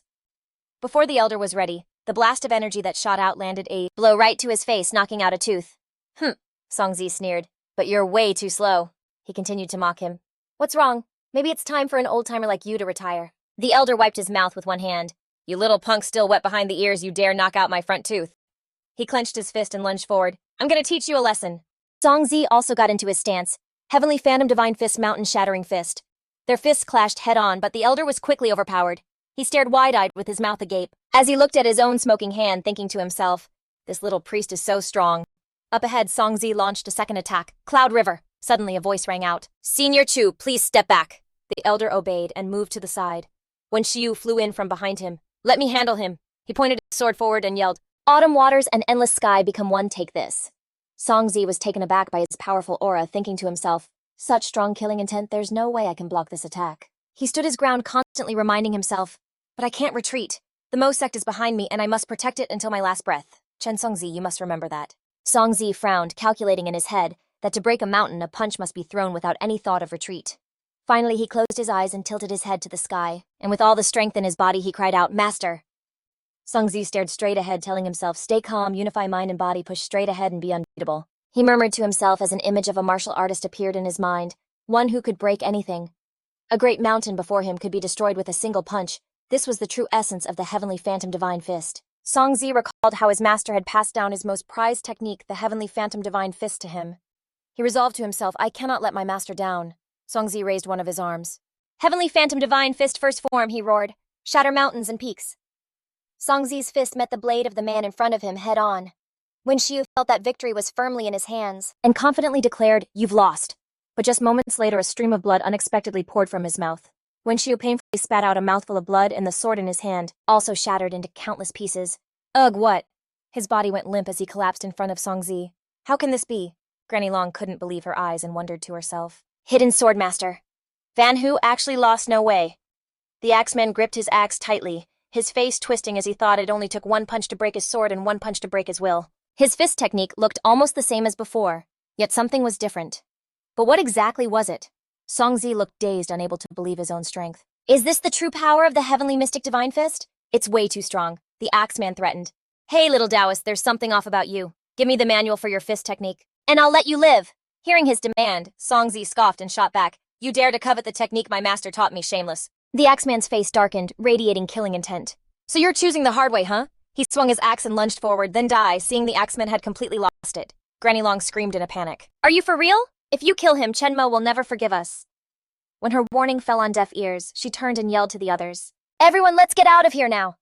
Songzi watched them run off in fear, confused. Is something coming? Just then, the Axeman unleashed a powerful chop at him. Mountain-splitting cleave Songzi stood his ground, ready to face it head-on. No matter what, I have to give this everything I've got. He raised his hands to the sky, channeling his power. The Cloud River Song. Zi's eyes widened in his mind as he finally understood. It's no use, my cultivation isn't high enough, I can't block this or fight back. He thought to himself, to become a true powerhouse, you first need an unyielding heart. No matter what stands in your way, you must shatter it. Songzi's fists became shrouded in black and red flames. His master's words echoed in his heart. I have to beat you, he roared. Bring it on! The Axeman curled his lip at the boy opposite him. Let's see if you can take my next attack. He unleashed his mountain-splitting cleave, and Songzi countered with the heavenly mystic divine fist. The axe blade and the fist collided directly. A huge explosion ripped through the air, the shockwave sending them both flying in opposite directions. Songzi coughed once, using his last bit of strength to say, Grandmaster, I'm sorry, I did my best. Chenmo, who had appeared from nowhere, caught him. It's all right, he smiled, praising Songzi. You did great, now get some sleep, I'll handle the rest. The Axeman furrowed his brow and asked the newcomer, Who are you? Chenmo stood in front of them and announced, I'm the master of the little Taoist you were just bullying. Hearing this, the Axeman's face broke into a grin of realization. Chenmo, so you're Chenmo Elder. Xianghu threatened to hand over the treasure. And we'll let you live, Granny Long added. Chenmo, give us the treasure that activated the dragon vein, or your pathetic little Mo sect will be wiped off the map today. Chenmo calmly asked them in return, A treasure that activates the dragon vein. What's that? The Axeman said smugly. Stop playing dumb. How could you have survived the dragon vein's power without a treasure? Granny Long advised with fake kindness, a world-defying treasure like that isn't something a mere Taoist like you should have. When Chenmo didn't respond, the Axeman raised his axe. You stubborn brat, hand over the treasure or I'll kill you. Before he could react, Chenmo instantly appeared right in front of him. Then go ahead, do it. He gave him a challenging look. Kill me. The Axeman ground his teeth in fury, but he hesitated to attack. He thought aloud, this kid is something else I'm actually feeling. Afraid. The Axeman sized him up, then signaled for the other two to attack with him. Granny Long obeyed, brandishing her sharp claws. All right. The two of them rushed forward to attack at once. Hia Elder Xianghu, off to the side, pulled out his weapon and planned, Granny, I'll tie him up with my whip first. All three of them launched their attacks simultaneously, but Chenmo didn't even move. The Elder's black rope coiled tightly around him. He's tied up, now's our chance. The Axeman leaped into the air to coordinate. You're asking to die, kid, I'll destroy you and your Mo sect. A massive cleave slammed down, causing the ground beneath to crack and crumble. A white cloud of dust completely covered the area. Granny Long closed her eyes and covered her mouth, asking worriedly, Did we get him? The Elder standing beside her sensed something and yelled out, No, that's not right. He felt a tug on his hand. There's movement from the whip. He's not dead. The Axeman peered into the smoke. He's still alive. He flew forward, putting all his strength into one more strike. Mountain-splitting cleave. Chenmo emerged from the thick cloud of dust. Heavenly mystic divine fist. His giant fist shattered the Axeman's axe. Mountain breaker. Then he sent both the Elder and the Axeman flying back. Granny Long's eyes widened and her jaw dropped in shock. Your power is... Chenmo casually put his hands in his pockets and sighed. Plotting to kill others for their treasures, the four great ancient sects truly deserve to be punished. Granny Long went berserk and lunged at him. Ah, you die! She screamed like a maniac. I'll take you down with me. Chenmo emotionlessly raised a hand, a blinding light forming in his palm. He fired a single blast and Granny Long turned to ash. Looks like you're the ones who are getting destroyed. Chenmo stood coolly in front of Van Hu and threatened, Now you're the only one left of the four great ancient sects masters. He collapsed to his knees on the tiled floor. Wenshu dazedly looked up at Chenmo and asked, What do you really mean? His face showed a mix of worry and curiosity. Blood kept trickling from Wenshu's mouth. Clutching his stomach, he asked, Why didn't you kill me? Chenmo just coldly ordered him to send a message to the four great ancient sects. The world's spiritual energy has been restored. So don't even dream of monopolizing the cultivation world anymore. He gave a satisfied smile and declared that this is an era where 100 flowers bloom, an era of glorious splendor for the Emperor's star. Chenmo firmly said, Just focusing on the Emperor's star is too small-minded. I have to go home and sort things out, then I'll head out into the universe. As soon as he finished speaking, he hurried towards the door. Seeing this, Wenshu called out, Wait! Aren't you worried the four great ancient sects will seek revenge? He immediately turned back and without hesitation pointed straight at Wen Shu, defiantly declaring, I'm Chenmo. I'm not afraid of anyone who dares to come for me, and I'll definitely pay their sects a visit myself. The 4 great ancient sects, I'll make sure not even a blade of grass can grow there again. Chenmo returned to Mo Gate and announced loudly, Everyone, I'm home! Chenmo's mother quickly ran out and joyfully rushed to hug him. Mo, our mom missed you so much. Chenmo hugged her back gently, patting her head and replying softly, Yeah, I'm back. Chenmo's father also came out to welcome him home. He nonchalantly said it was good that he was back. Subordinates filled the room, and Zheng Feng hurried out from the crowd to greet Chenmo. Sectmaster, you're finally back. We all missed you so much. He looked up, his eyes scanning each person as they chatted away, and Chenmo thought to himself, There are so many people I'll never see again. The people I liked, the people I hated, they all vanished like smoke in this chaos. A flicker of unease and worry crossed his mind. Chenmo wondered, the path of cultivation is long and endless after thousands of years. How many people will be left to reminisce with me? Then he answered himself, Only my junior sister. Chenmo walked to another room, where a banner with words of deep condolence was hung. Chenmo knelt and bowed his head before his grandfather's memorial altar, but his mind was still lost in thoughts of Luo Li. After I go to the cultivation realm to find my junior sister and come back, the Emperor's star will have changed greatly. The scenery will be the same, but the people will be different. Chenmo clasped his hands and sincerely expressed his thoughts and intentions. Grandpa, I'll have to leave this place soon, but don't worry before I go. I'll change this world so that Mo Gate will have no future worries. After that, he went to Song Zi's room to tell the old man about his plans. Song Zi was surprised. Master, you're leaving. Chenmo nodded and explained, Yeah, this trip to the cultivation realm is something I have to do. He carefully instructed the old man. After I leave, Mo Gate will depend entirely on you. Song Zi disagreed with Chenmo. The old man said, How could I possibly do that? This disciple is unworthy. He gently patted Song Zi's shoulder and explained, The spiritual energy on the Emperor's star is so dense now, but I still haven't broken through to the golden core stage. Chenmo encouraged the old man, You've already awakened your potential. He leaned down and said, It's time to change. Your cultivation technique? Song Zi was confused. I think my current technique is fine. It's just that this disciple is slow. Chenmo instructed him seriously, I'm going to pass on a cultivation technique to you. It's the Heavenly Purity Ultimate Daogate technique. I hope you cultivate it well and protect my Mogate completely and forever. Song Zi was finally swayed by Chenmo's strong will, and the old man replied firmly, All right, this disciple will engrave Master's words in my heart. After passing on everything necessary, Chenmo left home with peace of mind. He thought to himself, Chen Songzi is very reliable. He'll surely cultivate the technique I just taught him well. Now it's time to take a trip to Xiadu. Chenmo guessed that things were probably chaotic on the Grand Chancellor's side right now. The scene changes, and the Grand Chancellor was deeply troubled, tearing his hair out and sighing. Sigh, it's just one problem after another. He helplessly wondered, can't this world just be peaceful? Then a subordinate suddenly entered to report. A Grand Chancellor, a group of cultivators is approaching. While he was reporting that they were all experts outside, that same group had already quickly invaded the territory of Dali. The guards outside the city each held a gun in their hands. They fought hard to push back the rampaging cultivators. One of them spoke up. Why are there so many? Another replied, They're all cultivators. Then someone else among them grabbed a megaphone and shouted, Warning, you are now trespassing on the territory of Dali. Leave immediately, or we will open fire. The cultivators weren't scared at all. On the contrary, they laughed confidently and said, Ha ha ha, they only have 3 golden core masters. The leader of that group of cultivators was Gao Lu, and as soon as he breached the city gate, he immediately ordered, A bunch of worms kill all of their golden core cultivators. The scene cuts back to the conversation between the Grand Chancellor and his subordinate, who was carefully recounting the details. Grand Chancellor Gao Lu of the ancient martial clan has brought a team of cultivators, and they are currently on a killing spree at the front lines. We can't fight back. Hearing this, the Grand Chancellor hurriedly sought help, immediately calling Mo Gate. He had just mentioned Chenmo's name when the man himself appeared like a god appearing in an instant. Chenmo pushed the door open, walked in and said, No need to call, I'm already here. The Grand Chancellor shot to his feet and said joyfully, Chenmo, you're here. You came just in the nick of time. The Grand Regent anxiously asked Tran Mak, So what do you plan to do? He calmly replied, I basically know what's going on. I'll head to the battlefield right now. He was a little worried for Tran Mak. Are you going all by yourself? Wait a moment. I'll gather some men for you. He was about to turn and leave, but when he heard the Grand Regent wanted to gather more people, Tran Mak whipped around and said, You still don't trust me. The Grand Regent explained, That's a whole squad of cultivators. A close subordinate nearby trusted Tran Mak, and he chimed in, Master Tran can definitely stop this incident right. Outside, it had already become chaotic, and Tran Mak instantly appeared on the scene where everyone was brawling with each other. One of the cultivators was strangling a Dai Li man, shouting, Dai Li has fallen, surrender and you won't be killed. The man struggled to retort, Dai Li only has warriors who die fighting, not soldiers who surrender. The cultivator roared in anger. Still won't give up, then just die. Just as he was about to strike, Tranmak rushed in and sent him flying with a single punch. That cultivator took a fatal blow to the chest and immediately spat out blood. The Dai Li man exclaimed in surprise, "Are you Tranmak?" Tranmak asked with a determined gaze, "Are these the ones who invaded?" The other cultivators in the group immediately rushed forward chaotically. "How dare you sneak attack me, kill him!" Tranmak effortlessly unleashed 3 techniques in succession, severing mountain and peak, clouding river and stream, and suppressing Qiankun, and they were all quickly sent flying by him.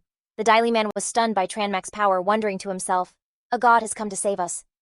Cao Lao, who was watching from a distance, saw him and was shocked. "That's Tranmak." He immediately ordered the cultivators to charge. Everyone surround and kill Tranmak. The brawl quickly erupted with the crowd unleashing their techniques one after another, aiming straight for Tranmak.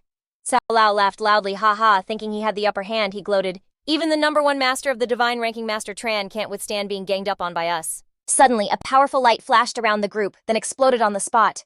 The blast sent everyone surrounding him flying, and Cao Lao was no exception. He was astonished. What was that? Tranmak was completely unharmed, slowly walking out of the white smoke. How strong can you possibly be, stronger than the 9-colored heavenly sky? Cao Lao was not convinced, and he ordered again, "All core formation masters charge." The others began to hesitate, not daring to act, but one of them spoke up to encourage the rest. "Don't be afraid, everyone. No matter how strong he is, he's only at the core formation stage. With so many of us, why should we be afraid of him?" Tranmak appeared before him at lightning speed, arrogantly challenging them. "Is that so? Keep talking, or better yet, why don't you all just come at me?" After that, with just a single wave of Tranmak's hand, the man's body was split into 2 symmetrical halves. The faces of the remaining people instantly paled. They all started screaming, "He's terrifying, he's a demon!" Then, ignoring Cao Lao's orders, they scrambled to run for their lives while screaming and fleeing, "He's a demon! Everyone run away!" A close associate of Dai Li spoke up. "We can't let them escape. I asked Master Tran to stay here, block them, and kill every last one of these beasts who invaded our country." Tranmak calmly pointed and gave an order. "With me here, you all can just kill them, kill every single invader." After that, everyone charged forward in unison, and then he was seen, placing a hand on his chest and declaring powerfully, "I am Dai Li." Cao Lao, still very stubborn, said to Tranmak, "Very well, I'd like to see if you're really as invincible as they say." Tranmak looked him straight in the eye and asked, "You must be Cao Lao, right?" Then without another word, he charged at him with his fist ready. "Enough talk, time to die." Cao Lao remained calm. He quickly powered up his body. "Immortal form. Immortal body, congratulations on seeing me use my full power." Tranmak watched the scene in astonishment. To be able to enhance your physical body to this degree, you've definitely got some skill. He carefully assessed Cao Lao's strength with his naked eye. He was even stronger than Ma Sandao, even stronger than the woodcutter. He clenched his hand into a fist and shouted the name of the technique he was about to unleash. "Immortal soul, ancient and undying eternal existence, god-slaying fist." Tranmak was not to be outdone. He clenched his fist and shouted, "Suppress Qiankun!" The 2 fists quickly collided, creating a massive shockwave. Everyone below screamed in chaos, "Ah, the shockwave is so strong!" They warned each other, "Don't get blown away." Naturally, when it came to strength, Tranmak had the upper hand, and Cao Lao was sent flying by him. Unable to defend himself in time, he yelled, "Ah!" He remarked, "That's truly hard to believe." Tranmak looked at Cao Lao lying motionless on the ground and said doubtfully, "Is this your full strength?" He landed gently on the ground with a hint of disappointment. "And here I thought we were going to have an earth-shattering battle." Tranmak mocked him, "Is it over already? You're too weak." The men on his side started to panic. Cao Lao is dead. So what should we do? One of them replied, "Do you even need to ask?" He shouted, "Run!" And everyone immediately turned tail and fled in a panic. A scornful look appeared on his face as he gave a cold laugh. "A bunch of ants." Tranmak then waved his hand, sending them one by one to meet their maker. He said smugly, "Go meet your boss." A young man among the Dai Li people watched as he dealt with those cultivators. He panted heavily. "Huff!" They looked at the bodies scattered across the floor, thinking it was finally over. But where did Master Chen go? Just then Chen Mo was forcing himself to drag his exhausted body to a secluded spot. It's no good, his spiritual energy was almost completely drained and his spiritual sense was overtaxed. He was just too tired. He leaned back against a rock, lost in thought. Places all over the world are probably this chaotic, all because the recovery of spiritual energy caused cultivators' powers to suddenly surge. Chen Mo let out a sigh. No matter how you look at it, he bore some responsibility for this. "I have to find a way to build a new order so that normal people can live peaceful lives." His eyes seemed incredibly determined as he told himself, "This is Fuxi's wish, and it's also my mission." Another voice cut through his thoughts. "We found him. Master Chen is over here." They rushed over and asked with concern, "Master Chen, how are you?" Chen Mo replied seriously, "Thank you for your concern, I'm fine." Every single one of them broke into a relieved smile. "That's great to hear. Dali is saved. With your guidance, Dali will surely become even more glorious." When Chenmo saw those smiles, he couldn't help but smile back unconsciously, thinking to himself that his goal wasn't to lead anyone, but to make it so everyone could smile so brightly. A glimmer of hope had just sparked in his soul when it was instantly snuffed out, as he watched the three of them suddenly get incinerated by a burst of flame right before his eyes. Chenmo's expression immediately darkened, his jaw dropping in shock. That guy Gao Lu wasn't dead yet, and he laughed mockingly at him. Ha ha ha, Chenmo, aren't you supposed to be so powerful? They were right in front of you, and you couldn't even protect them. His body was slowly regenerating. Gao Lu gloated. How does that feel? Chenmo's blood boiled with rage as he screamed, Gao Lu. He could tell that Chenmo had no strength left, which made him want to provoke him even more. I'm right here, why don't you come and hit me? Can you even get up? Chenmo suddenly froze in place, his mouth open as if he wanted to say something. The guy Gao. Lu clutched his injured arm, hitting Chenmo right where it hurt. You can't get up anymore, can you? Who knew you'd see a day like this? He gritted his teeth in helplessness. It's no use. All my spiritual energy is gone, I can't even move. Gao Lu declared smugly. Master Chen dies by my hand today. Ha ha! The people of Dali nearby immediately retorted. We won't let you harm Master Chen. They stood protectively in front of Chenmo and declared, You've always been the one protecting us, so today, just this once, let us protect you. Master Chen, please lead Dali to become stronger. He had a bad feeling about this. What are you guys trying to do? Without hesitation, they charged towards Gao Lu. The pillar of Dali will forever stand tall and protect Master Chen. Worried Chenmo could only scream helplessly, Come back, all of you get back here. They were no match for Gao Lu, and one by one he easily took them all down. Hurry up and scram, you bunch of ants! Chenmo roared in anger. No! Then he shook his head, trying to clear his mind. He told himself, No, I can't descend into madness. I can't become a demon like Yang Dingqian who kills for sport. He was thrown back, landing hard on the ground, while Gao Lu stood a short distance away, continuing to taunt him. Feeling a little empty inside, are we? Ha ha ha! He thought to himself, if I descend into madness, the disaster that follows might be even worse than this. Suddenly, a small golden dragon appeared on his chest. Chenmo was surprised. What's this? He quickly pulled open his shirt to get a better look. It was the power of the dragon vein. He never expected his golden core could absorb a part of it. The small golden dragon then flew out and transformed into a large one. Chenmo continued to think, now it's starting to nourish my body. He excitedly spread his arms. This is the final 9 dragon soul, but it seemed his body still couldn't continue fighting. He clenched his fist in frustration, still no good. He couldn't even unleash the first form of the mystic god fist, nor could he use the heaven-slaying sword. Chenmo glanced at Gao Lu, but I don't care about that anymore. He recklessly charged towards him, shouting at the same time, All of you stand back, leave him to me. They all breathed a sigh of relief. Master Chen has recovered, we're saved. He lunged forward, throwing a punch, but Gao Lu quickly summoned a shield to block the blow. Chenmo was sent flying back by the shield. What the? He smirked and asked repeatedly, How about it? Your body is completely drained now, isn't it? Why don't you use your special techniques? He was knocked flat on his back. Gao Lu stood nearby and continued to mock him. Feeling a little empty inside, are we? Ha ha ha? Chenmo quickly got back on his feet, refusing to give up, as he slammed his fist into the shield again. The guy said, That's enough. There's no need to keep up the act. Gao Lu pointed at him and cursed. Without spiritual energy, you're just a useless piece of trash. He used the shield to knock him away once more. Just lie there and wait to die. Their faces turned pale with worry as they kept asking, What's wrong with Master Chen? He's not going to lose, is he? Chenmo coughed violently. Cough, cough. He placed a hand on his chest and declared resolutely, No matter what, I will never lose to you. Gao Lu stood there arrogantly with his hands on his hips. What's wrong, cat got your tongue, Chenmo? At that moment, Chenmo thought to himself, Right now I can only rely on my own physical strength to fight. He let out a cold smile as if he was about to do something. Fine, today you'll be the perfect whetstone for my blade. He assumed that Chenmo was now, You can't beat me, so you resort to threats with that mouth of yours that has no cooldown. You're just a normal person now. I can crush you like an ant. He immediately shot back. You've tried to crush me 2 times already, but I'm still here. Gao Lu lunged at the speed of light, yelling, Let's see how arrogant you can be. Chenmo nimbly dodged to the side, leaving him bewildered. What the? Every punch Gao Lu threw was easily dodged by him. He got angry and yelled, Damn it, stop dodging, what kind of martial artist are you? Chenmo was silent for a moment. He stepped back, took a 3-step running start, and kicked Gao Lu straight in the neck, catching him off guard. Ugh! But the kick didn't cause him any pain at all. What was that? I didn't feel a thing! Then Gao Lu fought back with all his might, relentlessly questioning him. Aren't you supposed to be so powerful? Where's your mountain-severing peak? What about your river-parting flow? And where is your heaven-slaying sword? Chenmo stood still and took the hits until he coughed up blood. Gao Lu delivered a final blow and said disappointedly, So this is all you've got? He stepped back and replied, So you want a taste of my mountain-severing peak that badly? Gao Lu's eyes widened in shock. What? Chenmo charged forward to fight him again. While blocking Gao, Lu exclaimed in surprise, You still have spiritual energy. His attacks still carried no feeling. Gao Lu was confused. But it still doesn't hurt at all. He realized he'd been tricked and laughed out loud. Haha, you tricked me. There's no spiritual energy in your fists at all. Chenmo smirked. But you were scared. I just wanted to see that frightened look on your face. Gao Lu, having been struck a nerve, immediately flew into a rage. You. He rushed at him and yelled out the name of a move, Cloud River. Gao Lu's face turned pale as he scrambled to think of a plan. This is bad. If I keep using up my energy like this, my spiritual power will be completely drained. Relying on physical strength alone, I can't beat him. After thinking for a moment, Gao Lu decided to go all out. He would bet all his spiritual energy on one fatal blow. With that, he charged forward to unleash his technique God-Annihilating Fist. Now completely exhausted, he was sent flying. Despite being knocked far away, Chenmo struggled to sit up. Gao Lu screamed, "What's wrong with you? You're still not dead after that."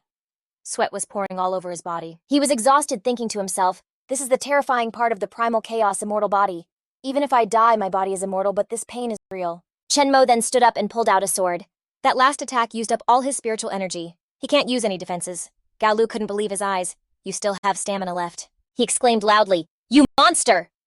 Chenmo used his last bit of strength, gripped the sword tightly, and plunged it straight through Gao Lu's body. He screamed in pain, "No!" He thought with relief, it's finally over. Both of them collapsed to the ground right there. Everyone cheered and shouted, "He won, Master Chen won, we won!" Everyone started a new life after Chenmo killed 10 Golden Core Masters and over 1,000 cultivators at Mount Mong. People hailed him as the protector of Dali, which is now recovering and rebuilding. The political situation has also stabilized. In a short time, Dali's international reputation has skyrocketed. The ancient martial clan, which had always been at odds with Dali and refused to be governed, has finally surrendered. The number of disciples has been increasing dramatically. The disciples of the 4 great ancient sects have also sought refuge, with Chenmo joining the Mo sect. He has successfully created a new history with Dali under the leadership of Chenmo. Will it truly achieve great things in this new world scene change? Chenmo's mother stands anxiously at his door, calling little Mo. Inside his room, Chenmo is cultivating day and night to improve himself. I've killed too many people. The killing intent in my heart is constantly surging. He gritted his teeth, determined, I must get myself under control. I can't turn into a demon. Chenmo was lost in thought. I can control young Dingchen, but who can control me? His mother's voice came from outside the door. Mo, are you okay? Worried, she opened the door and went straight in. Chenmo suddenly snapped, lashing out, "No one is to disturb me," which left her completely confused more. He then realized his mistake. I just yelled at my own mother. That's not right. Chenmo quickly said, I'm sorry, Mom. I'm okay. His mother nagged, You haven't been out for a month now. You'll get sick if you keep this up. He ran his hands through his hair in frustration. I have to stop this killing intent in my heart. She was still worried and immediately walked over to put her hand on his forehead. You don't have a fever, do you? You haven't lost your mind. Chenmo laughed cheerfully and replied, I'm perfectly fine. How could I lose my mind? What kind of mother says that about her own son? His mother sat on that bed and spoke to him gently. Even though you don't say anything, I can guess a few things. She did her best to comfort and encourage Chenmo. Moer, you have always been your mother's pride, both in the past and now. Her warm words were full of love. Remember, you're not fighting alone. You have all of us. Chenmo bowed his head and replied, Mom, thank you. I'm truly lucky to have parents like you. He promised Mom I will forever and ever protect everyone. She cheered up as well. Then hurry up and get ready. Go outside for a bit. Everyone is waiting for you. He got himself ready and left the room. Outside the room, Songzi had been waiting for a long time. Sect leader Chen is out. Great Master has come out of seclusion. Chenmo thought to himself as a reincarnator. I've always felt like I didn't belong in this world, but now I can truly feel it. This is my home. I have a family here that I can't let go of. He immediately asked the old man, Chen Songzi, is Ching Ching still in closed-door training? Songzi quickly explained the situation. Yes, the junior sister hasn't broken through yet. Does Master wish to visit her? Chenmo shook his head and replied, No, I shouldn't disturb her cultivation. Ching Ching was training hard day and night in another room, and he suddenly fell silent for a moment, thinking, But it wouldn't hurt to just peek at her breakthrough, right? He carefully analyzed this girl's talent for cultivation is excellent. In such a short time, she went from a high society lady to a powerful cultivator. Over on her side, she suddenly exclaimed, Humph, what is going on? Am I unable to break the shackles during my breakthrough? He suddenly spoke up, asking, Body tempering? Could it be she's still using a body tempering pill before her breakthrough? Ching Cheng replied shyly, Who would do something like that? She suddenly lost her balance and fell to the floor, and he hurriedly asked, Ching Cheng, are you okay? Chenmo quickly went to her, Let me take a look. Ching Cheng called out in surprise, Master! A pink flame appeared in Chenmo's hand. He was shocked to discover this feeling as bewitching poison. Ching Cheng started acting strangely, her breathing becoming rapid and heavy. Pant, pant. Ching Cheng blushed and complained, Master, your disciple feels terrible. Why did you only just arrive? What she saw earlier was just an illusion he created to peek at her training. The real Chen Mo was still somewhere else. He yelled out worriedly, "Ching Cheng," then rushed over to her location. Seeing him like that, everyone wondered, why is Sectmaster Chen so agitated? What happened? Xiao Shan sensed something was wrong and quickly asked, "What on earth is going on?" Ya Ni immediately explained, "It's Ching Cheng, she's in the middle of her breakthrough. The surrounding world energy has been completely drawn in." Hearing this, she became extremely worried, saying, "Nothing bad will happen to Ching Cheng, right?" Ya Ni reassured her, "Don't worry, she's very strong." Just then, Chen Mo arrived. He immediately asked about her condition. "Ching Cheng, how are you feeling now?" When Ching Cheng saw Chen Mo, her eyes lit up and she said happily, "Master, you're finally back." Her weak body immediately fell into his arms. Ching Cheng whined, "Please help your disciple, I feel so awful right now." Chen Mo caught her and comforted her. "It's okay, don't be afraid."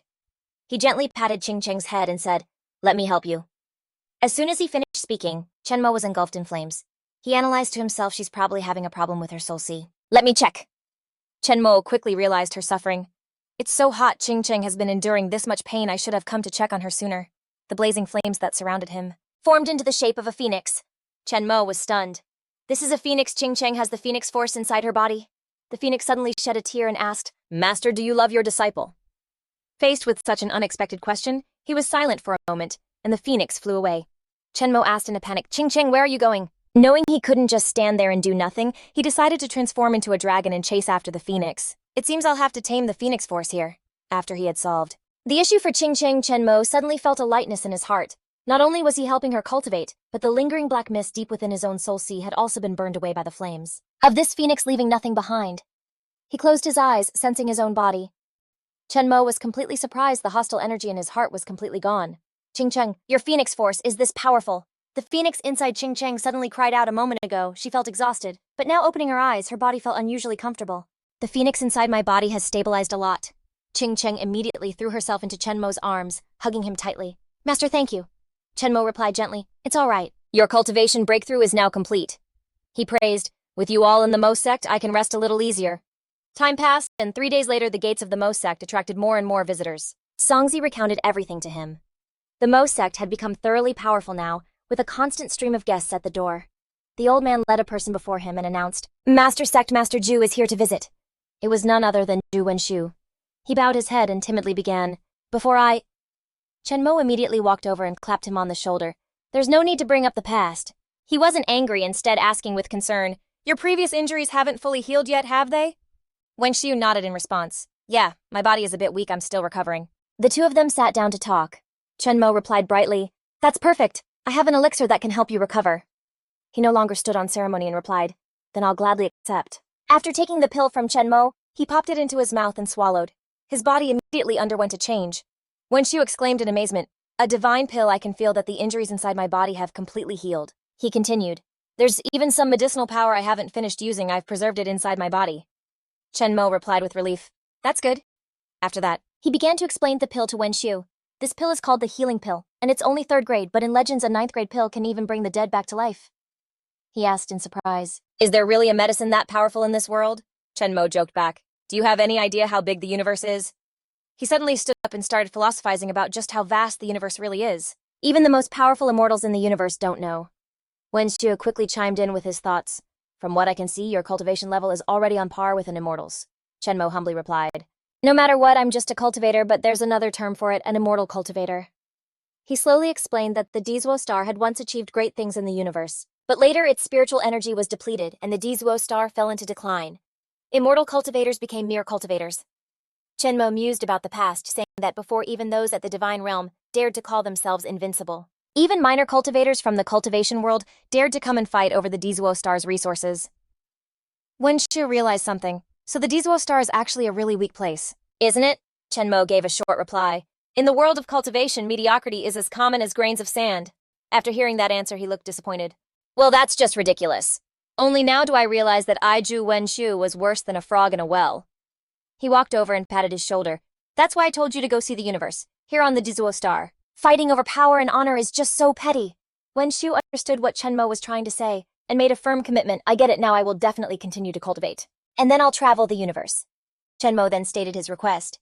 "It's not just about you, I want you to do something big and I hope I can get your help." Wenshu was curious. "What can I help you with?" He immediately laid out his desire. I want everyone in this world to start cultivating so that cultivation is no longer a privilege for the elite families. Chen Mo unleashed a torrent of his ambitions, leaving Wen Shu a bit overwhelmed. I want you to help me build a team that is completely loyal to Dali, mobilizing the power of the four great ancient sects. Chen Songzi will help you accomplish this, he continued. Under this team's management, anyone willing to cultivate can join, and I will provide elixirs and artifacts that even ordinary people can use. After hearing all of Chen Mo's ambitions, he stood up and asked, "Are you trying to create an era where technology and cultivation coexist?" He smirked and replied, "I want cultivators to spring up like mushrooms in this world." Chen Mo grabbed Wen Shu's arm and explained firmly, "Of course this will be your world. I will leave the Dizuo star someday. Everything that happens after that will have nothing to do with me." He hesitated. "But you are the master of everyone on the Dizuo star. You're the one who started all of this." Wen Shu believed his thoughts and abilities were far beyond anyone of this era. He was very curious about Chen Mo's true identity. "Can you tell me who you really are?" He simply replied, "I am Chen Mo, Dali's Chen Mo." Time passed, and a few months later, martial arts academies were built in various places and began enrolling students. As long as you passed the entrance exam, all expenses were covered by Dali. In addition, Chen Mo also established the Heavenly Treasure Pavilion, providing martial arts manuals to students with outstanding performance. Chen Mo reformed everything. Cultivators of all ages and genders formed a system, and non-cultivators could return to their peaceful lives. He even got his own monument, a statue built by everyone, to thank Chen Mo for his contributions. Not only that, but there was also a supervisory team established by Chen Songzi and Zhu Wenshu to protect everyone.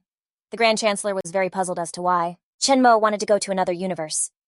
"You built all of this if you wanted this world could be yours. Do you still have to go searching for that vague, uncertain future?" Chen Mo cheerfully replied, "Yep, I definitely have to go." He suddenly remembered something. "Oh, right. How are the repairs on the Miaojiang teleportation array coming along?" He reported the situation. "The outer perimeter is almost fixed, but the core of it still needs you to handle it personally." After hearing this, Chen Mo nodded in reassurance, but didn't forget to give instructions. "Okay, after I leave, remember to destroy the teleportation array until someone else is capable of reopening it." The Grand Chancellor rested his chin on his hand, thinking, "Chen Mo Dali truly owes you too much. I can only express my gratitude." He was about to leave, but couldn't help but laugh at those words. "Haha, all right. I still have one more important thing to do now." Chen Mo had nothing left to do in this place. He turned his back and declared, "Finally, I will restore order to this world." The scene changes to a towering skyscraper appearing in the dark night. Chen Mo sat alone, cultivating at the top of the tower. Suddenly, his image magnified several times, appearing amidst the starry night sky. The people below shouted in amazement, "Hey, look quick, there's someone in the sky!" A giant, he introduced himself solemnly. "I am Chen Mo, Dali's Chen Mo." Then he explained, "Perhaps you've all noticed the spiritual energy of the Dizuo star has been restored." Chen Mo carefully clarified, "The world might be a bit chaotic right now, but it's only temporary." He spread his arms wide, convincing everyone, as long as new rules are set, life in the future will be better than before. "Today I will teach you all cultivation techniques." Then he was seen standing on a large cloud, demonstrating various martial arts stances too. "You can all have a sword to protect yourselves in these chaotic times. It doesn't matter if you're a man or woman, old or young, you can all learn from me." Everyone began to learn what he was teaching. Another guy, with hostile intentions, thought that a little guy from Dali dared to become the master of the world. It seemed he would have to level Dali. The scene changes to the Grand Chancellor's conference room, where everyone was buzzing during the meeting. Isn't Chen Mo just dragging Dali into a world of hate right now? Many people across the world want to maintain the status quo, and they're all ready to charge Dali and start a war. One of them spoke up and demanded, "We should probably hand Chen Mo over to prevent Dali from facing the world's wrath because of him." But someone else disagreed with that demand. "You're such a backstabbing wolf. Dali only exists today because of Chen Mo. Are you really going to burn the bridge after you've crossed it?" He immediately shot back, "I'm thinking about the people of Dali." Then he looked over at the Grand Chancellor and said, "Grand Chancellor, what do you think? You should say something too." The Chancellor calmly stated his own opinion. "I trust Chen Mo's decision. I believe Dali can walk towards a brighter future. The wrath of the entire world, bring it on. I believe Dali will definitely shock you all." Later that day, at the Mo sect, a voice announced, "Sect Master Chen, you have a visitor." The person visiting Chen Mo was Dali, the little kid from before, who was now a grown man. Zhu Dali bowed before his master. Chen Mo immediately went to greet him. "Kid, no need for all the formalities. Come in and have a seat." Dali replied, "Thank you, master." He carefully observed Dali and remarked, "When I first met you, your strength was just average. But now it seems you've gotten much stronger." The kid laughed loudly. "Ha ha, you flatter me." Dali began to recount his journey. "Before this disciple went into the mountains to cultivate, and later I encountered the spiritual energy from the restoration of the Emperor's seat star, and my strength increased tremendously. But at that time, this disciple was trapped in the mountains and couldn't help you, master." Chen Mo smiled and replied, "You can't be blamed for matters of destiny." The young man continued to explain, But this time this disciple came here to help you. I've also heard the rumors. I know that after you made your declaration to the world, there are a lot of people who are unhappy with you, Master. Shenmo asked curiously, so you still came to help me? Aren't you afraid of becoming a target? Dali answered firmly, I'm not afraid. This time this disciple came to join your ranks to advance and retreat together with you, Master. The kid clenched his fist and said, just tell me what to do. Shenmo suddenly stood up. Well said. As it happens, I'm short on assistants. Welcome to our team. Dali was overjoyed and quickly asked, that's awesome, is it a team of cultivators? Shenmo shook his head and replied, no. It's a team of ordinary people. Follow me, you'll understand when you see it. Then Shenmo led Dali outside. The kid was curious and excited. Master, what exactly are we going to see? Shenmo just laughed loudly. Ha ha! He grabbed Dali's hand and pulled him aside. Check this out. Pretty awesome, right? The kid was stunned by the scene before him. Below the two of them was a team, and they were all wearing what looked like highly advanced armor. Shenmo explained, this is controlled by medicinal elixirs. It has the power of a cultivator, a magic weapon that even ordinary people can use. A figure emerged from the thick smoke. It had been a long time since he'd shown up, and it was Gus. He held a large hammer and laughed loudly, saying, ha ha ha ha, I am Gus, the king of the south, and I must make Dali submit at my feet once again. Gus taunted loudly, come on and fight me. Before he could finish his sentence, the Dali team quickly piloted their mechs and charged toward Gus. He, gripping the hammer in his hand and shouting scornfully, don't think you can handle me just by wearing some armor. The gap between a cultivator and a regular person is worlds apart. Their mechs immediately sent Gus flying. He was too stunned to dodge. What the? Gus was thrown backward and crashed into a pile of rocks. He couldn't believe his eyes and said, how is this possible? This pile of scrap metal can actually hurt me, Gus. Elsewhere, Shenmo and Dali were watching the fight on a computer screen. He praised him. You did a great job training them with the mechs. Shenmo turned his head satisfied and said he would make a note of his contribution when they returned. The young man standing behind him just responded with a smile. Ha ha! Dali scratched his head shyly and replied, honestly, I wasn't very confident in your idea at first, Master. I never thought it would go this smoothly. The Dali people piloting the mechs were overwhelming Gus. They shouted back at him, ordinary people can be part of the age of cultivators too. Gus couldn't fight back. He screamed and started to run for his life. Help me. Gus yelled for backup. Murat, save me. When the team of regular soldiers saw Murat hovering in the distance, they quickly asked, what is that? It wasn't just her, there were many more people coming up behind her. They warned each other, that's a lot of cultivators, we need to retreat now. From high above, Murat mocked him, you're pathetic, Gus. She quickly landed on the ground. Murat looked disappointed. I can't believe you were defeated by two ordinary people. Gus immediately went over to explain, I had my reasons. While the two of them were talking, the team of regular soldiers made a quick retreat. He came up with all sorts of excuses to defend himself. You don't get it, their mechs have tons of defensive arrays, and a countless number of attack arrays too. I really am, Murat replied simply. Are those your last words? Without hesitating, she turned Gus Tan to ash. He still didn't understand what was happening. What are you doing? Murat heartlessly finished him off right then and there. Losers don't get a say, leave the rest to us. The scene shifts to another part of the forest. A subordinate made a request, Elder. Dali is currently fighting forces in the south, let's take advantage of this chaos. He immediately ordered the troops to move out. All right, everyone charge, riches and women belong to the victors. Duke Lap, watching through a surveillance monitor, saw them coming. The kid sighed. There are more people coming from the forest. Duck Lap quickly gave an order to his troops. I'm ordering a full-scale assault. They were terrified by the overwhelming force of the squad. It's you. The elder tried to reassure them. It's okay, everyone, form a defensive array first. The robot pilot squad suddenly launched a preemptive artillery strike. Invaders. Eat this! The elder immediately gave an order. Put up a barrier blockage, your artillery can't even scratch us. The shells kept coming, but they were uninjured thanks to the magic barrier protecting them. He laughed smugly. Ha ha, mortals are just mortals, how could you ever break through our squad of ability users? Suddenly a huge missile was launched, speeding right toward them.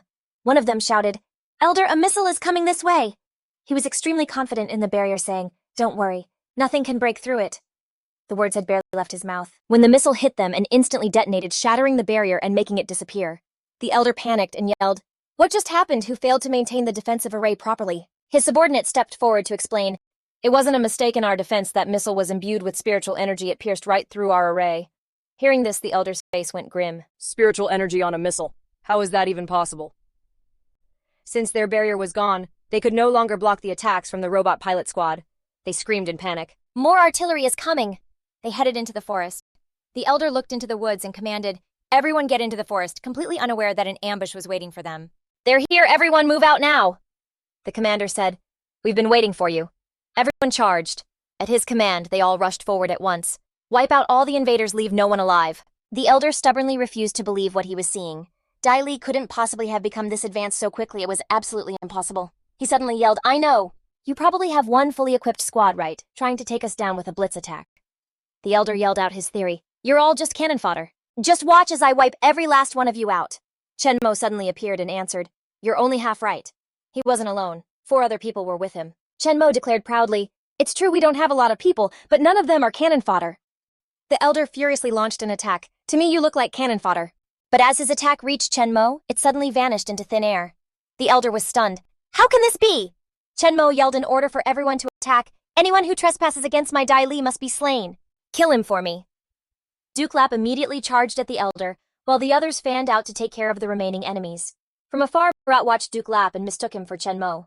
He looks pretty powerful. That must be Dai Li's Chenmo, right? Murat hurled a fireball down at the kid. Duke Lap shouted, Who is it? She pointed at him and asked, You're Chenmo. You all look the same. I have a hard time telling you apart. Murat slowly closed in on the kid. But that's okay. It doesn't matter who you are. Then she grabbed Ducklap's hand and used her charm ability. A dead man is a dead man after all. The kid realized something was off. Why can't I move? She opened her mouth ready to bite Dukelap, die, darling. Just as Murat was about to get her way, Chenmo suddenly appeared and gave her a wake-up call with a slap. Pardon the interruption. He warned Duklap. Watch out, her weapon is enchantment. She clutched her face, which now bore the 5-fingered print of his hand, and screamed, So you're the real Chenmo. Fine, then you can all just die. Chenmo, however, calmly pulled out his phone, saying, You'll have to wait until I'm done with this call. Grand Elder. Is everything taken care of? Got it, I understand. I'll inform the person in front of me. He then asked Murat a question. You guys probably launched an all-out attack, a good way to support the main battle, right? Hoping to win in one decisive strike. Is there no one left back at your base? She didn't understand what Chenmo was talking about and immediately shot back. What's that supposed to mean? Murat asked, bewildered. What in the world are you talking about? A subordinate rushed over with an urgent report. Elder, our capital has been completely conquered by Dai Li. The elder exclaimed in astonishment. What? He then turned to inform her. Murat, our base has been infiltrated. Chenmo said with satisfaction. Making you guys mad enough to invade was just the beginning. This outcome is exactly what I wanted. Time flew by, and 3 years later the world was at peace again, with Dai Li standing firm at the top of the world. A special event was about to take place, and Chenmo was about to face his most important pill refinement ever. He led Qingcheng to a large cauldron and instructed, In a moment you must follow my commands precisely. There can be absolutely no mistakes. Chenmo emphasized again, Got it. She replied, Yes, master, the sun is starting to rise. He exclaimed excitedly, The sun is out. Chenmo faced the sun and began to gather energy, drawing in its power. He looked down at his hand, which was surrounded by a purple mist. This is the legendary purple Qi from the east, isn't it? Chenmo began to compress that energy into a round mass, then condensed it into a sphere of power. After completing the steps, the sphere transformed into a pill, and he let out a sigh of relief. It had finally become a purple pill. Next, he tossed the pill into the large cauldron in front of him, saying it was the Dan Yin, or pill catalyst. Chenmo then commanded Dingtian, Yang Dingtian, use your thundercloud. He nodded and replied, Got it. The sky gradually darkened, and Dingtian summoned bolts of lightning to strike the cauldron. Grunt. Chenmo continued to take out various medicinal herbs, then threw the precious collected ingredients inside. He tossed all the herbs straight into the cauldron. All right, absorb. Next, Chenmo commanded Qingcheng, release your phoenix fire. She quickly extended her hand and unleashed a great flame. Understood. Chenmo stood beside Qingcheng and watched, looking excitedly at the cauldron and thinking, just like that, the thing I want is almost finished. Suddenly, the cauldron exploded. Chenmo was confused. What's happening? The purple pill he had tossed in earlier was now floating in midair. He leapt up to catch it. After observing it for a moment, Chenmo concluded that it was a 5th-grade pill. Qingcheng was astonished, exclaiming, A 5th-grade pill! If word of this gets out! Chenmo warned with a serious face. This must be kept absolutely secret or it will cause chaos. She and Dingtian immediately replied, Don't worry, master. Suddenly, a wave of pressure washed over them, and he quickly sensed that something was wrong. Chenmo looked up at the sky, from which an immense pressure was descending. The pressure was so strong that it forced Qingcheng and Dingtian to their knees. The two of them asked in confusion, What's going on? Why can't I move? This pressure is insane. Chenmo was shocked and thought, Even they can't withstand this pressure in this world. Only my master could do this. As soon as he thought of his master, it dawned on him, Master, have you finally come to find your disciple? In my past life, it was probably around this time that the Donghua Immortal Emperor found me, took me to cultivate, and even betrothed my little junior sister to me. Chenmo didn't hesitate and shouted, Master, your disciple Chenmo is here. He looked up at the sky, thinking to himself, When I finally see you, master, I'll tell you everything I've done in this life. Will you be proud of your disciple? The pressure began to fade, leaving Chenmo confused. Why is the pressure getting weaker? He stood alone, calling out for his master in vain. Master. Dingxian rushed over to ask, what happened? The pressure from before seemed to be completely gone.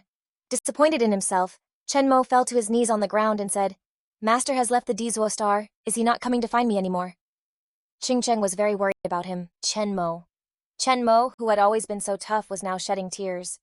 Thinking he had been abandoned, he repeatedly lamented, Your disciple is right here. How could you not have noticed me, Master? Don't you recognize your disciple anymore? Why didn't you take me with you? She gently approached and asked, What's wrong, Master? What just happened? Was that your master who came?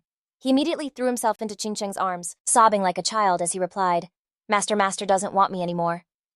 He thought to himself that with his master's power, a single sweep of his divine sense would be enough to see everything on the Dizuo Star. It's not that he didn't notice me, it's that he didn't choose me.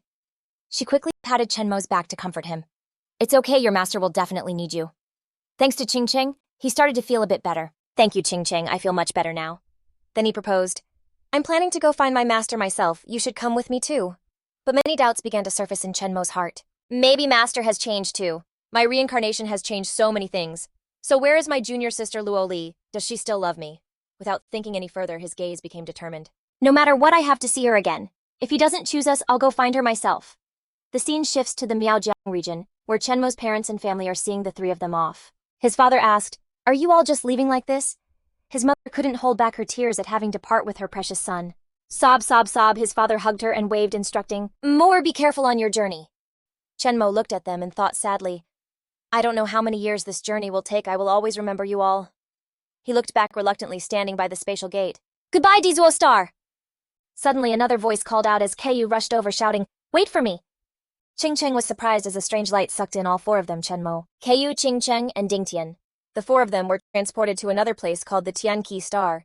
He walked over, placed a hand on her shoulder, and asked, And Keiyu, why did you follow us here? Keiyu stammered, Qingcheng, standing beside her, snapped, We're in the cultivation world. Do you have any idea how dangerous this place is? Why didn't you just stay on Emperor Star? She squeezed her eyes shut and yelled, I didn't want to stay on Emperor Star. I just used the teleportation circle for a second. You guys don't need to control me. Let's just go our separate ways. And nobody bosses anyone around. Chenmo called out to her worriedly, and Keiyu. Qingcheng said, Just let her go. She got annoyed and wondered, why am I getting so worked up about this? Can't I just leave you guys?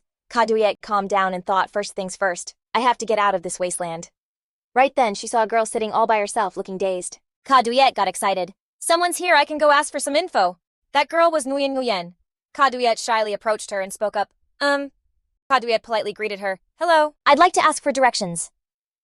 Nguyen just stayed silent, not bothering to answer, thinking to herself that this woman looked a lot like someone from the Emperor's throne star, wondering if they even spoke the same language. Kaduyet continued to explain. I'm lost, I wanted to ask you how to get down the mountain. But Nguyen still didn't respond, making her think, no reaction, maybe I need to offer some money. Then Kaduyet quickly took out a bill and held it in front of her. This is just a small token of my appreciation. She solemnly offered the 100-unit note, not wanting her to help for nothing. The moment Nguyen saw the bill, she finally reacted. This kind of paper was exactly like the one the great figure left with the village chief last time. Could it be?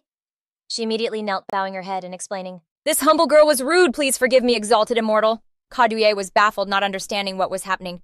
What are you doing, miss? Get up quickly. Nguyen's face turned pale. And then she introduced herself. This humble girl's name is Nguyen. I already have someone I love. I don't want to bear children for Lu Daitrung. I beg the exalted immortal to let me go back. Seeing Nguyen like this, Kaduyet had a bad feeling. Even though she didn't know the specifics, it sounded like some villain was bullying a young girl. I can't just stand by and do nothing about this. She helped Nguyen up and asked, What exactly happened? Tell me everything, I'll help you. Nguyen burst into tears and told Kaduyet the whole story. Not long ago, 2 cultivators from the Tinland sect came to our village. They were going around looking for girls to be their bedwarmers. I refused, and they wouldn't let me go home. Her kind-hearted nature immediately took over. Kaduyet patted Nguyen's shoulder and said, So there are many other girls who were taken too. Let's go, take me to their base. Nguyen asked why. She immediately replied, To rescue them, of course. Why are you only thinking about your own escape and not the other girls? She hesitated, then explained, But they don't want to leave. Kaduyet didn't believe it. She demanded Nguyen take her there. How could there be women who were captured and don't want to escape? Hurry up and take me. Meanwhile, Tranmak and Queen Than were watching from the side. She spoke up. And you were worried about her. Look at her, even if there's no trouble, she'll find some for herself. He sighed and replied, Sigh, but we can't just leave her be. Let's go, we'll follow and see what happens. Nguyen quickly led Kaduyet to the place where she was held. It's right there. She used all her strength to stop Kaduyet. It's better if we don't go. They're really powerful. Kaduyet reassured Nguyen. Don't worry, I'm pretty strong too. She gave a few quick instructions. Wait for me to get the others out, then we'll all escape together. Then Kaduyet quickly ran into the stone cave. You just wait for me out here. As soon as she stepped inside, she heard another girl's voice. Ah, exalted immortal. A male voice replied, Haha, I'm here. Kaduyet's face darkened. She gripped the knife in her hand and slowly approached the so-called exalted immortal. You scumbag who preys on women, I'll start with you. Without hesitation, Kaduyet rushed forward and plunged the sharp knife into him. She screamed, Die! The girl who was with him witnessed the whole thing. And she called out in panic, Exalted immortal! Kaduyet reassured her, It's okay now, you can go home. The girl immediately screamed at the top of her lungs, Murder, someone killed the exalted immortal. Guards, get over here, quick, Kaduyet said confused. What's wrong, I just saved you. The men from the Tinland sect quickly appeared and surrounded her. Get her another beauty delivered right to our doorstep. Seize that woman. Outside, Tranmak, along with Queen Tan and Din Thien, heard everything she mocked Kaduyet, and she said she didn't need anyone's help. She really only knows how to cause trouble for others. He just chuckled and gave an order. Duong Din Thien, go handle it, don't kill them all. Leave one alive for questioning. He nodded in response. Got it. Tranmak watched Din Thien and thought to himself, ever since he started demonic cultivation, it seems he's completely lost himself, but he still follows orders, which is useful. Kaduyet was tied up, unable to move. Another pervert stared at her with a greedy look. What a great body, way better than the village girls. Why don't we? Before he could finish, a subordinate burst in to report, Boss over there! She struggled and yelled, Let me go! The fun was suddenly interrupted. He turned and asked, What is it now? Before he could understand what was happening, Din Thien suddenly appeared and threw a punch. Die! The man only managed to get out one word. What? Tranmak immediately showed up. He put a hand on his shoulder and said, All right, keep this one alive for questioning. Tranmak sat with his legs crossed on a chair and calmly demanded, If you don't want to die, answer honestly. You're from the Tinland sect, right? The man trembled, and quickly replied, Yes, I'm the elder in charge of managing the outer disciples of the Tinland sect. He replied excitedly, In that case, tell me about the Tinland sect and that other planet. To save his own skin, he didn't hesitate to spill everything. The Tinland sect are the real rulers of Tianqi planet. They recently opened a teleportation array saying they wanted to conquer a low-level planet. He laid out the whole story, not missing a single detail. We were just in charge of guarding the array here and waiting for news, but the ones who left never returned. This place is pretty much abandoned anyway. Chenmo's face darkened when he heard that. He sighed in relief, thinking it was a good thing he told them to destroy the teleportation array, giving Dizuo planet a few more years to develop so it could fight back against this planet. Then Chenmo started to dig deeper. What are the other planets in the cultivation world like compared to this one? The man's face scrunched up in panic as he replied, How would I know the teleportation fee to another planet is at least 10 low-grade spirit stones? I could never save up that much in my lifetime. He placed a hand on his chin, thinking for a second, so the common currency here is spirit stones. But on Dizuo planet, a place where spiritual energy has been depleted for so long, those are hard to come by. Chenmo thought that even though he had some jade stones with him, he was probably considered broke here. The man continued to explain, The elders of our Tinland sect have cultivation levels so profound they're immeasurable. They might have reached the peak of the nascent soul stage, or even the soul formation stage. Chenmo snapped sternly. Are you trying to threaten me? The man, terrified, quickly bowed his head and answered, I wouldn't dare, I'm just telling you everything I know. After getting the information he needed, Chenmo shot to his feet and said, All right, thanks for telling me all that. Let's end this here. Thinking he was in the clear, the man gave a formal bow. Then I shall see you off, great immortal. Chenmo just gave a cold smirk. Yeah, it's time to see you off, all right. And then sent him straight to the afterlife. Chenmo ordered, Search this place and take anything useful. Ching Cheng replied, Yes. Keiyu, standing nearby, was about to call out to Chen. But then she stopped herself. Chenmo came here just to save me. Can I really keep following him around? After wrestling with her thoughts for a moment, Keiyu decided to leave the cave alone. No, I need to be independent. Yuan had been waiting outside for a while. Immortal lady, are you all right? She added. I saw some other people go in there. Keiyu replied happily. I'm fine. And please don't call me Immortal lady. My name is Keiyu. She then asked shyly, would it be okay if I stayed with you for a little while? I don't have anywhere else to go right now. Yuan responded with enthusiasm. Of course, please, Immortal lady, come stay at my house. Keiyu glanced back at the cave, thinking to herself, I'm sorry, Chenmo. I don't want to be a burden to you anymore. Inside the cave, the three of them were busy searching for anything of value. Ching Cheng spoke up. Master, this place is empty, Chenmo added. Aside from a few spirit stone fragments, everything else is junk. Suddenly, a voice called out, catching his attention. Lord Immortal. 3 girls were tied up, cowering in a corner. They spoke up one by one. All those lords from before are dead, so what will happen to us? Please let us go. Chenmo stood before them and explained. You were all brought here against your will, right? Don't worry, you're safe now. The girls asked curiously, We're safe. Does this mean we don't have to bear Elder Lu's children anymore? That's right, we were brought here to have a child with the great immortal. Is it okay for us to just go home now? My parents will be mad at me. Ching Cheng was confused. Why are the people here so backward? Did you not want to be rescued? Chenmo then pointed to a pile of glass items and said, These things are useless to me, but they're probably pretty valuable to you all. Take them home, and your families won't give you any trouble. Hearing this, they were overjoyed. This is great, thank you, great immortal. He urged them, quickly take them and go home. With that matter settled, Chenmo led Ching Cheng and Dingchen out of the cave. We should get going as well. She asked curiously. They keep calling us great immortal. Is that just what they call cultivators here? He simply replied, Looks like it. It's probably just the local custom. Then Chenmo spread his arms to feel the atmosphere.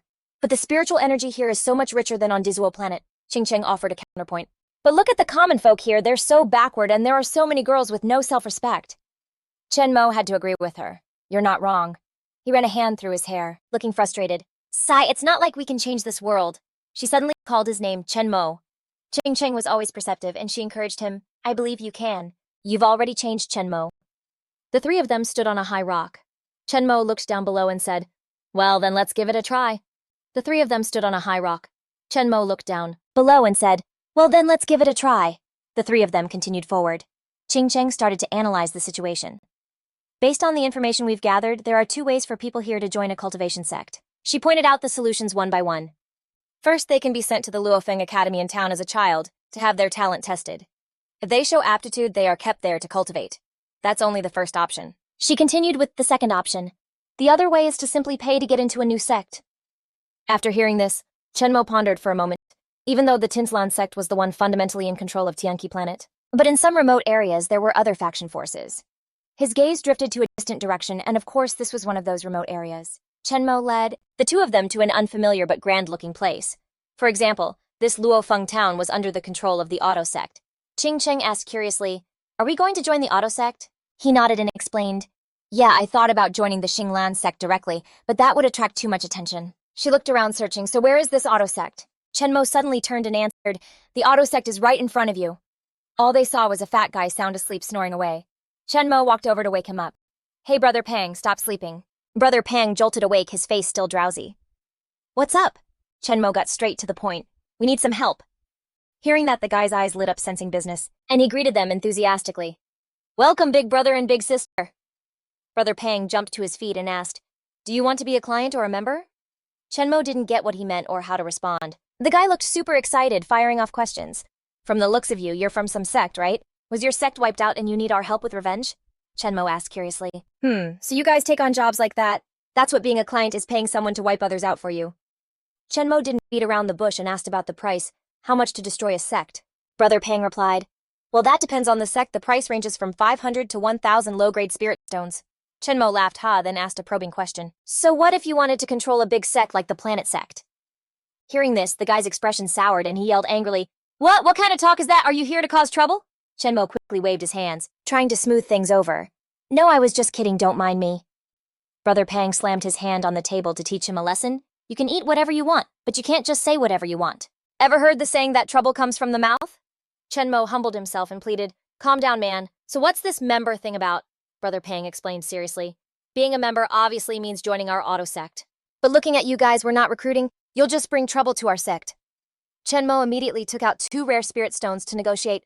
Don't say that I was just joking. This is a small token of our sincerity. The clueless Brother Pang didn't realize they were valuable and yelled, Are you messing with me? You think you can look down on me with 2 old rocks?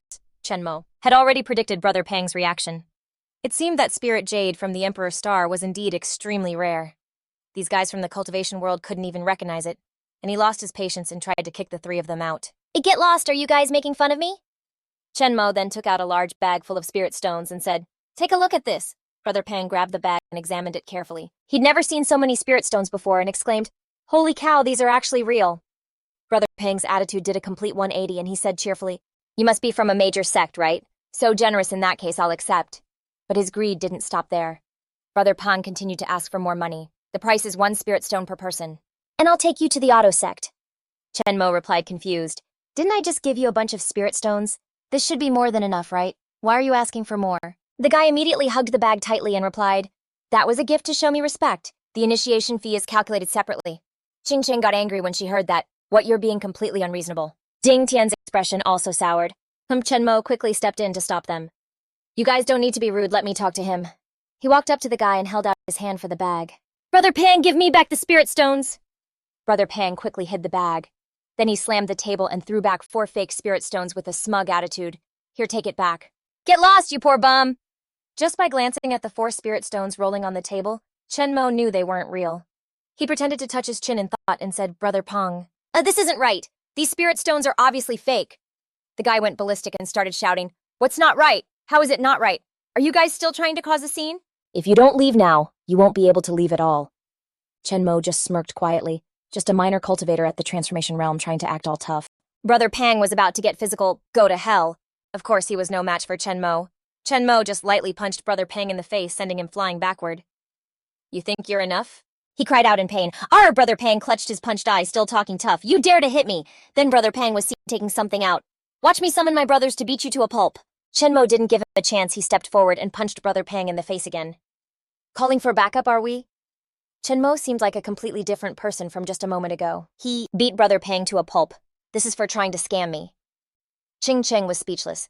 You just said not to be rude, but you seem to be having a great time beating him up. The guy was beaten until his mouth bled. Brother Pang quickly begged and offered up the bag. I'll give it back, it's in the drawer, just stop hitting me. Chen Mo then walked over and opened the desk drawer, saying with satisfaction, That's more like it. He seemed worried and asked Tranmak, Don't take them all, a few dozen of those are mine. He used Pang Ka's own words from earlier to reply, Then just consider it a gift of respect from you to me. After getting the bag of spirit stones back, the 3 of them left the area together. Din Tian spoke up and asked, Where are we going next? He replied cheerfully, Didn't we just pass by the Luofeng restaurant? Let's go get a big meal. Pang Ka was left behind, grinding his teeth and clenching his fists, furious. You guys just wait! The 3 of them went into a nearby restaurant. Tranmak asked caringly, But what do you guys want to eat? Queen Than sighed and reminded him, Hey, don't forget our goal. You just pissed him off. I'm afraid we won't be able to get into the Wu Dao sect now. He smiled calmly and reassured her, It's fine, we can get in. Queen Than was confused. What do you mean? We'd be thanking our lucky stars if he doesn't come looking for trouble. Actually, this was all part of Tranmak's plan. I hope he does come looking for trouble. Think about it, he'll definitely bring the strongest people from the Wu Dao sect to deal with me. Right. It was then that she understood his intention. So that's what it was, he wanted to show off his power for the big shots to see. Just as she finished speaking, she heard Pang Ka's voice. It's them. He brought his big bro, a guy named Dai Hai, along with 2 other people. Pang Ka pointed at Tranmak and tattled, Big bro, they're the ones who beat me up. He spoke up with a mocking tone. Pang Ka, you here to show me some more respect? Dai Hai growled, interrogating them. You bullied my little brother and stole 100 of his crushed spirit stones. Queen Than stood up angrily and retorted, Don't you lie to people, we didn't take that many from him at all. After seeing her beauty, he blushed, smiled, and tried to negotiate. Hey, what a beauty if you come with me. I'll only take 50 stones from you guys, how about it? Tranmak stood up to handle it. This is men's business. Men should solve it. Why is a girl getting involved? Dai Hai said with satisfaction. Well said. Real men should settle this with a fight. Pang Ka, standing beside him, reminded him. Big bro, don't underestimate him, he's really strong. He asked in surprise. He's that strong. He pointed to the wound on his face and answered, This face of mine is what he did to me. Tranmak instructed Queen Than and Din Thien, You guys don't get involved, just let me handle this. She stood with her arms crossed without saying anything. He walked up to them and provoked them. I'm in a hurry, so you guys should all just come at me at once. Dai Hai yelled angrily. What? He laughed loudly and said, You asked for this yourself. Then he ordered his lackeys to charge. Brothers, let's get him. Dai Hai and his gang charged forward all at once. He shouted an order, Beat him to death. Without even lifting a finger, Tranmak instantly sent them flying. Get lost, Dai Hai exclaimed in shock. Divine Realm, who in the world are you? He calmly introduced himself. My name is Tranmak. I just want to join the Wu Dao sect and find some backing. What are you guys trying to do? Pang Ka, standing nearby, yelled and blamed him. If you're a Divine Realm master, then why didn't you say so earlier? Dai Hai walked over to Pang Ka and yelled, It's already come to this and you're still blaming him. After getting yelled at by his big bro, he answered awkwardly, I was just... Dai Hai changed his attitude instantly. He turned back around and quickly explained, Brother, this was all just a misunderstanding. This little brother of mine deserved to be hit. I'll apologize on his behalf. Pang Ka immediately humbled himself and knelt before Tranmak. I beg you, young master, don't lower yourself to my level, please forgive me this time. He was very surprised, because things didn't go as he imagined. It was so simple, much more straightforward than he had predicted. Dai Hai said warmly, Young brother, don't worry with me, Tran Dai Hai here. I'll take care of you getting into the sect. You won't have to spend a single cent. He then turned to Queen Than to apologize. Sister-in-law is very beautiful. I was rude just now. Please forgive me for any offense. She was bewildered. Huh? When Queen Than heard Dai Hai call her sister-in-law, she blushed with embarrassment. He called me sister-in-law. He thinks I'm... Oh my gosh, this is so embarrassing, but I'm happy. Next he turned and noticed Din Tian still attentively hugging something to his stomach. And this brother is... Dai Hai generously announced. This brother here really has good taste. Today's meal is on me. He scratched his head, seeming to know his place. I'll also book a table, consider it an apology gift. Tranmak got straight to the point. But it seems like you might have something on your mind, right? Dai Hai laughed loudly. How listen to you? How could I dare to bother you all?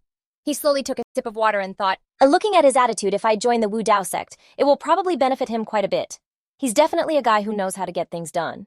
He quickly took out a wooden box and said, Sister-in-law, I was out of line earlier. Please accept this small token of my sincerity. Queen Than leaned in curiously to get a closer look. What is this? Dai Hai explained. This is the raging flame immortal spring. Bathing in the water burned by this fire can help a woman preserve her youth forever. He said shyly, It's just a small token, please accept it. She replied happily, Is that for real? In that case, I won't be polite. Tranmak let out a few soft coughs as a signal. Ahem, ahem. Dai Hai immediately got the hint. Haha, don't worry, big bro. I've got a gift for you too. He then took out another wooden box. My assets are few, so I could only get this much for Brother Tran as an apology gift. He slowly opened the box. Tranmak was very surprised because inside were low-grade spirit stones. He immediately explained old Dai Hai. My cultivation level might not be high, but I'd say my mind is pretty sharp. 80% of the businesses in this town are mine, Dai Hai said cheerfully. So I can definitely afford this spirit stone. Please, Brother Chen, don't refuse. Chen Mo didn't hesitate to take the wooden box. In that case, thank you, Brother Lu. You must have a request for me, right? He raised a glass to him and stated his desire. It's nothing much. You need to find a backer in the auto sect, so I was hoping you could become my backer. Chen Mo was quite surprised, not expecting a rough-looking guy to be such a shrewd businessman. Partnering with him would be very beneficial for a poor guy like himself. Da Hai said enthusiastically, Brother Chen, your talent is extraordinary. It's only a matter of time before you achieve great things. I just hope that, Brother Chen, you'll remember to look out for your brother a little in the future, and I'll be extremely grateful. He happily clinked glasses with him. Great Brother Lu, you have a talent for business. Perhaps if we work together, we can make Brother Lu's businesses blossom all over the cultivation world down here. He was overjoyed, so excited he shot to his feet. That would be amazing. I'll drink to that auspicious word from Brother Chen. They continued to toast. The sky outside gradually turned a dark night color. Da Hai's voice echoed in the late night. Everyone, let's keep drinking. We're not going home until we're wasted. Chen Mo stepped outside to look at the moon. Breathing in the fresh air, he thought happily to himself. Starting today, this is my launching point. Junior sister, sooner or later I will find you in this brilliant sea of stars. The scene changes. The auto-sect building appears against a clear blue sky. Chen Mo is sitting in a corner reading and pondering. Ahem. Ching Cheng opened the door and announced, Brother Lu is here. He said he's taking us to join the auto-sect. What are you reading? He quickly closed the book and replied, Nothing. But I think you might find it interesting. Then Chen Mo suddenly burst out laughing. Ha ha ha, tell him that I've found new identities for us. The three of them went to have an audience with Yu Wei, an elder of the auto-sect. Brother Peng introduced them. Elder, these are the three. He stroked his beard and asked suspiciously, Are you from the Green Pill sect? Yu Wei was curious. The Green Pill sect was wiped out by someone last year. Have you all not joined another sect after so many years? Chen Mo began the act that he had meticulously crafted. Back then I was cultivating outside, and when I returned I found out the sect was gone. We were hunted everywhere and had to flee for a long time to get here. Chen Mo gestured towards Ching Cheng and introduced, This is my wife. This made her blush to the tips of her ears. He then turned to Ding Tian to introduce him. This is my senior brother, young Ding Tian. Chen Mo was really into his role, just like a Hollywood actor. He pretended to tear up and said my senior brother was hit in the head and has become a bit simple-minded. I want to join the auto sect to find a peaceful place for my senior brother to heal. Yu Wei finally spoke up. That's a reasonable story, but the Green Pill sect was destroyed a long time ago. He still couldn't believe Chen Mo. There's no way to prove whether you're from the Green Pill sect or not. Then Yu Wei made a request. So to prove it, you must refine a pill that was the Green Pill sect's most prized creation in the cultivation world, the Azure Sky Pill. Chen Mo hesitated for a moment, thinking. He wasn't afraid of pill refining, but how would he know the formula for the Azure Sky Pill? He tried to search his memory. He had seen it in a book before. It was said to be a pill that could increase a cultivator's strength and its appearance. Is blue, but other than that. Seeing Chen Mo remain silent for a moment, the elder asked, What's wrong? Is there a problem? He immediately replied, Oh, no problem. Chen Mo quickly agreed to Yu Wei's request. I will refine an Azure Sky Pill right now. The scene changes to the alchemy room. Although he didn't know anything about the Azure Sky Pill, he was very confident in himself. Even though I don't know the formula for the Azure Sky Pill, I'll just refine a 13-fold power burst pill instead. It looks blue too, and its effects are even better. Following that, he dropped a medicinal flower into the alchemy cauldron. Chenmo planned to pull the wool over their eyes. Let's just do this and see if I can bluff my way through. He began to focus all his energy on refining the pill, then used all his cultivation power for the process. Smoke billowed from the alchemy room's vents. Zhuo Tianxing, another elder of the auto sect, was standing outside observing everything. He said with satisfaction, "Good fire, good technique, a good seed." Tianxing was incredibly excited, his eyes shining brightly. "I've finally found my successor." Then he was seen quickly leaping down from a high cliff. No one is going to steal him from me this time. Meanwhile, Chen Mo was pouring all of his internal energy into refining the azure sky pill. Cracks began to appear on the body of the alchemy cauldron and quickly spread. In just a short time, the cauldron could no longer withstand the energy from Chen Mo and immediately exploded on the spot. He screamed out, in situations like this, all you need is a confident smile. Ha ha ha.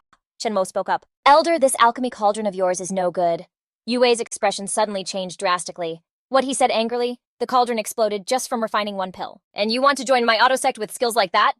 He then immediately turned his back to leave. All right, get out of here quickly. Chen Mo hurriedly stopped him. Wait a minute, even though the cauldron exploded, I still managed to refine the pill. Following that, the pill appeared in his hand. Chen Mo held the pill out in front of Yue Wei and requested at least give it a look. The elder stared at the pill. He looked at the pill in the young man's hand for a long time before replying, all right. Wu Vi took the pill and then began to analyze it meticulously. The color was vibrant, and the aromatic scent of medicine filled the air as he held it in his hand. His entire body's vital energy started to boil with excitement. It really was an azure sky pill. Just then Tiantin suddenly appeared and immediately started scolding, "You ignoramus, that's not an azure sky pill at all!" He panicked, realizing he'd been exposed. Crap, I thought I could just bluff my way through. How did I end up in more trouble? Wu Vi wondered, if it's not an azure sky pill, then what kind of pill is it? Tiantin walked over, pointed directly at the pill, and explained, how could the medicinal power contained in this pill even compare to an azure sky pill? This pill is at least 3 times more powerful. The two of them started a fiery argument. On one side, Wu Vi argued, "Old man Ta, what do you know? This is an azure sky pill. Have you been refining pills so much that your brain has turned to mush?" Tiantin turned and pointed at Wu Vi, retorting, "You're the one who's gone senile, old man. This is not an azure sky pill. This thing is way more potent than an azure sky pill. This young man is a genius." He immediately explained, the pill cauldron exploded because its grade was too low to withstand such immense medicinal power. Tiantin suddenly took out a treasure he had kept with him for many years. "Kid, as long as you take me as your master, I'll give you this heaven-grade 4th-tier cauldron that has been with me for years." Just as the young man was about to reply, Wu Vi stepped forward and cut Tranmak off. "No way, I need to make this clear to you." He vehemently insisted that the pill was an azure sky pill. "To Tiantin, I don't care if you want to take a disciple, but this pill is an azure sky pill. You need to look closely." Tiantin wasn't one to back down, immediately scolding, "You ignorant fool." Not giving in, he continued to order Tiantin, "You take a good look." As soon as he finished speaking, Wu Vi held the pill out in front of him and used his divine sense to persuade him, "You've really lost it. If this isn't an azure sky pill, this kid won't be able to get into the Dark Cloud sect." After hearing those words, Tiantin finally understood and pretended to be forgetful. "Oh my, look at this brain of mine. I'm getting old, I'm really useless now." He took the pill, examined it closely, and replied, "This is clearly an azure sky pill. How could I have mistaken it?" Tiantin then apologized to Tranmak. "Young man, my apologies, it was my mistake. This is indeed an azure sky pill." A suspicion arose in the young man's heart. Tranmak already knew they were communicating with their divine sense. They had just used it to talk to each other. The two elders had seen through his trick. Now he had to see what they would pull next. Wu Vi and Tiantin shared a single thought. "Sorry, young man, but let us see more of your secrets." Tranmak could feel their gazes on him. It seemed they were still observing him. He then spoke up. "This is impossible." Wu Vi was surprised. He's only at the divine realm cultivation level. "But he can already refine a 3rd-grade pill." Tiantin immediately replied, "He's a super genius." He once again took out his treasure and offered it to the young man. "Tranmak, join our sect. I don't even need you to become my disciple. I'll just give you this heaven-grade 4th-tier cauldron." The young man accepted the heaven-grade 4th-tier cauldron that he was offered. "Thank you, Elder Ta." Wu Vi suddenly approached Queen Than and said, "Kid, I don't have anything good for you, but this young lady here, I can introduce her to become a disciple of Baiji, the female cultivator with the highest cultivation level here." After that, he turned to look at Dintin. "But as for this senior brother of yours, just let him fool around in the Dark Cloud sect." Tranmak quickly rushed to stand in front of him and explained, "It's better to let my senior brother stay with me. His mind isn't stable, he'll cause trouble. With me around, I can at least look after him a bit." And just like that, Wu Vi was easily convinced. "All right then, let him follow you." The young man gave a quick reply and led Dintin away. "Thank you, Elder. Senior brother, let's go take a look around." Tranmak looked at him worriedly and thought, this guy Duang Dintin is a ticking time bomb. I can't just leave him be. If he suddenly goes crazy, I won't be able to stop him. Scene change to the Dark Cloud sect, the sect master's room. He asked in confusion, what a divine realm cultivator who's also a third-grade alchemist. Wu Vi nodded in silent confirmation. That's right. Tiantin said excitedly, the days of our Dark Cloud sect's rise to power have arrived. The suspicious sect master of the Dark Cloud sect voiced his thoughts. But is it possible that he's a spy from another sect? Tiantin and Wu Vi exclaimed in unison, a spy. At this point, Wu Vi began to reconsider the sect master's words. That's true. If you think about it that way, what could a genius like him possibly gain by coming to a small sect like our Dark Cloud sect? Tiantin, standing nearby, added. What he refined really wasn't an Azure Sky Pill. Which means he's not a disciple of the Azure Pill sect, but why would he want to hide the truth? The Dark Cloud sect's master asked worriedly. Could it be that he wants to cause some kind of trouble for our Dark Cloud sect? A small sect like our Dark Cloud sect can't withstand that kind of turmoil. Tiantin didn't think so, offering his own perspective. Opportunity and danger coexist. A genius like him just needs a little nurturing, and it will be the perfect opportunity for our Dark Cloud sect to rise. Wu Vi spoke up. Nurture him who's going to nurture him. He asked a question that hit the heart of the matter. Look around our Dark Cloud sect. Is there anyone left who can teach him? Tiantin calmly replied. Then let him research and explore on his own. Just let him do as he pleases. What's wrong with making him an elder? The Auto sect responded with interest. The youngest elder of the Auto sect. That's actually not a bad idea. The scene shifts to the next morning when a subordinate from the Auto sect shows up unexpectedly to meet Chen Mo. Greetings, Elder Chen. He respectfully handed over a token from the Auto sect. I've come to deliver your elder token. Chen Mo blurted out in confusion. Huh, how did I become an elder? The man happily explained. Elder Chen, you're a third-rank alchemist, so of course you're qualified to be an elder of our sect. We'll be in your care from now on.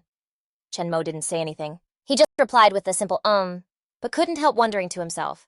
If I revealed my true cultivation level, would they just give me the Auto sect's master position too? Suddenly, Tianxing appeared from behind him, laughing heartily in celebration. Ha, congratulations, Elder Chen! Startled, Chen Mo turned and greeted Elder Zuo. He then proceeded to put on another act. A junior like me with such low strength, how could I possibly be worthy of being an elder of the Auto sect? He waved his hand dismissively. Nonsense. Tianxing praised him, but then added a word of caution. It's good for a young man to be modest, but too much modesty can be off-putting. Chen Mo bowed respectfully and replied, in that case, I will do my absolute best using everything I have learned in this life. To bring glory to the Auto sect. Hearing this, he replied with satisfaction, now that's how a man should be. Next, Tianxing led Chen Mo through a grove of sky-high bamboo. He began to explain the sect's rules.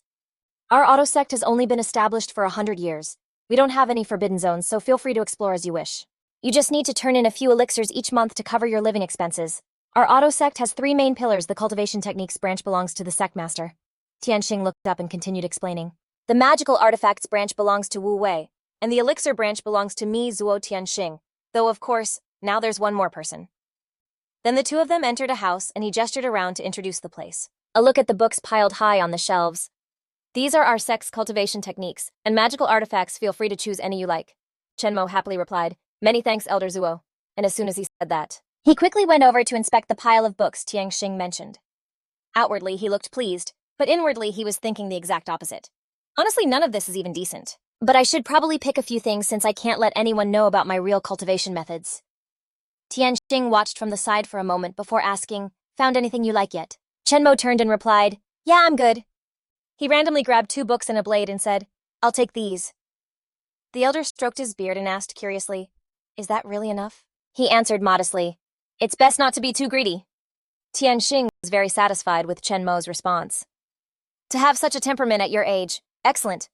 Chen Mo quickly entered a private room and immediately opened one of the books he'd just gotten to start studying. These fire control methods from the fire-pushing hand technique aren't bad. They've actually strengthened my own fire manipulation power by a fair amount. Chen Mo flipped a few more pages, thinking to himself, this silent falling feather scroll is written in the script of the demon race. I never came across this in my past life. With that thought, he set the blade and book neatly on the floor, preparing to test what he'd just learned. Chen Mo took a step to brace himself. Then with a light leap, he shot straight up into the air. Even though this cultivation method is incomplete, managing to reach the speed of a swift isn't half bad. Chen Mo turned around excitedly. The blade then suddenly appeared in Chen Mo's hand. I should find a way to upgrade this blade a little. Chapter 2, 152. The scene changes. Chen Mo holds the blade he got from Tianxing in one hand, while in the other, he summons the heaven-slaying sword. He thought excitedly that a cultivator's most basic skills are alchemy and artifact refining. It's been a long time since I've used the heaven-slaying sword. Chen Mo gazed at the heaven-slaying sword in his hand for a long moment before an idea flashed in his mind. This is the perfect chance to refine some of the impurities out of the heaven-slaying sword. Then he glanced over at the ordinary blade in his other hand. And those very impurities would be perfect for reinforcing this normal blade. Without hesitating, Chenmo plunged the heaven-slaying sword and the other blade into the forge, intending to merge the two weapons. It would be even better if I can infuse it with some third-rank spiritual energy. Meanwhile, Wu Wei was in the middle of teaching his students. When forging temperature is extremely important. The quiet classroom was suddenly interrupted by loud noises. Clang, clang! The students were immediately distracted by the noise. Is someone out there refining a weapon? This has been happening every single day for almost 2 months, but we've never seen them leave. Wu Wei heard the sound as well, thinking it must be some kind of hammer technique, but not one for combat. It was a technique specifically for artifact refining. A look of pure bliss spread across his face. This hammer technique seems to hold some profound universal truth, like a beautiful celestial melody. It's truly exquisite. Wu Wei was completely captivated by the sound of the hammering. His student sighed. Master is lost in the sound of the hammer again. The bright blue sky slowly shifted to a dark, ominous black. Chenmo was still forging his blade day and night, and it looked like he was almost done. Wu Wei focused all his senses, thinking this sound feels like it could cause me to have a breakthrough. It's finally complete. At last he had... The saber upgrade is complete. Chenmo was a little disappointed it almost became a third-grade spirit weapon, but peak second grade is probably good enough for now. He quickly named the saber. I'll call you the fire pattern saber. Right as Chenmo finished the upgrade, the old man sensed he was about to have a breakthrough. It's done. I'm sensing the Tao. I'm about to break through. Yu Wei immediately rushed into the sword forge, saying we need to fire up the furnace quickly. I can feel it. I'll break through tonight. Yu Wei laughed excitedly. Ha ha. I've got to forge something good for myself. While the old man was focused on his goal, Chenmo had already dashed outside to test his newly forged saber. He soared through the sky, carrying the massive saber on his shoulder. Since it's dark and nobody's around, I'll test this blade. Chenmo landed randomly and swung a slash at a giant ancient tree. Ha! Next, he used the fire pattern saber to split a boulder into 2 pieces. Ha Chenmo was pretty satisfied. It's decent enough I can't just go around fighting people barehanded. He casually tossed a flame into the thicket, and it immediately split apart, revealing a rushing waterfall. Chenmo decided to try one more move, wanting to see if the fire pattern saber combined with the fire-pushing hand can evaporate this entire waterfall. A water serpent suddenly appeared from the waterfall, yelling in his face. In your dreams! Chenmo exclaimed in surprise. What? The water serpent quickly lunged toward him. Chenmo didn't back down, gripping his fire pattern saber to challenge it. Perfect timing. Fire push. Then a high-pressure stream of fire shot out, flying straight at the water serpent. Ha! As the smoke and dust settled, Chenmo wondered, who's over there? A voice suddenly came from behind the thick mist. To be able to use the fire-pushing hand like that is actually pretty surprising. Chenmo shouted, Who in the world are you? The figure behind the voice gradually became clear. Who am I? Did no one from the Wu Yun sect tell you? Is the restricted zone under this waterfall just for fun? She was Yahua, and she annoyedly scolded him. Not only did you show up, you even tried to burn me with fire. You're so hateful. Chenmo didn't know how to respond. He recalled what Tianxing had said that morning. Didn't Tianxing say there were no forbidden areas that I couldn't just wander into? Xiaohua flew into a rage. You are so dead! She immediately released a black wolf to pounce on Chenmo. He managed to dodge aside just in time. Chenmo yelled in surprise. What? He recognized it with a single glance. This is a low-level spirit beast, a phantom wolf. The wolf with blood-red eyes growled at him. Grr! It didn't let Chenmo go, continuing to pounce at him. Chenmo said in disbelief, You're still rushing over here to die. He dealt with the phantom wolf with his fist. Then he swung his blade at its head. The wolf cried out in pain. Howl. With just a single attack from him, it fell over and died instantly. A blue spirit stone appeared from the wolf's body. Chenmo caught it and exclaimed in surprise, It's a spirit core. Xiaohua, who was watching from the side, finally offered a few words of praise. It looks like you're not just some small fry, you're pretty capable. Let's try that again. He was ready to accept another fight to stretch his muscles. Then let's go. It just so happens it's been 2 months since I've had any action. Xiaohua brought her hand to her mouth and let out a sharp whistle. This time it wasn't just one phantom wolf, but an entire pack that arrived. Chenmo was pretty surprised. There are this many. He calmly swung his fire pattern saber toward them, perfect timing. Chenmo casually swung his arm and yelled, Die! The pack of phantom wolves couldn't even withstand a normal strike from Chenmo. She suddenly spoke up. He even has a peak second-grade spirit weapon. It seems that old man Yu Wei has finally had his breakthrough.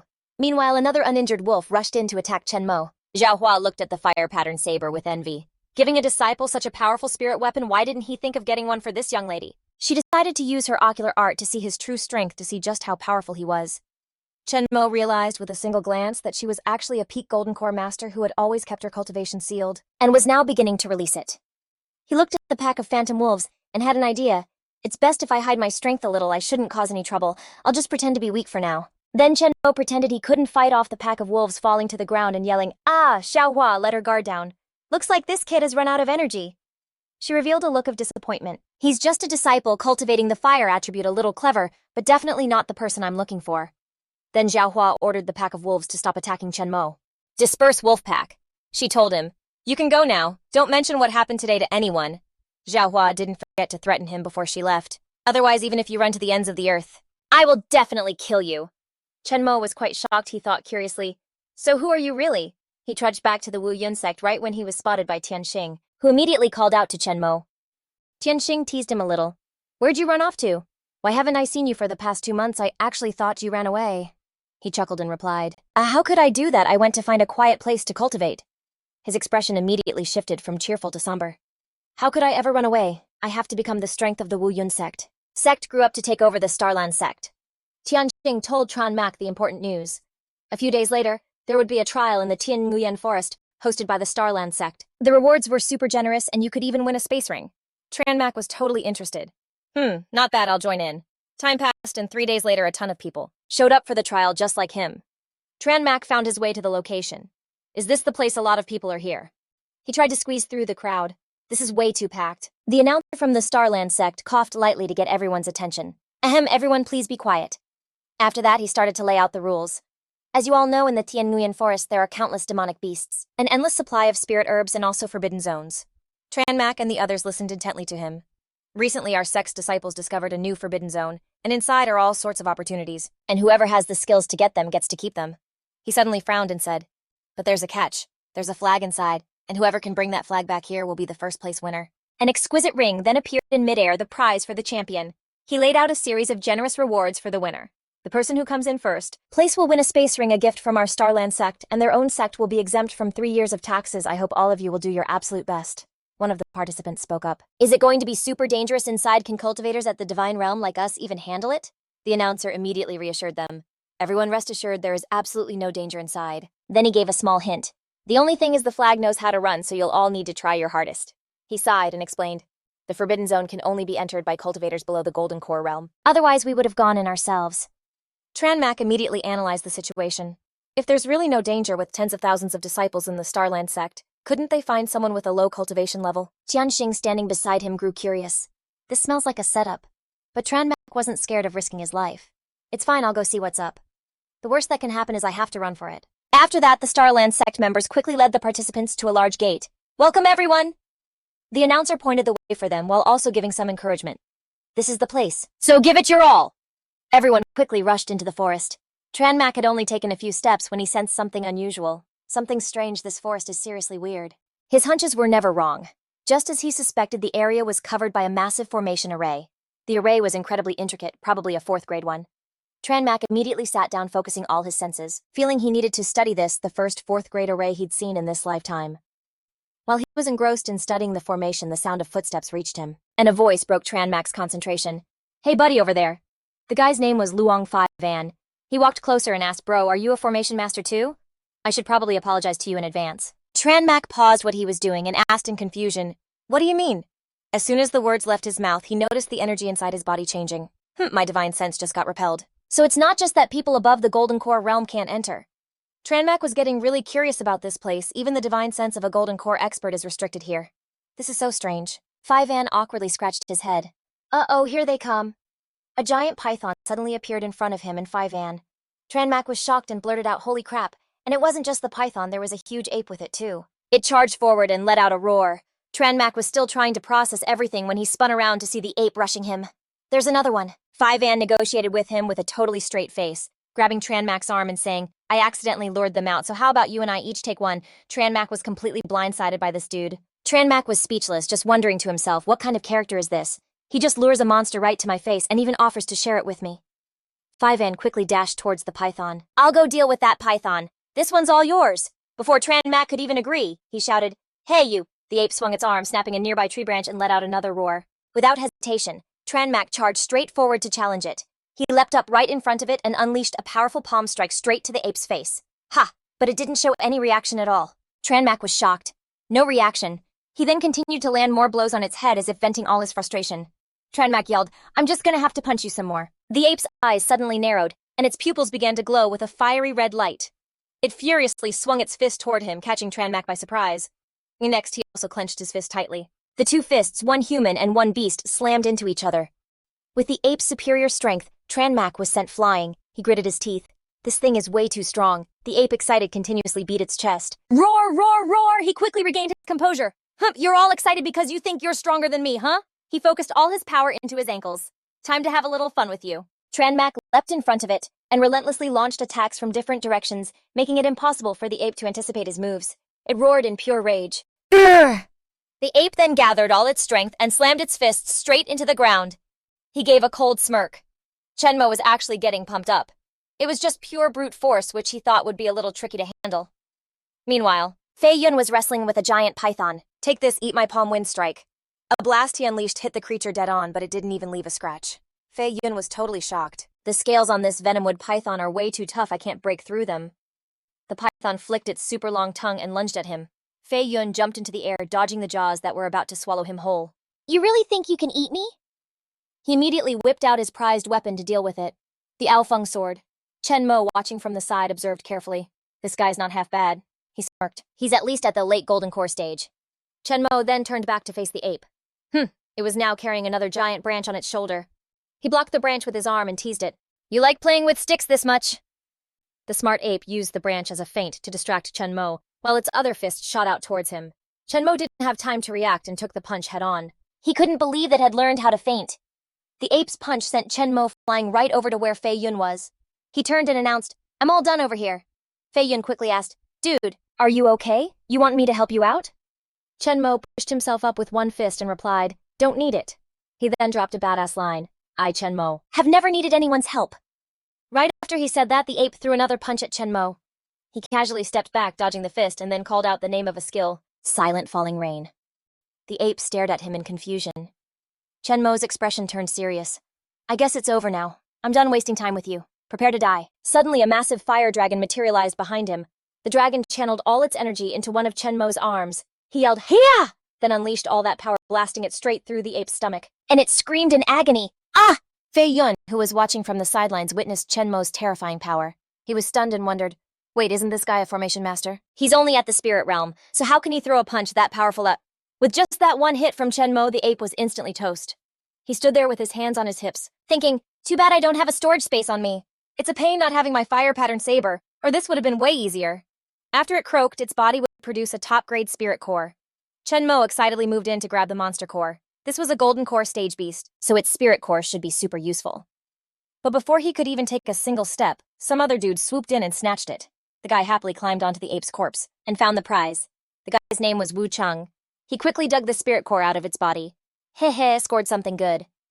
Just then, Chen Mo cut in. Hey, I think you might have grabbed the wrong thing. This Wu Chang guy was a total freeloader. He shamelessly shot back. What are you talking about? It wasn't in your hands yet, so why can't I take it? Fei Yun couldn't stand by and watch, so he stepped in to teach Wu Chang a lesson. Listen, kid, that's just messed up. Didn't your mom ever teach you any manners? The guy didn't even seem to realize Fei Yun was talking to him. Did you just diss my mom? Are you stupid or something?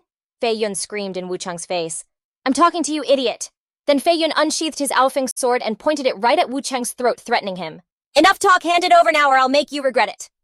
The guy instantly recognized the blade with just a glance. The Aofeng sword?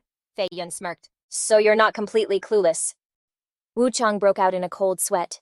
He glanced down at the spirit core in his hand and had a long internal debate before finally deciding to toss the spirit core back to Chen Mo. But Wu Chang was still acting all high and mighty. Fine, I'll be the bigger person and give it back to you guys. Fei Yun turned and said, This guy tries to sound righteous even when he's stealing. Chen Mo curiously asked, What kind of sword is that anyway? How's it so powerful? Fei Yun held up his sword and explained, This is the Aofeng sword ranked 43 on the divine weapon ranking. You've seriously never heard of it. Of course, Chen Mo wasn't from around here, so he had no clue what that was. He asked again, What's the divine weapon ranking? Fei Yun patiently explained, The divine weapon ranking lists all the most powerful weapons in the cultivation world, and only the top 100 even make the list. He was super proud to be one of the owners of these treasures. The Aofeng sword in my hand is ranked 43. It's a peak 3rd grade spirit tool, and there's nothing on your Tianqi star that's stronger than it. That's when Chen Mo noticed something. Your Tianqi star, which meant this guy wasn't from Tianqi star. He rested his chin in his hand, looking at the Aofeng sword and thinking for a moment. It's just a peak 3rd grade spirit tool. My heaven-slaying sword is at that level too. What's the big deal? Fei Yun thought Chenmo was admiring him, so he sighed, put a hand on his shoulder and said, "No need to be so impressed. If you just try hard enough, you'll get there one day." Chenmo slapped Fei Yun's hand away. "All right, let's just hurry and find the flag. Don't let that guy from earlier beat us to it." He agreed with him. Right, there's no way we can let that punk find it first. He then started to introduce himself, hoping to make friends. "Let's make this official. Liang Fei Yun from the Swan Tian sect. And who might you be?" He gave a small smile and replied, "Chenmo. Tranmak of the Auto sect." After answering, Tranmak turned and left immediately. Fivan hurried after him. "Auto sect, I've never heard of it, but you're a pretty interesting guy. Are you interested in teaming up with me?" He glanced at Fivan and thought to himself, the Star Orchid sect is in the territory controlled by the All-Heaven Gate, so this Luong Fivan could also be considered a high-ranking member from the central administration. Tranmak turned back to look him straight in the eye, but his mind was still racing. So why would someone of his status want to go deep into this forbidden hall? Is he worried about the Star Orchid sect, so he came here to check things out himself? Fivan asked with curious excitement. So on the outside, he extended his hand, implicitly agreeing to his offer of friendship, but his inner thoughts were written all over his face. "You're a disciple of the All-Heaven Gate. Being able to team up with you is an honor." Fivan gave a wry smile. "Haha, I can see your face clearly, and there's not a hint of honor on it." Suddenly another voice cut into their conversation. "So you're over here," a stranger leading a group of subordinates approached, and he ordered arrogantly, "You punk up front, hand over your stuff obediently." Tranmak turned to ask curiously, "Did you piss them off or something?" Fivan quickly retorted, "What are you joking about? Would someone of my noble status really go around provoking them?" He pointed at him and demanded loudly, "Hey kid with the middle part over there, this has nothing to do with you, get out of here now, or you won't even have your life left." Tranmak continued, "See, they're definitely here for you." At this point, he finally spoke up and asked for their identities. "Who are you guys?" That stranger paid him no mind, pointing at Fivan's proud windsword and said, "Who we are doesn't matter, but the treasure in your hand is what's most important. This sword must be at least second grade, right? A truly fine sword." He looked at the sword in his hand and understood. "Is that so? So you came for my sword." Tranmak stood beside him and gave a warning. "I'll give you all a piece of advice. Get out of here quickly, or today will be your death anniversary." He laughed loudly, his disdain obvious. "Ha ha ha, this is the Forbidden Hall. Everyone's strength is the same here. How can the two of you possibly fight the 8 of us?" Fivan placed a hand on his shoulder to stop him. "They're here for me, so don't you lift a finger." "Watch me take care of them myself," the stranger yelled. "1 against 8. Who do you think you're looking down on?" Then he ordered his lackeys kill them for me. The group of subordinates charged forward in unison, one of them yelling in his face, "You're getting dealt with too." He lunged forward and swung his sword repeatedly at Tranmak. Tranmak just lightly stepped back and easily dodged his relentless attacks. The rest of the group was bewildered. They exclaimed in shock, "What's with this kid? Why can't we hit him? That must be some kind of movement technique. I have to steal it." He laughed, loudly taunting them. "Haha, come and get it if you can." The scene shifts to Fivan struggling with the other side as the group swarmed him. "Go! Old 5 cut him down." Fivan swung his proud windsword a few times and took down Old 5. "You think the likes of you can kill me?" he cried out in grief. "Old 5, the stranger commanded again. "Let's all rush him together. Go die and avenge our brother." He raised his sword high, and a blue light suddenly appeared enveloping the proud windsword. Fivan roared, "You can all come here and die together." Countless blue blade-shaped lights appeared in the air and shot straight down at the group. Tranmak immediately realized the problem. Not good. That's a large area of effect skill. He put up a barrier for himself, a golden light body protection. After that attack, the entire group was pushing up daisies lying scattered on the ground. Fivan laughed scornfully. "Ha ha, a bunch of trash." He confidently thought he could handle it alone, then turned to check on Tranmak. "Brother Tran, are you okay?" His expression was a bit sour. Tranmak then called out a skill named Fire Push Hand. Instantly, his hand burst into a large flame. Tranmak continued by naming another skill, Fire Push Palm, and then launched it at Fivan. He used his proud windsword to block the attack. Fivan asked confused kid, "I was kind enough to help you. Why are you attacking me?" Tranmak saw through his intentions. "You call that helping me? You were trying to test me, weren't you?" Fivan just smiled and replied, "Your personality really pisses people off." Then he sheathed his sword. Tranmak, not backing down, replied, "You're not so great yourself." He was very curious about his identity. "All right, you're right, I was trying to test you. Are you really a disciple of the Auto sect?" Tranmak shook his head and said, "I am not a disciple of the Auto sect." Fivan, thinking he was right, burst out laughing. "Haha, I knew it." Before he could be happy for long, he spoke up again. "I am an elder of the Auto sect." Fivan showed a look of disbelief. What? He wondered, how could a sect have an elder who hasn't even reached the Golden Core stage? Is your sect master an idiot or something? Tranmak pointed to himself and explained, "Because I am a third-grade alchemist." He was once again shocked beyond belief. "What did you say?" Fivan confirmed again. A third-grade alchemist. Tranmak smirked and said, "Believe it or not." At this moment, although Phi Van looked completely bewildered on the inside, wasn't any different from the outside. He thought silently for a moment. He's a third-grade alchemist, plus judging by his combat prowess you can tell his talent is off the charts. Fei Yun immediately tried to recruit Tranmak into his sect. Hey, why don't you join my Toan Mon? I'll even make you an elder. How's that sound? He waved him off and started to leave. I'll pass, he hurriedly shouted. Brother Tranmak, just hear me out. Fei Yun quickly explained that their sect was just a second-rate sect under the rule of the Tin Lan sect, and their territory was nothing more than a third-tier planet.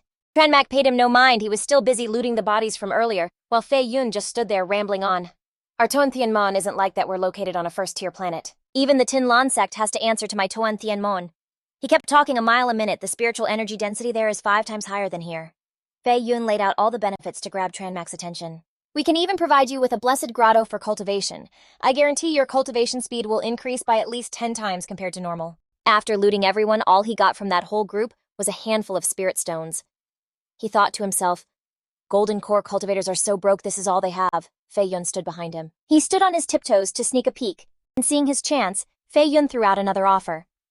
If you join us, the outer sect elders of Toan Mon get an annual stipend of 5 low-grade spirit stones. As soon as he heard that, Tranmak finally showed a bit of interest. Ha! He celebrated silently. This guy finally took the bait, Fei Yun said cheerfully. A third-grade alchemist gets 12 low-grade spirit stones a year, and on top of that, you get a cut from any pills you sell. He was immediately hooked.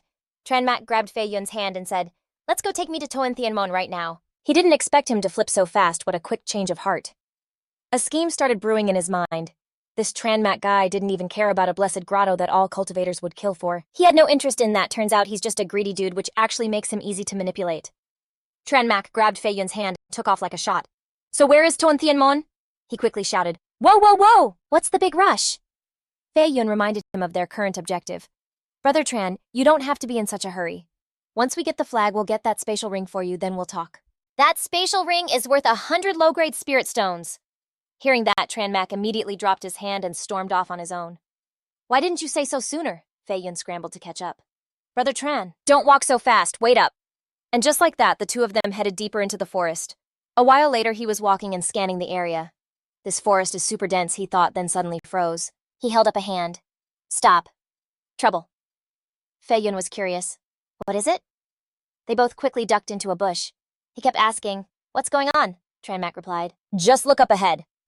A scene unfolded before them. The two disciples, Hin Ni and Not Nuok, each carrying a basket of herbs, were surrounded by a group of assassins. Tranmak closed his eyes, took a sniff, and then began listing the rare spirit herbs in those 2 baskets. A first-grade oxhorn royal spirit herb, a first-grade sand mushroom flower spirit herb, a first-grade 100 green grass, a second-grade 3-tailed grass, a second-grade red thread, fruit, a third-grade 9 yang grass, a third-grade blue star grass, and a 4th-grade water cloud immortal herb. Fei Yun was completely stunned by him. He blurted out, are you some kind of monster? He explained confidently, identifying herbs by scent is the most basic skill any decent alchemist should have. One of the assassins immediately gave an order. You've gathered some pretty nice herbs, huh? Hand them all over. Hin Ni wasn't having any of this shamelessness. She yelled, you guys from the Tan Dao sect better not push it. My senior brother and I worked our butts off to gather these. If you want some, go find your own. He smirked. We're here looking for the flag. We don't have time to be picking herbs, unlike you guys who came prepared with baskets. Tranmak was curious. The Tan Dao sect, Fei Yun with his vast knowledge immediately explained, I've heard that the Tan Dao sect are a bunch of tyrants. They've ticked off a lot of other sects. He asked again, doesn't the Tin Lan sect manage them? He replied excitedly, of course they do. Let me tell you, they've already made a move against the Tan Dao sect. Obviously the Tin Lan sect only did that because they were afraid the Tan Dao sect's power would grow too large and threaten them. Tranmak was still watching from behind the bush. So what's the plan? What do we do? Fei Yun offered his own solution. We wait for the Tan Dao sect to kill those 2, then we pop out and take care of the Tan Dao sect. All these spirit herbs will be yours, he said, annoyed. What kind of messed up plan is that? That's seriously disgusting. He acted like it was totally normal. Fei Yun shrugged and replied, what's so disgusting about it? We're not the ones robbing and killing them. We'd just be avenging them, right? Of course, someone with morals like Tranmak wouldn't go along with that. I understand there are many paths in cultivation, but I, Tranmak, can't bring myself to do something like that. The moment the words left his mouth, Tranmak immediately charged forward, before he could even try to stop him. That group of assassins started getting handsy with Hin Ni. Hand over the herbs, and we're taking the girl too. Haha. Nat Nuak, afraid she'd get hurt, shouted to negotiate. Let my junior sister go. You can take the herbs, just don't touch her, don't push people around like this. He quickly drew his sword. Seeing this, he sneered. What's wrong, you want to fight? I think you've got a death wish. Yunuo suddenly took out a green pill called an enhancement pill. Then without hesitation, he quickly popped it into his mouth and swallowed it.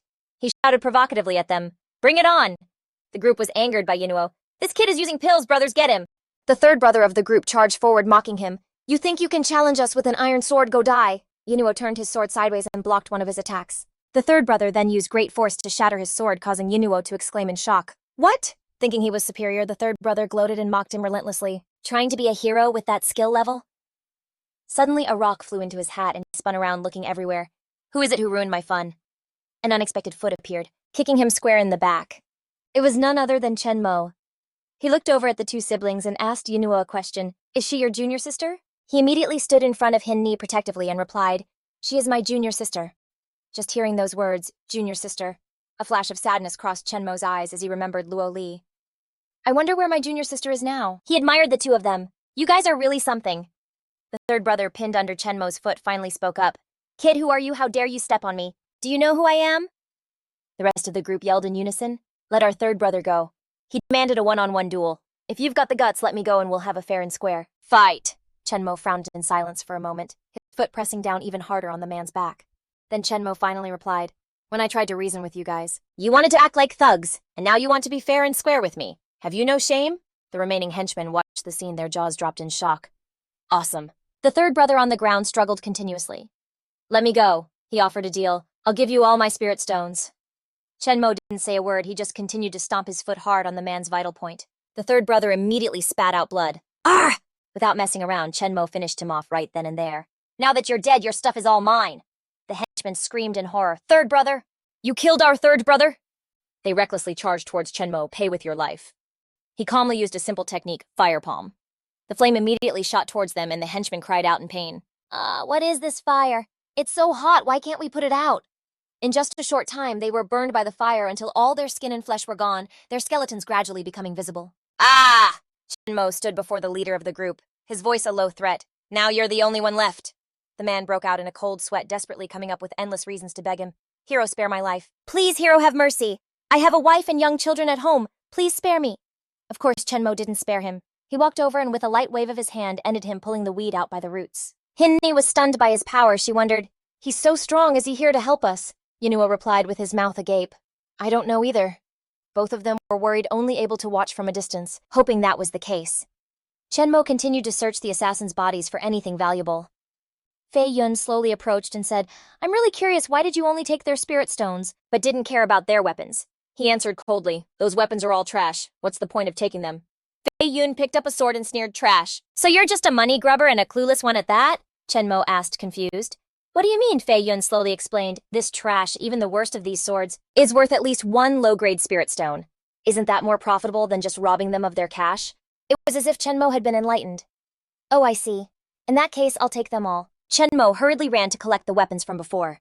"The spirit stones are mine," Fei Yun continued to educate him. "The beast core in your hand can be sold for at least 20 low-grade spirit stones." Now in his element, Fei Yun became a chatterbox. "The beast's corpse can also be sold to a tavern for dozens of spirit stones. You don't even know good stuff when you see it," Chen Mo said happily. "Then I'll go get the beast's corpse. If you don't need the one you killed, give it to me." Fei Yun casually reminded him, "Can you even carry it?" Then Fei Yun shifted his attention over to the two siblings. "Well, don't you have something right here?"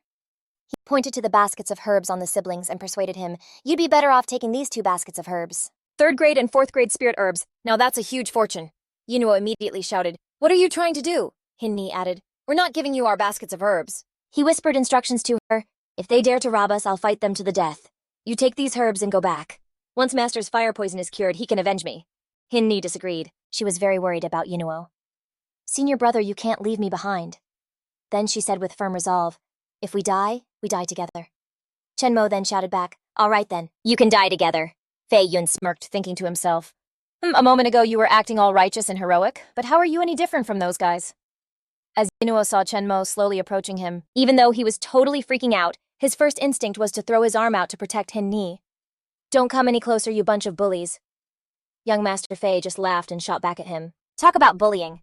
Just when you thought Chen Mo was about to switch from hero to villain, he suddenly spun around and decked Fei Yun right in the face." Fei Yun staggered back, clutching his eye in shock. "Chen Mo, what do you think you're doing?" Chen Mo shot back seriously. "What am I doing? I should be asking you what the hell you're doing." Then Chen Mo switched tactics. He walked over and tried to negotiate offering to buy the spirit herbs in the basket. How about you sell me that 4th grade spirit herb? Yuruo immediately shut him down. Absolutely not. A bit frustrated, Chenmo rubbed his neck and tried to explain. I'm not trying to rob you, so why can't I just buy it? All I need is the water cloud immortal herb in there. Suddenly, Hin-ni popped out and hit him with a low blow. When you guys were talking earlier, I heard everything you said. Do you even have the money to buy it? You're clearly just some poor dude. Chenmo was at a loss for words, about to argue back, when Fei Yun, whose eye was now swollen into a black and blue mess, suddenly interrupted. I have money, he declared. He then started dissing Chenmo while hyping himself up. He's just some poor bum, but I'm a rich heir, sell it to me. Fei Yun's taunt made Chenmo absolutely furious. This damn brat Chenmo thought maybe I should just take it from him by force. But Yuruo was still adamant about not selling the spirit herb. He replied politely, I'm sorry, but this isn't about the money. This herb is not for sale. Fei Yun kept raising his offer. How about 2 mid-grade spirit stones, or 3 if that's not enough? But Yuruo wasn't about to stand there and haggle. He just grabbed Hin-ni's hand and made a run for it. Let's get out of here. Chenmo yelled after them. Wait a second. Yuruo glanced back, confused. Is there something else you need, my friend? Chenmo suddenly called out. Those side effects are about to kick in, aren't they? Yuruo pretended not to understand. What are you talking about? But Chenmo had seen right through him. Don't play dumb. To win that fight earlier, you took a power burst pill. Being an expert in this area, Chenmo knew exactly what was happening. The side effects are about to hit you, right? As soon as the words left his mouth, Yuruo reacted instantly, starting to lose his balance. Hin-ni rushed to support him, asking worriedly, Senior brother, what's wrong with you? What are the side effects of that medicine? Chenmo then explained to the siblings what happens after you take a power burst pill. If it's not treated promptly, it will cause catastrophic damage to your future cultivation. He said this while slowly approaching Yuruo. You were scared someone would figure it out, so you've been toughing it out ever since. But you're at your limit, aren't you? Chenmo gave him an ultimatum. You have one choice. Give me that water cloud immortal herb. Or you can say goodbye to your future as a cultivator, and the pill to cure your master. Without waiting for an answer, Chenmo casually plucked the spirit herb right out of Yuruo's basket. Hin-ni yelled, What do you think you're doing? She instantly charged at him, trying to snatch the herb back and leaving her brother unsupported. Give that back to me. But as soon as Hin-ni let go of Yuruo, he lost all control and collapsed onto the ground. She cried out in a panic. Senior brother. Forgetting all about the spirit herb, Hin-ni rushed back to his side to help him. Senior brother, wake up. Are you okay? In that moment, Chenmo was already rapidly refining the herb into a pill right in the palm of his hand.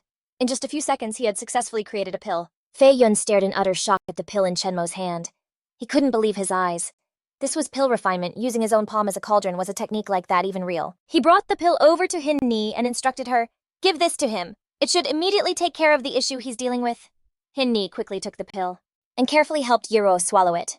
Okay. Chenmo then gave her further instructions. Now help him sit up and channel your qi into his body to help dissolve the pill's energy. Hin-ni did exactly as he said. Suddenly, Yuruo's eyes shot open and he coughed up a mouthful of black blood. He instantly felt much better.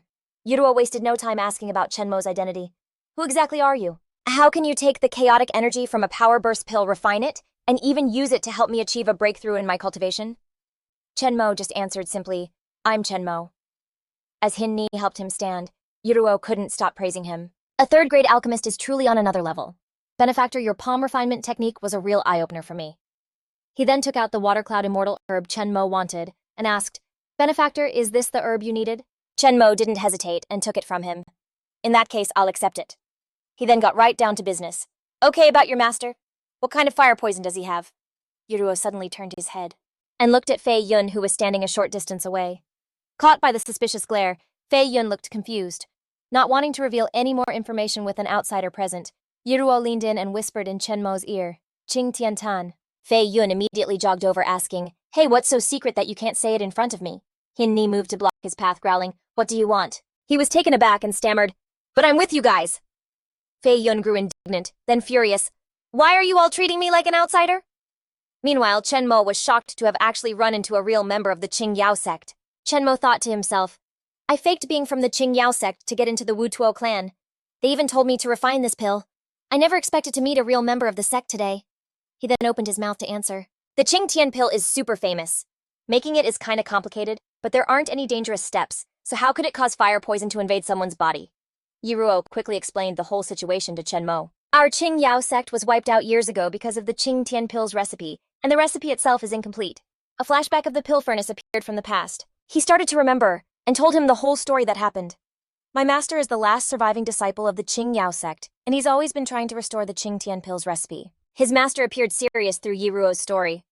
After failing, I don't know how many times my master finally got hit with fire poison when the pill furnace exploded. Chenmo cut right to the chase. He needed to know the whole story. So tell me the exact recipe your master used. That's the only way I can find the right cure. He hesitated for a moment. Well? Yiruo shut his eyes and bit his lip, wrestling with the decision. The request made total sense, but the Qing Tian pill was the Qing Yao sect's most important recipe. His master valued it, more than his own life. Chenmo could see he was hesitant and didn't want to spill the beans, so he pulled out a piece of paper. He showed it to Yiruo. Here, look at this first. He was curious what it was, but after reading the paper, Yiruo freaked out and rushed to say, "This isn't a fair trade at all. You're basically just giving me a huge handout." Chenmo clapped him on the shoulder and replied, "Just take it, dude!" Yiruo was still hesitating about to say something, but this? He happily grabbed the paper with both hands. Yiruo's sincerity was obvious, showing just how grateful he was. My benefactor, you're thinking completely of our well-being, but I was being so petty and small-minded." He instantly made a decision. "I'll tell you the Qing Tian pill's recipe, benefactor." Yiruo leaned into Chenmo's ear and whispered the entire recipe. It was only then that everything clicked for him. So that's what happened. His master rushed to recreate the Qing Tian pill and used spiritual herbs with conflicting properties. That's what made the pill furnace explode and let the fire poison in. Even though Yiruo was talking about something that happened a long time ago, you could still see the fear all over his face. "We saw the blue tree when we were out gathering herbs, but there was a super strong demonic beast guarding it, so we didn't dare get close." After hearing that, Chenmo made up his mind. "Let's go. We're going to find the blue tree." Fei Yun cut him off. "Find the blue tree. What about the flag? Don't you want the spatial ring anymore?" He brought up the plan they'd already made. "I was counting on you to help me use a formation to trap the demonic beast so I could go grab the flag."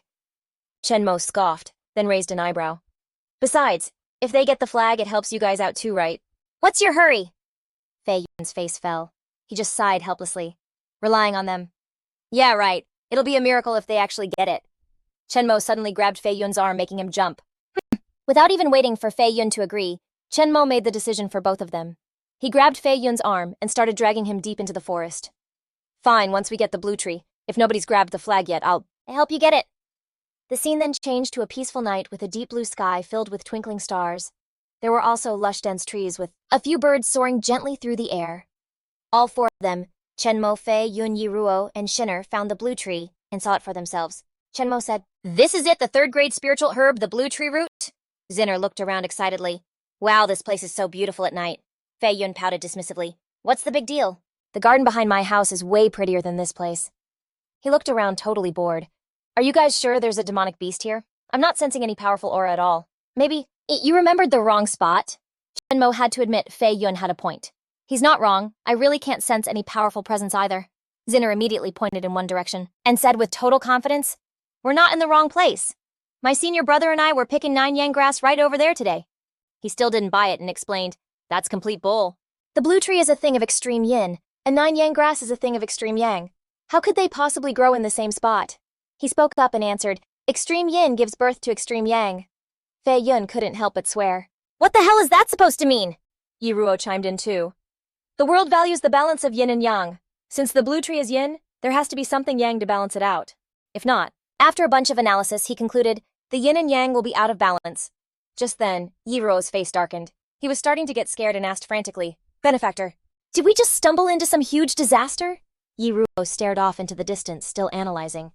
"A cold tree of fire and water. Within the fire and water is the blue tree, an object of extreme yin, and within the cold tree is a single 9-yang grass, an object of extreme yang." He frantically told Hinni, "Junior sister, we're in some serious trouble." She answered confused, "Trouble? Weren't we just here to pick some herbs?" Fivan, standing nearby, explained. "This medicinal plant is like the yin-yang fish's eye in a Tai Chi diagram. We've just plucked the eye. This whole diagram is probably shattered now." He looked over at the blue tree and wondered, "The 9-yang grass should have disintegrated the moment you guys picked it, but I don't know why it's still perfectly intact." Suddenly, a massive amount of spiritual energy swirled around the blue tree. Fivan immediately pointed it out to the two cousins. "But have you guys noticed the spiritual energy in the forbidden ground is slowly gathering here?" After that, he shared his own judgment. Maybe a huge incident happened in the forbidden ground later on, completely wiping it out. He and Ni then realized the seriousness of the problem and quickly asked for a solution. "Is it that serious? If we return the 9-yang grass now, will it still be in time?" Tranmak looked up at the spiritual energy swirling around and said, "The flow of this spiritual energy doesn't seem normal." Suddenly, Fivan unexpectedly declared loudly, The Talismans sect has never made a wrong calculation. He then started using his eye technique, and his eyes immediately glowed with a white light, getting rid of the guesswork. 5An's vision zoomed in, and he instantly saw a fox with a small green flag stuck in its ear.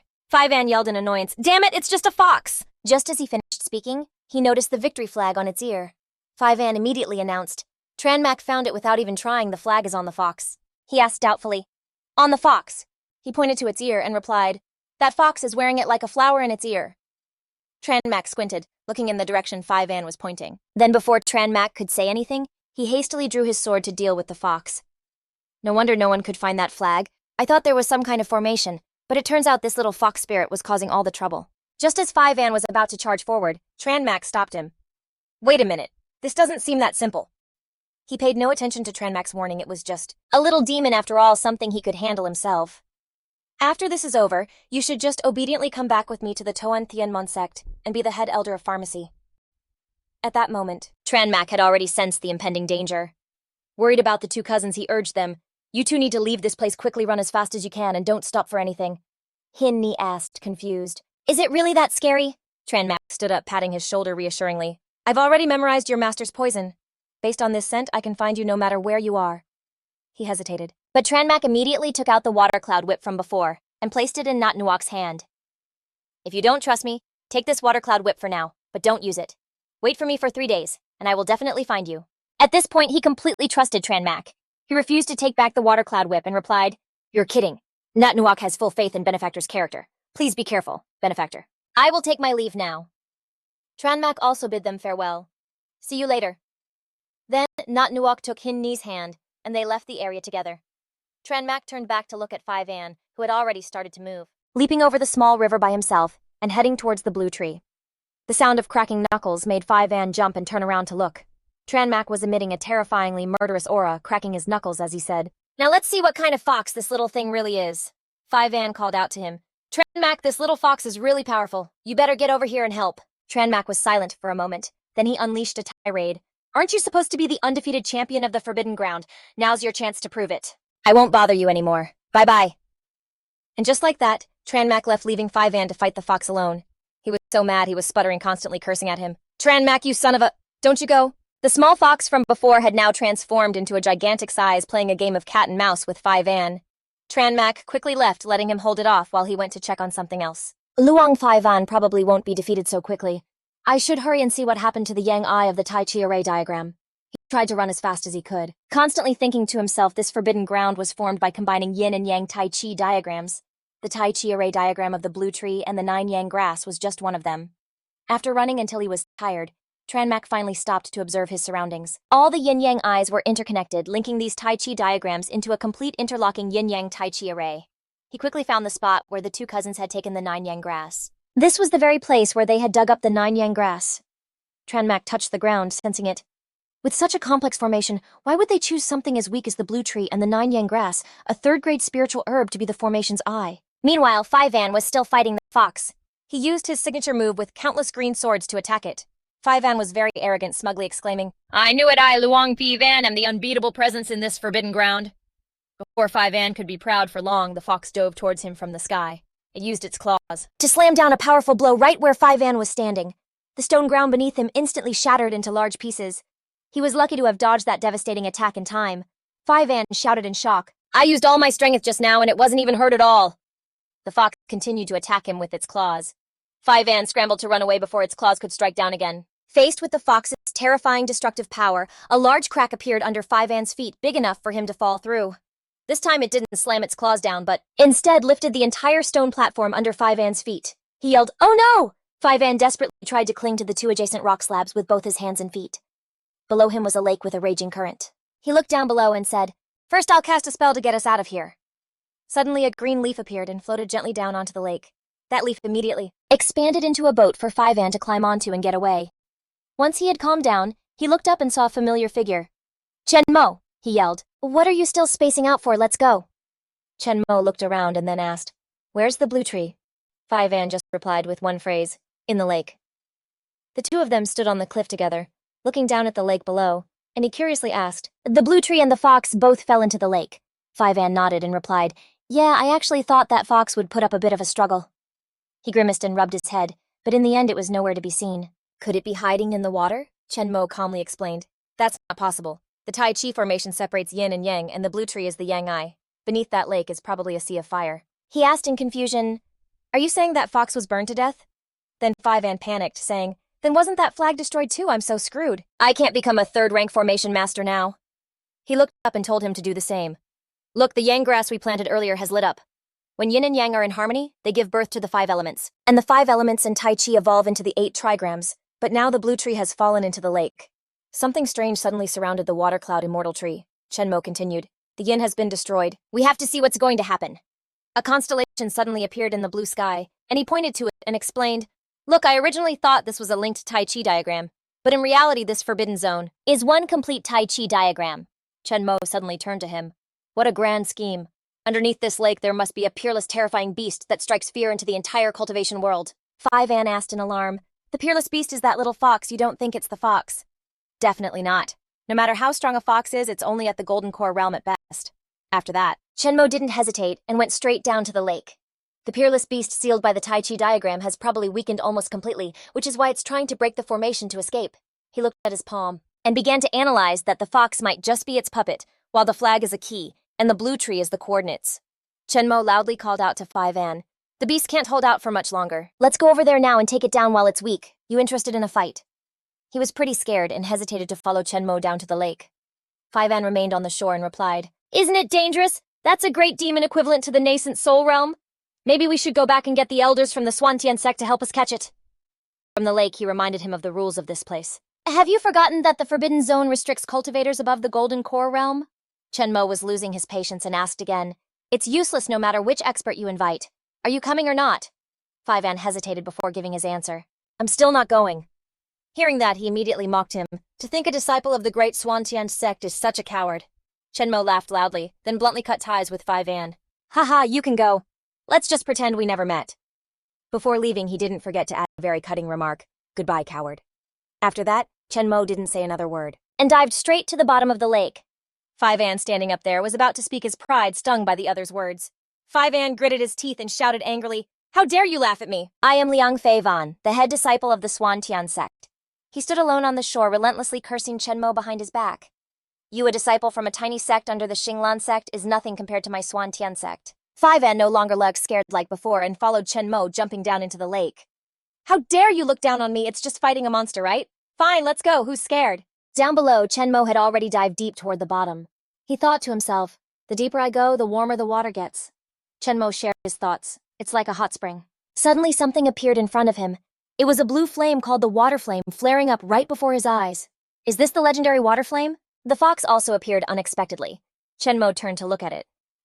This fox is here too. Was it at this moment that he finally understood everything? I get it. So the yang side of the Tai Chi diagram relies on you for support. Chen Mo started to get more excited. This is getting more and more interesting. No matter what, I'm going to get you. The fox suddenly started staring intently at him. Then it used its front paws to pull up the blue tree. Chen Mo was curious. Is it pulling up the blue tree to attack me? It used its claws to scratch the tree trunk. He carefully watched its every move as it used the branch to scratch its claws. Chen Mo cursed under his breath, confused. What the heck is this, a fox or a monkey? Why is it playing with a stick now? After that, the fox suddenly stopped and no longer scratched its claws on the blue tree's trunk. Then it silently left. Seeing this, he wondered, why is it running away again?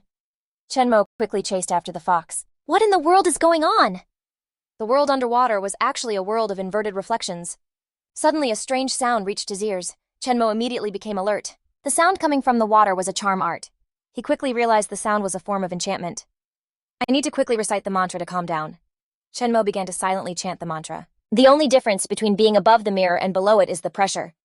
He closed his eyes tightly and suddenly heard another voice respond. What if I made the pressure on both sides the same? Chen Mo felt strange, as if he'd never heard it before. He immediately opened his eyes, and a dark shadow with blood-red eyes appeared before him. It asked, Can you even tell if you're outside the mirror or inside it anymore? It said, I am you, Chen Mo. Then it immediately started getting physical with him. A shocked Chen Mo quickly backed away. What, this shadow can actually attack me?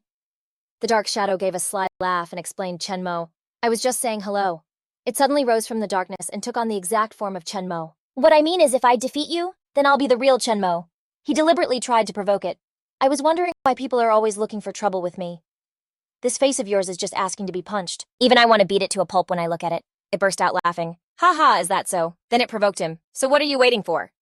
The guy suddenly waved his hand, and it created countless other copies of Chenmo. Whoever wins is the real Chenmo. He looked at these copies and thought to himself, this is the silent rain step art that I just recently learned. This guy can actually replicate it. It called out to get his attention, Chenmo. Then it started revealing secrets he had always kept hidden. Haven't you always felt that coming back from the future, being reborn, is like owning a treasure trove? Another copy chimed in to rub salt in the wound. Did you really think you were naturally gifted? The techniques you learned from your master are way stronger than those from the Dizwo Star and the cultivation world. Then another one attacked Chenmo with words, and then you used these powerful techniques to bully weaker cultivators, all smug and self-satisfied. But let's end this here. I will defeat you and become the real Chenmo. The copy immediately shot out a flame identical to the one Chenmo usually used. Today you'll get a taste of your own techniques.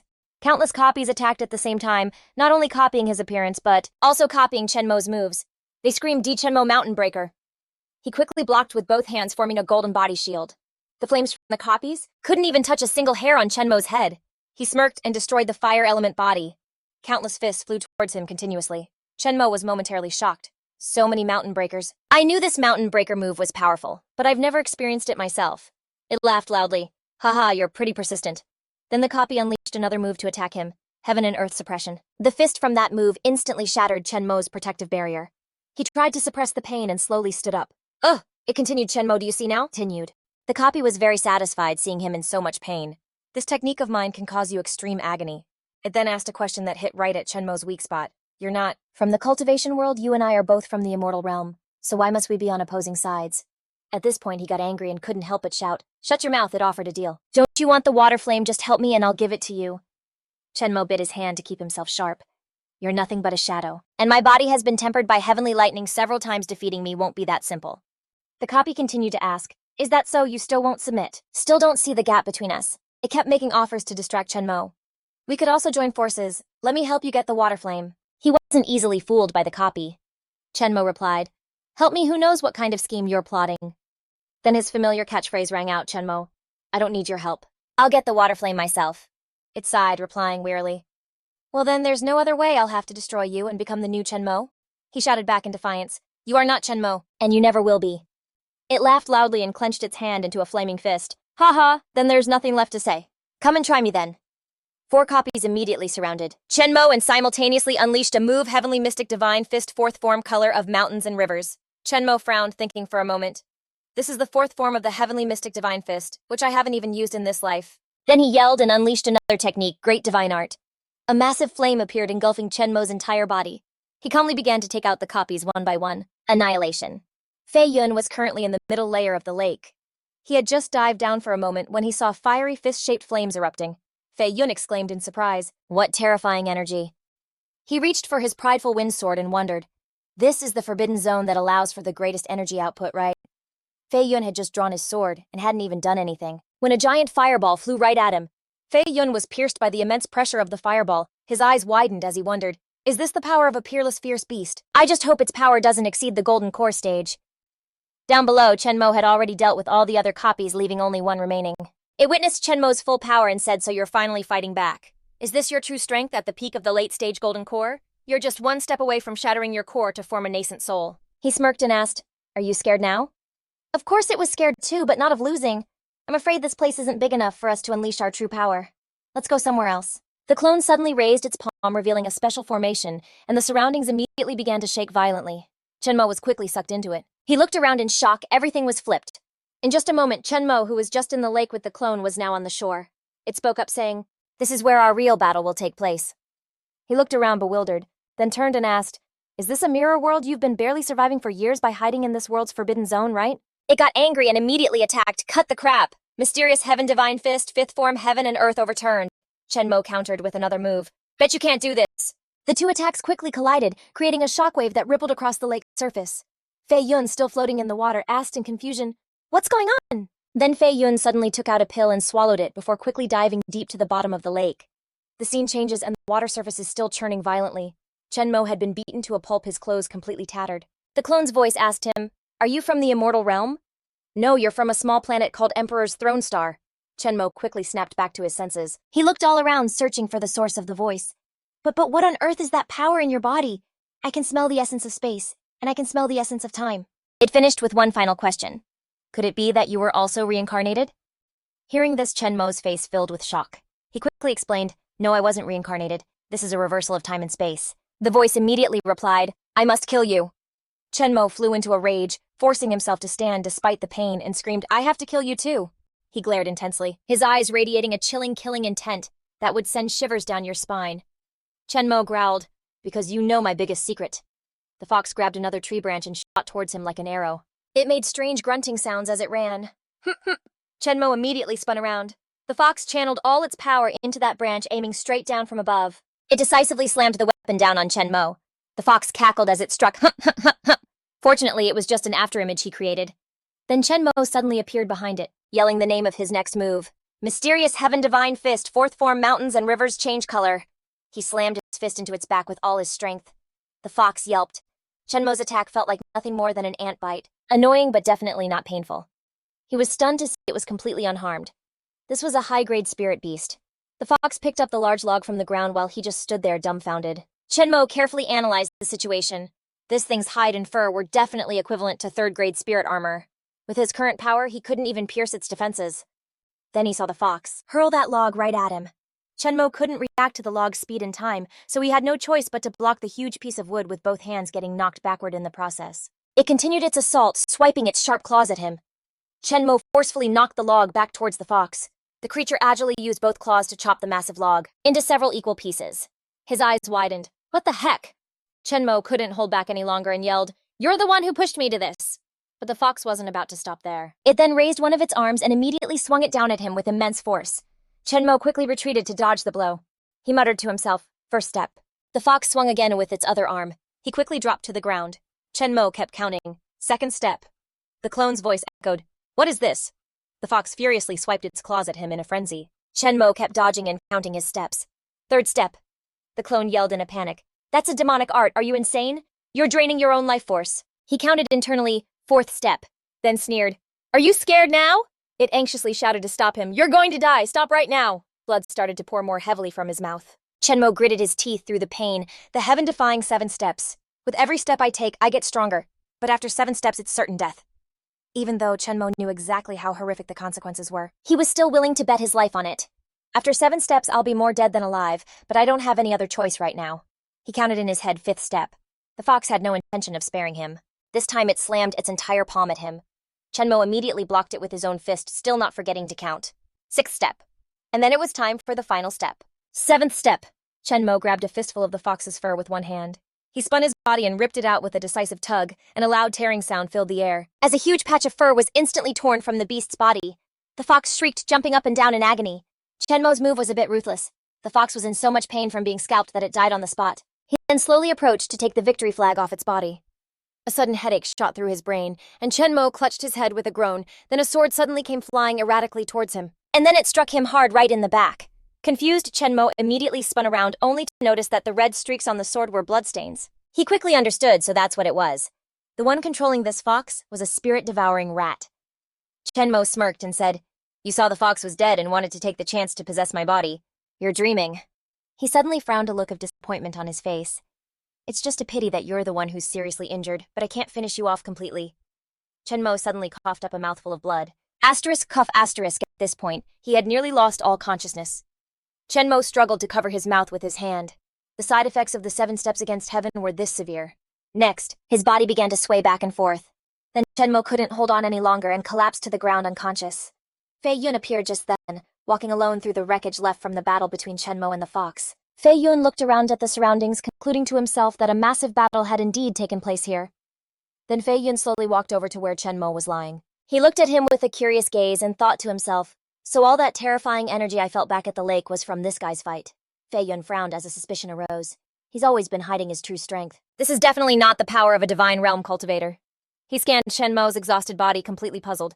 He clearly only has the strength of a first-level planet elder. So why is he in such a small sect? Fei Yun quickly walked over to the fox and picked up its fur, examining it carefully. This fox's fur and claws are all good materials, but the meat is useless at most. It can only be exchanged for a few spirit stones. He held the patch of fur and looked back at Chenmo. Fei Yun had a guess, but you'll like this, won't you? Then he decided to turn a blind eye, secretly putting the items into his spatial storage. Whatever, I'll just take it all. Fei Yun still couldn't find the answers to his questions. He continued to stare at Chen Mo for a long time, but what on earth is this? Chen Mo's purpose is recruiting him into the Swan Tianmen, a blessing or a curse. Suddenly Fei Yun drew a dagger, gripping it tightly as he thought, or perhaps it's better this way. Fei Yun knelt down thinking carefully. He's just a 20-year-old nascent soul cultivator. If he were to sincerely serve the Swan Tianmen, perhaps in a few hundred years, the Swan Tianmen could even unify the cultivation world. Fei Yun broke into a cold sweat, struggling with his inner conflict for a long time. But he's hiding his true self. It's like a trap waiting to be sprung. The level of danger is incomparable. Chen Mo was still unconscious, completely unaware of what was happening. He finally made a decision. I can't completely control this blade, but I'm pinning all my hopes on my own blade. Fei Yun held the dagger close to his neck, seriously thinking this was an extremely unwise choice. His hands still hesitated, unable to strike decisively. Fei Yun told himself, as he finally decided to finish Chen Mo off. Rather than risk it, it's better to destroy this blade. A sudden gust of wind blew a leaf into the air. Someone's voice cut through the air, interrupting Fei Yun's actions. Startled, he turned his head and saw Wu Cheng standing not far away. He spoke in a mocking tone. This is the true nature of the cultivation world. Even Liang Fei Yun of the Swan Tianmen can't escape such wicked habits. Fei Yun immediately stood up, gripping the Ao Feng sword tightly in his hand, and replied, I don't know what you're talking about. The Swan Tianmen is a righteous sect. We would never stoop to something like murder and robbery. Wu Cheng burst out laughing. Haha, you talk a good game, I almost believed you. Then what were you just doing? He hurriedly explained. I was saving him, of course. He was poisoned and I was helping him by letting out the poisoned blood. Hearing this, the man laughed even louder. Haha, as expected of someone from a major sect, you're even more shameless than a normal person. Fei Yun's face turned serious as he replied, If you know I'm from a major sect, how dare you still stand there? I waiting to become a ghost under my sword. The man slowly walked to the side. I've been following you guys for so long, wouldn't it be a waste to give up now? He had no idea he was being followed. Such a good tracking technique that even I, Liang Fei Yun, couldn't detect you? Who on earth are you? Wu Cheng drew a short blade, the kind a ninja would use. He smirked and said, Remember this well, I am Wu Cheng of the Shadow Sect. Fei Yun was speechless, realizing he was in deep trouble. An assassination sect ranked 16th on the assassins list, Wu Cheng of the Shadow Sect. He asked, Are you here to kill me? Wu Cheng sneered in reply, That's right, and it looks like I'm going to make a huge profit this time. The price they offered me is nothing compared to the treasures you're carrying. Even at death's door, Fei Yun still had time to be curious. You're clearly an assassin. Why didn't you attack me from behind just now? Aren't you afraid that after I recover my strength, I'll kill you instead? The man explained. It doesn't matter. The more your strength recovers, the deeper the poison sinks in. Only then did Fei Yun panic, hurriedly checking his body. Poison, where did you poison me? The poison then spread rapidly throughout his body. He could feel himself gradually becoming paralyzed. This time I'm really in danger, Fei Yun thought, unwilling to accept it. I am Liang Fei Yun, the young master of the Swan Tianmen. The wielder of the arrogant sword style ranked 43 on the divine weapon. Ranking is going to die here. He then immediately used a technique to summon countless swords aimed at that Wu Cheng guy. I'm taking you down with me. Myriad swords return. He was totally shocked by that attack. Wu Cheng couldn't dodge in time, and 5 swords immediately pierced straight into his body, making him cough up blood. Fei Yun breathed a sigh of relief. Just when he thought he'd taken Wu Cheng down, that he'd succeeded, the guy suddenly appeared behind Fei Yun. Wu Cheng threw a dagger that lodged right in his back. You wish. Didn't you say assassins should strike from behind? I'll listen to you. He turned around in disbelief. What happened to the you in front of me? In front of Fei Yun now was just a dummy, and he was stunned. This is a substitution artifact. That's right, I have a trump card treasure too. Out of options, Fei Yun didn't hesitate to take out a command token. He had to use it now. That guy Wu Cheng still had no idea what was about to happen. He was still super cocky. Hey, what trick are you trying to pull now? I'll just finish you off right here. Suddenly a hand calmly appeared and rested on his shoulder. Wu Cheng turned his head to look. He screamed in terror, General Fuji! Just a moment ago, he was so arrogant, but now he was pathetic, and hastily tried to negotiate. Wait a minute, I can tell you who had you killed. I can give you the antidote.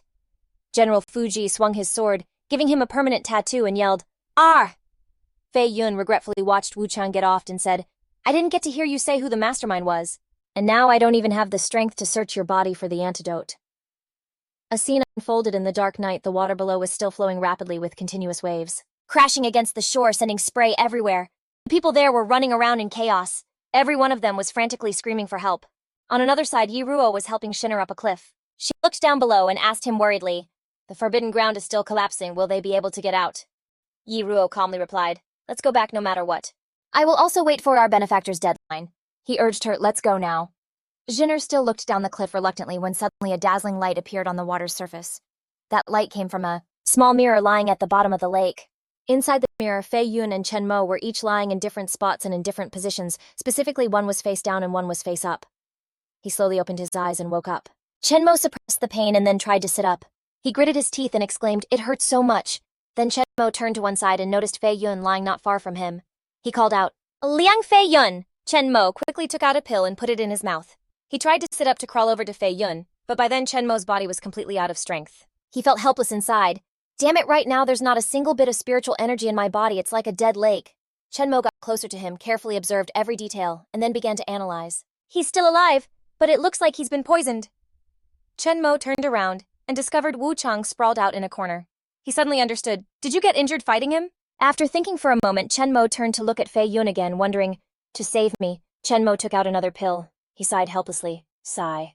"This is a first for me, Chenmo. I never thought I'd be saved by Liang Fei Yun." After that, Chenmo slowly put the pill into his mouth. "If you're the one who saved my life, then I absolutely have to save you too." Once that was done, he struggled to his feet with his injured body and slowly approached Wu Chang.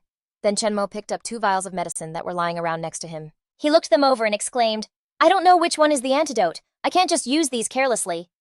He didn't hesitate any longer between the 2 vials. Chenmo turned his head to look at Fei Yun and made a decision. "Forget it, I'll find an antidote for you." He went into the forest alone. "It's just that right now I have no way to concoct pills." "I can only mix a remedy for you." Chenmo quickly grabbed a handful of nearby leaves and put them in his mouth. "Chew today, I'll be like Shenong tasting the 100 herbs. Let's try a different method." As soon as he finished speaking, his stomach immediately sent a signal, and Chenmo went to the side and threw up a rainbow-colored puddle. He comforted him. "Liang Fei Yun, just hang in there a little longer." Searching around by himself, "I will definitely save you." After walking for a while, a house appeared before his eyes. Chenmo was surprised. A bamboo house. Why is there a house in the world inside the mirror? Could it be the house the spirit-devouring mouse used to store its treasures? Just as he lifted his foot to go there, he suddenly bumped into a bowl. Chenmo looked down and wondered. A bowl! He was overjoyed as he picked the bowl up. "This is great." Chenmo quickly left that place. "With this bowl, I can give him the medicine." White smoke billowed up into the air from the ground. He made a simple stove out of wood and stone and used that bowl to brew the medicine for Fei Yun directly. Then Chenmo went over and helped him lie in his lap. He was surprised. Chenmo unconsciously touched the gear on Fei Yun's body and thought to himself, "This guy's covered in good stuff. This is a piece of 3rd-grade spirit armor impervious to blades and spears." He then said coldly, "Maybe I should just leave you be. After you die, all this good stuff will be mine." Chenmo said to himself, and then laughed. "Of course I'm just kidding." He picked up the spirit medicine, and then his face paled, realizing the internal medicine wasn't ready yet. "If it can't be applied externally, you just have to chew it." Chenmo trembled, his face pale as a ghost, but he forced himself to chew the medicine to a pulp. Bitter, bitter, bitter, it's so freaking bitter. After he finished chewing the medicine, he gasped for breath. "Oh my god, I can't feel my mouth anymore." Chenmo looked at Fei Yun's pained face and pleaded, "You have to live, don't make all my efforts for nothing." He started checking his body from the feet up. Chenmo continued to pat down Fei Yun's entire body, and when he got to his stomach, he suddenly found something. He frowned as he'd felt it, then his expression twisted into one of panic. Chenmo screamed, "It's not there!" Fei Yun, half-conscious, just smiled faintly in his daze. He wondered in confusion. Could he be Chenmo? Came to a horrifying conclusion. Is he a hermaphrodite? He looked at Fei Yun lying in his arms in total disbelief. Who would have ever guessed that the great head disciple of the Swan Tian sect was actually... And I don't even know if he was born this way or if it happened later. Chenmo immediately reached out and touched his neck. This Adam's apple of his. A piece of paper suddenly fell out. He was confused. Huh? Chenmo quickly snatched the paper and looked at it. Inside was a strange object, but he instantly recognized it as a special spirit stone used to change one's voice. Chenmo silently stared at the person in his arms who was still completely out of it. He said in a fluster, "I didn't see anything, I don't know anything. Seriously." Then Chenmo took the bowl of brewed medicine and slowly helped Fei Yun drink it. "Don't worry, I won't pry into your private business." After that, he helped him up and sighed. "Either way, we have to figure out a way to survive." Chenmo carefully supported Fei Yun as they walked, not forgetting to remark, "You're surprisingly light." He suddenly woke up with a groan. "Ugh!" Chenmo warned him, "Don't move."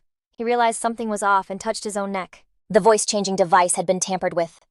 Fei Yun flew into a rage, instantly turning to face him. "Chenmo, let's fight to the death." Chenmo was so confused, a giant question mark practically appeared over his head. What? Chenmo pretended he hadn't discovered his true identity.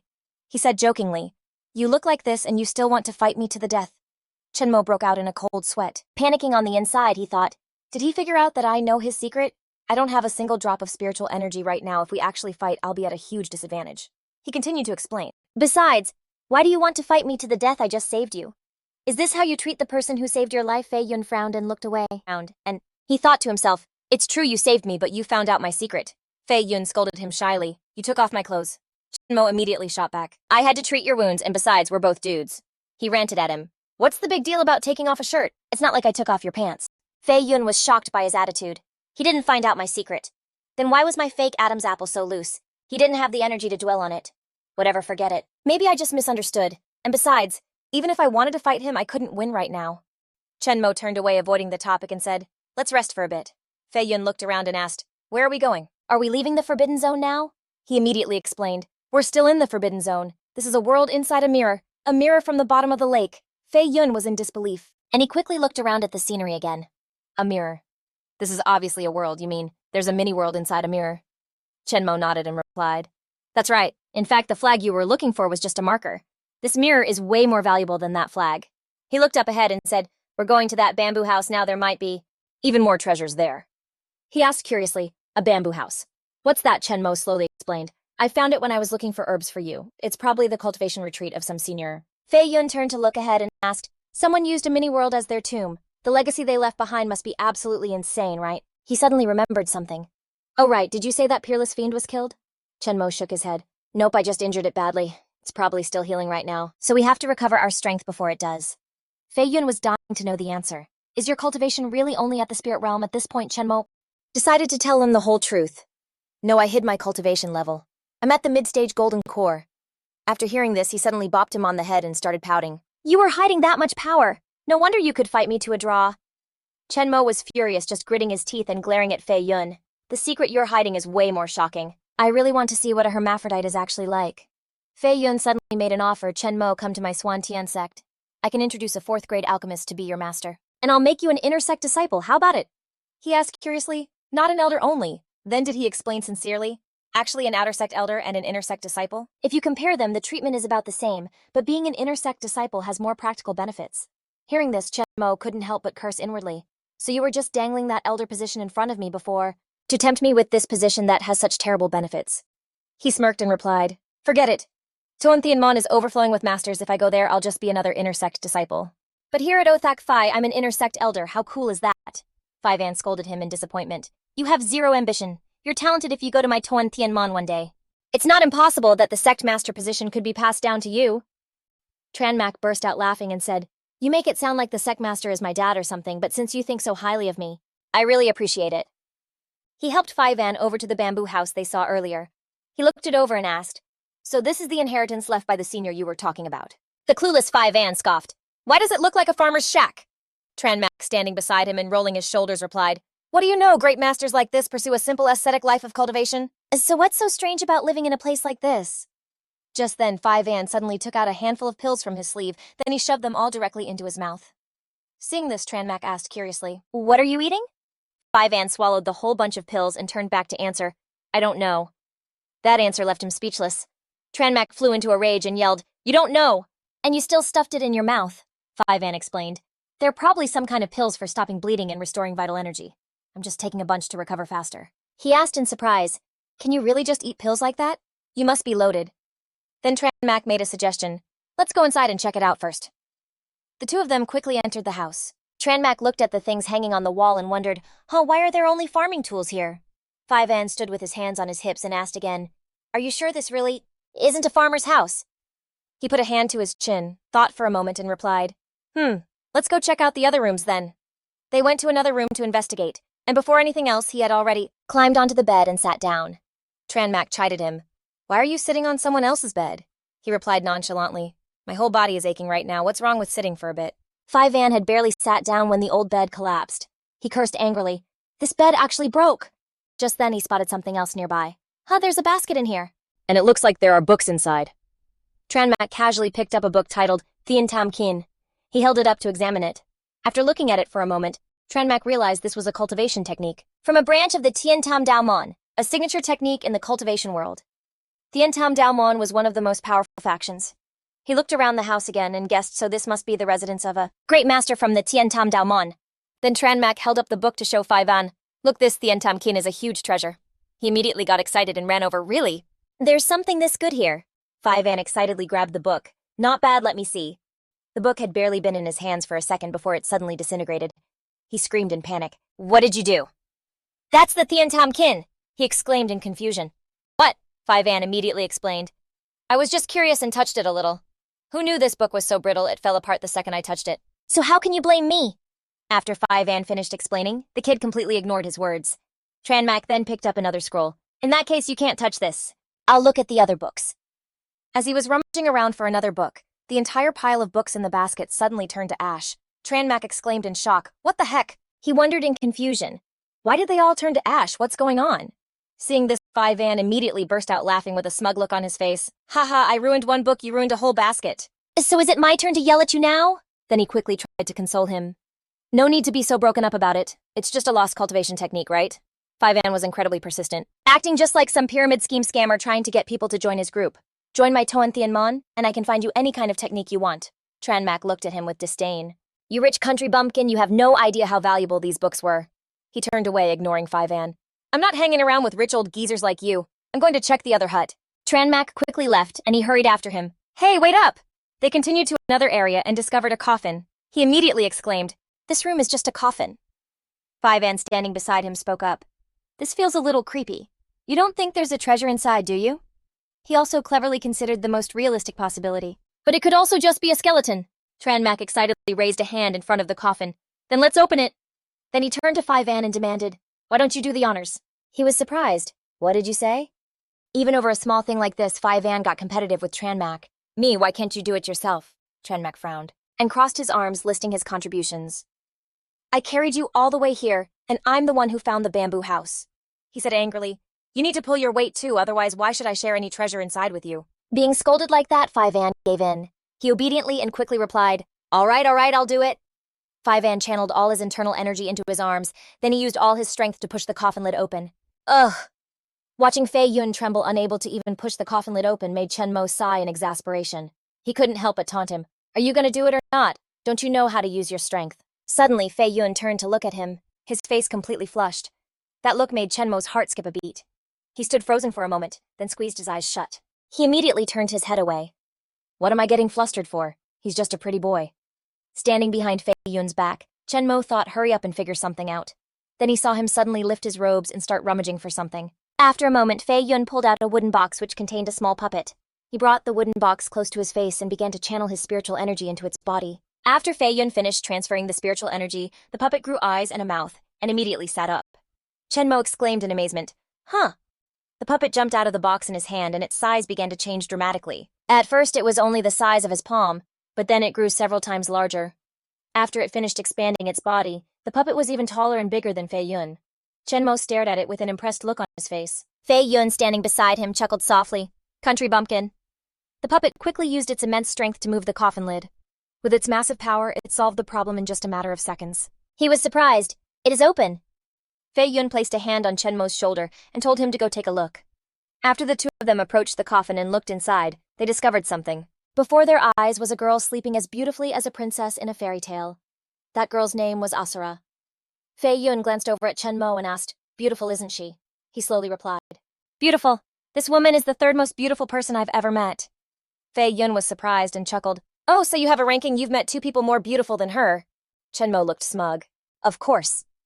Chen Mo then thought to himself, the first is my junior sister Luo Li, and the second is Yan Qingcheng. He turned to Fei Yun and asked, Don't you think she's very beautiful? He answered coldly, I am the great disciple of the Suan Tian sect Liang Fei Yun. What kind of woman haven't I seen before you call this beautiful? Fei Yun mocked Chen Mo and then walked away. What a country bumpkin who's never seen the world! Chen Mo was furious. You Chen Mo! He puffed out his cheeks and told himself, Forget it, why argue with a pretty boy like him? No matter how beautiful a woman is, all he can do is look.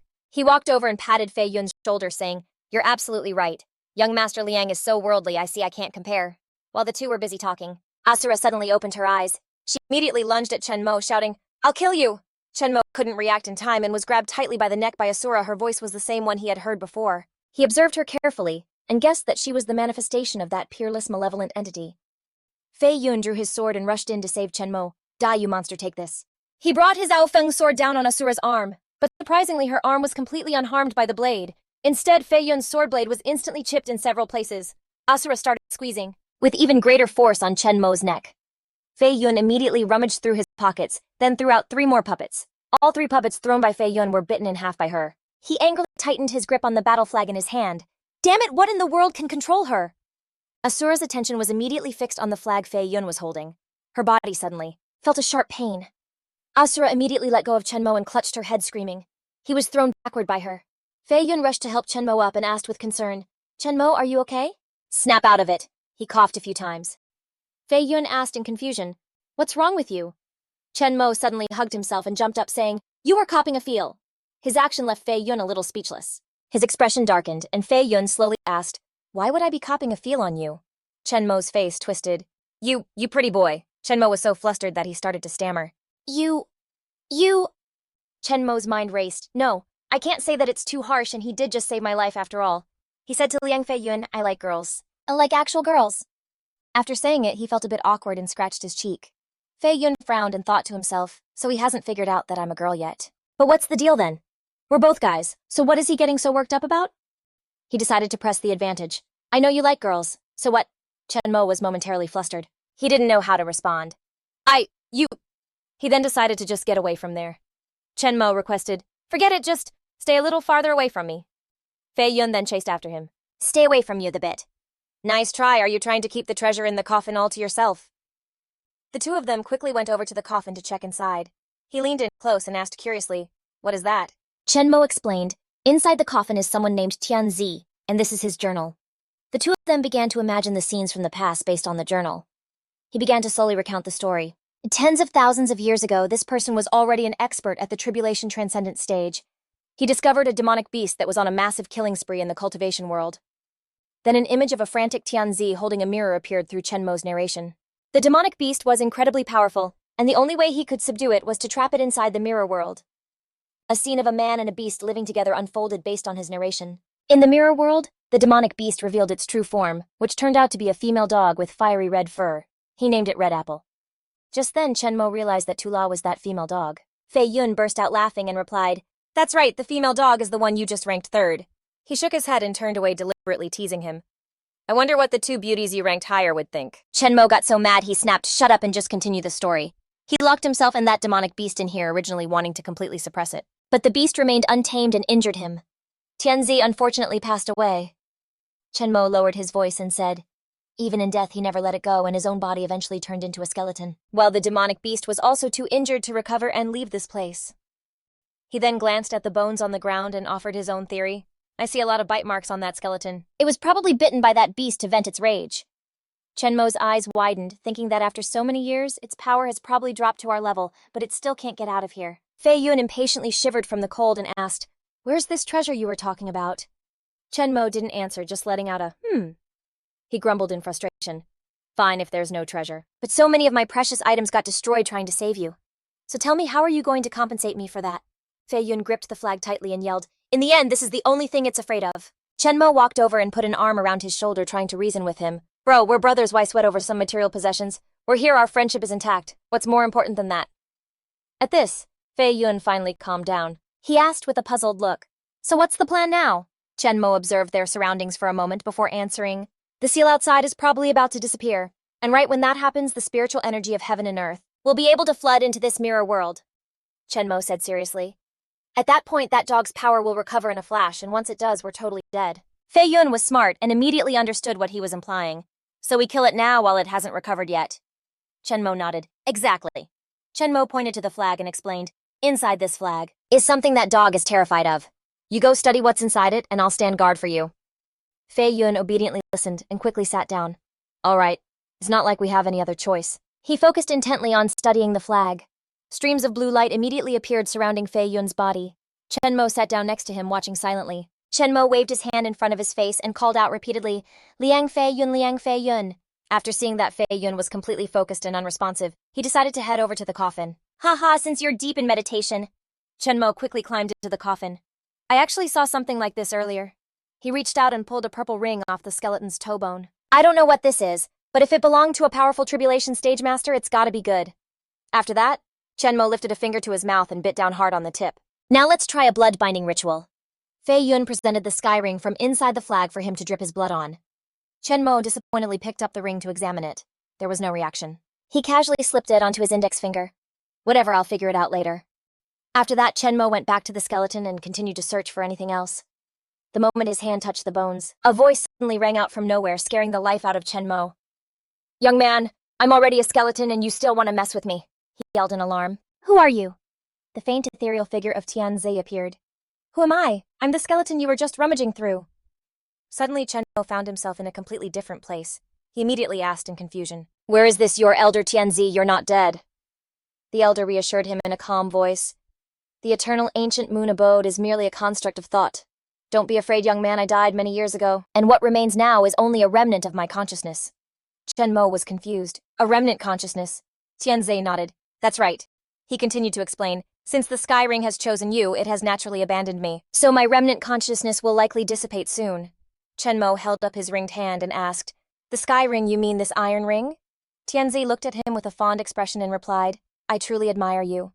I spent my entire life and countless efforts, yet I could never become the master of this Sky Ring. I never imagined it would acknowledge you." Chen Mo stood up and asked curiously, "So, what does the Sky Ring do?" The elder answered his question with a wave of his hand. "To have the Sky Ring is like having a real world." That wave immediately unleashed countless streams of powerful light, which were then absorbed by the Sky Ring on Chen Mo's hand. Tianzi stated decisively, "The sun, moon, and stars, the mountains, and the great earth, this is a real world, and you are the master of this world." Chen Mo closed his eyes, feeling the power his body was continuously absorbing. A hemisphere of a world immediately appeared before him. At the same time, Chen Mo raised both of his hands to the sky. Then he suddenly snapped his eyes open, and everything from that vision disappeared. Chen Mo was back in the room, a bewildered look on his face. He excitedly clenched the hand wearing the Sky Ring, and couldn't help but exclaim, "Wow, I totally hit the jackpot." Chen Mo stood up, walking around as he admired it. "I didn't even have a spiritual artifact this good in my past life."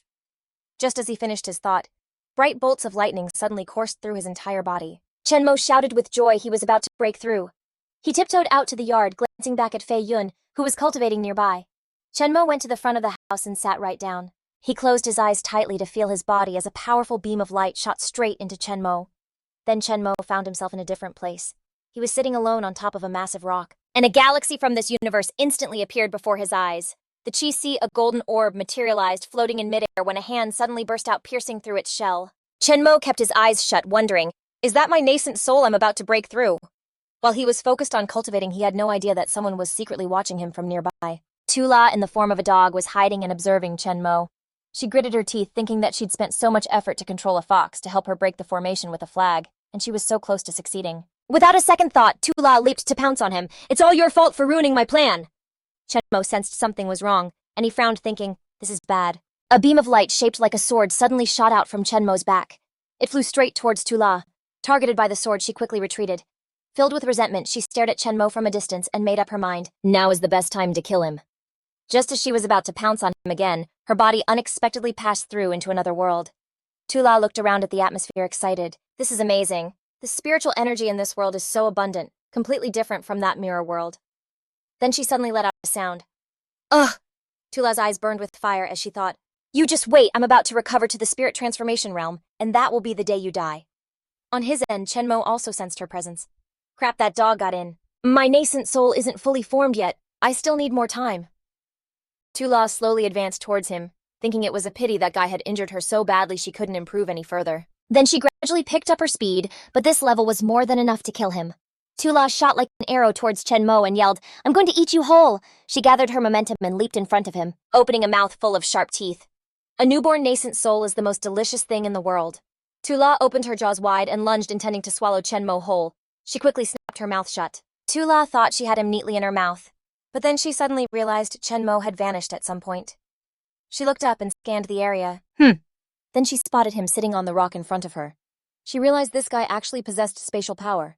Chen Mo kept his eyes closed, focusing on his cultivation. Tula pounced on him again. "Give me all your power!" The moment she reached him, Chen Mo instantly teleported to another spot. The two of them were locked in a chase. Tula screamed, "Don't run away!" After a short while, she finally caught up to him. "You can't escape. This world was perfectly fine until you messed it up like this. Just you wait, I won't let you get away with this." Tula swung her sharp claws at him and yelled, "Stop running if you've got any guts!" Just as her claws were about to hit him, Chen Mo was suddenly unable to move and was sent flying backward by her attack. She shot towards him like an arrow and screamed, "This time you're dead for sure!" Chen Mo quickly sat up, panting as he wondered, "Phew, why couldn't I move just now?" Next, Chen Mo suddenly felt the state of the golden core inside his body. "The golden core, I feel like it's about to shatter." Tula, refusing to give up, charged at Chenmo again. You're still not dead! She launched another fatal blow at him, but luckily Chenmo was quick enough to dodge it. Tula was furious, and as she opened her mouth wide, a strange beam of light shot out from it. Die, heavenly dog laughs at the moon! Chenmo immediately coughed up blood and collapsed to the ground. Tula gloated. Can't run this time, can you? She transformed back into her human form and taunted him. Kid, you're still a long way from being able to fight me. Chenmo was alarmed. This is bad, my golden core has shattered, but why did a little kid suddenly appear? Tula lunged forward to attack again. Go to hell! Just as she was about to land her attack, a protective barrier suddenly appeared around Chenmo's body. Tula exclaimed in confusion, What is that? She was shocked to realize this guy had broken through to the nascent soul realm. Chenmo had now completed his breakthrough and he spoke up, This is my world and you have destroyed it. He angrily yelled right in Tula's face, Do you have any idea how much I like this world? Tula completely ignored his words, not caring at all. Who cares about you? You talk too much. Just die! Chenmo immediately threw a punch at her. It's not that easy! His eyes were now filled with rage. Chenmo clenched his fist, saying, Now it's your turn. Chenmo twirled a rope in his hand, and seeing that Tula had turned back into a fox and was trying to flee, he shouted, Don't you run! Tula opened her mouth wide, tilting her head as she ran, glancing back to watch his moves. Out of nowhere, Chenmo had moved like lightning and appeared right behind her. Where are you looking? He aimed straight at the target in front of him and flung the rope towards the fox Tula. The rope accurately whipped her hard across the face, making her spit out a mouthful of blood and cry out in pain. Roar Chenmo raised his hand high, pulling the rope back. Then he once again whipped it at Asura to attack. You're not getting away. Chenmo frowned, his hand clenching into a fist. Just look at what you've done to my world. It's completely wrecked because of you. I'll fight you to the death. Asura turned back, cursing angrily. You shameless bastard, you're clearly the one who's caused more destruction.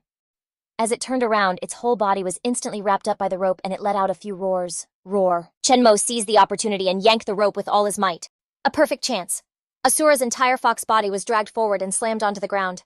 Chenmo commanded, Just be a good boy now, and hand over the origin power inside your body. The fox's eyes, filled with bloodshot veins, stared back defiantly as it said, Dream on, what can you do to me? You can't kill me anyway. Chenmo threatened it. If you don't hand over your origin power, I'll trap you in here and you can forget about ever getting out. Asura answered resolutely, If you're so tough, then you can just never break through for the rest of your life. The next time you go all out to break through, you won't have the power to keep me imprisoned anymore. Chenmo's hand tightened on the golden rope as he thought to himself, It actually has a point. Keeping it locked up here is a huge drag on me too. Chenmo cleared his throat. Ahem. Okay, then let's try another way when I cultivate to the deity transformation realm. I'll let you go and you'll be free to move about in this world. He took a few steps closer to it. So wait until I reach the tribulation transcendent stage and then you can go wherever you want. How about that? Hearing Chenmo's offer.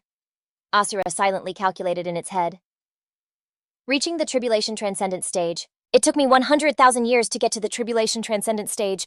Who knows when a guy like you will ever get there? After considering everything, Asura stood up tall, faced him, and bluntly refused. In your dreams. Chenmo scratched his head, mentally plotting his next move. Looks like negotiations failed. I should just get back to the real world and figure out another way. Back in reality, the sky had already turned pitch black. Chenmo shoved his hands in his pockets and casually walked towards the house.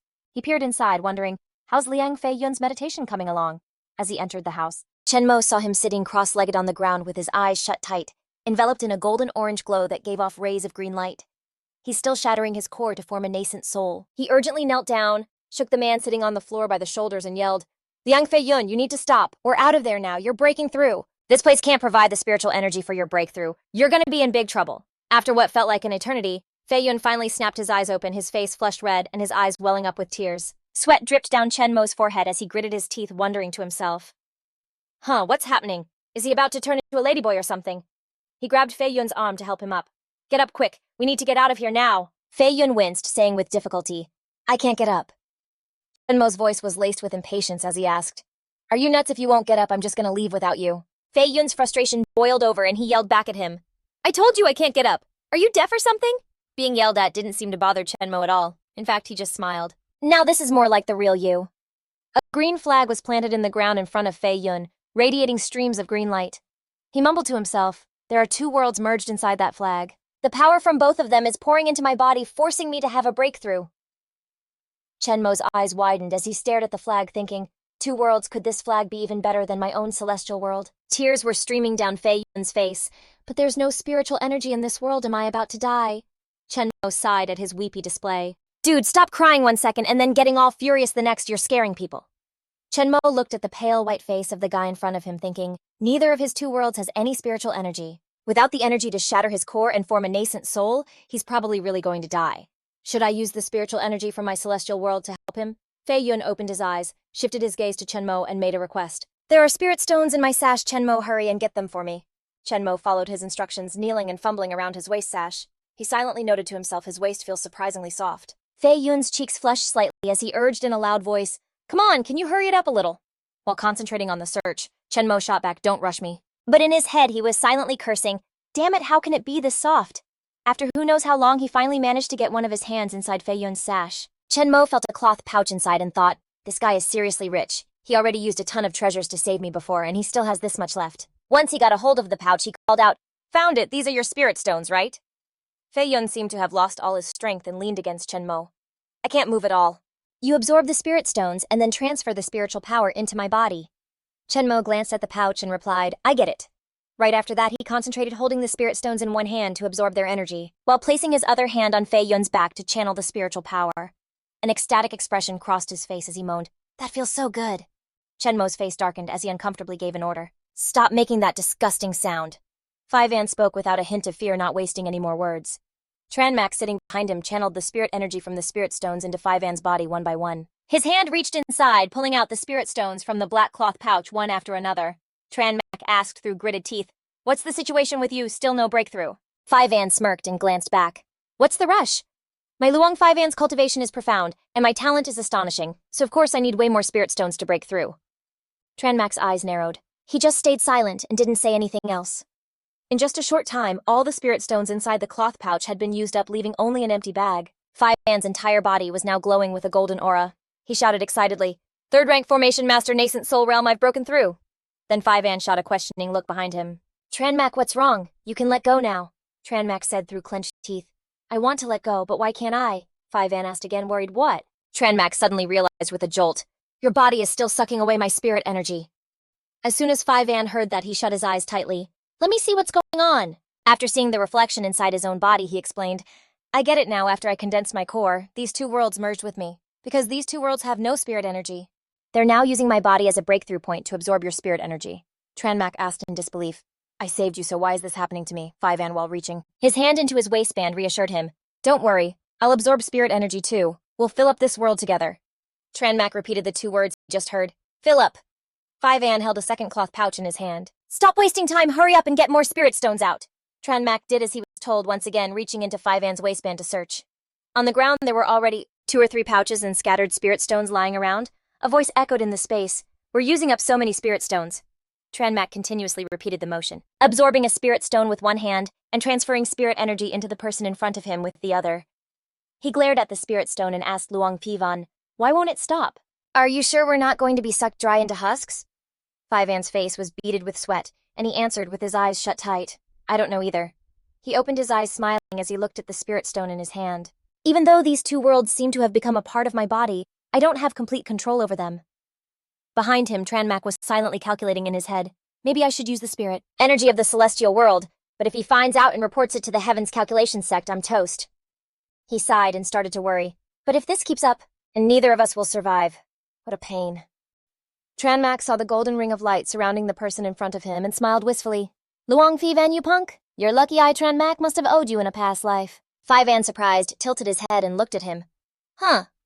With a confused expression, Fei Van asked the person sitting behind him, what did you say? What do you mean you owed me in a past life? Tranmak didn't answer, just closed his eyes and continued to channel spirit energy into his body. Is it any of your business? Fei Van cried out as he received the surge of power. Inside another world, 2 sources of power representing water and lava collided. When Tranmak opened his eyes, his brows furrowed tightly at the sight before him. He glanced intently at the 2 worlds. This was what Fei Van had smilingly pointed out to him. Wasn't it shocking, a world of lava on one side and a world of water on the other? Water and fire met but did not merge. Tranmak finally understood, the water stopping fire. So the water stopping fire was inside the flag. He looked up to see the 2 worlds of water and fire slowly blending together. Old Man Meteor really made a grand move, it seems to be right there. Fei Van, confused, asked from the side. What do you mean? Tranmak decisively jumped straight into the water in front of them. I want to go take a look. Seeing his action, Fei Van urgently called after him. Wait for me. Suddenly, a mysterious voice whispered in his ear. A girl's body again. Fei Van immediately whipped his head around and asked, Who is it? Get the hell out here! A dark shadow appeared flying next to 5An as the mysterious voice spoke again.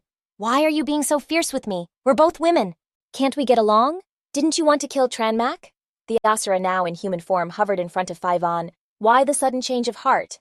He was stunned into silence. Images of himself and Tranmak flashed through 5An's mind, but he still answered stubbornly. Whether I kill him or not is none of your business, is it? He looked up and laughed loudly. Ha ha, do you have any idea what kind of existence Tranmak is? The Asura warned. If you're not careful, the entire Heaven's Calculation sect will be destroyed. I'm starting to use my enchanting words to hypnotize him. It's not too late to kill him now once the spirit energy of this world is balanced. Killing him will be as easy as flipping your hand. 5An looked down, hesitating. But Tranmak saved me before. Before he could say more, he was cut off by the Asura's next words.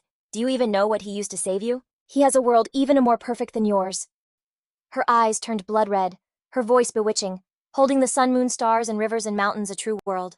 5An repeated the two words he just heard. A true world, you said, a true world. He raised his hands, clutching his sweat-drenched face. A true world, you obtained that world. The Asura continued her temptation. Not giving up all of Toa and Tianmon's crises can be solved, and then you won't have to struggle so much. Her voice echoed in 5An's ears. Regain your female body. Regain your freedom. Go wherever you want. All you have to do is kill him. His eyes glazed over as he mumbled two words. Kill him. Tears welled up in the corner of 5An's right eye. The other side of his face seemed to sense something and turned pale. This was the fire of water. Meanwhile, on the other side, Tranmak had reached the center of the fire of water's current. He looked at the mass of water. It was shaped just like a flame, and he asked, Will you come with me? Tranmak sincerely extended his hand. Let's conquer the world together. He smiled as he watched the streams of water. They began to move on their own, wrapping around his body. You agree. After what felt like forever, Tranmak's entire body was enveloped by the current. He joyfully sensed his body. I've obtained the fire of water. Tranmak exclaimed with delight. The fire of water erases the fury of fire and washes away the cold of water. He recalled the girl's words from the past, water and fire coexisting as warm as spring. I really want a bloom of the fire of water, Tranmak confidently declared. Little junior sister, you just wait. I'll bring this fire of water stone to you as a gift. He closed his eyes and smiled, thinking, little junior sister, I will give this gift to you. Suddenly a flash of light shot through the space, a precise blow striking Tranmak's side, startling him so much his eyes flew open. Tranmak's face was filled with rage. He whipped his head around to see who had sneak attacked him. When he saw the person behind him, he was stunned in disbelief and asked Luong 5An, what are you doing? 5An didn't answer his question. His face was expressionless as he once again raised the sword in his hand and launched an attack. Tranmak quickly leaned to the side to dodge and shouted his name. Luong 5An. Tranmak placed a hand on the spot where he was hit, feeling the wound already healing. Is this the power of the waterfire world? He landed his feet on the ground. He looked at the person still frantically swinging a sword in front of him and asked, Are you insane? Tranmak raised his flaming fist. If I don't put you in your place, you'll never learn who you're messing with. The orange-red flames from his fist engulfed 5An. He looked down at the sword in his hand, now chipped from the sheer force of the flames. Nascent soul, you're also at the nascent soul realm. 5An gritted his teeth. Tranmak, so you were tricking me all along. What the hell are you hiding? He charged forward to attack once more. A nascent soul cultivator like you pretending to be at the divine realm. Are you a spy from the Feng Dao sect sent to cause trouble for my Toa and Tianmon? Hearing his accusations, Tranmak cursed in annoyance. Is that all you can come up with? What the hell is the Feng Dao sect? I don't even know what that is. 5An hurled his sword toward him, still trying to play dumb sword from the southern mountain. A golden beam of light shot towards him from the opposite direction. Tranmak roared, unleashing a move that sent 5An's sword flying, heaven-slaying sword. You think I can't handle you? Tranmak's hand shot out and grabbed his neck. You damn freak. Get down there for me. He mercilessly threw 5An's entire body into the orange sea of water. Then Tranmak turned to scan his surroundings, calculating in his head. I can't beat him inside this world. I have to get out of here fast. Just as he took a few steps from behind him, 5An came chasing after him, riding steadily on the head of a red dragon. Don't run. Tranmak gritted his teeth and glanced back to check the situation. Damn it, has the spiritual energy of this world really gotten this dense? He leapt towards the giant hand in the sky. I'm done playing with you. Goodbye. Back in the real world. Tranmak opened his eyes and cried out, I'm back. He slowly tried to move the hand resting on the shoulder of the person in front of him. I think I can move now. 5An sitting in front had also exited and shot him a warning glare. Don't even think about shaking me off. He stood up straight, ready to attack again. Don't even think about running away. Tranmak was startled as 5An rushed toward him like a lightning bolt and wrapped his arms tightly around him. In the end, both of them were pulled into Tranmak's world. 5An gazed all around him. So this is that complete world. It's too perfect, isn't it? He stretched out his arms excitedly, taking it all in. If Tuan Tianmon had this world, we would be saved. Tranmak lowered his head as if lost in thought, his eyes fixed on a spot on the ground without saying a word. 5An clenched his hands into fists, his voice dripping with menace. Tranmak, hand over this world. And I might let you live? Tranmak didn't agree to his demand, and instead retorted, "How are you any different from a common thug who hurts people and steals their belongings?" Hearing that assessment, Fivan's face went blank, unsure of how to respond. Tranmak questioned him pointedly. "Hurting people and stealing their things, is this who you really are?" Fivan was stunned, repeating the question under his breath, "Who I really am." An image from his past suddenly flashed through his mind. His master with his hands clasped behind his back said Fivan, "The great tribulation of the Swan Tian men is coming. If we fail to overcome it, we will be reduced to dust, but if we pass it safely, we'll ascend to the heavens in a single step." He turned his head to glance at the girl standing behind him. "And you are the key to this destiny. Fei Yun, are you willing to shoulder this heavy responsibility?" At that moment, Fei Yun's gaze was filled with uncertainty, unsure if she could truly handle the duties her master had entrusted to her. Back in the present, he clenched his fists and declared, "That's right, I want to be my true self again." Suddenly, a faint image of the Asura fox appeared in the sky.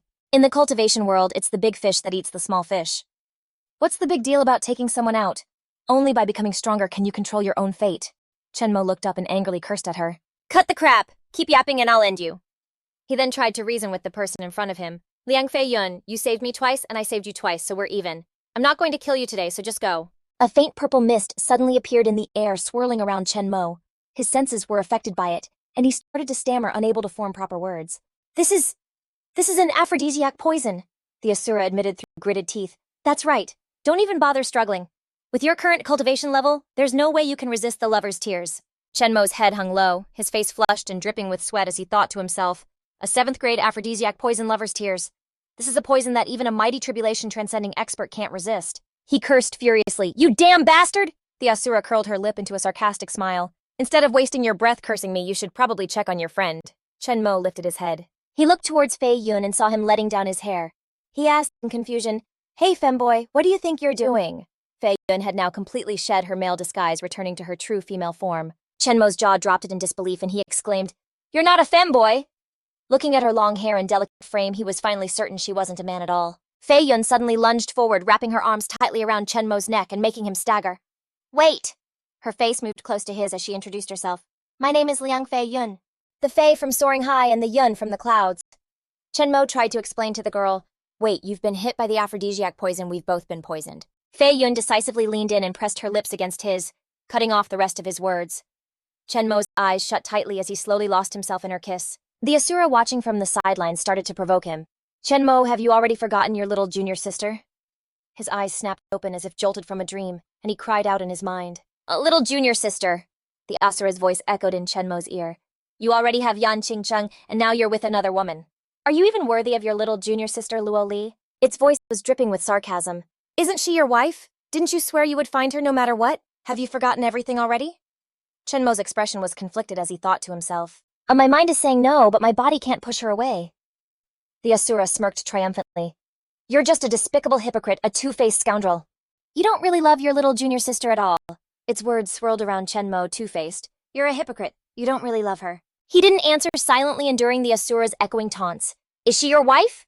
She thought gleefully that her plan was working, that his mind was starting to waver. "I'm about to get free." Chenmo resolutely pushed the woman off him, rejecting her flatly. "We're strangers. I'm not going to be responsible for you." Fei Yun didn't give up, pressing herself against him again and tugging at his clothes. "You saved me twice, and I saved you once. I still owe you my life." Chenmo didn't understand what she meant by that. Didn't we both save each other twice? She closed her eyes, hugged Chenmo tightly, and rested her head on his chest. "Actually, when we entered the mirror world from the bottom of the lake..." "I wasn't trying to save you, I was trying to kill you." Chenmo gritted his teeth and asked again, "What?" Fei Yun lifted her flushed face to look at him. "So my character is much worse than you could ever imagine. I'm not going to stop." She smiled reassuringly. "Don't worry. I don't need you to be responsible for me.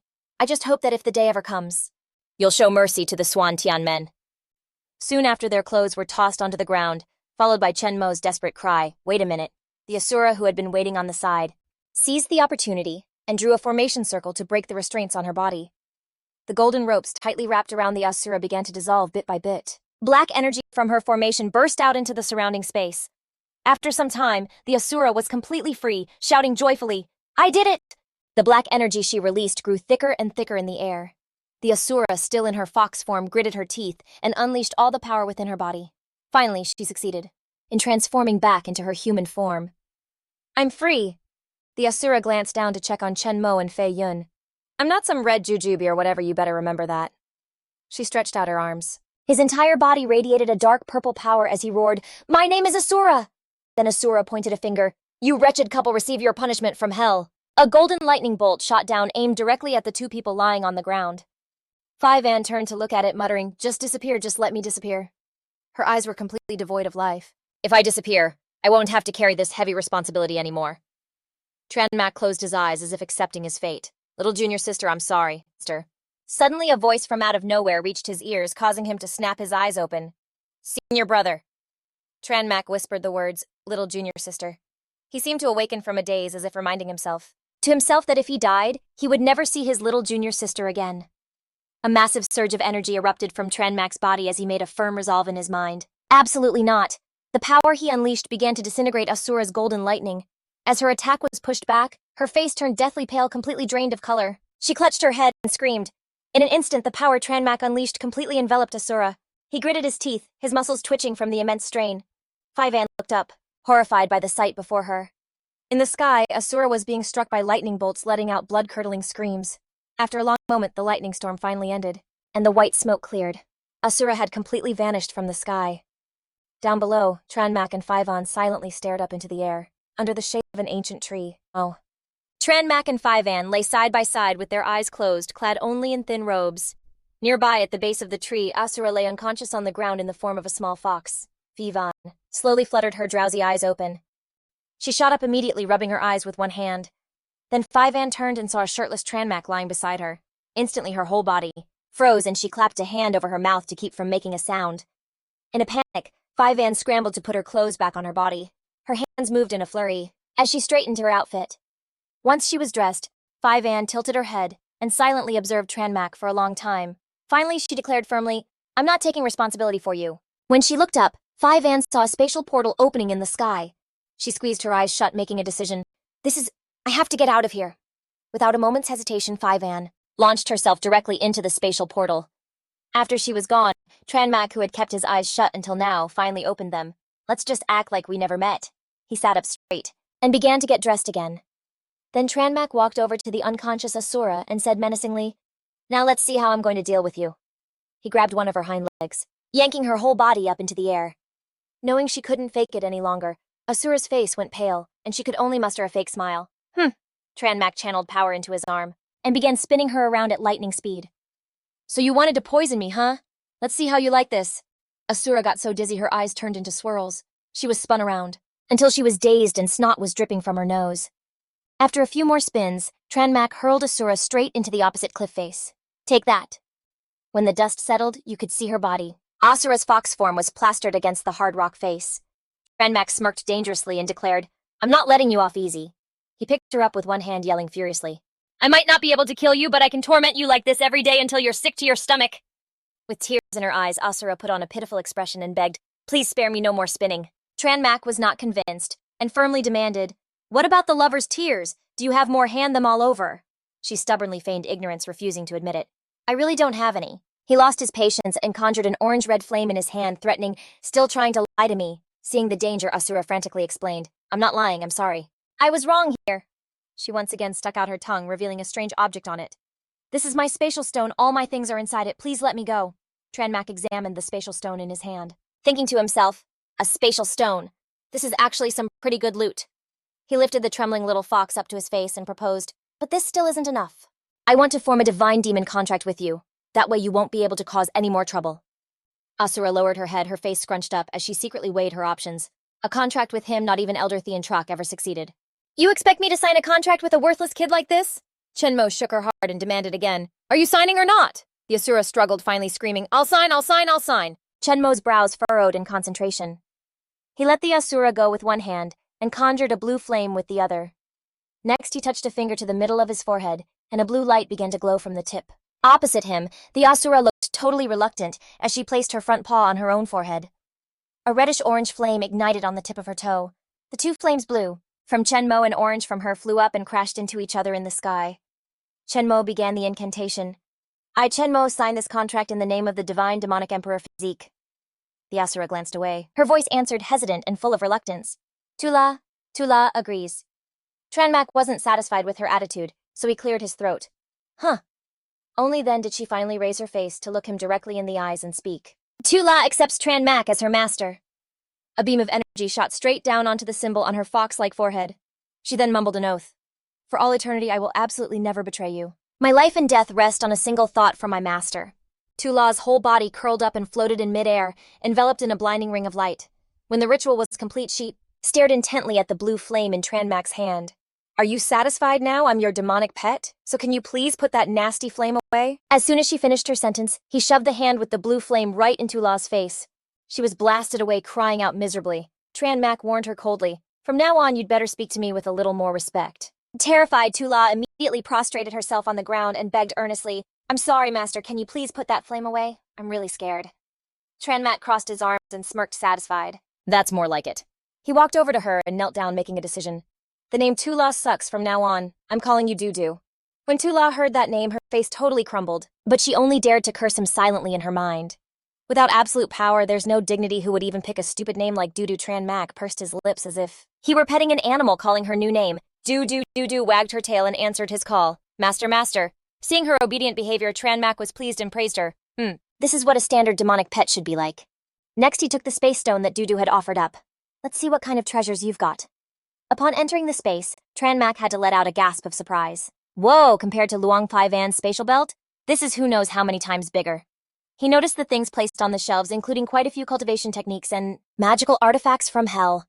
Duong Din Thien's demonic transformation turned out to be a good thing after all.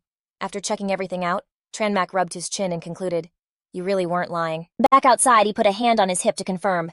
That's right, the lover's tear really isn't here. Doo-Doo honestly promised I already told you I wasn't lying. Why would I ever trick my master? Tran Mak disappeared, leaving her with just a few instructions. You stay here and reflect on what you've done for me. I need to go check something outside.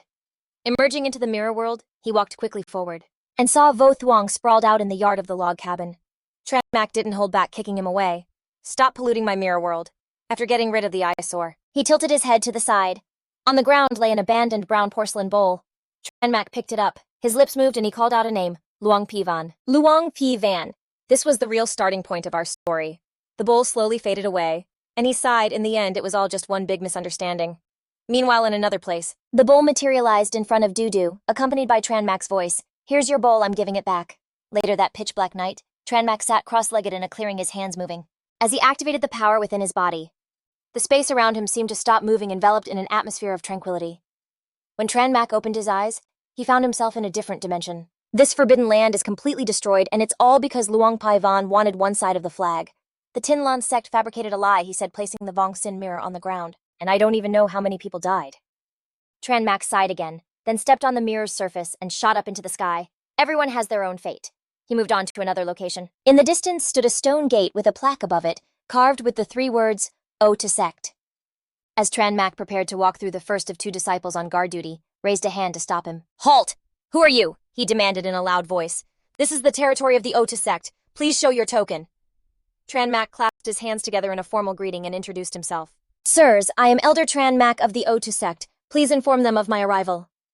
The second disciple was confused and turned to the guy next to him, asking among our elders, Is there someone named Tran Mak? The first disciple also rubbed his chin in doubt. He had never heard that name before. And besides, even an elder needs a token. The second disciple furrowed his brow and extended a hand towards Tran Mak. You hear us? Where's your token? Tran Mak got angry at their attitude, put his hands on his hips and asked threateningly, What are your names? Do you even dare to tell me your names? The first disciple volunteered his name. I'm Chu Bak Dong. The second disciple followed right after. I'm Mok Fung Duong. Tran Mak frowned at a loss for words and rubbed his head with one hand, thinking to himself, these 2 morons probably don't even understand the concept of revenge. He stopped arguing and just charged straight in. I'm seriously an elder, just let me go in. Bak Dong grabbed his right arm. Not a chance. Fung Duong grabbed his left arm. Without a token, even if the sectmaster showed up, we still wouldn't let him in. Tran Mak shot him a look, trying to wrestle out of their hold. I said let me in, I'm an elder. While they were still scuffling, from a distance, a man walked over. Whose elder are you a disciple of? Chen Mo replied, I'm not a disciple of any elder. I am the elder. The man put his hands on his hips and faced him. So where's your token? Chen Mo explained. They hadn't made it for me by the time I left, so how could I have a token? The man seemed to recall something and asked hesitantly, You're Chen Mo. Realizing the man recognized him, he quickly confirmed, That's right, I am Chen Mo. Go tell them that I'm an elder. The man closed his eyes, cleared his throat, and recited the rules, saying that without a token, not even the sect master could enter. This was to prevent spies from infiltrating the sect. Up front, Bak Dong and Fong Duong along with Dong Than chimed in. That's right, without a token, even the sect master can't enter. The man trying to smooth things over with Chen Mo magically produced a table full of food. No worries, no worries. Why don't you eat first? I'll go inside the sect and ask about your token.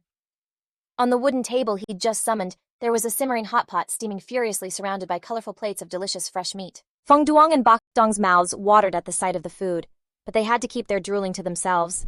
Looks good? Chen Mo let out a sigh and decided to go along with it for now, sitting down at the table to grab some food. All right, be quick about it. Before heading inside, the man reminded Chen Mo, I'll go and come right back. Seeing the man walk up, Bak Dong moved to check him again. Hold on your token. The man smiled and stuck his hand inside his robe, searching for it. Oh, right. He fumbled around for a while but couldn't pull out the token. Huh, now where did it go? Chen Mo sat comfortably in his chair, enjoying his food while watching the drama unfold. Hey, old man, don't tell me you forgot your token, too. The man shot him a look full of confidence. Rest assured, even if I forgot my token, I can still get inside. He turned back, cleared his throat twice, and announced his name. You two disciples, I am Lam Sun, Bak Dong replied bluntly. Never heard of you. Lam Sun completely lost his patience and yelled, I'm the sect master. Over on his side, Chen Mo heard the man's title and did a spit take, spraying out all the water he was drinking. Lam Sun's arms were held tight, but he still struggled, trying to push forward. That's right, I'm the sect master, let me inside. Fong Duong stood his ground, refusing to let him pass. You said it yourself just a minute ago. No token, no entry. Bak Dong on the other side chimed in. Not even for the sect master. Lam Sun looked from one to the other, gritting his teeth at a loss for words. You two? Sitting at the table, Chen Mo had to cover his mouth to stop himself from bursting out laughing at the man's predicament. But it wasn't long before he couldn't hold it in anymore and burst out laughing. Just forget it, come on over here, old man. The hot pot is waiting for you. Lam Sun was so mad he was practically fuming, but there was nothing he could do, so he had no choice but to turn away. He sat down on the wooden bench and pointed a finger at the two guards. You talking about them? Chen Mo, sitting across from him, was still taking it easy, picking up some food while trying to placate him. Come on, forget about it and eat. He teased while chewing. I never would have guessed the sect master of the Wu Yun sect was such a glutton, keeping a hot pot in his spatial storage. Lam Sun shot right back, not missing a beat. And I never expected you to still be alive. Chen Mo stopped his chopsticks, his face turning serious as he asked, who said I was dead? Without looking at him, the man closed his eyes and answered, Zuo Tianxing. Lam Sun started to explain. Zuo Tianxing looked for you in the Forbidden Land several times, but never found you. He was devastated, thinking he was the one who got you killed. So he entered closed-door cultivation. We didn't dare tell Yan Qingcheng the news. Chen Mo listened quietly as he went on. But now it looks like you're not only alive, but you've also powered up and gotten a lot stronger. Chen Mo started eating again. Yeah, a lot of crazy stuff happened this time. It's almost unbelievable. Lam Sun reached out with his chopsticks and suddenly voiced his suspicion. Are you planning to leave the Wu Yun sect? Chen Mo was confused and shot back. Why would I leave the Wu Yun sect? Lam Sun picked up a chicken drumstick and smirked. I can tell you're no ordinary person. The Wu Yun sect wants to keep you, which is why I made you an elder. But maybe that's not enough of an incentive anymore. Chen Mo casually admitted, you're right, it's not enough of an incentive. Lam Sun didn't seem surprised at all, just looked at him curiously. So where are you planning to go, the Xinglan sect or the Swan Tian sect? Instead of answering, he posed a cryptic question. Why can't the Wu Yun sect become like the Xinglan sect? Why can't the Wu Yun sect become the next Swan Tian sect? Hearing this, Lam Sun was so startled he dropped his chopsticks, his face breaking out in a sweat. The chopsticks clattered against the bowl with a sharp sound. Chen Mo didn't pause and kept talking. I need powerful backing. A force stronger than the Swan Tian sect, the Feng Dao sect, or the Ying sect. Lam Sun lowered his head, confused. Then why don't you just go straight to the Swan Tian sect or one of the others? Chen Mo laid it out for him. Even you don't fully trust me, so do you really think those arrogant, high and mighty sects would believe me? Lam Sun pressed him impatiently. Is there anything you can tell me? Chen Mo replied bluntly. Sure. He held up 3 fingers and listed off his stats. I'm 23 years old, nascent soul stage, and I'm a 3rd-rank alchemist. I'm also a 3rd-rank formation master and a 3rd-rank artifact refiner. Chen Mo said bluntly. I have countless cultivation techniques in my eyes. Your treasure pavilion is just a pile of trash. Lan Shan's face was now dark, and he was so panicked that all the color drained from his face. Chen Mo clenched his fist. I need to get stronger slowly, step by step, and then become the greatest power in the cultivation world. Lan Shan changed the subject. What about your goal? What is your purpose for doing all this? Chen Mo held up 2 fingers and listed his demands. You guys just need to help me with 2 things. First, destroy the Tin Lan sect. Second, help me stand against the entire cultivation world. The man shot up, slamming his hand hard on the table. Are you out of your mind? Chen Mo picked up some meat from the table.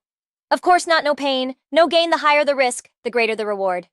He placed the piece of meat he just got into the other person's bowl. Where are you going to find a sweet deal with no investment and no risk? Lan Shan glanced away, shaking his head in fear. But isn't this risk way too big? Going against the entire cultivation world, isn't that just a death wish? Chenmo bluntly pointed a finger at him and called him out. Isn't your current situation pretty much a dead end anyway? Chenmo analyzed while eating. The newly recruited disciples are all being used to guard the sect gate. This proves you don't have any capable people left. Besides, I'm not asking you to destroy the cultivation world. He tapped his chopsticks against the bowl. Just help me block a few attacks. Afterward, everything will be yours and I'll leave on my own. Lan Shan repeated his earlier question. So what is your purpose? Chenmo said with a serious expression. The Ice God Palace. As soon as Lan Shan heard that name, his jaw dropped as he thought to himself. According to legend, the Ice God Palace only appears every 16 years during the Mid-Autumn Festival. If one can seize this opportunity, they'll ascend to the heavens in a single step, and he actually wants to take the entire Ice God Palace. Chenmo laid out his analysis for him. Of course I'm not forcing you, and it's not like you're my only option. The Odu sect would work, and so would the Tin Kiamun sect. Lan Shan's hand slammed down on the table, and he declared without a second of hesitation, "We'll help." While putting food in his mouth, he said, "Then it's settled. I can help heal the young lady in there. Consider it a down payment." Lan Shan asked in surprise, "You even know about that too?" Chenmo smiled and rubbed his chin. "That's hardly a secret to me. In any case, here's to a happy partnership." Some time passed, and he finally managed to get inside the Odu sect. Chenmo scratched his head and sighed. "I guess there's nothing a hot pot meal can't solve. Earlier when he was still stopped at the gate, he came up with an idea. When Feng Duong and Bak Dong heard Chenmo's offer, they immediately changed their tune. "Treating us to hot pot, no problem, come on into the sect." "From now on, we're your loyal followers," Lan Shan yelled angrily from the side. "That's my hot pot." Entering a room, he took out a mirror and examined it. This trip was pretty fruitful. The Heavenly Realm Space Stone, and also this mirror. Do tell me what's the deal with this mirror?" She replied. "This is the Mirror of Rebirth," Chenmo asked again. "What is the Mirror of Rebirth used for?" Du explained while enjoying his caress. "It comes from the underworld. It can see a person's past and present lives, but not the future. Ask a question and it will give you an answer. I'll tell you everything about its functions." Her voice echoed in the space. "It can create a body double for you. The incantation is..." After leaving the room, Chenmo stretched his body and walked forward. "It's time to pay Han Nat Nuak a visit. I did make a promise after all." After walking for a while, he saw someone approaching from the opposite direction, so he raised his hand and waved. "Oh right, Duong Din Thien, I have something for you." Chenmo handed him a set of clothes and a sword. "This is from the demon realm. They're both 3rd rank. They should help your demonic power grow." After giving him the items, he turned to leave. "I have to be away for a while. You can just do your own thing." When he got to the gate, Chenmo waved to the 2 guys in front. "Chubak Dongmok Fong Duong, follow me." The 2 of them turned their heads in confusion. "Boss, where are we going?" He instructed them. "Don't call me boss. It makes us sound like a gang." Fong Duong came up with the new title. "Then we'll call you Young Master." Chenmo praised him with satisfaction. That sounds much better, Mok Fong Duong. You really know what to say." In the end, he led the 2 of them away from the Odu sect. "We're going to Tailin Town to find an apothecary called Liu Hong." Tailin Town, the streets were bustling with people. A threatening voice echoed from inside a shop. "Han Nat Nuok, you better know what's good for you. We are the Tianbao Pavilion. If you cross us, you won't be able to do business here anymore." Another voice declared firmly, "Not for sale. I'm not selling this Bang Van Tien no matter what." Outside the door, Chenmo stood with his hands on his hips, staring up at the sign. "This is the place." From somewhere behind him, 3 men appeared, trying to shoo them away. Get out, what do you think you're doing?" Chenmo paid him no mind. "I'm about to go into the shop. I'm here to buy medicine." "Isn't this an apothecary?" The big guy waved his hand dismissively. "Get lost. This shop is closed. End of discussion." The person inside the shop shot back at him. "Who said my pharmacy was closed?" The big guy saw something flying towards him and screamed in terror, "Fire!" He and his 2 lackeys were terrified as the flames engulfed them, screaming as they ran. "Help, I'm on fire! Put it out!" The big guy and his underlings with their bodies ablaze cried out for help. "Quick, find some water, run!" Just then, Nat Nuok stepped out of the shop. "Benefactor, is that you again?" Tran Mak walked over and stood before the young man, who waved his hands and explained, "The fire just now was from my master. I'm begging you, Benefactor, please save my master." Hearing this, Tran Mak frowned and asked, "What's wrong? Didn't he use the Tui Van Tiena?" Nat Nuok looked down in anguish, a tear rolling down his face. "By the time we got back, we found that the fire poison had already invaded his core." Tran Mak thought to himself, fire poison invading the core medicine and acupuncture won't work on that. Nat Nuok, standing before him, pleaded earnestly, "Benefactor, you're a 3rd-rank alchemist. You must have a way. I, Nat Nuok, will spend the rest of my life as your loyal servant." Suddenly, a voice echoed through the space. "I saved your life and taught you alchemy, not so you could become someone else's servant." Nat Nuok dropped to his knees. "The grace of saving my life, the grace of teaching me the way." He bowed low, shouting, "Your disciple will never forget. That's why I want to save Master's life. Being a servant is nothing." "You can even have my life." A glowing flower flew out from the shop along with a voice. "So you're the benefactor Nat Nuok is always talking about." The flower landed in Tranmac's hand. The person inside suggested, just take this Tui Van Tien as a thank you for saving Not Nuok and Hin Ni.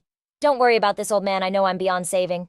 Tranmac didn't agree, and asked instead, whether you can be saved or not is one thing, but I'm a guest, isn't it a bit rude to leave me standing out here? Nut Nuok also agreed, and pleaded, Master, please let the benefactor come inside and sit. The person in the shop sighed helplessly, and could only agree to let him in. Having received permission, Not Nuok gestured with his hand. Benefactor, please come in. Hin Ni helped Ngiam Tuk, whose hair had turned silver, and who now had a long beard, out of a room. He looked incredibly weak. Tranmac calmly cupped his hands together and introduced himself. This humble one is Tranmac of the O to sect. He replied, please sit. The old man sat down, revealing his identity. I am Ngiam Tuk, a surviving disciple of the Tan Duok sect. For the sect to have fallen to this state, it's a disgrace. Tranmac confidently declared, I can save you. Nat Nuok exclaimed happily, I knew our benefactor would have a way. And Ngiam Tuk's attitude was different from his. He glanced at the boy. Name your price. Tranmac stated his request directly. I want you all to help me refine pills. Ngiam Tuk's eyes studied him. Refine pills. You're a skilled alchemist yourself. Why not do it on your own? Tranmac smiled, gesturing with his hands to describe his plan, because I'm not refining just a few pills, but a ceaseless supply of them. I want to be like the Tan Duok sect of old and sell pills to the entire cultivation world. Ngiam Tuk was stunned, asking in disbelief, what did you say? He shot up from his seat in a rage, slamming his hand on the table and huffing, Get out, I won't see you off. Nat Nuok, standing to the side, tried to persuade him, Master, calm down, the benefactor can save you. This small request should be acceptable. We refine pills normally anyway, right? What's wrong with just refining a few more? Ngiam Tuk turned his face towards him. What do you know? Selling a large quantity of pills means messing with the Tien Bao Pavilion's business. Why was the Tan Duok sect destroyed back then? It was because of this. He then pointed a finger at Tranmac. Don't tell me you were sent by the Tien Bao Pavilion to stir up trouble, were you? Are you trying to lead us into a trap? Bok Dong couldn't take it anymore, clenching his fists. Old man, our young master is trying to save you out of kindness. What are you talking about? Fong Duong also chimed in. Yeah, you ungrateful jerk. The rage inside Ngiam Tuk completely erupted as he raised his hand and shot out a flame. The fire hit Bok Dong and Fong Duong, making them scream in panic. We're on fire! After launching the attack, Ngiam Tuk seemed to have overexerted himself, covering his mouth and coughing. Nat Nuok anxiously rushed over to support him. Master. Ngiam Tuk looked at the person opposite him again.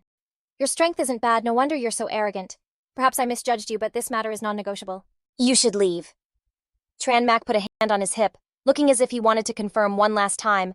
Are you afraid of the Tien Bao Pavilion? Hin Ni stepped forward, supporting her father as she answered. Of course we are. Who wouldn't be? The Tien Bao Pavilion's power is immense. Ngiam Tuk closed his eyes, gritting his teeth and rubbing his head. His face was covered in sweat as he recalled the past. The Tien Bao Pavilion inflicted me with this fire poison, took my wife, and now they want to trick my daughter. Tranmac confidently pointed a finger at himself. Trust me, I will help you dispel the fire poison. And restore your strength so you can get revenge on your enemies. Ngiam Tuk was still hesitating, but Hin Ni at his side urged him. Father, if the benefactor says he can do it, then he definitely can. After all, he's good friends with the head disciple of the Toan Tien sect, Luang Pai Van. He turned his head to look at the young man. You're good friends with Luang Pi Van. Tranmac confirmed. Yeah. He said a bit awkwardly. That's right, we're very good friends. While feeling a little guilty inside, thinking he'd have to borrow Liang Fei Yun's name for a bit. As a result, Yan Su was convinced. All right, let's see how you're going to treat me. Chen Mo held out his hand and shouted, Water fire. He was shocked and terrified when he saw the water fire. You want to guide the fire into my body? Do you have any idea how dangerous that is? He placed a hand on his chest, seriously reassuring him. Don't worry, I know what to do. Chen Mo closed his eyes and slowly began his examination. And sure enough, all his internal organs were still being scorched. The situation was quite serious. His hand moved, pulling a stream of black energy out of the man's body. Next, Chen Mo then transferred that black energy into his own body. He gritted his teeth, trying to endure the pain as the black energy entered him. Yi Ruo worriedly stepped to his side. Benefactor? Chen Mo ordered him, quickly prepare a private chamber for me. Yan Su stood opposite him, pointed the way, and quickly led him there. It was the room inside. The wooden door of the room was shut tight, with Bai Dong and Feng Yang standing guard outside. Inside the room, Chen Mo sat cross-legged on a mat, staring intently at the water cloud immortal plant in his hand. He slowly began to absorb it into his body. It was time to use this water cloud immortal. Chen Mo closed his eyes, mentally organizing his thoughts. The thing he needed to do now was to rebalance this unstable water and fire. Meanwhile, in another room, Jinner asked Yan Su with concern, Father, are you really feeling better? He replied while searching through the medicine cabinet, Yes, I am. I want to take this chance to refine some elixirs for myself, and also to help regulate that young man's body. Zinner spoke with a respectful tone, surprised that he had directly pinpointed the source of her father's illness, and was refining it within his own body.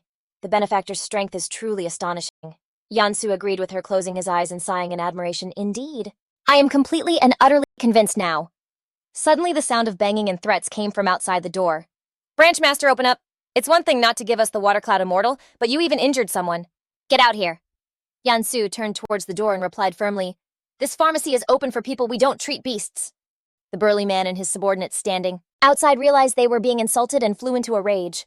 Who are you calling a beast, you old geezer? Behind them, a woman who had just appeared called out loudly, Yansu, what on earth do you want? Open the door now. Hearing her voice, Zinner anxiously tried to run to the door. Its mother, Yansu shouted with such force that he coughed up a mouthful of blood. I told you are not allowed to open the door. A worried Yiruo grabbed his arm. Master Yansu frowned resolutely, stopping his daughter. No, you can't open the door for that woman. Blocked, a confused Shiner turned to look at him. Father. Yansu was exhausted, but still tried to remind her that woman abandoned us a long time ago. She panicked when she saw him collapse to the ground. I know, Father, I won't open the door. Just please be okay, Father. The woman outside had no intention of stopping, continuing to spew harsh words. You old animal. You only know how to cause me trouble. It would be better if you just disappeared. Inside the room, Yansu coughed up even more blood. Jinner screamed, Father, while Yiruo next to her also yelled, Master. Zinner's mother turned to leave, then waved a hand at her lackeys. Don't bother with this old animal, let's go. The burly man pointed a finger, adding a few last words of warning. Yansu, I'm telling you, if you don't learn your place, just wait until the elder gets here, he'll show you. Inside the shop, Zinner was still calling out worriedly, Father. Are you okay? Yiruo shook him. Master, wake up. Chenmo walked out of his room, silently staring at the three of them for a moment. An unknown amount of time passed, and a porcelain teacup on the table was letting off steam. Yiruo pushed the cup towards the person sitting across from him. Have some tea, are you feeling all right? Chenmo raised the teacup to his lips and asked, I'm fine, what exactly happened just now? Yiruo closed his eyes, his face darkening as he sighed. Sigh, don't even mention it. It's all just a disgrace! Chenmo looked at him doubtfully. A moment ago, I heard Jinner call the woman outside mother. Yiruo lowered his head and thought, yes, she is my master's wife. No. She was my master's wife. He looked up and explained. But now she's the lover of an elder from the Heavenly Treasure Pavilion. They're the main branch in West Ridge Town. Chenmo raised an eyebrow. Intrigued, it sounded like there was quite a story here. Yiruo continued. Before the Green Medicine Sect and the Heavenly Treasure Pavilion had a decent relationship, and that elder was also a good friend of Master's. He sat in his chair, folding his arms. But in the end, Master was betrayed by his best friend. The wife he loved most ran off with his best friend. The fact that Master was afflicted with the fire poison is directly related to her. Yiruo's gaze was fixed on the floor. Master has always been enduring it. He lives for the Green Medicine Sect, and he lives for his daughter. Chenmo rested a hand on the arm of his chair, thinking to himself that with such a deep hatred and such firm forbearance, he was a man capable of great things. He took out a green elixir. This is for you if your master can turn his hatred into motivation. Continue to improve in himself. Then when he breaks through to the deity transformation realm, this pill can give him the greatest help. Nat Nuwak observed the shimmering blue pill in Tranmak's hand. After studying it for a moment, he was shocked to realize it was a 4th grade pill, the deity transformation pill. He couldn't believe it. Checking one more time, this was the most precious of all 4th grade pills, something any major power would kill for. Are you really giving this to us? Tranmak stated firmly. I'm telling you, I will absolutely not take it back. Nat Nuwak looked at the pill in his hand, thinking to himself, with this pill, Master might become one of the most powerful cultivators. He watched Tranmak's retreating back. Benefactor. Who are you really? He didn't answer his question, but just replied with 2 words. It's fine. Tranmak walked towards the door and waved goodbye. Let your master get some rest. I'm heading out now. Elsewhere in a room filled with banquet tables, voices of flattery echoed continuously. Elder Vu, congratulations on breaking through to the nascent soul realm. You are now the top master of our Earth Crow sect. Vu V, sitting in the center, replied humbly. It's nothing special. The man next to him stood up to offer a congratulatory toast to Elder Vu. More praise followed. Elder Vu V is so incredible. An excited elder pulled Tranmak over and introduced him. Oh right, this is Tranmak. He previously refined a 3rd grade Azure Sky Pill with his amazing skills. And now he's our sect's youngest elder. The others immediately raised their glasses in response. To Tranmak, to our new elder. He responded to their cheers. Thank you, thank you. Seeing all the disciples in the room happily celebrating, Tranmak said, Everyone please eat and drink to your heart's content. The party inside was still going strong, but Tranmak slipped out alone, sighing as he went. Man, I'm really not used to this. He scratched his chin, thinking, with all this time spent drinking, I'd be better off continuing to refine my fire pattern blade. As Tranmak reached the entrance, he saw a dark figure on a large rock ahead and wondered, who else would ditch the party? When he got a better look, he realized it was Vu Vi. Tranmak reached out from behind and snatched the wine flask from his hand. Elder Vu, today's your party. So why are you hiding out here drinking by yourself? Seeing the kid chugging from his flask, Vu Vi asked irritably, Kid, you should stick to diligently refining pills. Why are you meddling in my business? Tranmak wiped his lips, glancing over at the elder, completely unfazed by his tone. Vu Vi angrily snatched the now empty flask from his hand. You nosy brat? Finally, he shot a look at the boy and said, I don't mind telling you anyway. The only reason I was able to advance to the nascent soul realm was because I heard the sound of a hammer one day. Tranmak felt curious and repeated, the sound of a hammer. Vu Vi looked up at the sky. It happened not too long ago, right in this very forging room. I don't know who was in there hammering for 2 whole months. He gazed up at the starry night. The sound of that hammering seemed to contain some kind of universal truth. After hearing it, I finally broke through a bottleneck that had held me back for years, reaching the nascent soul realm. Vu Vi looked down at his own hands, distraught, but for some reason now I can't even bring myself to pick up a hammer. He turned his gaze to the person next to him. I'm clearly a 3rd-grade artifact refiner, but now I'm afraid to even use a hammer. Do you know what that's like? Tranmak advised him. Just calm down. After hearing his story, the boy quietly pieced things together in his mind. 2 months of hammering. Wasn't that me? Vu Vi gestured with his hands. So I thought I'd come take a walk here, to see if I might run into that expert again and ask for some pointers. Tranmak rubbed his chin, intrigued. This old man is actually pretty interesting to be able to find enlightenment from the sound of my hammering. He's definitely not some nobody. I guess I can help him out a little. He smiled and put his hands on his hips, offering a suggestion. Just waiting around like this isn't going to work. I think you should try forging a 1st-grade material. That way it won't be a big deal even if you mess up. Vu Vi disagreed, retorting, 1st-grade materials aren't cheap. It would be a shame to waste it. Tranmak suggested something else. Then how about using some common materials? The elder shook his head. Why would a 3rd-grade artifact refiner like me use common materials? The boy started to break it down for him. But right now you're just starting again. You have to take the first step, then you can see what you're capable of forging. Finally, Tranmak concluded seriously. If you let this go on for too long, the momentum from your recent breakthrough will be completely wasted. Spurred on by his words, Vu Vi declared passionately, You're absolutely right, I need a new beginning. As soon as he finished speaking, he leapt into the air and flew off, leaving behind only a single sentence. Kid, thanks. Tranmak watched him go, rubbing his chin with a satisfied smile before taking out a mirror. All right now, let's find some materials around here to upgrade my fire pattern blade. Meanwhile, Vu Vi had locked himself in the forge, continuously striking with a hammer in one hand and tongs in the other. The head of the hammer slammed down hard on the piece of iron glowing in the intense flames. Vu Vi's face was drenched in sweat as he muttered, It's not working. It's still not working. He clutched his head in agony and collapsed to the floor. I can feel my own spirit energy in chaos. At this point, I can't even forge with normal materials.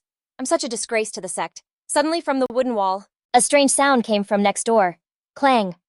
The continuous noise made Vu Vi startle and stare at the wooden wall. His eyes widened as he suddenly realized it was this sound. This was the very sound that led me to enlightenment back then. It was like a guiding voice echoed through the room. What are you waiting for? Get the hammer. Vu Vi was completely enlightened, standing up and swinging the hammer in his hand once again. That's it. I think I've got it now. He focused his energy, hammering down hard on the piece of iron in the forge. On the other side of the wall, Tranmak was also hammering while instructing. Align your feet and hips, keep your elbows in combine shoulder, and force combine force and Qi. His voice reached Vu Vi's ears.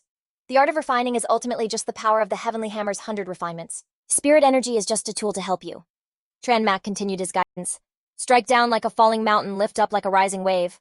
Vu Vi concentrated, hanging on his every word. Between the upward and downward strokes, you rely on your own body's movement to harmonize with heaven and earth to feel the world. This is what's known as following heaven's will, one hammer to set the tone. On the other side, Tranmak was also sweating profusely. This is the one hammer sets the tone technique, and today I'll teach it all to you. In his room, Vu Vi clenched his fists excitedly. Thank you for your guidance, Senior. I understand now. He lowered his head and swung again and again, striking the iron with all his might. After who knows how long, a loud clang rang out from the forge, echoing through the entire room. Vu Vi smiled as he held up the gleaming blade. It's a success. I can now forge using ordinary iron. Outside, Tranmak asked, So how'd it go? He admired the blade as he answered, I forged it successfully. I'm truly grateful, Senior. Tranmak casually replied, We're from the same sect, it's only right that we help each other. Vu Vi was surprised and glanced toward the wooden wall. You're a fellow disciple. On the other side of the wall, Tranmak crossed his arms. Well then, while you're in the zone, let's keep going and forge a 3rd-grade spiritual weapon. I'll forge one along with you. Vu Vi clasped his hands and bowed respectfully. Senior, I am eternally grateful for this kindness. I don't know how I could ever repay you. Tranmak replied. Oh no, there is a way you can repay me. Vu Vi looked up in surprise. Tranmax simply asked a question. I'm aware that your disciples have a hard time getting good materials to practice with. Am I right? Vuvi closed his eyes. You are. From the other side, Tranmac laid out a condition. What if I were willing to supply first-grade spirit ore for your disciples to practice with? He rested his chin on his hand, slightly suspicious. Really? In his mind, he was already calculating what a massive benefit this would be for the Wu Qi sect. Tranmac continued to explain, but the practice is just practice. Whatever you forge belongs to me. I won't pay for the forging, and you won't pay for the materials. It's a win-win situation. Vuvi looked at the hammer in his hand, feeling confused. But aren't you an exceptional weapon refiner yourself? Why do you need us? Tranmac raised his hands, his voice filled with excitement. Because I don't need just one or two things, I need countless of them. I'm going to build you guys into the most elite forging team in the entire world. Vuvi was stunned for a moment, then immediately agreed. This is a great deal, I accept. Having achieved his goal, Tranmac then instructed him. Great, now that we've settled that, let's get back to forging. Vuvi was now brimming with energy. Yes, Senior. Outside, the sky had already been blanketed by the night, while the sound of clanging echoed non-stop from the room. At that moment, a group of people was slowly walking toward the noisy room. Clang Clang Luan looked at the person beside her. Senior Brother Vu is in the forging room. What's he doing? The elder stared intently at the room, musing. It seems Junior Brother Vu has had another breakthrough. Luan, confused, spoke up. Didn't he just have a breakthrough a little while ago? How can he be having another one? The elder was also suspicious. It seems he's had another epiphany. But this hammering, it sounds like there are two people in there. Is someone else in there with him? Luan guessed. Maybe it's one of Senior Brother Vu's disciples. The elder crossed his arms, agreeing. That might be it, but this disciple must be his personal apprentice. And a very talented one at that. From the sound of it, their technique is even better than Junior Brother Vu's. He smiled with great interest. I have to meet this disciple and nurture his talent properly. After waiting for a while, Tranmac stepped out of the forging room. Seeing the group of people standing there, he asked curiously, What's with the crowd? What are you guys doing here? The elder smiled and gave an excuse. Oh, nothing. We just came to see Elder Vu forging. Tranmac nonchalantly scratched his nose. Oh, okay. You guys can watch, then I'm heading out. Just as he passed by them, Luan whispered to the elder. Elder, did you notice the sound of hammering just dropped by half? He's the disciple you wanted to nurture. After hearing her point that out, he quickly turned around and yelled out, Hey, you stop right there!